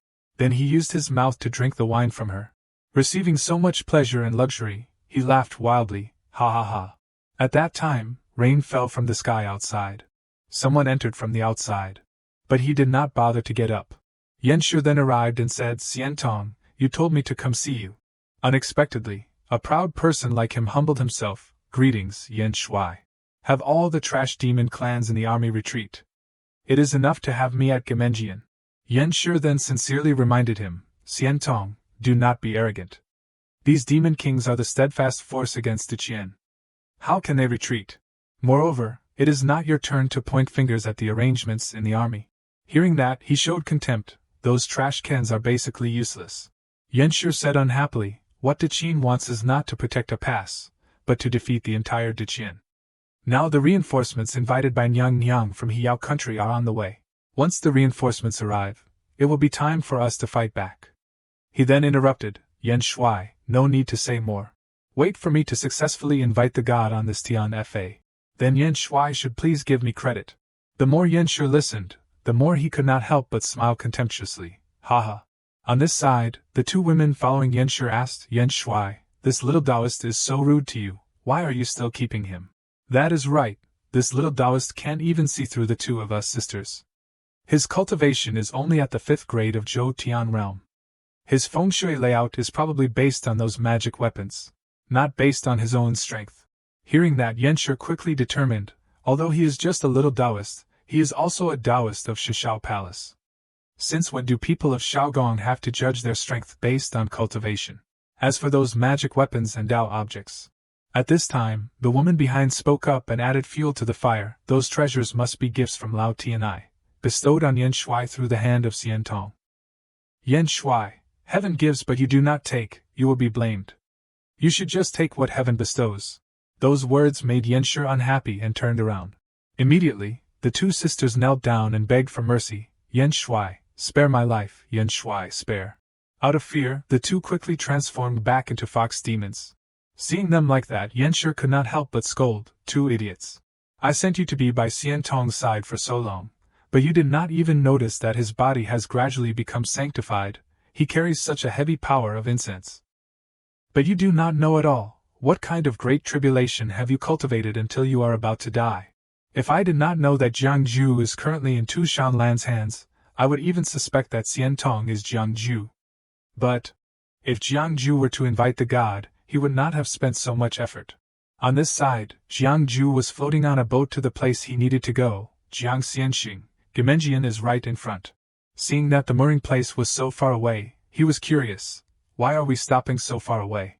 The old man next to him explained the reason. "We can't go any further. The water ahead is too strong and will drag the boat into Gemenjian. From then on, we can only abandon the boat and run." Hearing that, Jiangju decided to use the Vong Kai technique.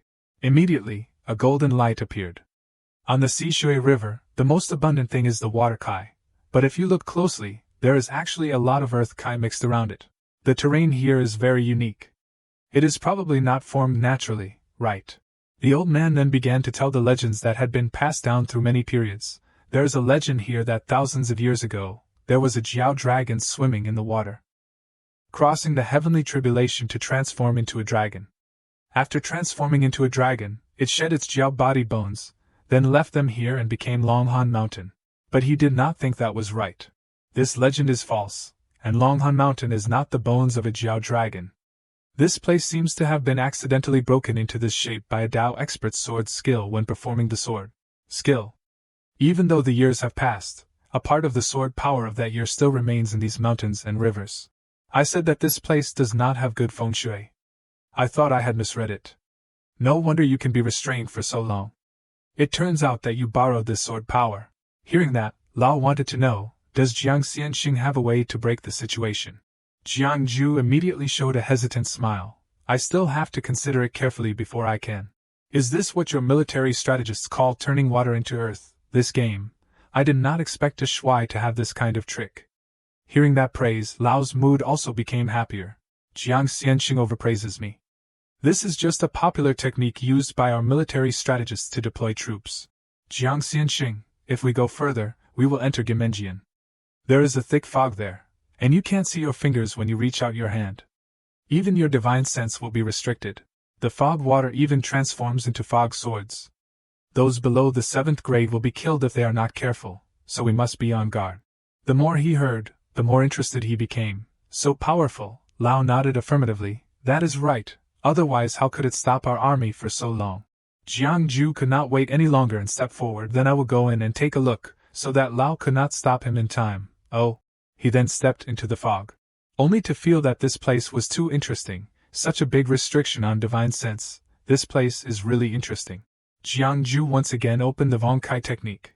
Through this, he could see everything in front of him. Lao blindly stepped in, wanting to stop him. Jiang Xianxing, do not go too far. After taking a few steps, he bumped into him. He then spoke with emotion. No way, why, could it be that the demon child is my little trumpet? Lao quickly smiled and gave a different way of saying, Jiang Xianxing, unless this demon child's layout technique is even higher than yours. Hearing that, Jiang Ju immediately scolded, bullshit, startling Lao, then you. He then said his thoughts. I am thinking that this demon child's layout technique is not simple. Lao did not understand why it was not simple, so he explained the reason. The same level as me is not simple. His layout technique is exactly the same as mine. Lao then came up with an idea. Do they come from the same master? Isn't that how it is? Jiang Ju quickly denied that. Deshir does not know. When my senior brother taught me feng shui that year, he used stones as mountains, teacups as rivers, and roadside grass as forests. Displaying a total of 108 feng shui bodies, and practiced feng shui layout with me. The so-called feng shui layout is actually the same as the formation. It borrows the infinite power of heaven and earth as the formation eyes, and uses the movement of mountains and rivers as formation patterns. What human power can do is to mobilize power to borrow momentum to arrange the layout, the so-called formation flag.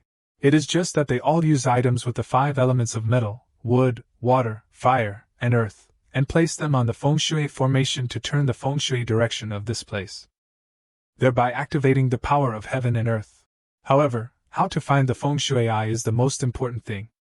Lao heard those explanations and quickly stopped. Jiang Xianxing, you do not need to explain in such detail. After all, that is the secret that your Shishao palace can't reveal. Even if you say more, I won't understand. But Jiang Ju did not listen and insisted on speaking. When I first started learning that year, I was very lazy.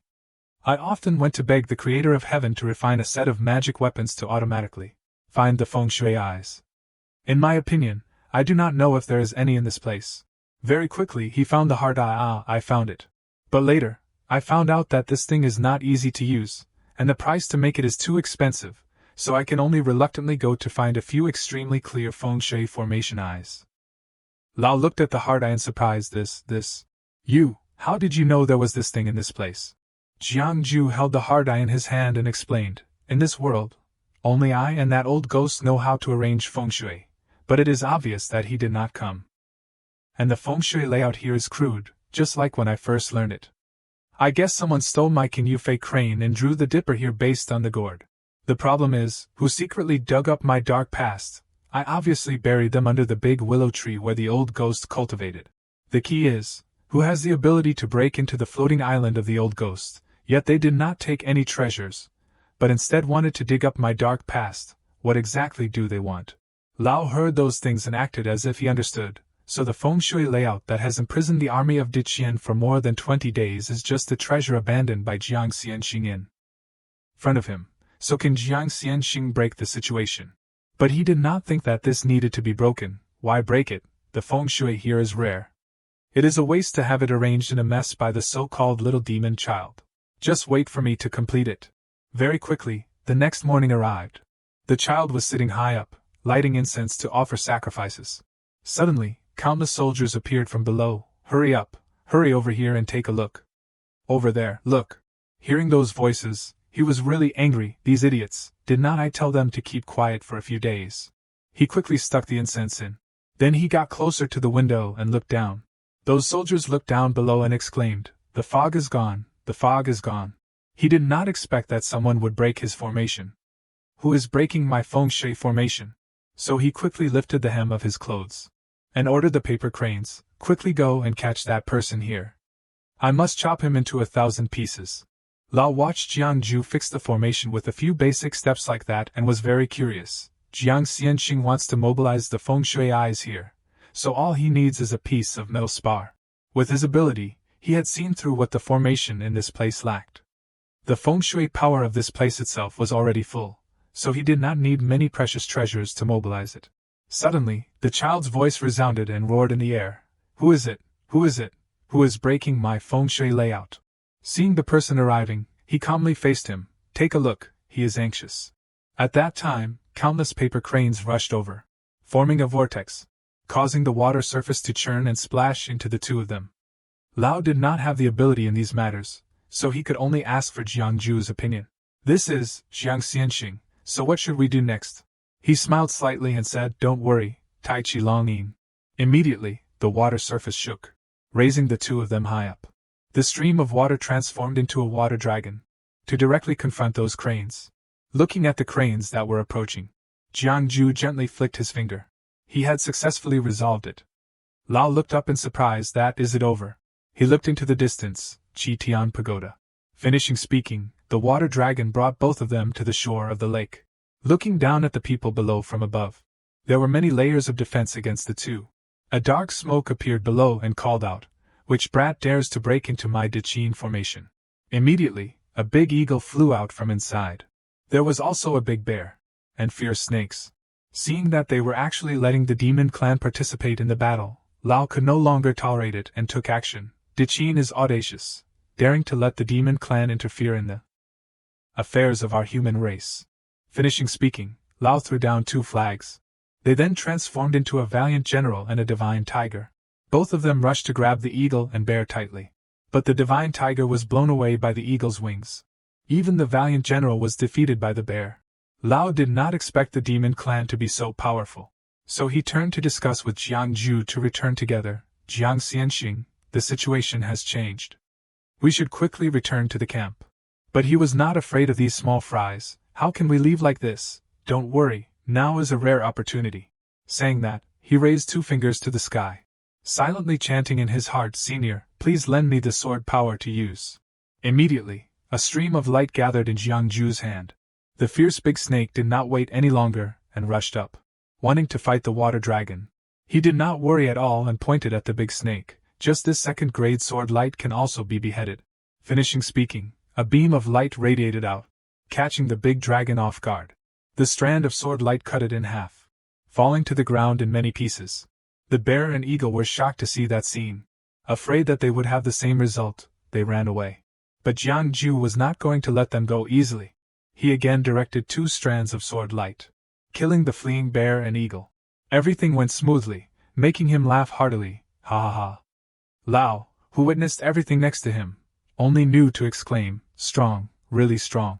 The soldiers knew that they could not fight back, so they also ran away. Run, this person is also the immortal master of Shishao Palace. Where is the demon child?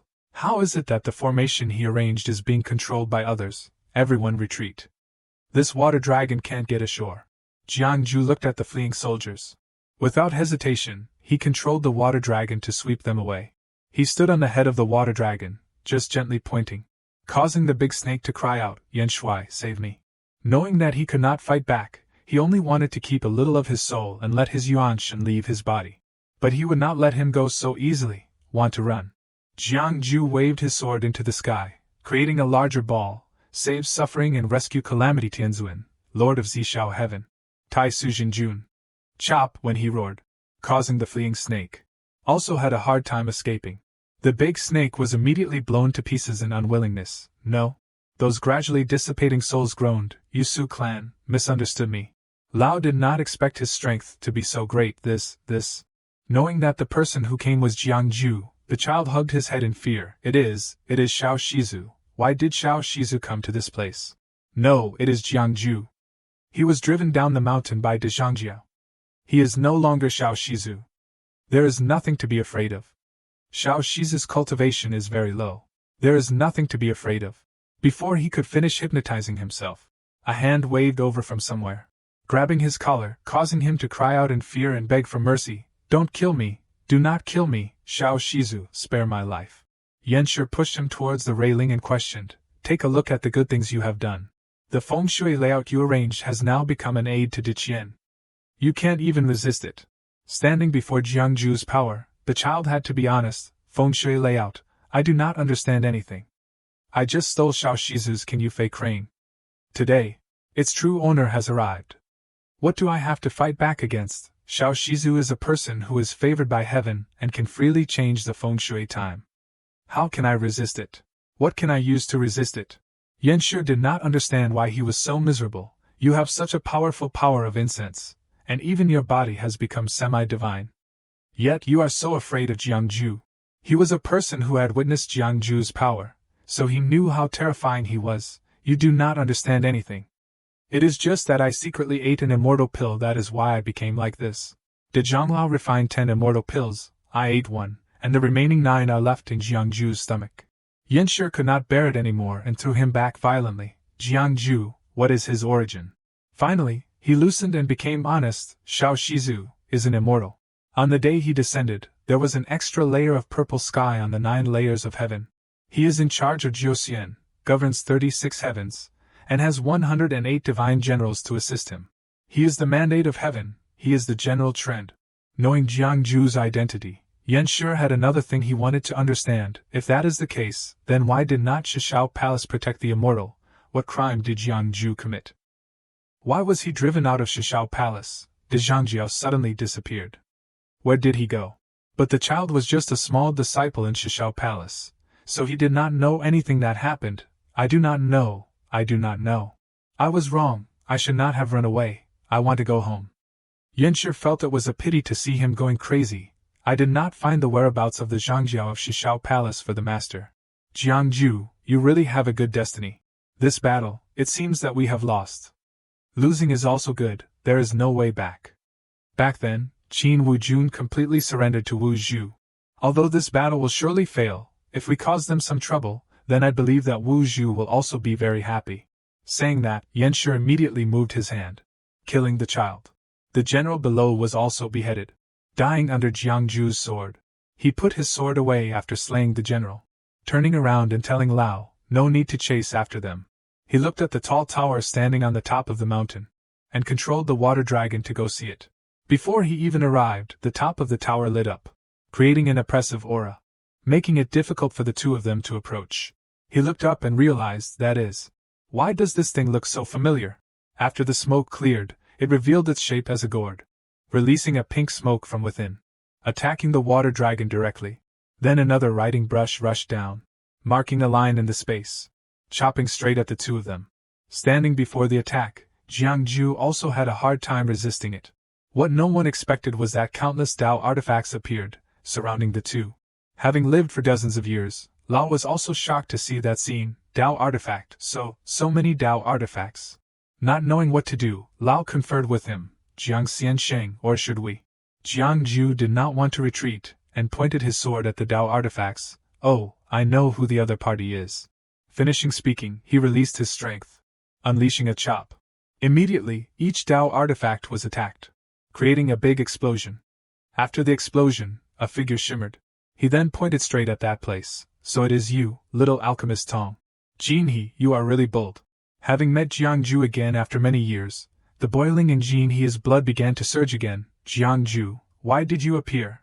I was originally De Zhonglao's alchemy boy. And I secretly ate an immortal pill that De Zhonglao refined for you, so I was suppressed under the dungeon peak. I was tortured for thousands of years, my flesh was cut by knives and swords, and I suffered the soul-smashing punishment of God. I finally escaped, and in this mortal world, I am no longer a slave or a servant, but I lie drunk on the thighs of beauties, in charge of the power of the world, becoming a true person above people. But because of your appearance, it reminds him of the humiliating memories of the past. Jiangju, why did you appear? This time, he was determined to confront him. Disciple Jin He is willing to offer his lifetime of incense to worship, and respectfully invites the Tian Supreme Jingjue to manifest. Dui Jin Jun. After that worship, a change appeared in the sky. He worshipped again. Disciple Jin He is willing to offer his lifetime of incense to worship, and respectfully invites the Tian Supreme Jingjue to manifest. Dui Jin Jun. The light from the sky gradually increased. But because he used his lifetime of incense to invite him, he vomited a large mouthful of blood as his life gradually disappeared. Jin He's pupils suddenly became lifeless. Then, as if someone had possessed him, they turned dark red. A god slowly descended from the sky. Standing in front of Jiangju with a dignified style, he exhausted his whole body for this one sacrifice. But he still strained to ask that god to kill Jiangju. Jiangju on the other side stood on the water dragon, staring at that god. That god actually saluted before him. Lao was also shocked to see it with his own eyes. Jin He opened his eyes in confusion, only to see Jiangju clasping his hands and greeting back. Then he looked at him provocatively. Invite the 36 heavens of gods to deal with me. What are you thinking? That god was respectful to him, so he could not fight. He disappeared into nothingness. Jin He still stubbornly wanted to continue taking action at this time. I still have treasures, I still have killing moves. He took a stove tripod from his body. He recognized that item at a glance. The alchemy tripod of senior brother is a congenital item. Jiangju did not want to say much to him. Jin He, with your current cultivation, you dare to move wildly. Now you are like a lamp with no oil left. Don't waste your strength. Saying that, he threw a talisman, sticking straight on Jin He's forehead. The talisman slowly burned, making him sober up. He looked down from above and questioned, how did you escape from Shishao Palace? Having entered a dead end, he was still very arrogant. Haha, Shao Shizu, is not it that you can guess everything? Why do not you guess for yourself? Jiangju did not want to say much to confront him, so he kept asking, what happened to Shishao Palace? Where is the Zhangjiao? Who is Jing Xianxing? All the questions only received one answer. I do not know. Jin He's complexion suddenly turned pale. The Zhangtian Palace has collapsed. He did not expect this to happen. What did you say? His whole person described the scene at that time blankly. A ruined area. They are all dead. All the Dao children are also dead. Yin He is dead. De Zhangjiao's Mount Qingshi is also dead. All of them are dead. Jiangju did not believe that Shishao Palace could all die like that. Impossible. How in this world can anyone destroy Zhang Tianjiao? Where is the Zhangjiao? Where did he go? Being forced to recall the old memories made him go crazy. It is the Changjiao. It is the Changjiao who killed Qingshi. It is the Changjiao who killed the Dao children. Qingshi was killed with one palm. It was the Feng Tian de Zhangyin. It is the Feng Tian de Zhangyin of the Zhangjiao. After settling Jin He, the two quickly put away the Dao artifacts. Lao did not know what to do with those Dao artifacts, although these Dao artifacts can't kill people. But to have so many at will, I am afraid they are also out of reach for Yuantai realm cultivators. Jiangju did not care about those Dao artifacts and kept observing and feeling the stove tripod. It seems that the fire is still not extinguished inside. Could it be that there is still alchemy inside this tripod? With that thought, he tried his best to open it. Can't open it. There was no way, so he could only ask Longshan for help. After returning, I have to go find Lao Longshan and ask him to see what mystery is inside. These are just daily necessities that were refined randomly. It is just that they have been contaminated with the aura of that old ghost for so many years. Even Tu Shanlan only has the Qing Zhanyi sword that can be equivalent. Oh well, I am also poor, so I should not dislike the poor family before the bride has even passed the door. Turn back to Qin Zhao's side. She and the Guisher and the soldiers stood waiting but still did not see the two return. It has been a day. Why have not Xian Sizi brought Jiang Xianxing back? Knowing that she was worried that something had happened to Jiangju, the Guisher gently comforted her by her side. Please do not worry, Your Majesty. Jiang Xianxing has Yuan Shui Xian Sizi accompanying him. This time, it was a quiet sneak-in. The movement is not big, even if the trip is not smooth. the two will definitely be able to return safely. Suddenly, Tai Gu discovered the abnormality. Your Majesty, the fog seems to have thinned out a lot. The fog in front of him had indeed thinned out a lot. Qin Xiao thought there was an invasion, so she ordered, you call this a quiet invasion, the movement is not big. No, we can't continue waiting. Tai Gu Qi, listen to the order. Before she could say the order, she saw the water dragon pass through the stone crevice and return. The soldiers were shocked to see the water dragon for the first time and shouted, Dragon, that is a dragon, on the head of the dragon, it seems that there are people standing. With trusting eyes, Tai Gu recognized that the people riding the water dragon were the two. Your Majesty, they are back. Jiangju brought back a glorious victory, landing on the land of the Qin state. Then he patted the head of the water dragon and instructed, now that your spirituality has been opened, you can rest assured to cultivate here.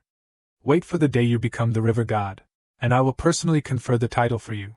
The water dragon received this promise and left. The soldiers happily shouted and praised him to the ninth heaven. Jiang Xianxing is indeed an immortal, an immortal. Lao, who went with him, began to tell everyone the story. You do not know, that demon child burned his original life to invite Xian Tianjingxin, but unexpectedly he came to salute Jiang Xianxing. The paper cranes that laid out the fog, Jiang Xianxing just flicked his finger, and they were subdued. Qin Xiao knew that he was very strong, so she was only worried about his health. Xianxing, are you injured? Receiving that concern, he expressed his gratitude. Thank you, Your Majesty, for your concern. This humble one did not disgrace the mission. The child is dead, and the rest of the matter is still left to Diqian state. A few days later, Jian Jun floated next to Jiangju and wondered, take action against her. Are not you afraid of Deluo Xianzong's revenge? He admitted that he was very afraid, of course. But it is useless to be afraid. The situation Golden Bell can come to kill me.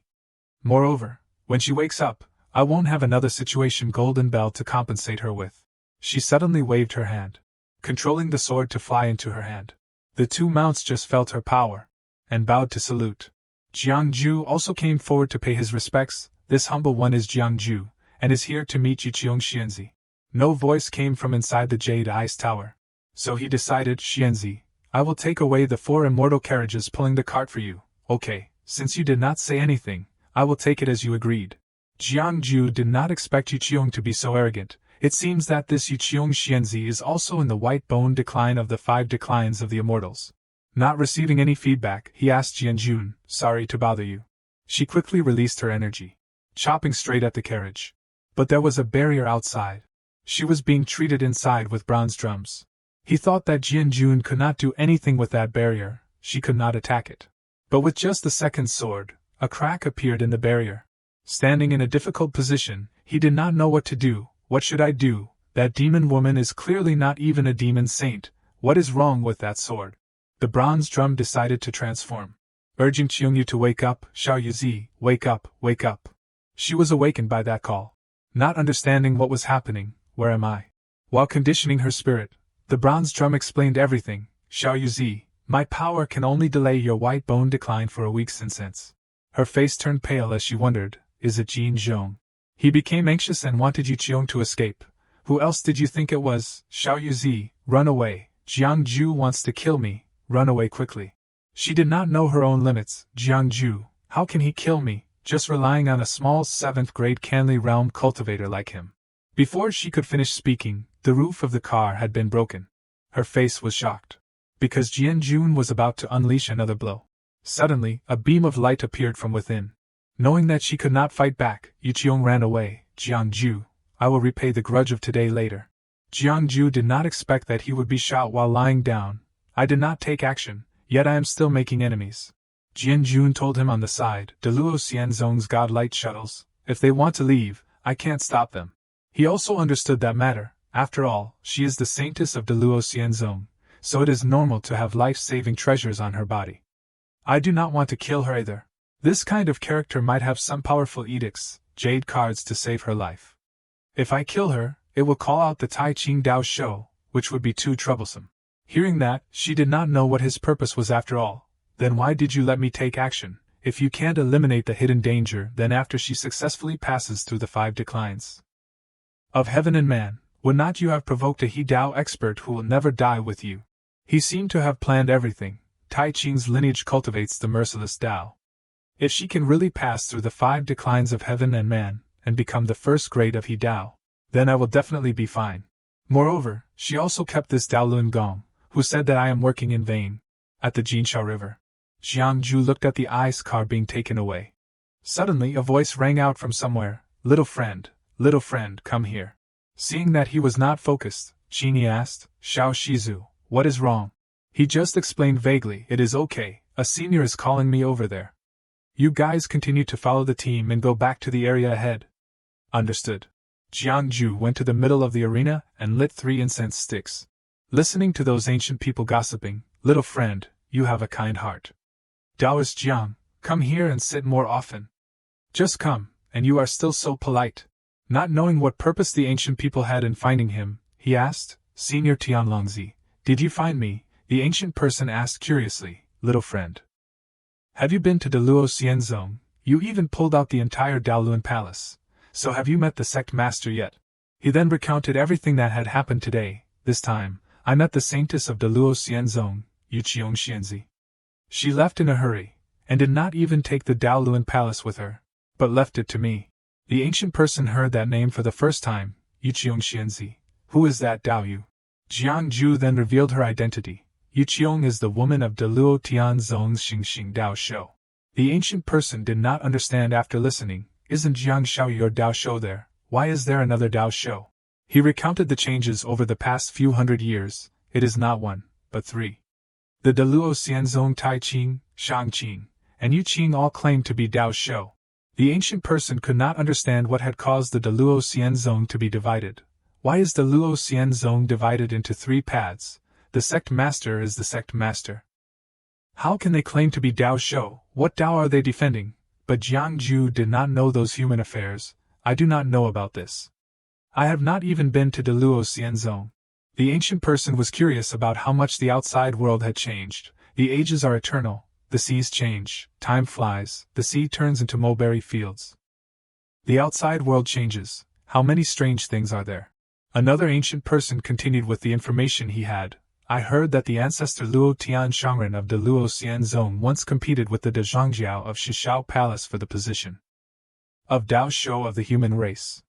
Luo Tian Shangren failed, but he was probably not convinced in his heart, and did not worship the Xiantian Zhao Hua Jing, taking his own inheritance and calling himself Dao Shou." The ancient people began to appear and agree. Hong Yun Xianzi is right. I personally witnessed the battle. The era was chaotic, like the end of the world. 3 of the 12 Dao Fu Yun of Xinshao Palace were destroyed by these 2. This poor monk also knows about this. Among the 3 destroyed islands, 1 island fell into the East Sea and became Penglai. Yes, it was Tian Shangren. It was the De Zhangjiao's disciple. De Zhangjiao came from heaven, the Tian Y Tian. Senior, this is just a hypothesis. I heard it from Shibua. Jiang Ju felt sorry for them when he heard these stories from the ancient people. It seems that these old guys are really bored. If this continues, someone will die of boredom. Without hesitation, he gave his own merit points to the 5 ancient people. "I give these 200,000 merit points to you seniors." The ancient people immediately received the merit points around their bodies. The ancient person also returned the courtesy after receiving the benefit. "Thank you, Xiao Yu." This poor monk suddenly remembered that I still have a Dong Tian Fu in the outside world, which I originally wanted to leave to a destined person. Today, I give it to Xiao Yu. Jiang Ju did not expect to receive a gift. Then the other 4 ancient people also gave out gifts one after another. "Now that you mention it, I also have a place of opportunity. I also have. He had obviously opened his bag to hold the gifts, but he still said polite words. No need. Don't be so polite. We are all family. Just put it in my bag. Put it all in here. Don't do this again next time." Jiang Ju chatted with the ancient people and then left. Meanwhile, the ancient people kept praising him to the sky. No wonder he became a Dao Shou. Could he be a reincarnation even more ancient than us? That is not right at all. I can't even deduce this Xiaoyou's origin. The scent on his body is very complicated, with the scent of incense, the scent of merit, the scent of national fortune, the spirit of the divine path, and demon qi. But he is a good person, yes, a good person. Outside Tushan, the demon clans were overjoyed to see Jiang Ju return and welcomed him. "Jiang Xianxing, you are back. Jiang Xianxing, you have worked hard. Jiang Xianxing is the best. Jiang Ju did not understand why everyone came to the gate of the city to welcome him. Gu Gu de, why is it you? Where is Shi Hua Nu? The chicken demon looked up and answered honestly. Hua Shendaran just used the first long che and returned to Gu Xian Palace.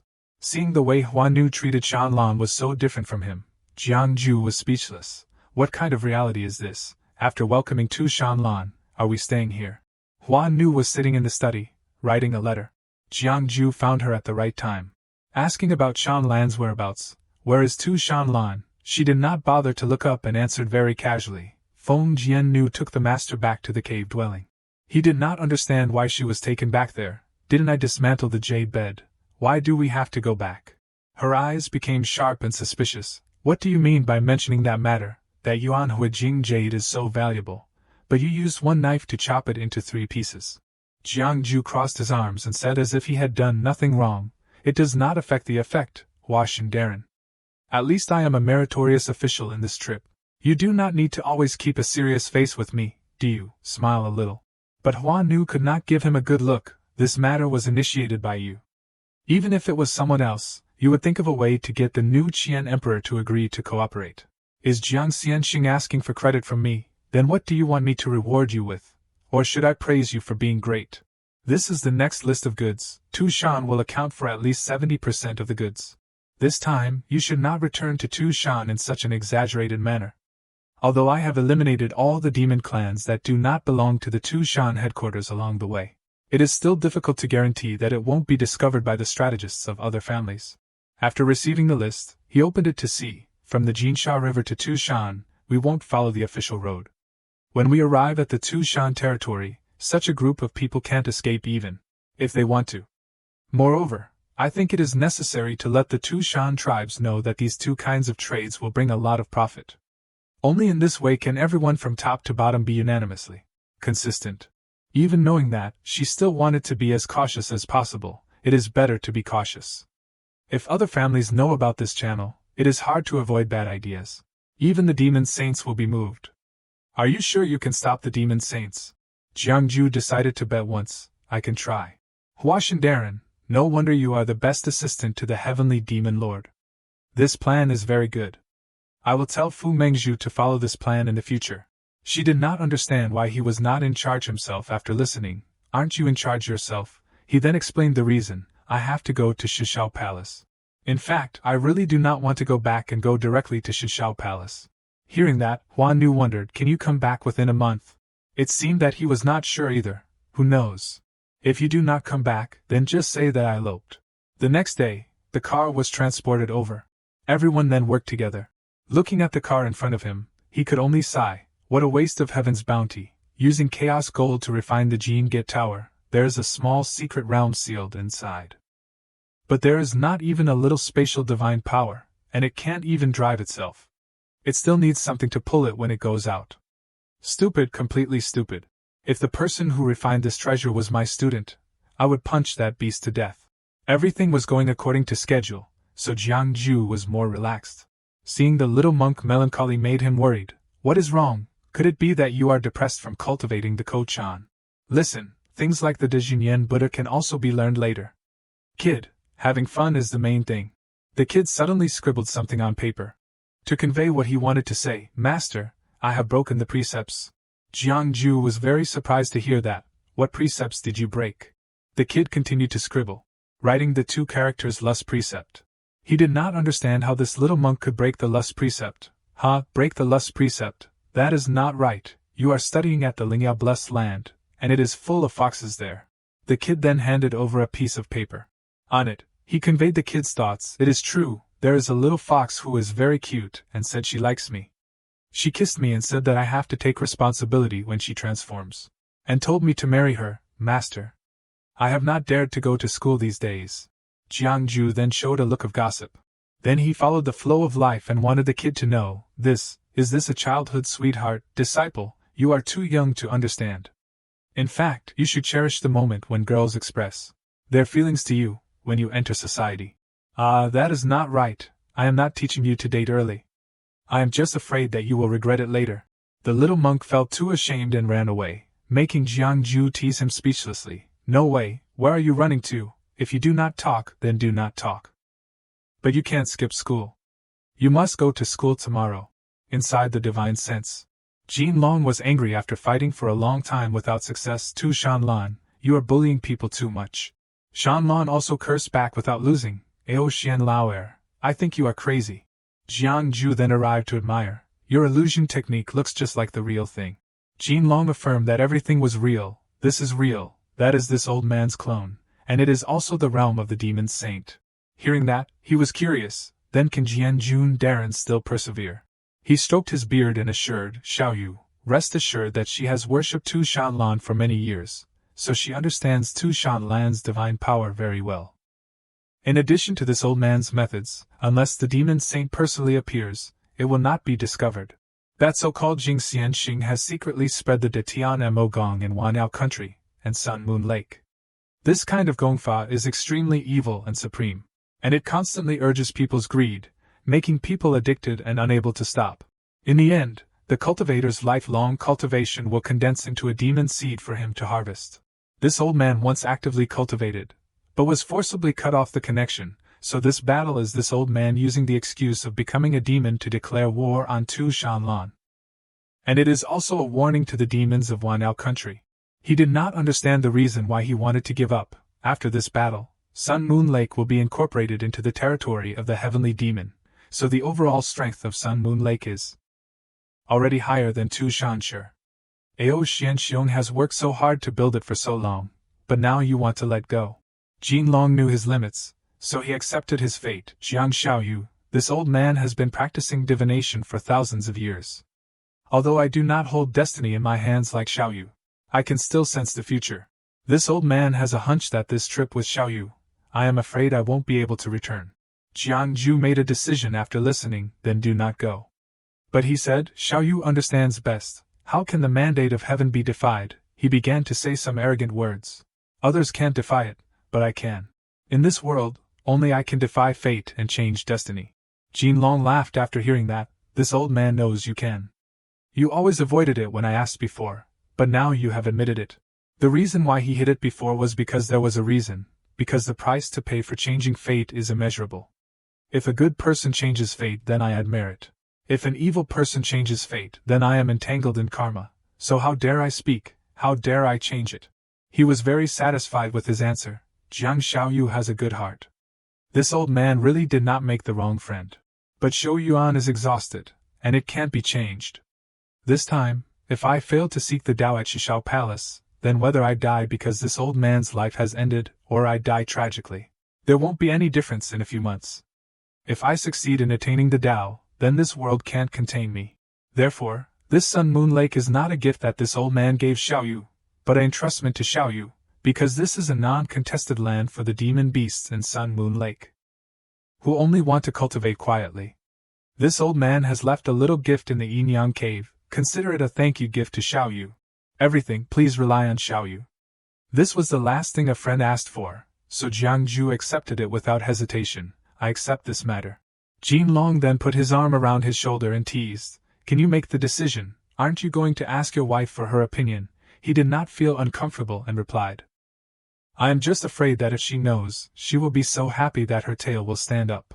Outside the human city, Jiangju brought a lot of supplies back from the demon clan. The Alliance Master has transported the food and spirit stones of the human race. Everyone can cultivate now. Long live the Alliance Master. Merit points to the Alliance Master, eternal and ancient. In Wanao country, we are all considered beasts, considered slaves. It is the Alliance Master who has found a way for us to return to the human race. Do you want to go home? Do you want to live a life with enough food and clothing? Yes. Do you want to no longer have to hide and wander, and live comfortably under the sun? Yes. All this credit is thanks to whom? The Alliance Master, the Alliance Master, long live the Alliance Master. Seeing that everything was too exaggerated, he asked softly, Is this necessary? He affirmed without hesitation that it was definitely necessary. Necessary. Of course it is necessary. Having suffered this situation for the first time, he was really embarrassed. We are going so slow, I am so embarrassed. He wanted more people to know about his credit. You can't be fast, it has to be this speed, so that everyone can clearly see your appearance.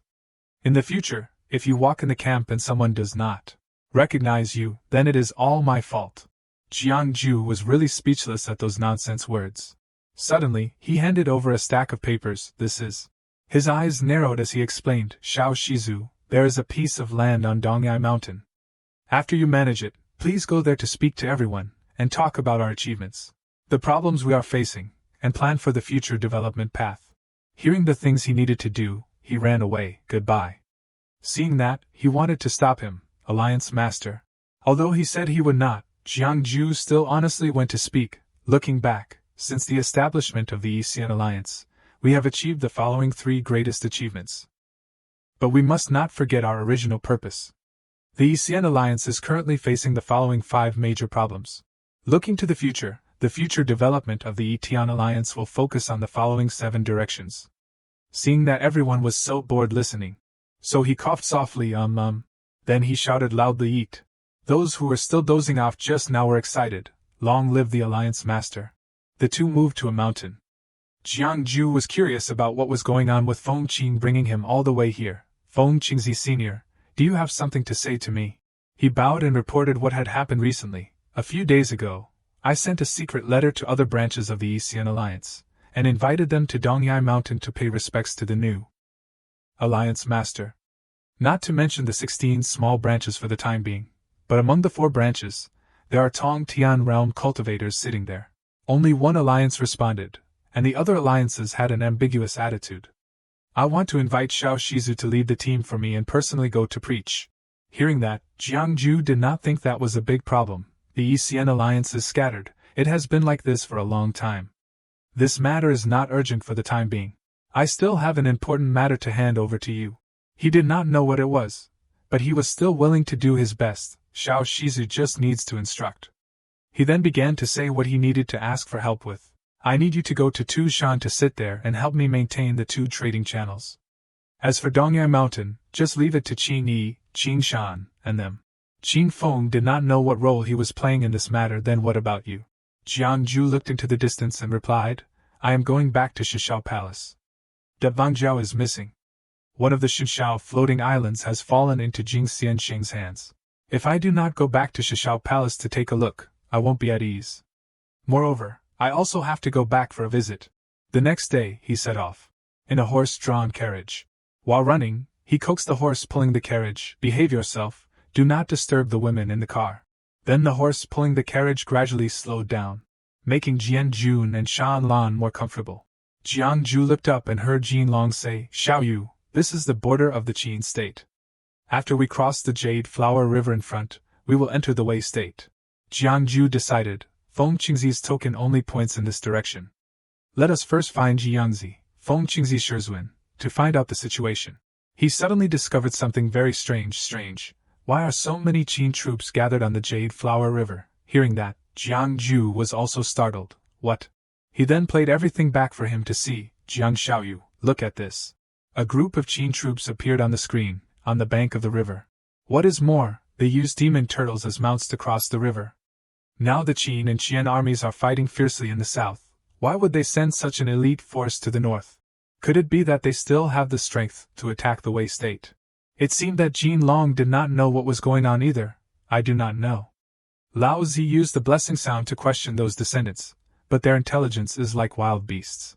It is not clear even if I ask. I only know that they came to the Wei state to collect seeds.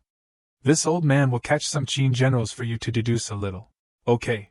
Hearing that method, Jiang Ju calculated, if this is really a secret, then these people may not know much. There is no need to make a fuss. Let us just cross the river and stay away from them. In his heart, he cursed the system. What kind of upgrade is this dog system doing that takes so long? When will it finally be over? The carriage continued on its way. To the border of the Wei state, Tiannan Mountain. Jiang Ju looked deep into the darkness. Then he saw countless blood-red eyes appear. The sword army felt the danger and rushed out, pretending to be ghosts. Jin Long also quickly stepped forward, rushing to attack. Jiang Ju hurriedly stopped. Don't attack, do not hurt them. But unfortunately, she had already taken action, making a whole area barren. He, on this side, had knocked down a tiger.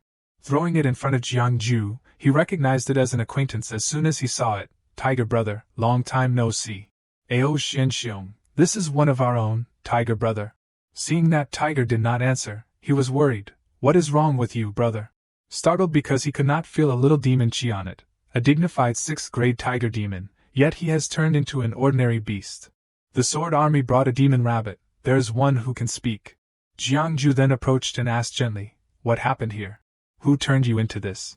At this time, the demon rabbit tremblingly looked up. As soon as it saw it was him. The demon rabbit then gave up its guard. Jiang Xianxing, it is Jiang Xianxing. Jiang Xianxing is back. It then recounted everything that had happened 3 months ago. In Tiannan Mountain, the sun and moon did not rise, the plants withered, and the river water dried up. We beasts in the forest were so hungry that even the herbivores started eating meat. I eat you, you eat me, the father eats the son, and the son eats the mother.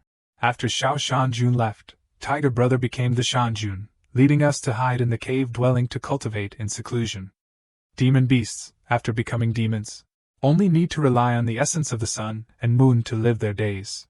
But where did the essence of the sun and moon go? Gradually, their cultivation began to degenerate, and finally they were no different from wild beasts. Lord Lucan could not stand the hunger anymore. So he went down the mountain and killed all the villagers, but he did not know that this mountain was the same. Famine was rampant, and no grass could grow. He even cut open the stomach of a woman, who had just died, and ate the baby inside. Shan-jun angrily bit him to death, but in the end, he also swallowed Lord Lucan into his stomach. Lauda, when will Lauda come back? Brother's ideas are the best. Jiang Xianxing, Lauda went with you, right? You know, right? When will brother come back? With him here, we will definitely not fall into this step. After listening to the story, Jiang Ju began to solve things one by one. Xiao Shanjun's matter is a long story. It is still better to solve the immediate problem first. He took out a book and began to read the formula, leading the world, grasping yin and yang, absorbing essence chi. Duly independently maintained the divine power, his muscles aching slightly. The monsters, under his blessing, had absorbed some of the essence of the sun and moon. The golden dragon sensed an impending disaster. The Wei Kingdom had suffered such a calamity, its vitality severed. But seeing no action from the Wei Kingdom's dragon veins suggested it was broken. Moreover, before crossing the Yuhua River, he had glimpsed the Qin capital from afar, noticing a surge of dragon energy, contradicting Jiang Xiao's earlier assessment of a lost dragon vein. He then understood what Ao Xiong was implying. Did the Qin kingdom seize the Wei Kingdom's dragon vein? That is the message he wished to convey, though there is no definitive proof. Yet Qin is struggling to fend off the Qian kingdom's attacks. How could they have the strength to seize Wei's dragon vein? Seizing a dragon vein does not always require force. When Jiang Xiaoyu helped Qian seize Qin's dragon vein, he did not need a massive army. Before the Seven Kingdoms era, humanity was ruled by an immortal dynasty, unparalleled in its prosperity. Buddhist culture suddenly became widespread among the people. Temples expanded, attracting followers everywhere, to the point where the majority of the populace's recognition and allegiance to Buddhism surpassed their recognition and allegiance to the nation. Even when the immortal dynasty's emperor reacted and waged war against Buddhism, Buddhism was too vast to destroy, and its followers were like an endless sea. Ultimately, the immortal dynasty paid too high a price, gradually declining and eventually splintering into the 7 kingdoms that exist today. Jiang Ju smirked upon hearing this. When it comes to Buddhism, I doubt any power understands religion better than they do.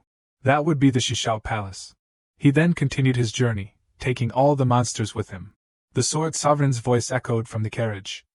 Can't you leave them some food? Are you planning to let them fend for themselves? Knowing she misunderstood his intentions, he turned back to explain. Sword Sovereign, you misunderstand. I do not intend to take them with us permanently. Not far ahead lies a blessed cave heaven, left to me by one of my elders. It will benefit their cultivation recovery. If the Wei Kingdom truly lost its dragon vein, it can serve as a temporary refuge for them. She only responded with one sentence. Don't cause any more trouble. Jiang Ju nodded slightly. Then, the system suddenly appeared. Ting, system upgrade successful. Interrupted by the system, he pulled back the reins, stopping the horse. Hee. The system displayed a notification. Merit has reached 1 million. Heaven bestows blessings, divine powers spontaneously manifest. Congratulations to the host for comprehending cause and effect, understanding the divine power of heaven-human interaction. Those who perceive, mention, and chant my name shall be known. Heaven's mandate manifests itself. Whoever sees me, mentions my name, chants my name, knows me, their heavenly destiny shall appear. Congratulations to the host for gaining the ability to see the river of heavenly mandate. Choose someone with a karmic connection to you to probe the river of heavenly mandate, and perceive their fate's key points. Suddenly, he was surrounded by voices calling out, Jiang Xianxing, Xiao Tian Tai Suzhenjuan, Zi Xiao Tian Tai Suzhenjuan. Jiang Xianxing, Zi Xiao Tian Tai Suzhenjuan, being called so many times only annoyed him. Those calls transformed into karmic threads, connecting to Jiangju himself. He felt like a silkworm entangled in the karmic web of the vast world. Those karmic threads flowed out, connecting to every person he had encountered in his life. Shan Lan, curious about the threads, touched one and giggled. Haha, so fun. Even the Sword Sovereign had a karmic connection to Jiangju. The Golden Dragon, knowing what she intended to do, earnestly advised, these are karmic threads. Don't force a relationship between you and Jiang Xiaoyu. Otherwise, you will suffer a backlash. Even with your current cultivation, you won't be able to withstand it. Fearing the loss of her cultivation, she reluctantly conceded. The karmic threads flowed, forming large spheres. Jiangju looked at the familiar faces. This is time intersection, 5-dimensional space. This is. How did my sensory abilities become so strong? Anyone with a karmic connection to me, even if they are thousands of miles away, I can sense them clearly. He reached out and touched one person. He saw that person kneeling before his statue, praying. Zi Xiao Tian Tai Suzhenjuan, please bless the child in my womb. It must be a son. The system then displayed a question. System notification, do you want to deduce Zhang Wangshi's fate? This deduction will cost 1 point of heavenly mandate. He thought for a moment and chose yes. Quickly, Wangshi's life began to unfold. The system notification appeared. You have explored Zhang Wangshi's river of destiny. You have comprehended, your sewing skills have increased. You have explored Zhang Wangshi's river of destiny. You have comprehended, your bedroom skills as a woman have increased. You have explored Zhang Wangshi's river of destiny. You have comprehended, the feeling of childbirth has increased. Jiangju was surprised by the skills he learned through deduction. Just by looking into another person's river of destiny, I can instantly gain their abilities and insights. This system upgrade is truly amazing, and it only costs a little heavenly mandate. This ability is simply heaven-defying. This Zhang Wangshi is just an ordinary peasant woman, but what if I use this on a cultivator or a powerful figure? He immediately chose a cultivator. Instantly a series of system notifications appeared. You have explored Hua Qingzi's river of destiny. You have comprehended, the grand Tao of alchemy has increased. You have explored Hua Qingzi's river of destiny. You have comprehended, knowledge of pharmacology has increased. You have explored Hua Qingzi's river of destiny. You have comprehended, your cultivation has increased. He noticed he still had a karmic thread connected to him. So he reached out and grabbed it.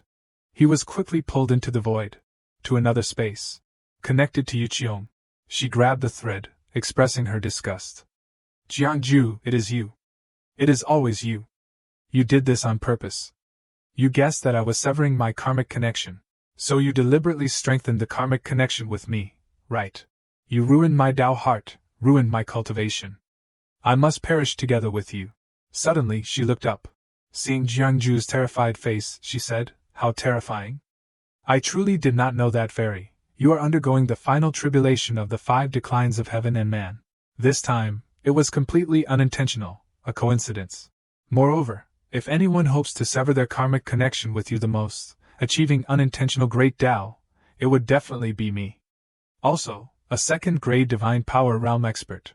Wanting to trade lives with a first-grade Canly realm cultivator like me, it is not worth it at all. He then returned, breathing a sigh of relief. Phew. After traveling for a while, he saw smoke rising. Finally, he saw people. Everyone, this is where we part ways. 1,000 miles sent you off, it is time for farewells. Jiangju tossed a jade tablet to the rabbit monster. Here, this is the jade tablet to open the cave heaven-blessed land. Tiger Brother and the others are intelligent, but their cultivation has degenerated greatly. You cultivate well in the cave heaven with them, and do not go out rashly. It immediately guaranteed, Jiang Xianxing, rest assured, I will definitely protect the cave heaven for you. No one can sneak in and steal your treasures. He waved goodbye to all the monsters. Go on now. It climbed onto the tiger monster's back and replied, Jiang Xianxing, see you again. Then the monsters left. The group of people were gathered around a fire. They looked at the pot of food with greedy eyes. Soon, it will be ready soon. Where's the salt? Add some more salt. One of them rummaged through his belongings, approaching the pot, sprinkling it into the pot of food. Then they heard a sound.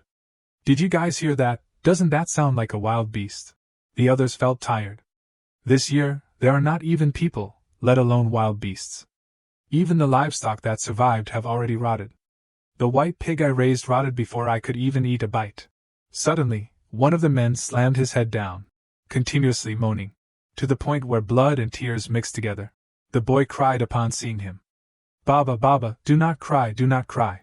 Those men mocked the father and son. This father and son, they must be crying because they are so hungry. I am not a stingy person. Besides, you brought this piece of meat to me. Here, I will reward you with a bowl. He scooped a bowl of soup for the father and son, pulling the cloth covering his mouth down. Here, drink it. Your wife's stomach may be ugly, but her skin is soft and tender. The man looked at the bowl of soup and was filled with grief. Ha. He could not bear it anymore.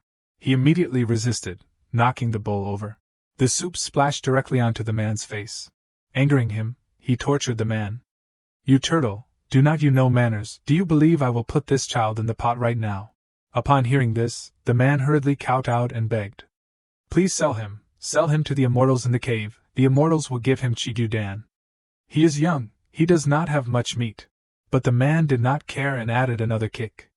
I spit, immortals, you really think there are such kind immortals who would rescue the disaster victims and turn you into immortals? Let me tell you, once you enter the cave, you will be taken away by those damn immortals to raise ghosts. See that I escaped from that ghost place. Then he picked up the pieces of meat that had fallen on the ground, devouring them wildly. I must eat meat, the meat I eat will grow back. Why are you looking at me like that? You think I am crazy, so what if I am crazy? Is there any place that is not crazy in this world? You are not crazy, then tell me, does this meat taste good? Then he came in front of the man again, looking down with the eyes of a murderer. He grabbed the man's face, forcefully stuffing the meat into his mouth. What are you pretending for? What are you pretending to be a human for? The man could only cry painfully. Ha. Suddenly he stopped, because he had been killed by a sharp hand. The man had not killed him yet because he wanted to ask Jiang Ju for his opinion. Jiang Xiaoyu, this guy seems to know some information, should I kill him? Without hesitation, he interrupted kill. But the other men, witnessing their power, immediately cried and begged. Immortal, spare us, master, spare us, immortal, spare us, please spare us. But the golden dragon was not a soft-hearted person. He thought he should extract some information before killing them. It was difficult to find survivors, so he should ask some questions before killing them. Jiang Ju did not care about that. Letting them live for another second was just a waste of air. Interrogating their souls was no different. The boy was terrified by the scene he had just witnessed. Baba, I am scared. Jiang Ju only wanted to kill those barbarians, and did not intend to harm the good people. Don't panic, we just arrived in Wei, we have no ill intentions towards you. He even gently coaxed the boy, don't be afraid. Having just escaped the ropes, the man rushed towards the pot of meat. Tuing.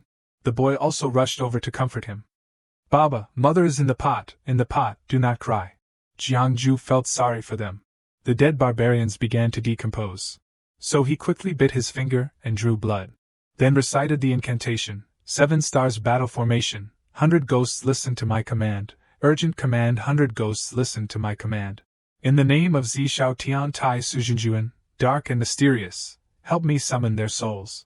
4 gods appeared behind Jiang Ju, using repression to drag out the ghosts lurking within them. Vile ghosts, quickly reveal yourselves. Immediately, 2 ghosts, frightened, revealed themselves and begged. Immortal, spare us, please spare us. I won't run anymore. Immortal, spare us, do not give me to the ghosts to eat, I am useful, I am really useful. The 2 gods grabbed their hands tightly, pulling them up, causing them to scream in pain. Jiang Ju realized something was wrong.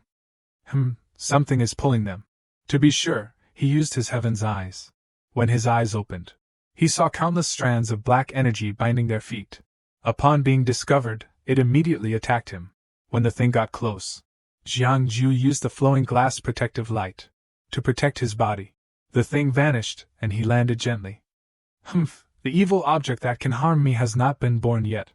Then he condensed the sword, swinging his hand high, slicing down deeply, immediately creating a crack in the ground. Looking deep into the crack, he saw countless evil spirits trying to escape. Jiangju did not expect the number to be so large. He acted again. When the two hands landed, trying to close the crack, the evil spirits, unable to escape in time, screamed under the pressure. The golden dragon rushed over and said to him, "Go first." Then Jiangju and the father and son were enveloped in golden light, shrinking into two marbles, entering the golden dragon's sleeve. He then vanished. That night, 5 people lit a campfire in a deserted place. The golden dragon looked at his injured hand, realizing this trip might be very dangerous. It seems that the Wei Kingdom is more dangerous than this old man imagined. Jiangju, hearing this, looked at his hand in surprise. "Brother, you are injured. The thing underground can hurt you." He denied it. "That little evil thing can't hurt me. I was injured by the leaking yellow spring energy when closing the yellow spring gate." Jiangju did not expect this to be related to the yellow spring. The yellow spring realm, how is that possible? How can the yellow spring realm open in the mortal world? He also knew this, but nothing is impossible in this world. It is possible. In the mortal world, there is sometimes a possibility of the yellow spring gate opening. But this usually does not happen, especially in the 7 human kingdoms. These kingdoms are all under heaven's mandate, blessed by national fortune, and have dragon veins guarding their mountains, which can prevent the yellow spring realm from approaching. The Sword Sovereign did not know why a Buddhist like him did not know these basics. "You are the junior brother of the Grand Master of the Shishao Palace. Has not he ever told you about these things?" Being questioned, Jiangju was startled and quickly explained, "Learning arts took up all my time in the Shishao Palace, and then I was sent down the mountain." Perhaps he did not have time to tell me. The golden dragon's expression suddenly became serious. If the mortal world symbolizes life, then the yellow spring realm represents death. The yellow spring energy contains death energy leaking from the yellow spring gate. No wonder vitality has been severed along the way. Grass and trees wither, living beings rot, and even souls are sucked into the yellow spring realm. Not only that, I fear that many ghosts and evil things in the yellow spring realm have also escaped. It is just that this old man does not understand. Why did the yellow spring realm descend on the Wei Kingdom? Is it due to human disaster or natural disaster? That was a question that no one here could answer. To know the truth behind this, I fear we must first find out who is behind Qin's seizure of the Wei Dragon Vein. Sword Sovereign, you were taught the great demonic art by Jing Xianxing and planted a demonic seed. Can you sense Jing Xianxing's presence? According to what she knew, this matter was not related to him. The Wei Kingdom's affair may be related to Jing Xianxing, but it is probably not him pulling the strings. Are you so sure? Jing Xianxing's main body has been forced into the outer heavens by my master. If he could escape, then my master's first original spirit should also return. The golden dragon contemplated. This time the yellow spring gate opened. I originally thought many ghosts and evil things would escape, but I searched around and only found a few scattered ones. As if something was leading them. Jiangju also became more vigilant. This time, Brother Ao's action of closing the yellow spring gate was no small matter. I fear it has already been noticed by the person behind the scenes. I have something I want to ask of you, younger brother. Hearing this, he did not refuse. If Jiang Xiaoyu has a request, this old man will naturally do his best. Jiangju looked into the distance and replied, I will continue north in the carriage to Daoyang City, the capital of the Wei Kingdom. Brother Ao, go east. If you encounter the yellow spring gate, please help close it, and it is best to cause a little commotion. He immediately understood what he wanted to do. You want this old man to attract their attention, while you quietly go to Daoyang City, one acting openly, one hiding in the shadows. That is very good. Little friend, take care. This old man takes his leave. Then he quickly disappeared. Jiangju and the Sword Sovereign returned to the carriage to discuss. Now that the old dragon god is gone, there will definitely be dangers ahead. Dushanlan is in this state now. How much strength can she exert? The Sword Sovereign did not answer immediately and asked him instead, if you do not use those evil ways, how much strength can you exert? He was not sure about that. That is different. I cultivate evil ways, but she does not. My master cultivates physical divine powers, and is proficient in Dharma, heaven and earth. Even if she does not remember the original cultivation method, if she manifests her true form, she still has the methods of a demon saint. Instead of worrying about my master's safety, you should think of ways to increase your first-grade cultivation, and do not become a burden to my master. Being told so directly, Jiangju did not know how to refute. You. He was unhappy in his heart. Do you have to say everything so directly? If you do not restrain yourself, I fear you won't have any friends. Shan Lan suddenly poked her head out. Rushing to his side, wanting a hug. The Sword Sovereign was powerless seeing this. Master. But she did not care. On the other side, another pot of meat was being simmered. The man scooped out a bowl of soup and blew on it to cool it down. Foo. Then he gave it to the boy. Here. The boy took it and drank it. Then he gave half of the soup back to the man. Baba, it is so delicious, so fresh. Baba, you drink it too. But the man wanted to save it all for his son. Baba's not hungry, you drink it. Just then, Jiangju came out and saw this scene. He gave the father and son some bread. This bread, tear off a little, dip it in the soup and eat it. Receiving the kindness, the man was very grateful. Thank you. He immediately gave the boy one, then ate himself. While eating, he began to shed tears and recount his situation. Benefactor, I was originally the magistrate of Changyang County, Jing Prefecture. One day, a natural disaster suddenly occurred in the county. Unexpectedly, after the natural disaster, a strange disease followed. The people who contracted this disease gradually rotted, and soon turned into bloody sludge that seeped into the ground, especially livestock and vegetation, which could not escape the disaster. The livestock died, the crops were gone, and famine immediately struck. Not only that, ghosts and evil things began to appear in the county in broad daylight. Jiangju knew from these descriptions that a yellow spring gate had probably been opened underground in Changyang County. He did not understand why the court did not take action. Such an unusual disaster, did not the Wei court send aid and suppression? The man added, the court did not send anyone. But immortals came forward to deal with it. Hearing that there were immortals, he wanted to know, immortals, which sect? It seemed that the man did not know either. I do not know about that. I only know that they helped eliminate some ghosts and evil things, distributed some Chigudan, and said they would take the remaining people to a safe place. Jiangju was curious about where they were taken. Where were they taken? It seemed that the man did not know anything. I do not know, it is just that the attendants who accompanied the immortals were Qin soldiers. Their horseshoes had the imprint of the Qin kingdom, I recognized it. He did not understand why everyone agreed to follow. So you still let them take the people? Although he did not want to, he was helpless at the time. If I did not agree, what could I do? Staying in the county was a dead end. All I could do was quickly report everything to the court. So I took my wife and children, intending to go to Daoliang City to rely on my elder brother, who is serving as a secretary in the Ministry of Personnel. Unexpectedly, we encountered bandits on the way. Jiangju inadvertently remembered what the man had said at that time. Immortals, do you really think there are such kind immortals who would rescue the disaster victims and turn you into immortals? Let me tell you, once you enter the cave, you will be taken away by those damn immortals to raise ghosts. Just thinking about it, he discovered some clues. That cave is the Yellow Spring Gate, but are those immortals there to catch ghosts, or to raise ghosts, immortals saving the world? The Yellow Spring Realm, Qin soldiers secretly infiltrating. As long as he did not encounter the opened Yellow Spring Gate on the way, even if he encountered evil things, he could deal with them with their current cultivation. The monsters led each other along. Arriving at the side of a cliff, the rabbit monster affirmed, that is right, it is this place. The tiger monster did not see anything that resembled a cave heaven. Are you sure this is the right place? This does not look like a cave heaven blessed land at all. Suddenly, the rabbit monster sensed something. There are countless Yingqi appearing in front. The surroundings are extremely terrifying and eerie.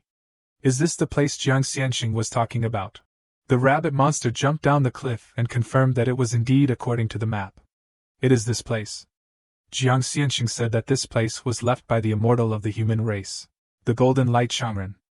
The jade tablet to open the cave is in my hand. Let me go down and try it out to see if it works. The tiger monster felt uneasy and wanted to be the guinea pig. Don't get close. Let me go down and take a look. It held the jade tablet in its mouth and quickly jumped down. As it passed by, its eyes could not help but look. Seeing their fat bodies surprised the tiger monster. Can ghosts get fat? Then it released the jade tablet. Immediately, a golden light appeared. A cave heaven appeared from afar. The jade tablet then flew quickly back into the tiger monster's mouth. It lowered its head. Two major figures emerged from inside the cave. They looked at their compass in confusion. Strange, the restriction of this cave heaven has fluctuated. Could it be that the owner of this cave heaven has returned? Disciple nephew, do not act rashly. This place has been around for at least 1,000 years. No one has entered.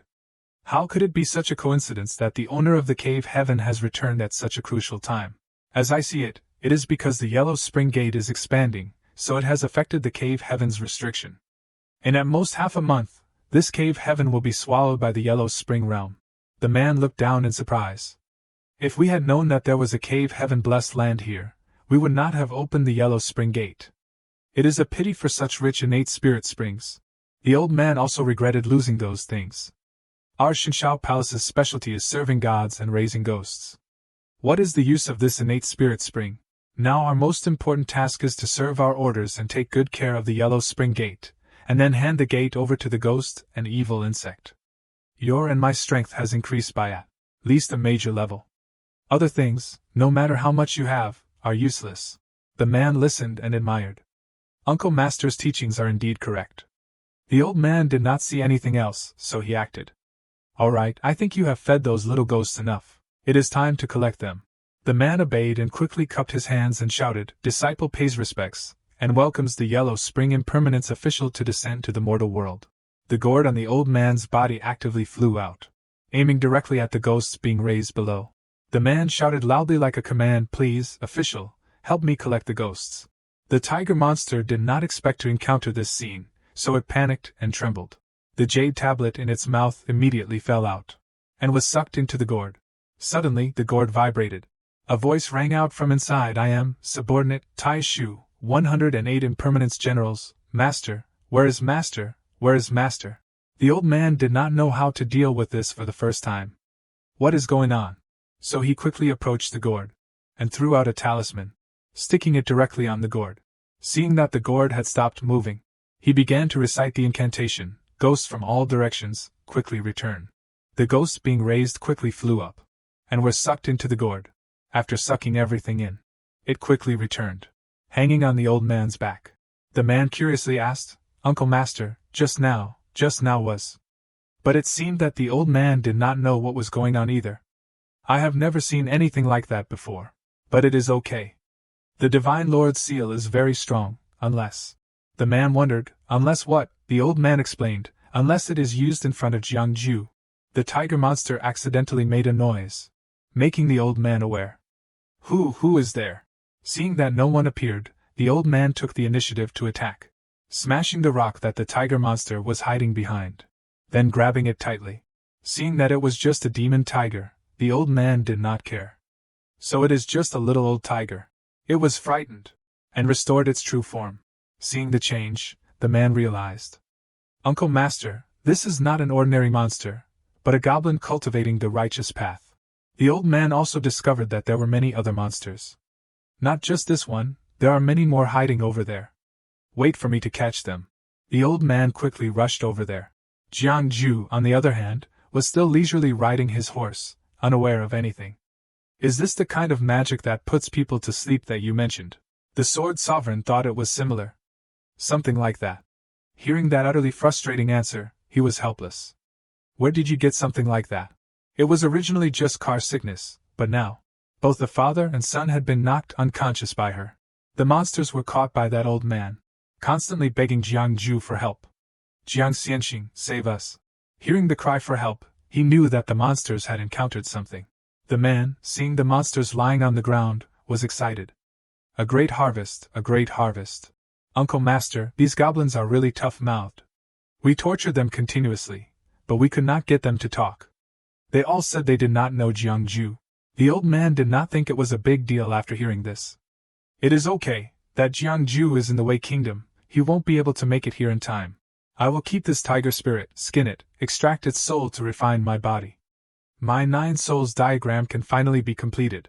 Then the old man quickly tore off the tiger monster's skin. The man cheerfully congratulated him.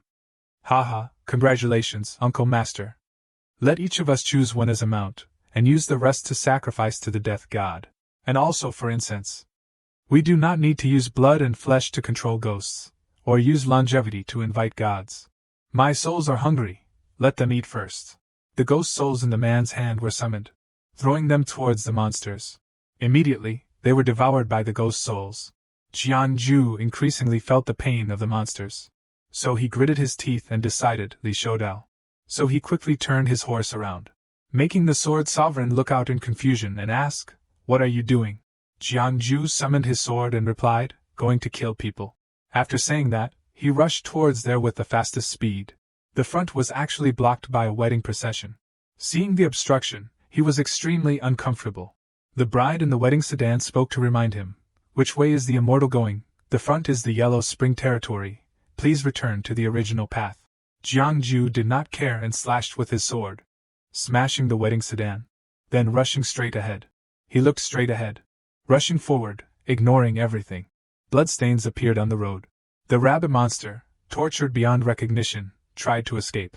But the man was determined not to let go of any of the monsters. "Run, I want to see where you can run." As soon as the man took action, he was cut across by a sword, making him painfully withdraw his hand. "Who is it?" Jiangju descended from the sky and replied, "Your ancestor."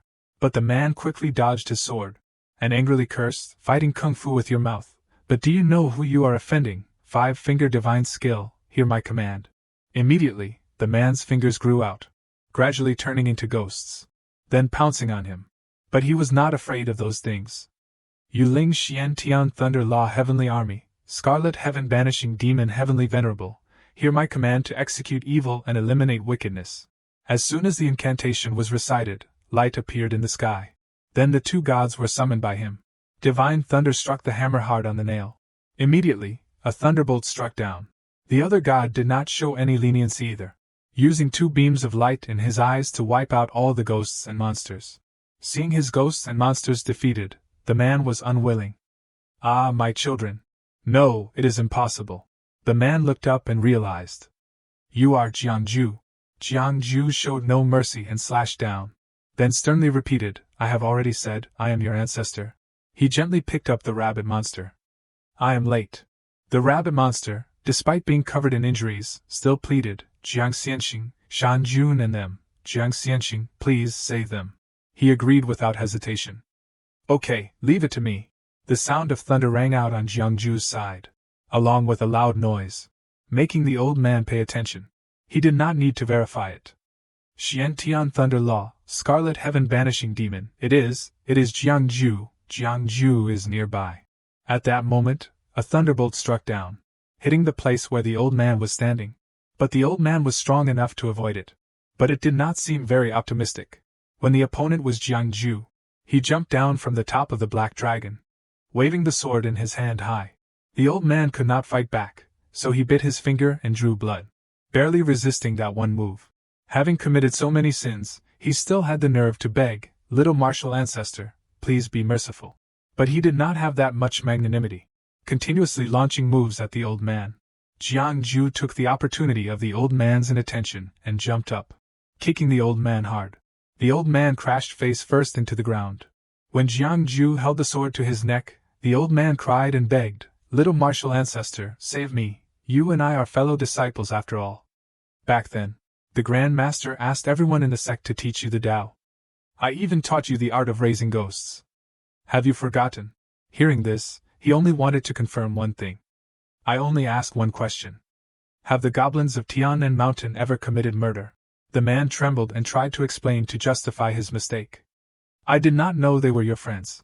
Jiangju did not care and slashed down, immediately destroying the old man's cultivation and lifespan. "Oh, my cultivation, my lifespan."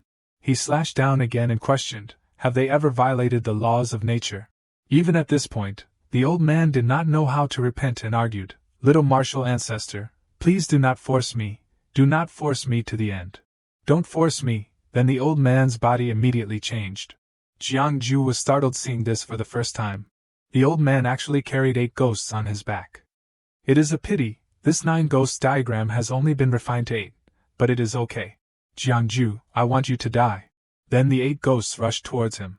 But he did not stop them at all. With just a few incantations, he made them disappear. The old man was angry seeing the things he had worked so hard to raise disappear. How could this be? Where did you get so much merit and incense? Jiangju was not in the mood to answer the old man's question, so he held his sword to his throat and demanded, "Tell me. Did the Shinshao Palace open the Yellow Spring Realm? Who is in charge of the Shinshao Palace now?" But it seemed that the old man did not know anything either. "I do not know, little martial ancestor. I am just acting under orders. I really do not know anything." Jiangju sternly demanded, "Tell me everything you know." The old man, out of fear, recounted, The Grand Master has disappeared, the Shinshao Palace has collapsed. I really do not know who is in charge now. I am not qualified to know. There are 36 heavens, at least a third of them are involved in the Wei Kingdom's affair. But there are still many people in the sect who are looking forward to you returning.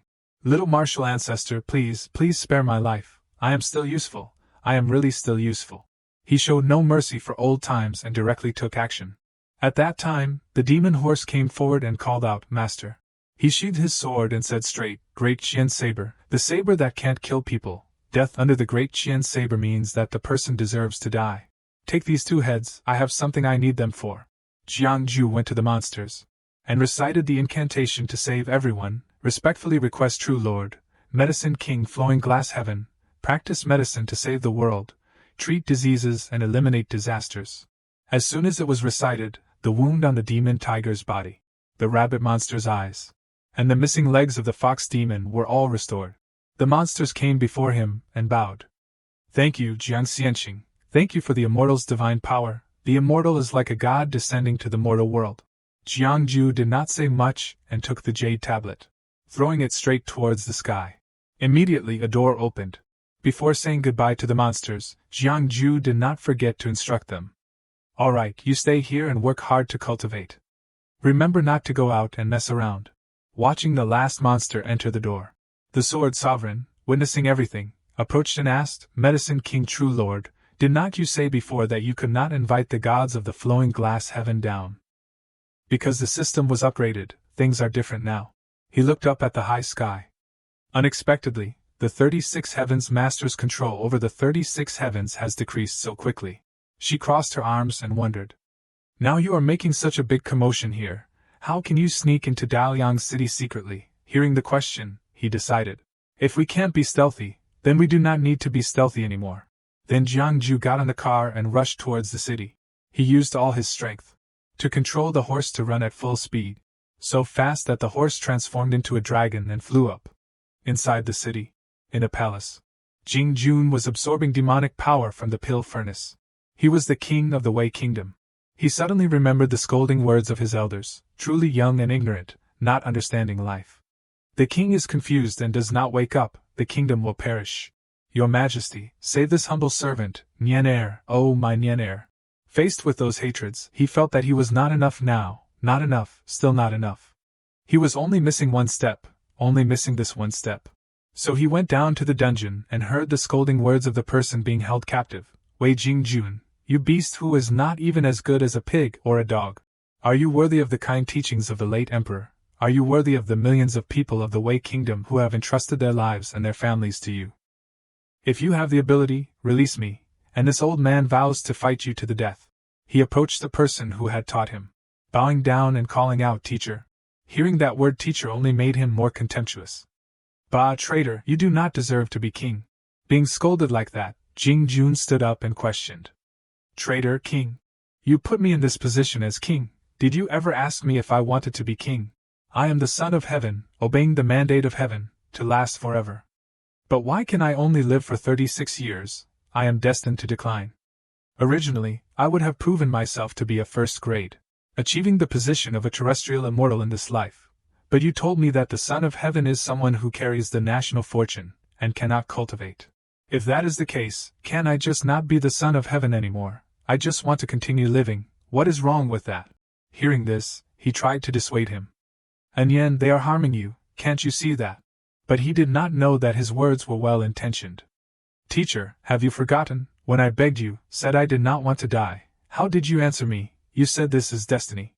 Destiny cannot be defied, you were the one who abandoned me first." Jing Xianxing taught me the devouring secret art. How could I not know that he is harming me? But do I have any other choice? I have no choice. Now the national fortune of the Wei Kingdom has been drained, the Yellow Spring realm has descended, and I have also absorbed the demonic seed. Teacher, can I still turn back? The man was helpless seeing his student do so many things that were harmful to heaven and reason. He controlled his ability, wanting to show it to him. Teacher, do not be sad. Look, I am now at the peak of the divine power realm. Those immortal methods, I am no worse than you. The ability he obtained was stolen from many lives. The man still wanted to persuade him. Yen. But he did not listen and laughed madly. Teacher, this is the last time I will ask you for something. Teacher, I have one last request for you. Please help me cultivate, become a part of my great Tao. After saying that, he took action against the teacher who had taught him. His blood splattered on his clothes. But he did not care and heard Jing Xianxing's reminder. You should not devour the origin of the Jade Yangzhenren at this time. You should have completely refined the devoured demonic seed first, and then done so. He did not seem to have that patience. I can't wait that long. Although Jing Xianxing was forced to leave the outer heavens by Dushan Lan, he can return at any time. I must become a first grade before he returns to the mortal world, and repair the backdoor he left in my body. At this time, Yuqiong reached out her hand. There are many people in the Shinshao Palace who have secretly surrendered to Jing Xianxing. Even if Jing Xianxing is no longer in the mortal world, they won't sit idly by and watch you achieve the first grade.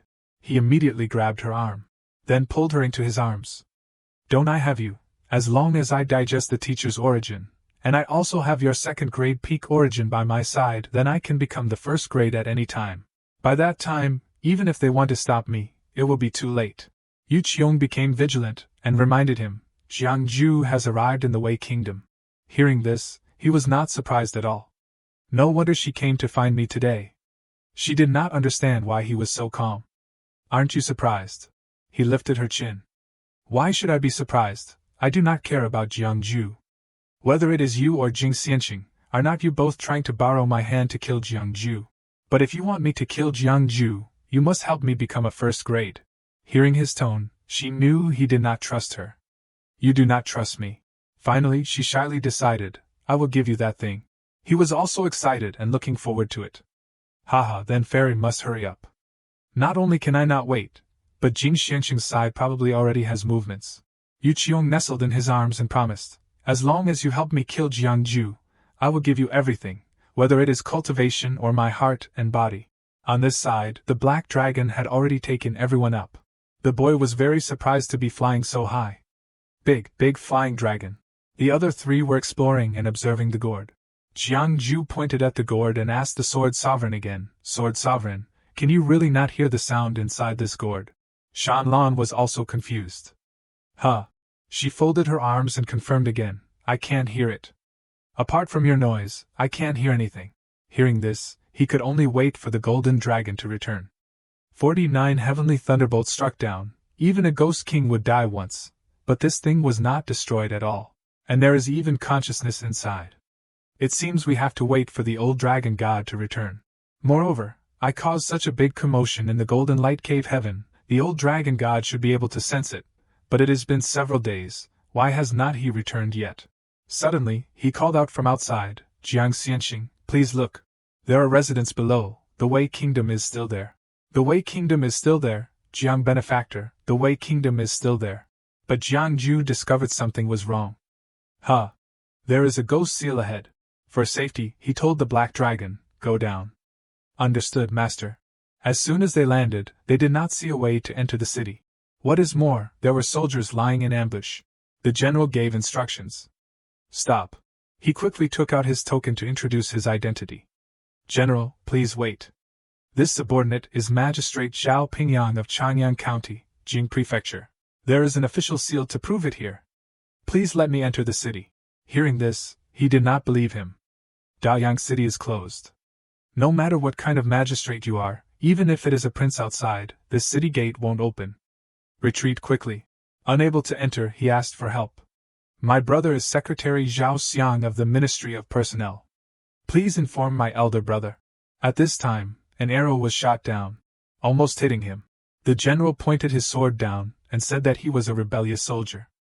Zhao, you are a rebellious soldier, your entire family has been beheaded, but there is still a fish that slipped through the net. The credit for killing the rebel this time will fall to me. Hearing this, he did not believe it. My Zhao family, the whole family is loyal and righteous. What reason does a boor have to dare insult my family? As soon as he finished speaking, another arrow flew and hit his bun, making him scared and stunned. Jiang Ju walked over to reassure him. Hold the child and retreat behind the carriage. He turned to look at him and begged. Please, Jiang benefactor, for my elder brother, get back justice. Without him saying it, he would also intervene in this matter. I know. He then loudly announced his name. Jiang Ju is here. Why does not the king of the Wei Kingdom come to greet him? Hearing this, the general only felt it was ridiculous. Where did this little Taoist come from? You deserve the king to greet you. Who do you think you are? If you do not have a mirror, you have urine. Why do not you look at yourself? Ha ha ha. Jiang Ju did not care about the sarcasm and loudly said again, Jiang Ju is here. Why do not the people of the Shishao Palace come to pay their respects and meet him? The general continued to mock him. This guy is crazy, he actually dares to call the immortals of the Shishao Palace to pay their respects to him. They are immortals that even His Majesty must greet, with the courtesy of a superior soldier. At this time, a soldier whispered to remind him. General, behind you. He was confused when he heard the soldier tremble like that. Behind me? What about behind me? Unexpectedly, the people of the Shishao Palace had all gathered, all standing upright in front of him. Jiang Ju's aura was no less majestic. Then cupping their hands and reciting the mantra. Immediately, the incantation appeared. The Tao that can be spoken is not the eternal Tao. The name that can be named is not the eternal name. The unnamed is the origin of heaven and earth. The named is the mother of all things. Jiang Ju is here. Why do not the people of the human race pay their respects? Heaven and earth covenant, grass yin and yang, breathe in essence. Independent God, weak muscles. The people of the Shishao Palace saw this. Then someone wanted to pay respects. Little Marshal. But was stopped by another person. Don't worship. He is no longer the Little Marshal ancestor, he is a traitor. At this time, the general, who had just despised him, bowed his head. Human race, Li He, pays respects to the Tao leader. Human race, Li Xin, pays respects to the Tao leader. Human race, Wan Yangmu, pays respects to the Tao leader. Lu He pays respects to the Tao leader. At that moment, a light appeared. The master of Qixia Heaven, Zhu Shenyang, appeared. Pays respects to Little Marshal ancestor, pays respects to the Tao leader of the human race. The disciples of the Shishao Palace also saluted. Disciple of Liuli Heaven, Jiang Tao, pays respects to Little Marshal ancestor, pays respects to the Tao leader of the human race. Disciple of Madi Heaven, Qian Ling, pays respects to Little Marshal ancestor, pays respects to the Tao leader of the human race. Disciple of Zhaohua Heaven, pays respects to Little Marshal ancestor, pays respects to the Tao leader of the human race. The general shouted. Open the city gate, quickly open the city gate. Then the bridge connecting to the Wei Kingdom was lowered. Jiang Ju leisurely rode in on his horse. Those who were on the side of the emperor of the Wei Kingdom heard this and were worried. What? Jiang Ju has entered the city. The Dajin Association of Daliang was personally arranged by me. How could Jiang Ju easily break the formation? He left the mountain gate less than 6 years ago. Could his cultivation have reached the same level as us? It was not breaking the formation, but someone opened the gate to welcome him in. Hearing this, he wanted to know who did it. Who is it? Then they counted the numbers. Who among us is not here? It is Jiang. He really still wants Jiang Ju to return to the Shishao Palace. How foolish. If Jiang Ju took charge of the Shishao Palace, where would there be room for us to live? Jiang is not the only one who supports Jiang Ju. If you want to push away foreign enemies, you must first settle the internal affairs. Then he looked at the master of Liuli Heaven, Mu Liuli. Being looked at as a traitor, Liuli was uncomfortable. What are you looking at me for? Now that things have come to this, do you still think I will stand on Jiang Ju's side? No matter what she said, he was still skeptical. It is hard to say. After all, if Jiang Ju had not rebelled against the Shishao Palace, you would have married him. She irritably repeated what Jiang Ju had done. He stole my incense, took my Jisher Dan, and even wanted to seize my power of divine incantation, so how could I forgive him? Moreover, he betrayed and joined the demon race, wanting to marry the heavenly demon lord. I only regret not being able to kill him. You are provoking me like this. Could it be that you have other intentions? Being suspected in return made him angry. You. The others hurriedly stopped them. All right, I believe Liuli. Beidou, now is not the time to fight internally. How to deal with Jiangju is the most important thing now. Hearing this, the old man looked over. What about Wei Anjuan? He has also refined the demonic insect, right? He was practicing in the midst of scorn. Wei Anjuan, you won't have a good death. I will be waiting for you in the Yellow Spring. Anyan, please stop. He was annoyed by those voices. Seeing him like this, Yuqiong wanted to help. Husband, let me help you. Then she blew a breath on him. The discomfort quickly disappeared. His mind, because of the purity, sank into a space. The wall that needed to be broken had signs of cracking. He opened his eyes. Breaking the wall. The opening of the gate caused his strength to increase. So he was very excited. Ha ha ha, I succeeded. I succeeded. Yuqiong saw this and congratulated him. Congratulations, husband, achieving the first grade. As soon as Jiangju entered the city, he saw the black aura. That thing is, the aura of the unity of the Tao. Someone in the imperial palace has become the first grade. At this time, he appeared and called out. Little martial ancestor. I knew that sooner or later you would return.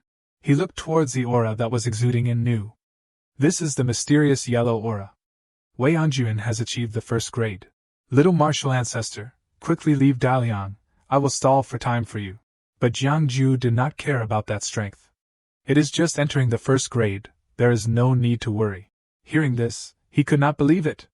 How long has little martial ancestor been away from the Shishao Palace, and he already does not care about the first grade realm? Or in other words, little martial ancestor still has not changed his habit of showing off. He seriously asked about what had happened in recent years. What has happened since I left the Shishao Palace? Hearing the question, he did not know how to tell it. What does little martial ancestor want to ask? Because so many things have happened in the Shishao Palace these days. So Jiangju clarified his question. What happened in the Zhangtian Hall? Why did the Grand Master disappear? But he did not know the answer to either of those questions. This I do not know. He did not understand why he, with such a high status, did not know anything. You do not know, as the master of the 3 palaces and 6 heavens, you were also in the Shishao Palace at that time. Why do not you know? He seriously recounted everything at that time. Reporting to little martial ancestor, when I sensed a change in the Shishao Palace and rushed over, the Grand Master had already disappeared. The only thing we know is that someone broke into the Zhangtian Hall and fought with the Grand Master, but for some reason, the Grand Master did not call us. After that, we traced the Grand Master's whereabouts and found that the Grand Master had gone to the outer heavens. Hearing the outer heavens, Jiangju was surprised. The person who fought with the Grand Master was Jing Xianxing. Hearing him mention Jing Xianxing, he was also surprised. How do you know Jing Xianxing? Jiangju had a headache and could not explain it clearly. Consider it as having fought with him from afar. I chopped a 9 sons' ghost mother of his to death, and also. This is not important. What is important is who exactly is Jing Xianxing. Is he the master of one of your 36 heavens? He gave a guess. Jing Xianxing's identity is very likely to be the Grand Master, he judged. Jing Xianxing's identity is very likely to be the Grand Master. Hearing that guess, Jiangju was stunned. He hurriedly denied it. Impossible, absolutely impossible. He knew it was difficult for him to accept. Little martial ancestor, do not rush, listen to me slowly explain. The Shishao Palace was established at the end of the era when demons and monsters ruled. The human race began to prosper. At that time, the Grand Master was the strongest person in the world.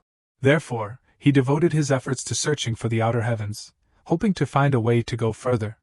That initial strongest person used his boundless cultivation to reach the vast outer heavens. To search. During the long years of searching, the Grand Master captured some living beings that existed in the outer heavens called Outer Realm Heavenly Demons, but most of these Outer Realm Heavenly Demons were just ignorant beings who could speak, and only retained their original obsessions. If the Outer Realm Heavenly Demons invaded the mortal world, the consequences would be unimaginable.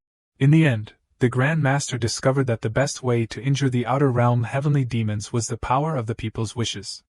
It was because of this that the Grand Master established the Shishao Palace, opened the 36 heavens, and we gods were formed by the power of the people's wishes. However, Among the outer realm heavenly demons, in addition to the ignorant beings, there was also a very special exception. The Grand Master met a learned, gentle, and friendly outer realm heavenly demon who called himself Tai Chu. The Grand Master and him were like old friends at first sight. They often watched the sea of stars change in the outer heavens and discussed the Grand Tao together. Tai Chu told the Grand Master that there were no immortals in this world. The so-called immortals are people who have the power to transcend the world, step out of their own world, and roam the sea of stars. He taught the Grand Master the cultivation methods of other worlds and shared what he had seen and heard in the outer heavens. The Grand Master thought that he wanted to break through his limitations and travel the sea of stars with Tai Chu, but just when the Grand Master was about to break through, the usually kind and friendly Tai Chu suddenly seized his original body and threw him into the turbulent flow of the outer heavens. Since then, Tai Chu has become the person in power in the Shishao Palace. Hearing this, Jiang Ju wanted to know the source of the story. Where did you learn these things? Hearing the question, he said, I used to consider it a secret rumor of the Shishao Palace, but when Jing Xianxing returned to the mortal world, a large proportion of the older generation among the 36 heavenly masters who had existed in the Shishao Palace since the era of demons and monsters all turned to Jing Xianxing. However, I joined the Shishao Palace after the establishment of the 7 kingdoms of the human race. If these things are true, then the Grand Master I met was also the outer realm heavenly demon Tai Chu after seizing the body. He also participated in the analysis. Today, people only know the 3 purities Tai sect of the Daluo Immortal sect, but no one knows the original founder of the Daluo Immortal sect. When the founder was in the Shishao Palace, he was in charge of the upper 3 heavens alone, and was brilliant and outstanding, not inferior to the Grand Master at all. But in the end, the founder tore apart the 36 layers of heaven, took away the top 3 layers of heaven, and left the Shishao Palace. The world only thinks that the founder was fighting with the Grand Master for the position of Tao leader and left in anger because he could not defeat him, but the truth is like this.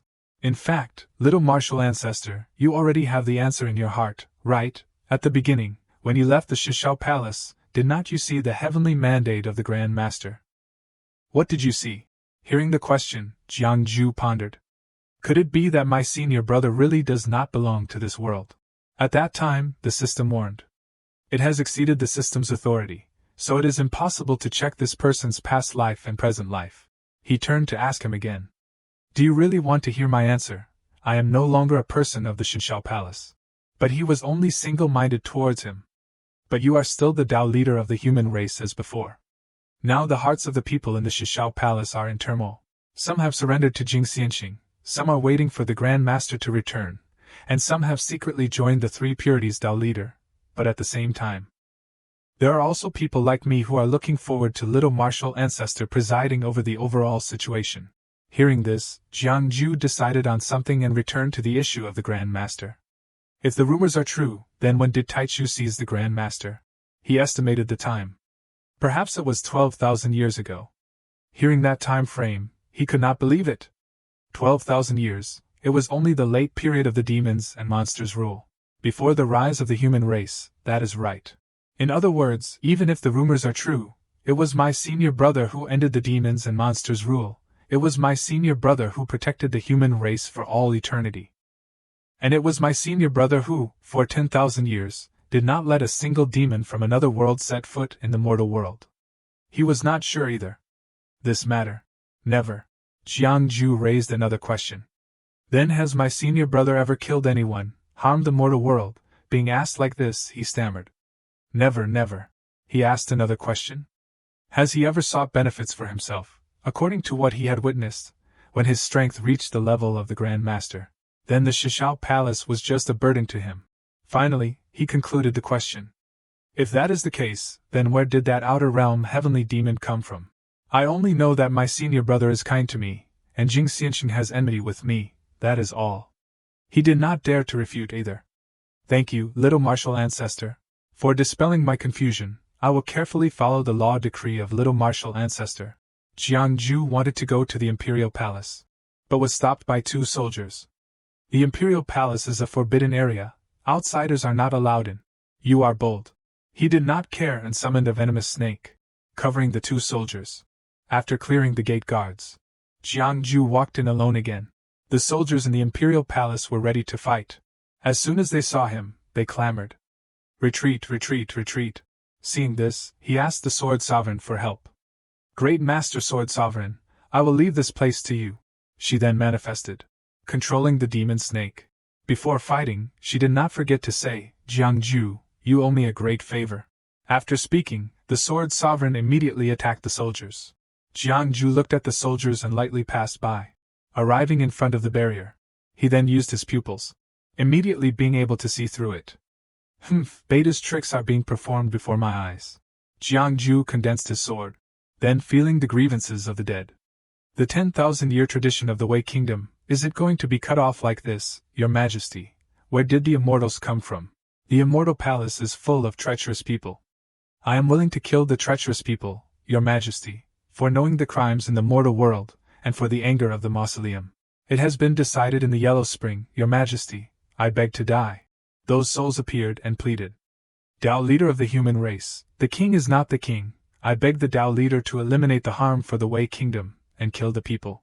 I beg for justice. I beg the Tao leader to enter the palace, and kill the king. He quickly condensed those souls into the sword.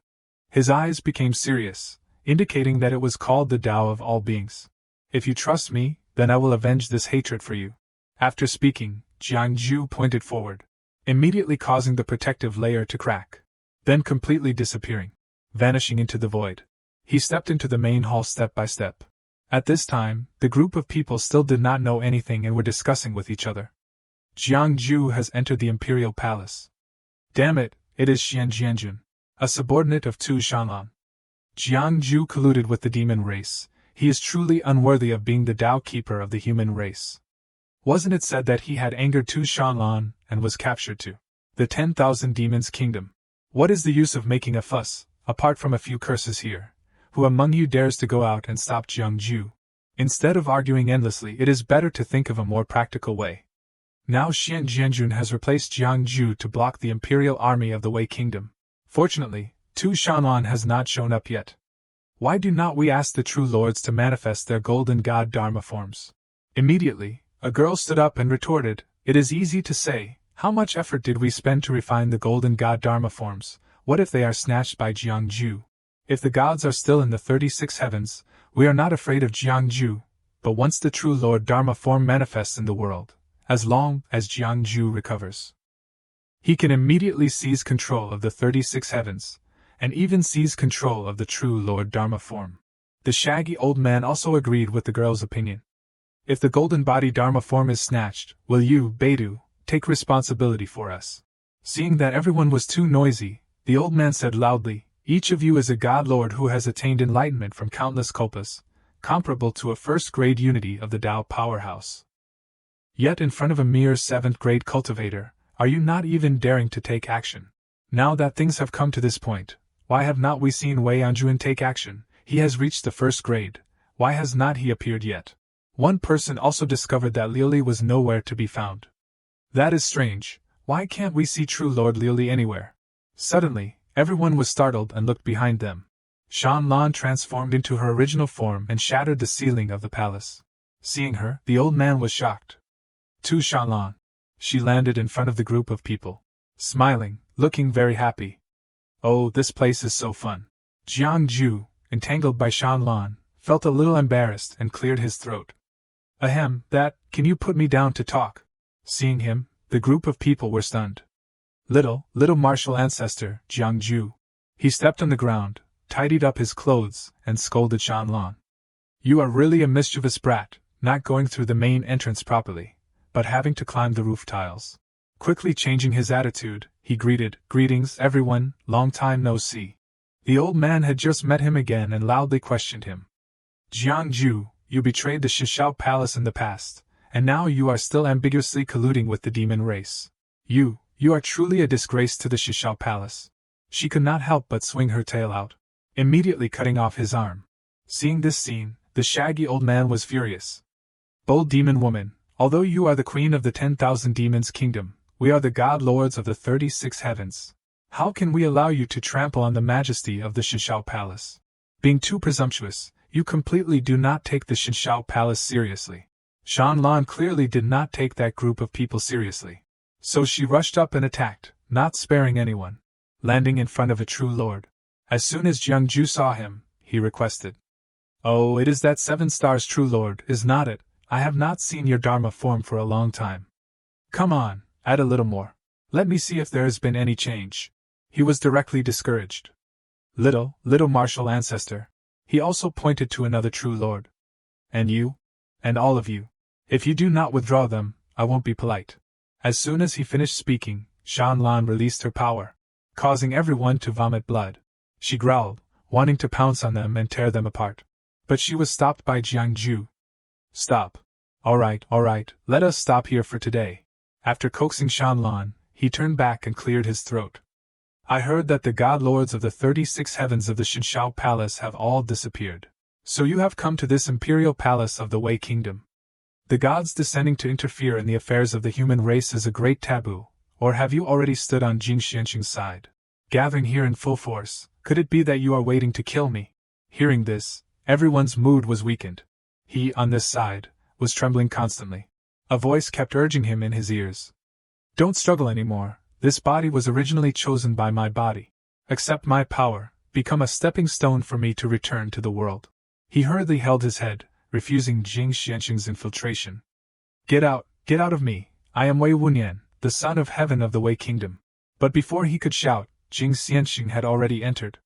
"Damn Tu Shanlan, is that Jiangju really so attractive, to the point where you chased after me for so long for him?" The more he said, the angrier he became. At this time, Liuli had witnessed all the changes. His entire body moved, turning into a wisp of air, coming to her feet and urging, "True Lord Liuli, what are you hesitating for? Do you really want to let Jing Xianqing seize my body and return to the world?" Faced with 2 choices, she had to choose one. "Jiangju, I am sorry, this time I have no other choice." Then Jing Xianqing completely entered this body. He opened his eyes and sighed. "I did not expect Jiang Xianqing to be so young. It seems to be about the same age as me." Jiangju swaggered in, denying those words. "Who is the same age as you? This humble one is only 18 years old this year." Hearing his age, he burst out laughing. "Ha!" Then releasing 4 flags, inserting them into the 4 corners of the entire room, forming a formation to prevent outsiders from breaking in. "Jiang Xianqing is truly an interesting person. I want to have a frank conversation with you. How about it?" He raised his sword and rubbed it. "Stalling for time, let me guess, you encountered difficulties when breaking through to the 1st grade. Or, Jing Xianqing left hidden dangers in your body, so you still need time to recover." Hearing those words, he roared and went crazy. "What recover? Although I do not know what Mu Liuli said to you just now, my strength has never been damaged from beginning to end." He observed the formation and discovered his intentions. "This formation, you are afraid that Jing Xianqing will peep, but it seems that we do not have any pleasant conversations either." He stepped down the steps and said, "That is not certain. Perhaps we can still cooperate." Jiangju did not understand. Cooperate. In this situation, he could still swaggeringly make a proposal on how we can work together to deal with Jing Xianqing. 3 years ago, Jing Xianqing came to me and taught me the great demonic art, and also helped me swallow countless demonic seeds. Every time I refine a demonic seed, it is like experiencing a path of cultivation, and my cultivation also increases at a speed that ordinary people can hardly imagine. 3 years ago, I was just a mortal. 3 years later, I have stepped into the 1st grade. Let me ask Jiang Xianqing, since ancient times, has there ever been a 1st grade true lord younger than me? Before Jing Xianqing helped me cultivate, you also know, what requirements did he make? Without needing to say it, Jiangju could guess. He wants you to kill me. He affirmed that the answer was correct. That is right, but why should I kill you? After all, I am just a larger demonic seed to Jing Xianqing. Everything he does for me is just nurturing a body for him to return to the world. There is no real hatred between you and me. On the contrary, we have a common enemy. Therefore, in dealing with Jing Xianqing, our cooperation is the best choice. After all, apart from me, who else will do their best, regardless of the consequences, to stand on your side?" Hearing this, Jiangju stepped closer to him and denied it. "What you said makes sense, but it seems you have misunderstood one thing. Today, I did not come for myself. I did not come for Jing Xianqing either. I came to demand justice for the people of the Wei Kingdom. Today, I am here for killing the king." After speaking, Jiangju made a move, making him unable to react. But it was fortunate for him, because he now had the ability to block that sword. You! From the slash, the wrong souls rushed out, surrounding him as if taking revenge. He did not know how to fight and cursed. Man! He turned into a wisp of black smoke, avoiding those wrong souls. Standing in a corner, he questioned Jiangju. Jiangju, how many people in this world want to harm you, and how many people are truly willing to help you? Don't you know this in your heart? Do you really want to push my good intentions out the door? He did not care about the nonsense of a murderer. Kill. He gradually became serious, creating spider silk, entangling Jiangju, but he just gently recited. Disperse. The light of merit on his body shone brightly. He took the opportunity to control the pill furnace beside him, throwing it straight towards him. Go. When the pill furnace got close, he summoned a god to hold the pill furnace. He thought he could kill him, so he became even more arrogant. Ridiculous, do you really think I can't kill you? As soon as he finished speaking, two large hands covered him, wanting to strangle Jiangju. Thinking he had caught him, he was very proud. Jiangju, you are just like this. Suddenly, a golden light appeared from the palm of his hand, making him look up. What? A pillar of golden light descended from the sky. Behind Jiangju was a supreme god. He shouted loudly. Jiangju, borrow strength from me in the future. Immediately, his body was filled with power. He had only seen the aura on Jiangju's body and was already cowering. 3 lifetimes body, impossible. Even a first-grade true Buddha is not sure of understanding it. Could it be that they are all gone? Jiangju is not an immortal in the past, but an immortal in the future. That is not right. This kind of secret method can't be infinite. He won't be able to maintain it for long. Without letting him think too much, he rushed up with great momentum, punching straight into the head he had created, shattering that head, punching straight into his face. Being subjected to an extremely strong force of attack, he flew straight out. He lay on the ground, and did not get up to resist. Jiangju, actually, there is something you said right. I am indeed stalling for time, but...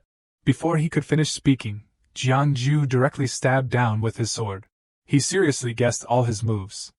Now you still want to say that you have stalled enough time, have recovered your strength, and have turned defeat into victory. Being stabbed like this, he was truly convinced. They are not wrong, Jiangju, you are indeed very difficult to deal with. Remember this, Jiangju, everything is all you forced me to do.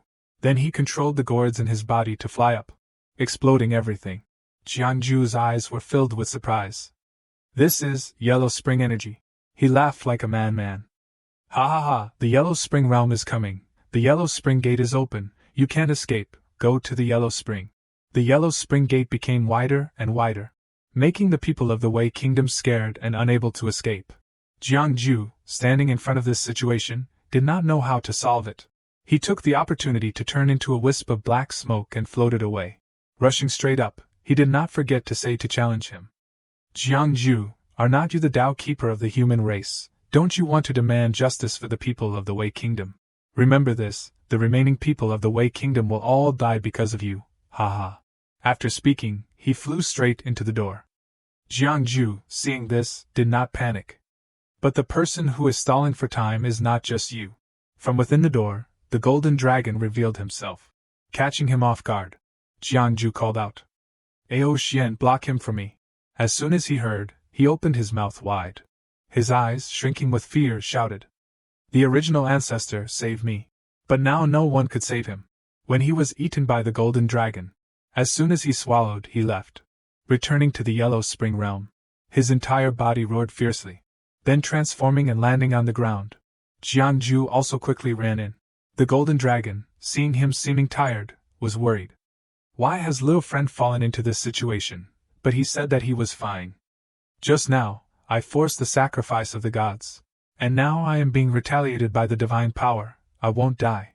He was also a little excited because it was his first time coming to this place. This place is the Yellow Spring realm. Suddenly, someone appeared in front of the two. It was actually a god. As soon as he saw Jiangju, the god quickly kowtowed and saluted. This last general is Bai Feng, pays respects to my master. Suddenly receiving that kowtow made him stunned. The golden dragon, seeing him stunned like that, came closer. Jiang, little friend, Do not tell me you do not even recognize the divine general under your command. Haven't you been using this divine general for many years? He blankly confirmed. You are, by Feng, the god explained the reason. My master, please do not blame me. In the real world, this last general does not have the ability to manifest his true form. Only in the Yellow Spring realm can I recover my strength and manifest my true form. Pays respects to my master. He took out several gourds from his sleeve. From within the gourd, other generals flowed out, all kneeling under his command. This last general is Neo Tu, pays respects to my master. This last general is Ma Mian, pays respects to my master. This last general is Luo Sha, pays respects to my master. This last general is Ala Jia, pays respects to my master.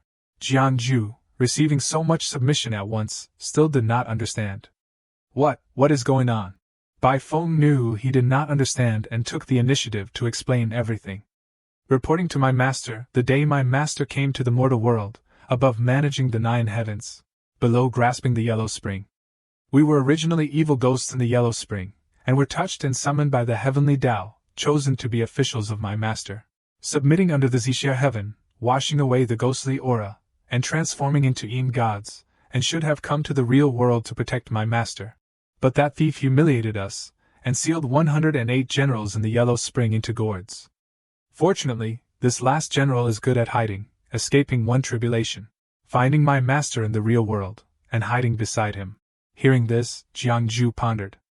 Touched and summoned by the heavenly Tao, no wonder there is an aura of incense surrounding this group of ghost gods. So they are orthodox gods with a table of organization. In that case, they are part of my golden finger when I transmigrated to this world, but they were intercepted by others. Jiang Ju wanted to know who was behind it. Then who is the thief you are talking about? But clearly, he did not know either. This subordinate does not know, but it must be related to the Shishao Palace.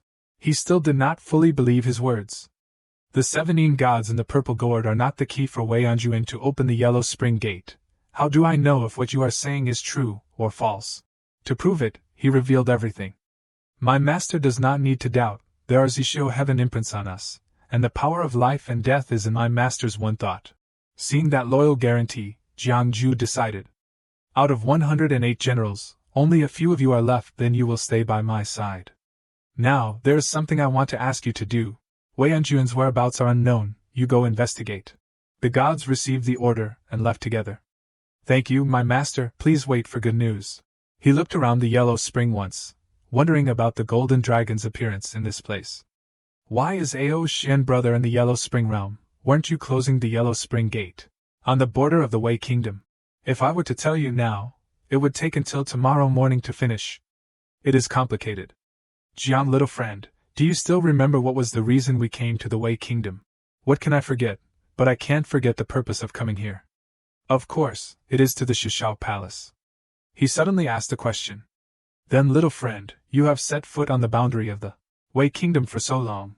Have you ever seen the Shishao floating island? Jiang, little friend, look over there. That is, the Shishao floating island. Jiang Ju looked at the 3 islands of the Shishao Palace appearing in this place, not understanding. The Shishao 9 islands. I did not expect 3 islands to appear in the Yellow Spring realm. Where are the remaining 6 islands? Were they hidden by people, or have they collapsed? The Golden Dragon now wanted to meet his friends, so he could not stay with him anymore. Right now, those god lords are tormented in my stomach. I have to quickly release them. I will also arrange properly for the people of Daliang City. Little friend does not need to worry. In addition, this old man wants to meet an old friend, and I may not be able to reunite with Jiang, little friend, for a while. Then he raised his hand and opened the door. 3 people and 1 horse were sent to it. Then handing everything over to Jiang Ju. The matter from now on will be left to Jiang, little friend, to handle. Then he left without hesitation. Later, we will meet again. After he left, he rode on the Black Dragon. To roam in the Yellow Spring, he put his hands together and made a suggestion. Little martial ancestor, the old dragon god has taken the god lords away. This is a good opportunity for you to refine the core of the floating island. Every floating island of the Shishao is a cultivation holy land comparable to a top-level blessed land, and it is also a supreme treasure combining offense and defense. As long as you refine the 3 cores of the floating island, you will gain control over them. Later, you will snatch back the remaining islands, little martial ancestors' grasp of the entire Shishao palace will be as natural as water flowing into a river, the only destiny. Hearing this, he agreed with it. Well, you lead the way. As soon as they went up to the floating island, seeing the corpses on the island, everyone was shocked. What is going on? He anxiously ran deeper inside, reaching out, wanting to summon the soul of a disciple to ask. Soul fixed, 7 souls quick return, appear. But they were only empty shells. He turned to report everything. The origin has been snatched, and the soul has also been devoured. Hearing this, Jiangju took the initiative to recite the incantation. Respect God Dao, Zixio Heaven Tai Sujinjuan, in God Bai Feng, quick, come here. Quickly Bai Feng appeared. Kowtowing before him, this last general Bai Feng pays respects to my master. As soon as he arrived, he asked directly the question he needed to know. Where is Wei Anjuan? He clasped his hands and reported the situation. Reporting to my master, Wei Anjuan is here. This god has just found out his whereabouts not long ago, and he is currently under the palace master. At this time, the door of the palace opened. Seeing this, he was worried. It is dangerous, he must have broken into the core of the floating island. On the side of the core of the floating island, he was trying to control the core of this island. Damn it, how did these Yellow Spring officials find me? As soon as the other gods found him, they quickly surrounded him. Ma Mian rushed up, wanting to capture him. Then he was blown away with one strike. Die. Then controlling the large arm to grab Neo too, squeezing into countless pieces. Die. Both of them were unharmed and condensed into their old forms. He created a defense to stop the gods outside. Wait for me to completely refine the core of this floating island, then you Yellow Springine souls will be nothing more than flies and mosquitoes. There is only the last bit left. He strained every nerve, channeling his sound transmission power into the core. Just a little bit more, and it would be complete. But at that moment, Jiangju appeared, unleashing his sword with a piercing shriek. It pierced right through him. He cried out in pain, Jiangju. The sword was quickly withdrawn, and flew back into Jiangju's hand. He looked at the deities kneeling beneath Jiangju, unwilling to accept it. This can't be. How can these officials of Huangquan be bowing to Jiangju? Could it be? Were they sent by Jiangju to hunt me down? He could not take it anymore, questioning, why do you keep haunting me like a persistent ghost? Then he laughed madly, ha ha ha. Holding the core in his hand, he declared, Jiangju, you are too late. With that, he activated the core, causing the surrounding terrain to be manipulated. The old man was stunned by the sight. The entire mountain shook, then vanished in an instant, rushing towards the Huangquan gate. Just then, Shanlan arrived, shattering the gate, sending the entire island crashing into the gate, which rapidly cracked open. She supported the 3 of them, escaping from the place. Watching the entire island fall, having just narrowly escaped death, the old man was grateful to Shanlan. This old Taoist thanks Hu Xian for saving my life. Jiangju reached out and stroked her head, asking with concern, were you injured when breaking through the barrier? You did very well. This time, I owe you a favor. I will repay you in the future. Shanlan smiled contentedly upon hearing this. Jiangju looked towards the island, not understanding Wei Anjuan's actions. What benefit does he gain from such a suicidal madness, from the collapse of the Shishao Palace? If the Huangquan 9 gates collapse, it is no different from the end of the world. Right now, we must quickly find a way to repair it as soon as possible. Suddenly, a fissure appeared in the Huangquan sky. A hand reached out from the fissure, causing Jiangju to be astonished. Fragments of rock fell to the ground, absorbed by the hand. Without even seeing their faces, Jiangju knew that this was definitely not Wei Anjuan's doing. Jiangju immediately widened his eyes, and saw 3 figures emerging from the arm. He was shocked to recognize them. Those are the Deluo Immortal Sect. Are they the 3 pure Dao Lords? They are respectively Qing Wei Tian Yuqing Dao, Yu Tian Shangqing Dao Lord, Diqi Tian Taiqing Dao Lord. Wei Anjuan is outwardly Jing Xianqing's pawn, but the one he truly serves is the 3 pure Dao Lords. But to win over Wei Anjuan, you must first control Jing Xianqing. Currently, Jing Xianqing is held back by Tu Shanlan. So in the end, are the 3 pure Dao Lords using Tu Shanlan, or is Tu Shanlan herself wielding the pawn? To manipulate the entire situation, the prerequisite is for the Grand Master to leave the Shishao Palace. So could the disappearance of the Grand Master also be manipulated by the Shangqing Dao Lord? Behind the scenes, what is their goal? To bring the Huangquan realm into the world, or To destroy the 9 gates of Huangquan. Unable to find an answer no matter how he thought, Jiangju quickly calmed himself. Why think so much? Wei Anjuan cultivates evil arts, harming the common people. And now he is manipulating the Shishao floating island, causing the Huangquan 9 gates to collapse. He is a great enemy that I must eliminate. And behind him are the 3 pure Dao Lords, so they are all my enemies. At this moment, the golden dragon proactively spewed fire, attacking the hand. Seeing this, the old man recognized him. Little Grandmaster, it is the old dragon god, he is back. The hand was doing its best to protect him. He was struggling to hold on under the protection. Jiangju had also seen him, Wei Anjuan. Shanlan frowned at the sight. Then quickly rushed towards him with extreme speed. Opening her mouth wide, wanting to devour him, he saw this, and cried out in fear, begging, "Ancestral Master, save me! Ancestral Master, please save me!" Before he could finish shouting, Jiangju appeared. Just as he was about to swing his sword, he was suppressed, and spat out a mouthful of blood. He looked up unwillingly, and saw Wei Anjuan was very close. So he used his sword to pull out Wei Anjuan's soul. The soul was pulled from its body, continuously begging for help. "No, no, Ancestral Master, save me."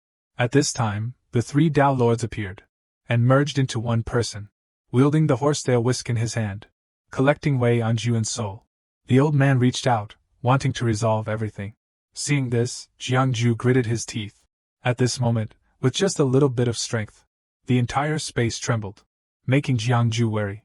The golden dragon could not help but charge forward, but was unable to hit the old man. This old one alone cannot stop him. Quickly take 2 Shanlan to the outer heavens. Each floating island has a gate leading to the outer heavens. Little friend Jiang, go quickly and return quickly. This old one does not want to fight for too long. Hearing the old man's instructions, Shanlan took the 2 people and left, but still could not help but look back.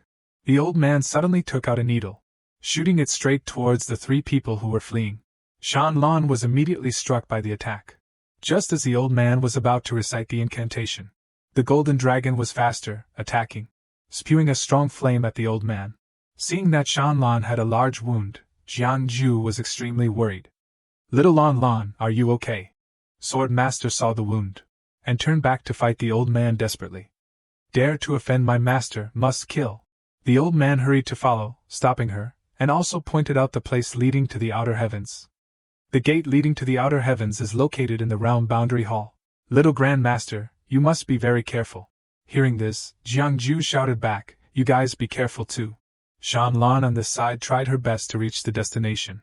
As soon as she arrived, she collapsed. Her whole body was exhausted. Then she transformed back into her half-demon form. Jiangju was worried that something had happened to her, so he ran over and called out, "Little Lan Lan! Little Lan Lan!" He held on to the thing stuck in her body, coaxing, "Little Lan Lan, bear with it for a moment." He tried so hard but could not pull it out. "Can't pull it out."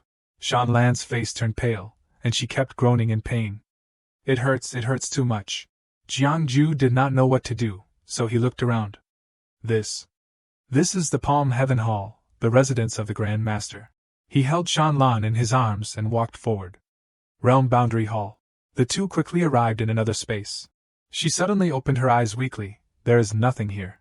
Jiangju immediately used his heavenly human induction, and saw the flow around him. But it was still difficult to find the gate. No, there are too many interfering factors. Jiangju then recited the incantation, "Pay homage to the great Yin divine generals," appear. Soon, several deities were present, bowing their heads before him. "Greetings, Master." Jiangju issued the order, "Help me cut off all the yellow lines connected on these star maps. The line that cannot be cut is the true yellow line of cause and effect." The old man did not understand anything after hearing this. "Cause and effect, Master Line, what is it?" Hearing this, Jiangju knew that these deities could not see anything. "Oh, you can't see it, it is okay, you just need to chop randomly in this hall, yes." Then the generals began to chop with all their might. Meanwhile, Jiangju held Shanlan and observed. He was very focused on looking, and immediately saw the line of cause and effect he needed. There. At that time, there were 7 lines of cause and effect connected to a gate. Jiangju held Shanlan in his arms, not forgetting to tell the deities, "You guard this place, do not let anyone get close, yes." While holding her, he coaxed her, "Don't be afraid, it won't hurt for long." Jiangju suddenly became serious. Step by step, he walked into the gate. As soon as he entered, he felt a pulling force, making it difficult for him to open his eyes. He quickly used his body to protect Shanlan. Not good, it is spatial chaos. But because it was too chaotic, the two could not hold on to each other, and were separated. Shanlan screamed when she was separated. Jiangju. Shanlan was on the other side, fighting with Jing Xianxing. He was surprised to see that she had not submitted after fighting for so long. Your primordial spirit is indeed tenacious. It is a pity that leaving the physical body is just drifting duckweed in the end. Shanlan did not pay much attention to it after hearing this. Is that so? Then you should think of a way to overcome my obstacles and leave the outer heavens. Jing Xianxing, looming in the mirror, was annoyed to be chased and killed like this. To Shanlan, what benefit do you get from keeping me in this place? In fact, I do not have much of a grudge against you, so why do not we take a step back? But Shanlan would not easily let it go after he touched Jiangju. You touched my person, do you think you can still live? Jing Xianxing pretended not to understand after hearing this. Your person, just for an ordinary sword slave subordinate, or is it because of Jiangju? Shanlan did not want to entangle with him, so she took action. Indeed, you are extremely noisy. Immediately, countless mirrors scattered. Jing Xianxing laughed mockingly from within the mirror. Ha ha ha, Tu Shanlan, even a dignified great heavenly demon lord cannot escape the word love, ha ha ha, no one can escape it. Shanlan was angered by such ridicule and rushed forward. Courting death. She slashed down a mirror, then attacked the other mirrors. Suddenly, a mirror attacked, taking advantage of her carelessness. Shanlan suddenly sensed her physical body nearby. That is the aura of my physical body. Could it be that Jiangju has appeared? The mirrors now wanted to surround her, but she quickly escaped. The mirrors also hurriedly chased after her. Shanlan arrived and saw her physical body. She was like a child, crying and demanding Jiangju. Wah, Jiangju, where are you, Jiangju? Without thinking much, she touched her physical body. Immediately, a dazzling light flashed. Jing Xianxing felt uneasy at the sight. He quickly merged together as one. Shanlan returned to her physical body, and her strength also increased. It should be over. With that, she slashed down, rushing straight towards the mirror, making Jing Xianxing unwilling. No. Impossible. Jiangju on this side was in another space, questioning himself. Have I transmigrated again? This place is Mars. Unable to accept being in this strange place, he roared, No way, wah wah wah. I do not want to grow potatoes in this ghostly place. Suddenly, the palace master of the Shishao Palace appeared. Little junior brother, why are you still crying with snot running down your face? It is exactly like the first time I met you. Jiangju was stunned after hearing that voice, because the person in front of him was his senior brother. Senior brother, why are you here? The old man was in no hurry to answer and only said calmly, Ju, you have come. Jiangju was happy and wanted to say something. Senior. Suddenly, his mind shifted, and he became vigilant. That is not right, this is the outer heavens, senior brother can't be here. Jiangju frowned and quickly retreated defensively. You are the palace master of the Shinshao Palace that was thrown into the pile of chaotic meteoroids by Jing Xianxing at the beginning. The old man immediately burst into laughter after hearing this. Ha ha ha, Ju, you have never made a mistake when fortune-telling for others. You have already awakened your heavenly human induction ability, so why can't you recognize your senior brother? At this time, Jiangju saw the string of fate on his body, connected directly to the old man, which could confirm it. Old devil, it really is you, they all said. Old devil, why are you here, the Shishao Palace? Many disciples were killed, many elders betrayed each other, and even the 3 Shishao floating islands were destroyed. The old man did not say anything and just grabbed Jiangju's hand. Ju, it has been so long since we last met. You have lost a lot of weight. Jiangju did not understand why the old man was acting so calmly. Why is old devil reacting like this? Isn't he the one who cares about everything in the Shishao Palace? Seeing that there was not much time left, Jiangju wanted to leave. Senior brother, now the Shishao Palace has collapsed, and there is also a great life and death battle in the Huangquan realm.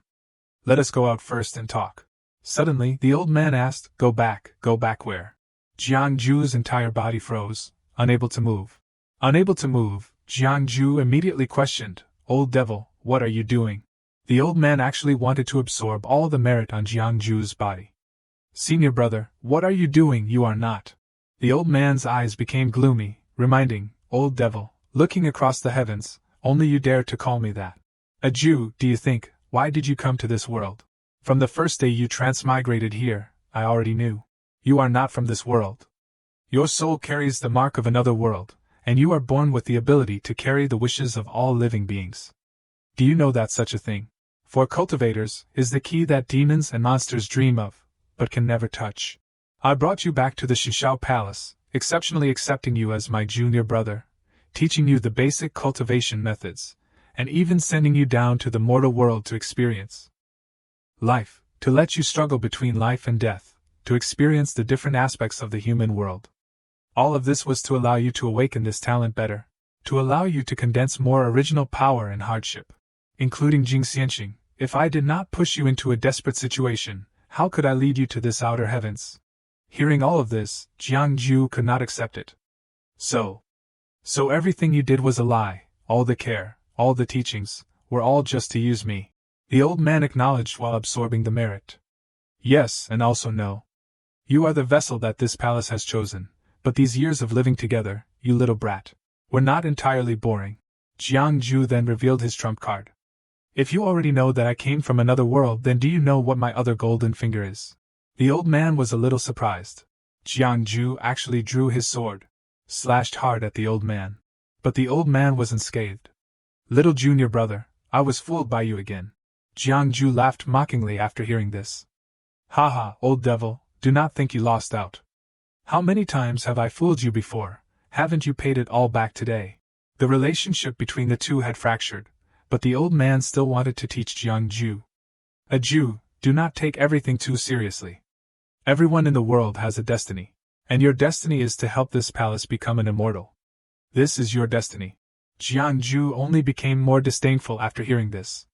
Is that so? Then what is your old devil's destiny? Has it been fulfilled yet, Humph? Plunging into the old man's pain, he became furious. Jiangju, oh Jiangju, I originally wanted to spare you a life, so why did you have to seek death yourself? If that is the case, then do not blame this palace. Jiangju was not afraid of the old man's threats. Old devil, you want my life. If you have the ability, then come and take it. Come here.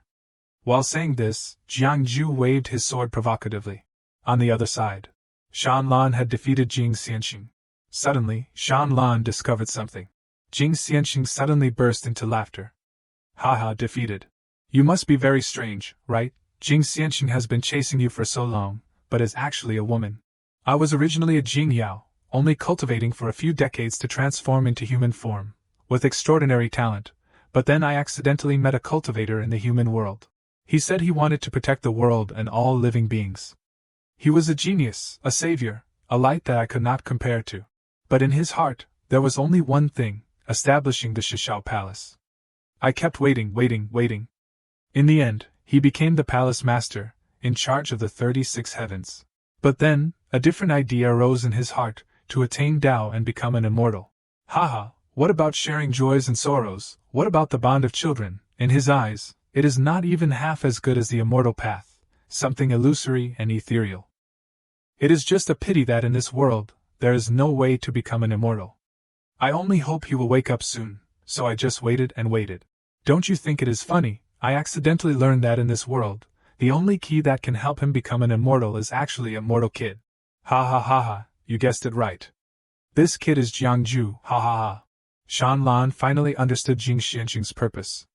So you have been chasing after Jiangju not for himself, but to prevent the palace master of the Shishao Palace from becoming an immortal.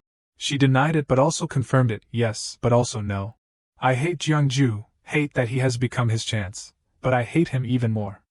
I hate his indifference, his ruthlessness, but I just want him to pay attention to me. Shanlan could not help but laugh after hearing this. Haha, just to get a little love, you personally destroyed everything you had, carrying a body hollowed out by love, making you live worse than an ant. Being told this, she immediately roared to Shanlan, what right do you have to lecture me? If it were not for Jiangju, could you have shed your physical body and entered this unpredictable outer heavens? Compared to me, you are not much better. Before she could finish speaking, Shanlan reached out her hand. With just one palm strike, she scattered the other soul. Shan Lan's eyes were firm as she reminded, "You are wrong again. I am not as stupid as you. In this world, there is nothing that I can't have." With that, she stomped on the mirror under her feet, and arrogantly uttered those boastful words, "If I can't have it, then I will destroy it." Returning to Jiangju's side, he was very disappointed in the old man. "I respected you as my senior brother, but you saw me as a furnace. Even if I can't win, I will let you see that I, Jiangju, am not a pawn that can be killed at will." The old man went berserk seeing Jiangju being so ungrateful. "You ungrateful thing." He waved his hand. Immediately, his entire body was covered in purple energy. Several Shanshao palaces appeared behind him. Jiangju did not hesitate and slashed. With a full-strength strike. The old man did not lose out and attacked. "Move!" Immediately, the entire Shanshao palace rushed forward, taking all of Jiangju's attacks. But it was unscathed, even causing Jiangju to lose his strength and fly backward. The old man shouted loudly, "Settle," and the entire palace stopped. Looking down from above, he advised Jiangju, "Little junior brother, give up. Your original power will help this palace step on the final step." With that, he reached out to seize the original power from Jiangju's body. While absorbing, he also said, "A Jew, you should have come 1,000 years earlier." After absorbing, he withdrew his hand. Jiangju's face turned pale, but he still challenged him strongly. Old devil, is this all you have got?" The old man sensed that something bad was about to happen. "That is not right, this should not be happening. There is a variable. There is actually a variable." At that moment, a cut appeared in the sky. Shan Lan tore open the cut and rushed inside. The old man became wary at the sight, while Jiangju smiled relievedly. Shan Lan was furious when she saw Jiangju like that. "Who allowed you to touch my person?" Jiangju called out weakly. You are back." Shan Lan quickly went to his side, worried. "How are you? Don't say anything first. Use the method I taught you to protect your heart meridian." Even in this situation, Jiangju still had the mind to tease. "I know, little Lan Lan, you did not get lost, did you?" Shan Lan angrily scolded after hearing this. "Shut up." She turned to look at the old man, wondering, "You are the palace master of the Shanshao Palace. You actually hid in the outer heavens, huh?" The old man burst into laughter as soon as he heard the word hide. "Hide, haha, does everyone in the world think of this palace like that?" Shan Lan did not care what the old man wanted. "No matter what your purpose is, today, I must take Jiangju away." Exhausted, Jiangju quickly stopped her. "Can't, his strength is much stronger than yours. You go quickly, what he wants is me. Go back and help me watch over little monk, Lin Qingyi and them. Don't be so fierce with the Ning anymore, and you, please treat yourself well, okay?" Shan Lan refused to accept this outcome. "Shut up, if you say one more word then I will send you on your way before he can." Being scolded like that made Jiangju cower. "Huh?" Suddenly, the old man bowed his head low, kindly letting the two leave. "Go." Even opening a gate for them. Shan Lan quickly helped Jiangju up, not understanding what he was doing. "What are you up to?" The old man repeated again, "If you do not go, there won't be another chance." So she quickly helped Jiangju up, passing by the old man, entering the gate. Suddenly, the old man spoke, asking, "Jiangju, you have calculated the heavens and the earth, but have you ever calculated your own destiny?" The two then left the outer heavens. Shan Lan did not understand why they left so easily. Why did he let us go? Jiangju did not seem to know either. "No matter what the reason is, it is good that we are still alive." Shan Lan quickly informed him, "Just now, because you circulated your energy and used my elixir, you can't die for the time being." Jiangju immediately perked up and explained the reason. "It is not that, I just thought that maybe I would not have many more chances to see little Lan Lan again in the future. So it was a little regrettable." Shan Lan immediately got angry and punched Jiangju straight in the stomach. Countless blows rained down, making Jiangju want to faint from the pain. "Ugh, it hurts, stop hitting, I am still a patient." Down below in the Huangquan realm, the golden dragon was still fighting with the old man. The two now looked at each other thoughtfully. Then the old man desperately charged forward. Sword Master on this side was also knocked away, to the point where it was difficult for her to resist. The old man charged up again, suddenly stopping. When Shan Lan appeared, she was relieved to see Shan Lan return and called out, "Master." Shan Lan attacked the old man without hesitation. The battle between the three of them shook the Huangquan realm. And on the side of another old man, he placed his hand on the Huangquan gate. using his own inner strength, causing the Huangquan gate to crack, breaking into hundreds of pieces. He quickly collected those fragments into his sleeves. Everything was finally over. The other two understood that it was done when they heard this. So the old man did not fight the golden dragon anymore and turned to leave. Even that person quickly escaped. But Shanlan would not let him go so easily, and grabbed his leg. He was annoyed at being grabbed by the leg, so he directly chopped off his own leg, then hurriedly escaped. All three merged into one. Looking down at everyone from above, the old man said, "When this old one cultivates the path to immortality, fellow Taoists will understand my painstaking efforts today. If Tao brother has figured it out, then this old one will definitely welcome you." With that, he opened a gate. Annoyed, Shanlan shouted, "You can escape for a moment, but you can't escape for a lifetime." The golden dragon was afraid that she would overreact, so he stood up to stop her. The old man disappeared just like that, making Shanlan annoyed at being stopped. "You dared to block me." Jiangju ran over and did not understand what was going on after hearing their conversation. "You too, what does this mean?" The golden dragon hurriedly clasped his hands, wanting to sever ties with Jiangju. "Little friend, our fate ends here." Before Jiangju could say anything, he hurriedly called out, "Ao Shen brother," but was stopped by Shanlan. "Don't embarrass yourself. His departure is already a decision." Jiangju did not understand anything. "But why?" Shanlan explained everything to him. "The old dragon god was willing to follow you to the Shinshao Palace. Wasn't it because he wanted to ask the Grand Master of the Shinshao Palace about the method of becoming an immortal? Now, he seems to have received some news from the Ancestral Master. Why would not he leave with the Ancestral Master?" Hearing that information, Jiangju speculated, so the Ancestral Master's plan to have the Huangquan realm descend, even destroying a country at the cost, was also for the method of becoming an immortal. Shanlan did not know about this. "How would I know?" Jiangju was curious and did not understand why Shanlan did not want to go with him. "Don't you seek the method of becoming an immortal?" Shanlan did not want to become an immortal through that heretical path. "I am still young, I will find a way to break through." Jiangju's mood suddenly turned bad after hearing this. If one day, her method of becoming an immortal is related to me, then what will she do? Will she be like senior brother, wanting to take my life, or? Jiangju then sat alone on the cliff, suddenly being kicked by Shanlan, almost falling off the cliff. Ouch. Shanlan seriously talked about that Jing Xianxing. That person called Jing Xianxing was beaten into 360 incarnations by me. Now the main body is still in a dangerous place in the outer heavens. Don't worry about the Ancestral Master either. He won't leave the Deluo Immortal sect during this time, and he won't dare to cause trouble for you. Hearing this, Jiangju turned to look, wanting to know, are you comforting me? Shanlan did not deny it this time. Humph. Jiangju seemed to have discovered a secret of Shanlan's. I had some doubts before, but it was not until I met the Ancestral Master using 1 into 3 that I dared to confirm it. Actually, Shanlan never had a second primordial spirit, right? If you use this circle to compare it to your complete soul, you tore away your own 7 emotions and 6 desires, turning your weak, kind, innocent, and pure side into the so-called second primordial spirit, and then suppressing it for a long time. You never thought of destroying these emotions. You were just waiting for a suitable opportunity to make the 2 pieces of soul merge into one. And the time of fusion is when the 2 broken pieces of soul both cultivate to the 9th heaven realm of the demon saint, and then break through the 1st grade Chan stage in one go, right? If one day, your 7 emotions and 6 desires merge into one, will you like me? I have a feeling that another personality of yours likes me quite a bit.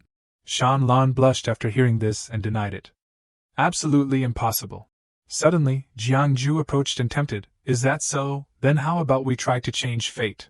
Shanlan did not understand why they had to change fate. Jiangju looked at the current amount of merit and felt a little frustrated. That is right, I should have enough merit, but now. Want to try it? Just then, the old man ran over, shouting loudly, Little Grandmaster, something big happened, the Huangquan gate can't be closed. The Huangquan gate appeared in the human world, sucking everything inside. 3 people then stepped out from inside. Jiangju looked at the scene before him, confused. Why is this mountain red? Shanlan knew as soon as she looked. It is probably because it was contaminated by the aura of the Huangquan 9 gates when it collided with the Huangquan 9 gates. If something from Huangquan appears in the world, heaven and earth will definitely warn in advance. The old man stroked his chin, contemplating. Even if it is a warning, it also has its own beauty, like the red halo shining on the mountain. Let us just call this place Red Haze Valley from now on. The two immediately objected to that.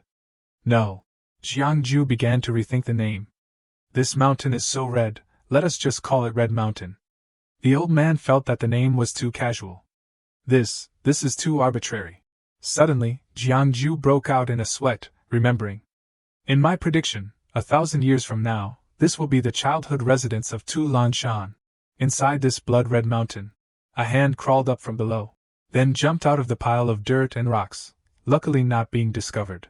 So this place is called Red Haze Valley, huh? Such rich spiritual energy, and also the aura of the Huangquan Nine Gates. Very good, from now on, this will be the training ground of me. The Ghost King, the Ghost King, will make everyone in this world know the title of the One-Horned Ghost King at Red Haze Valley.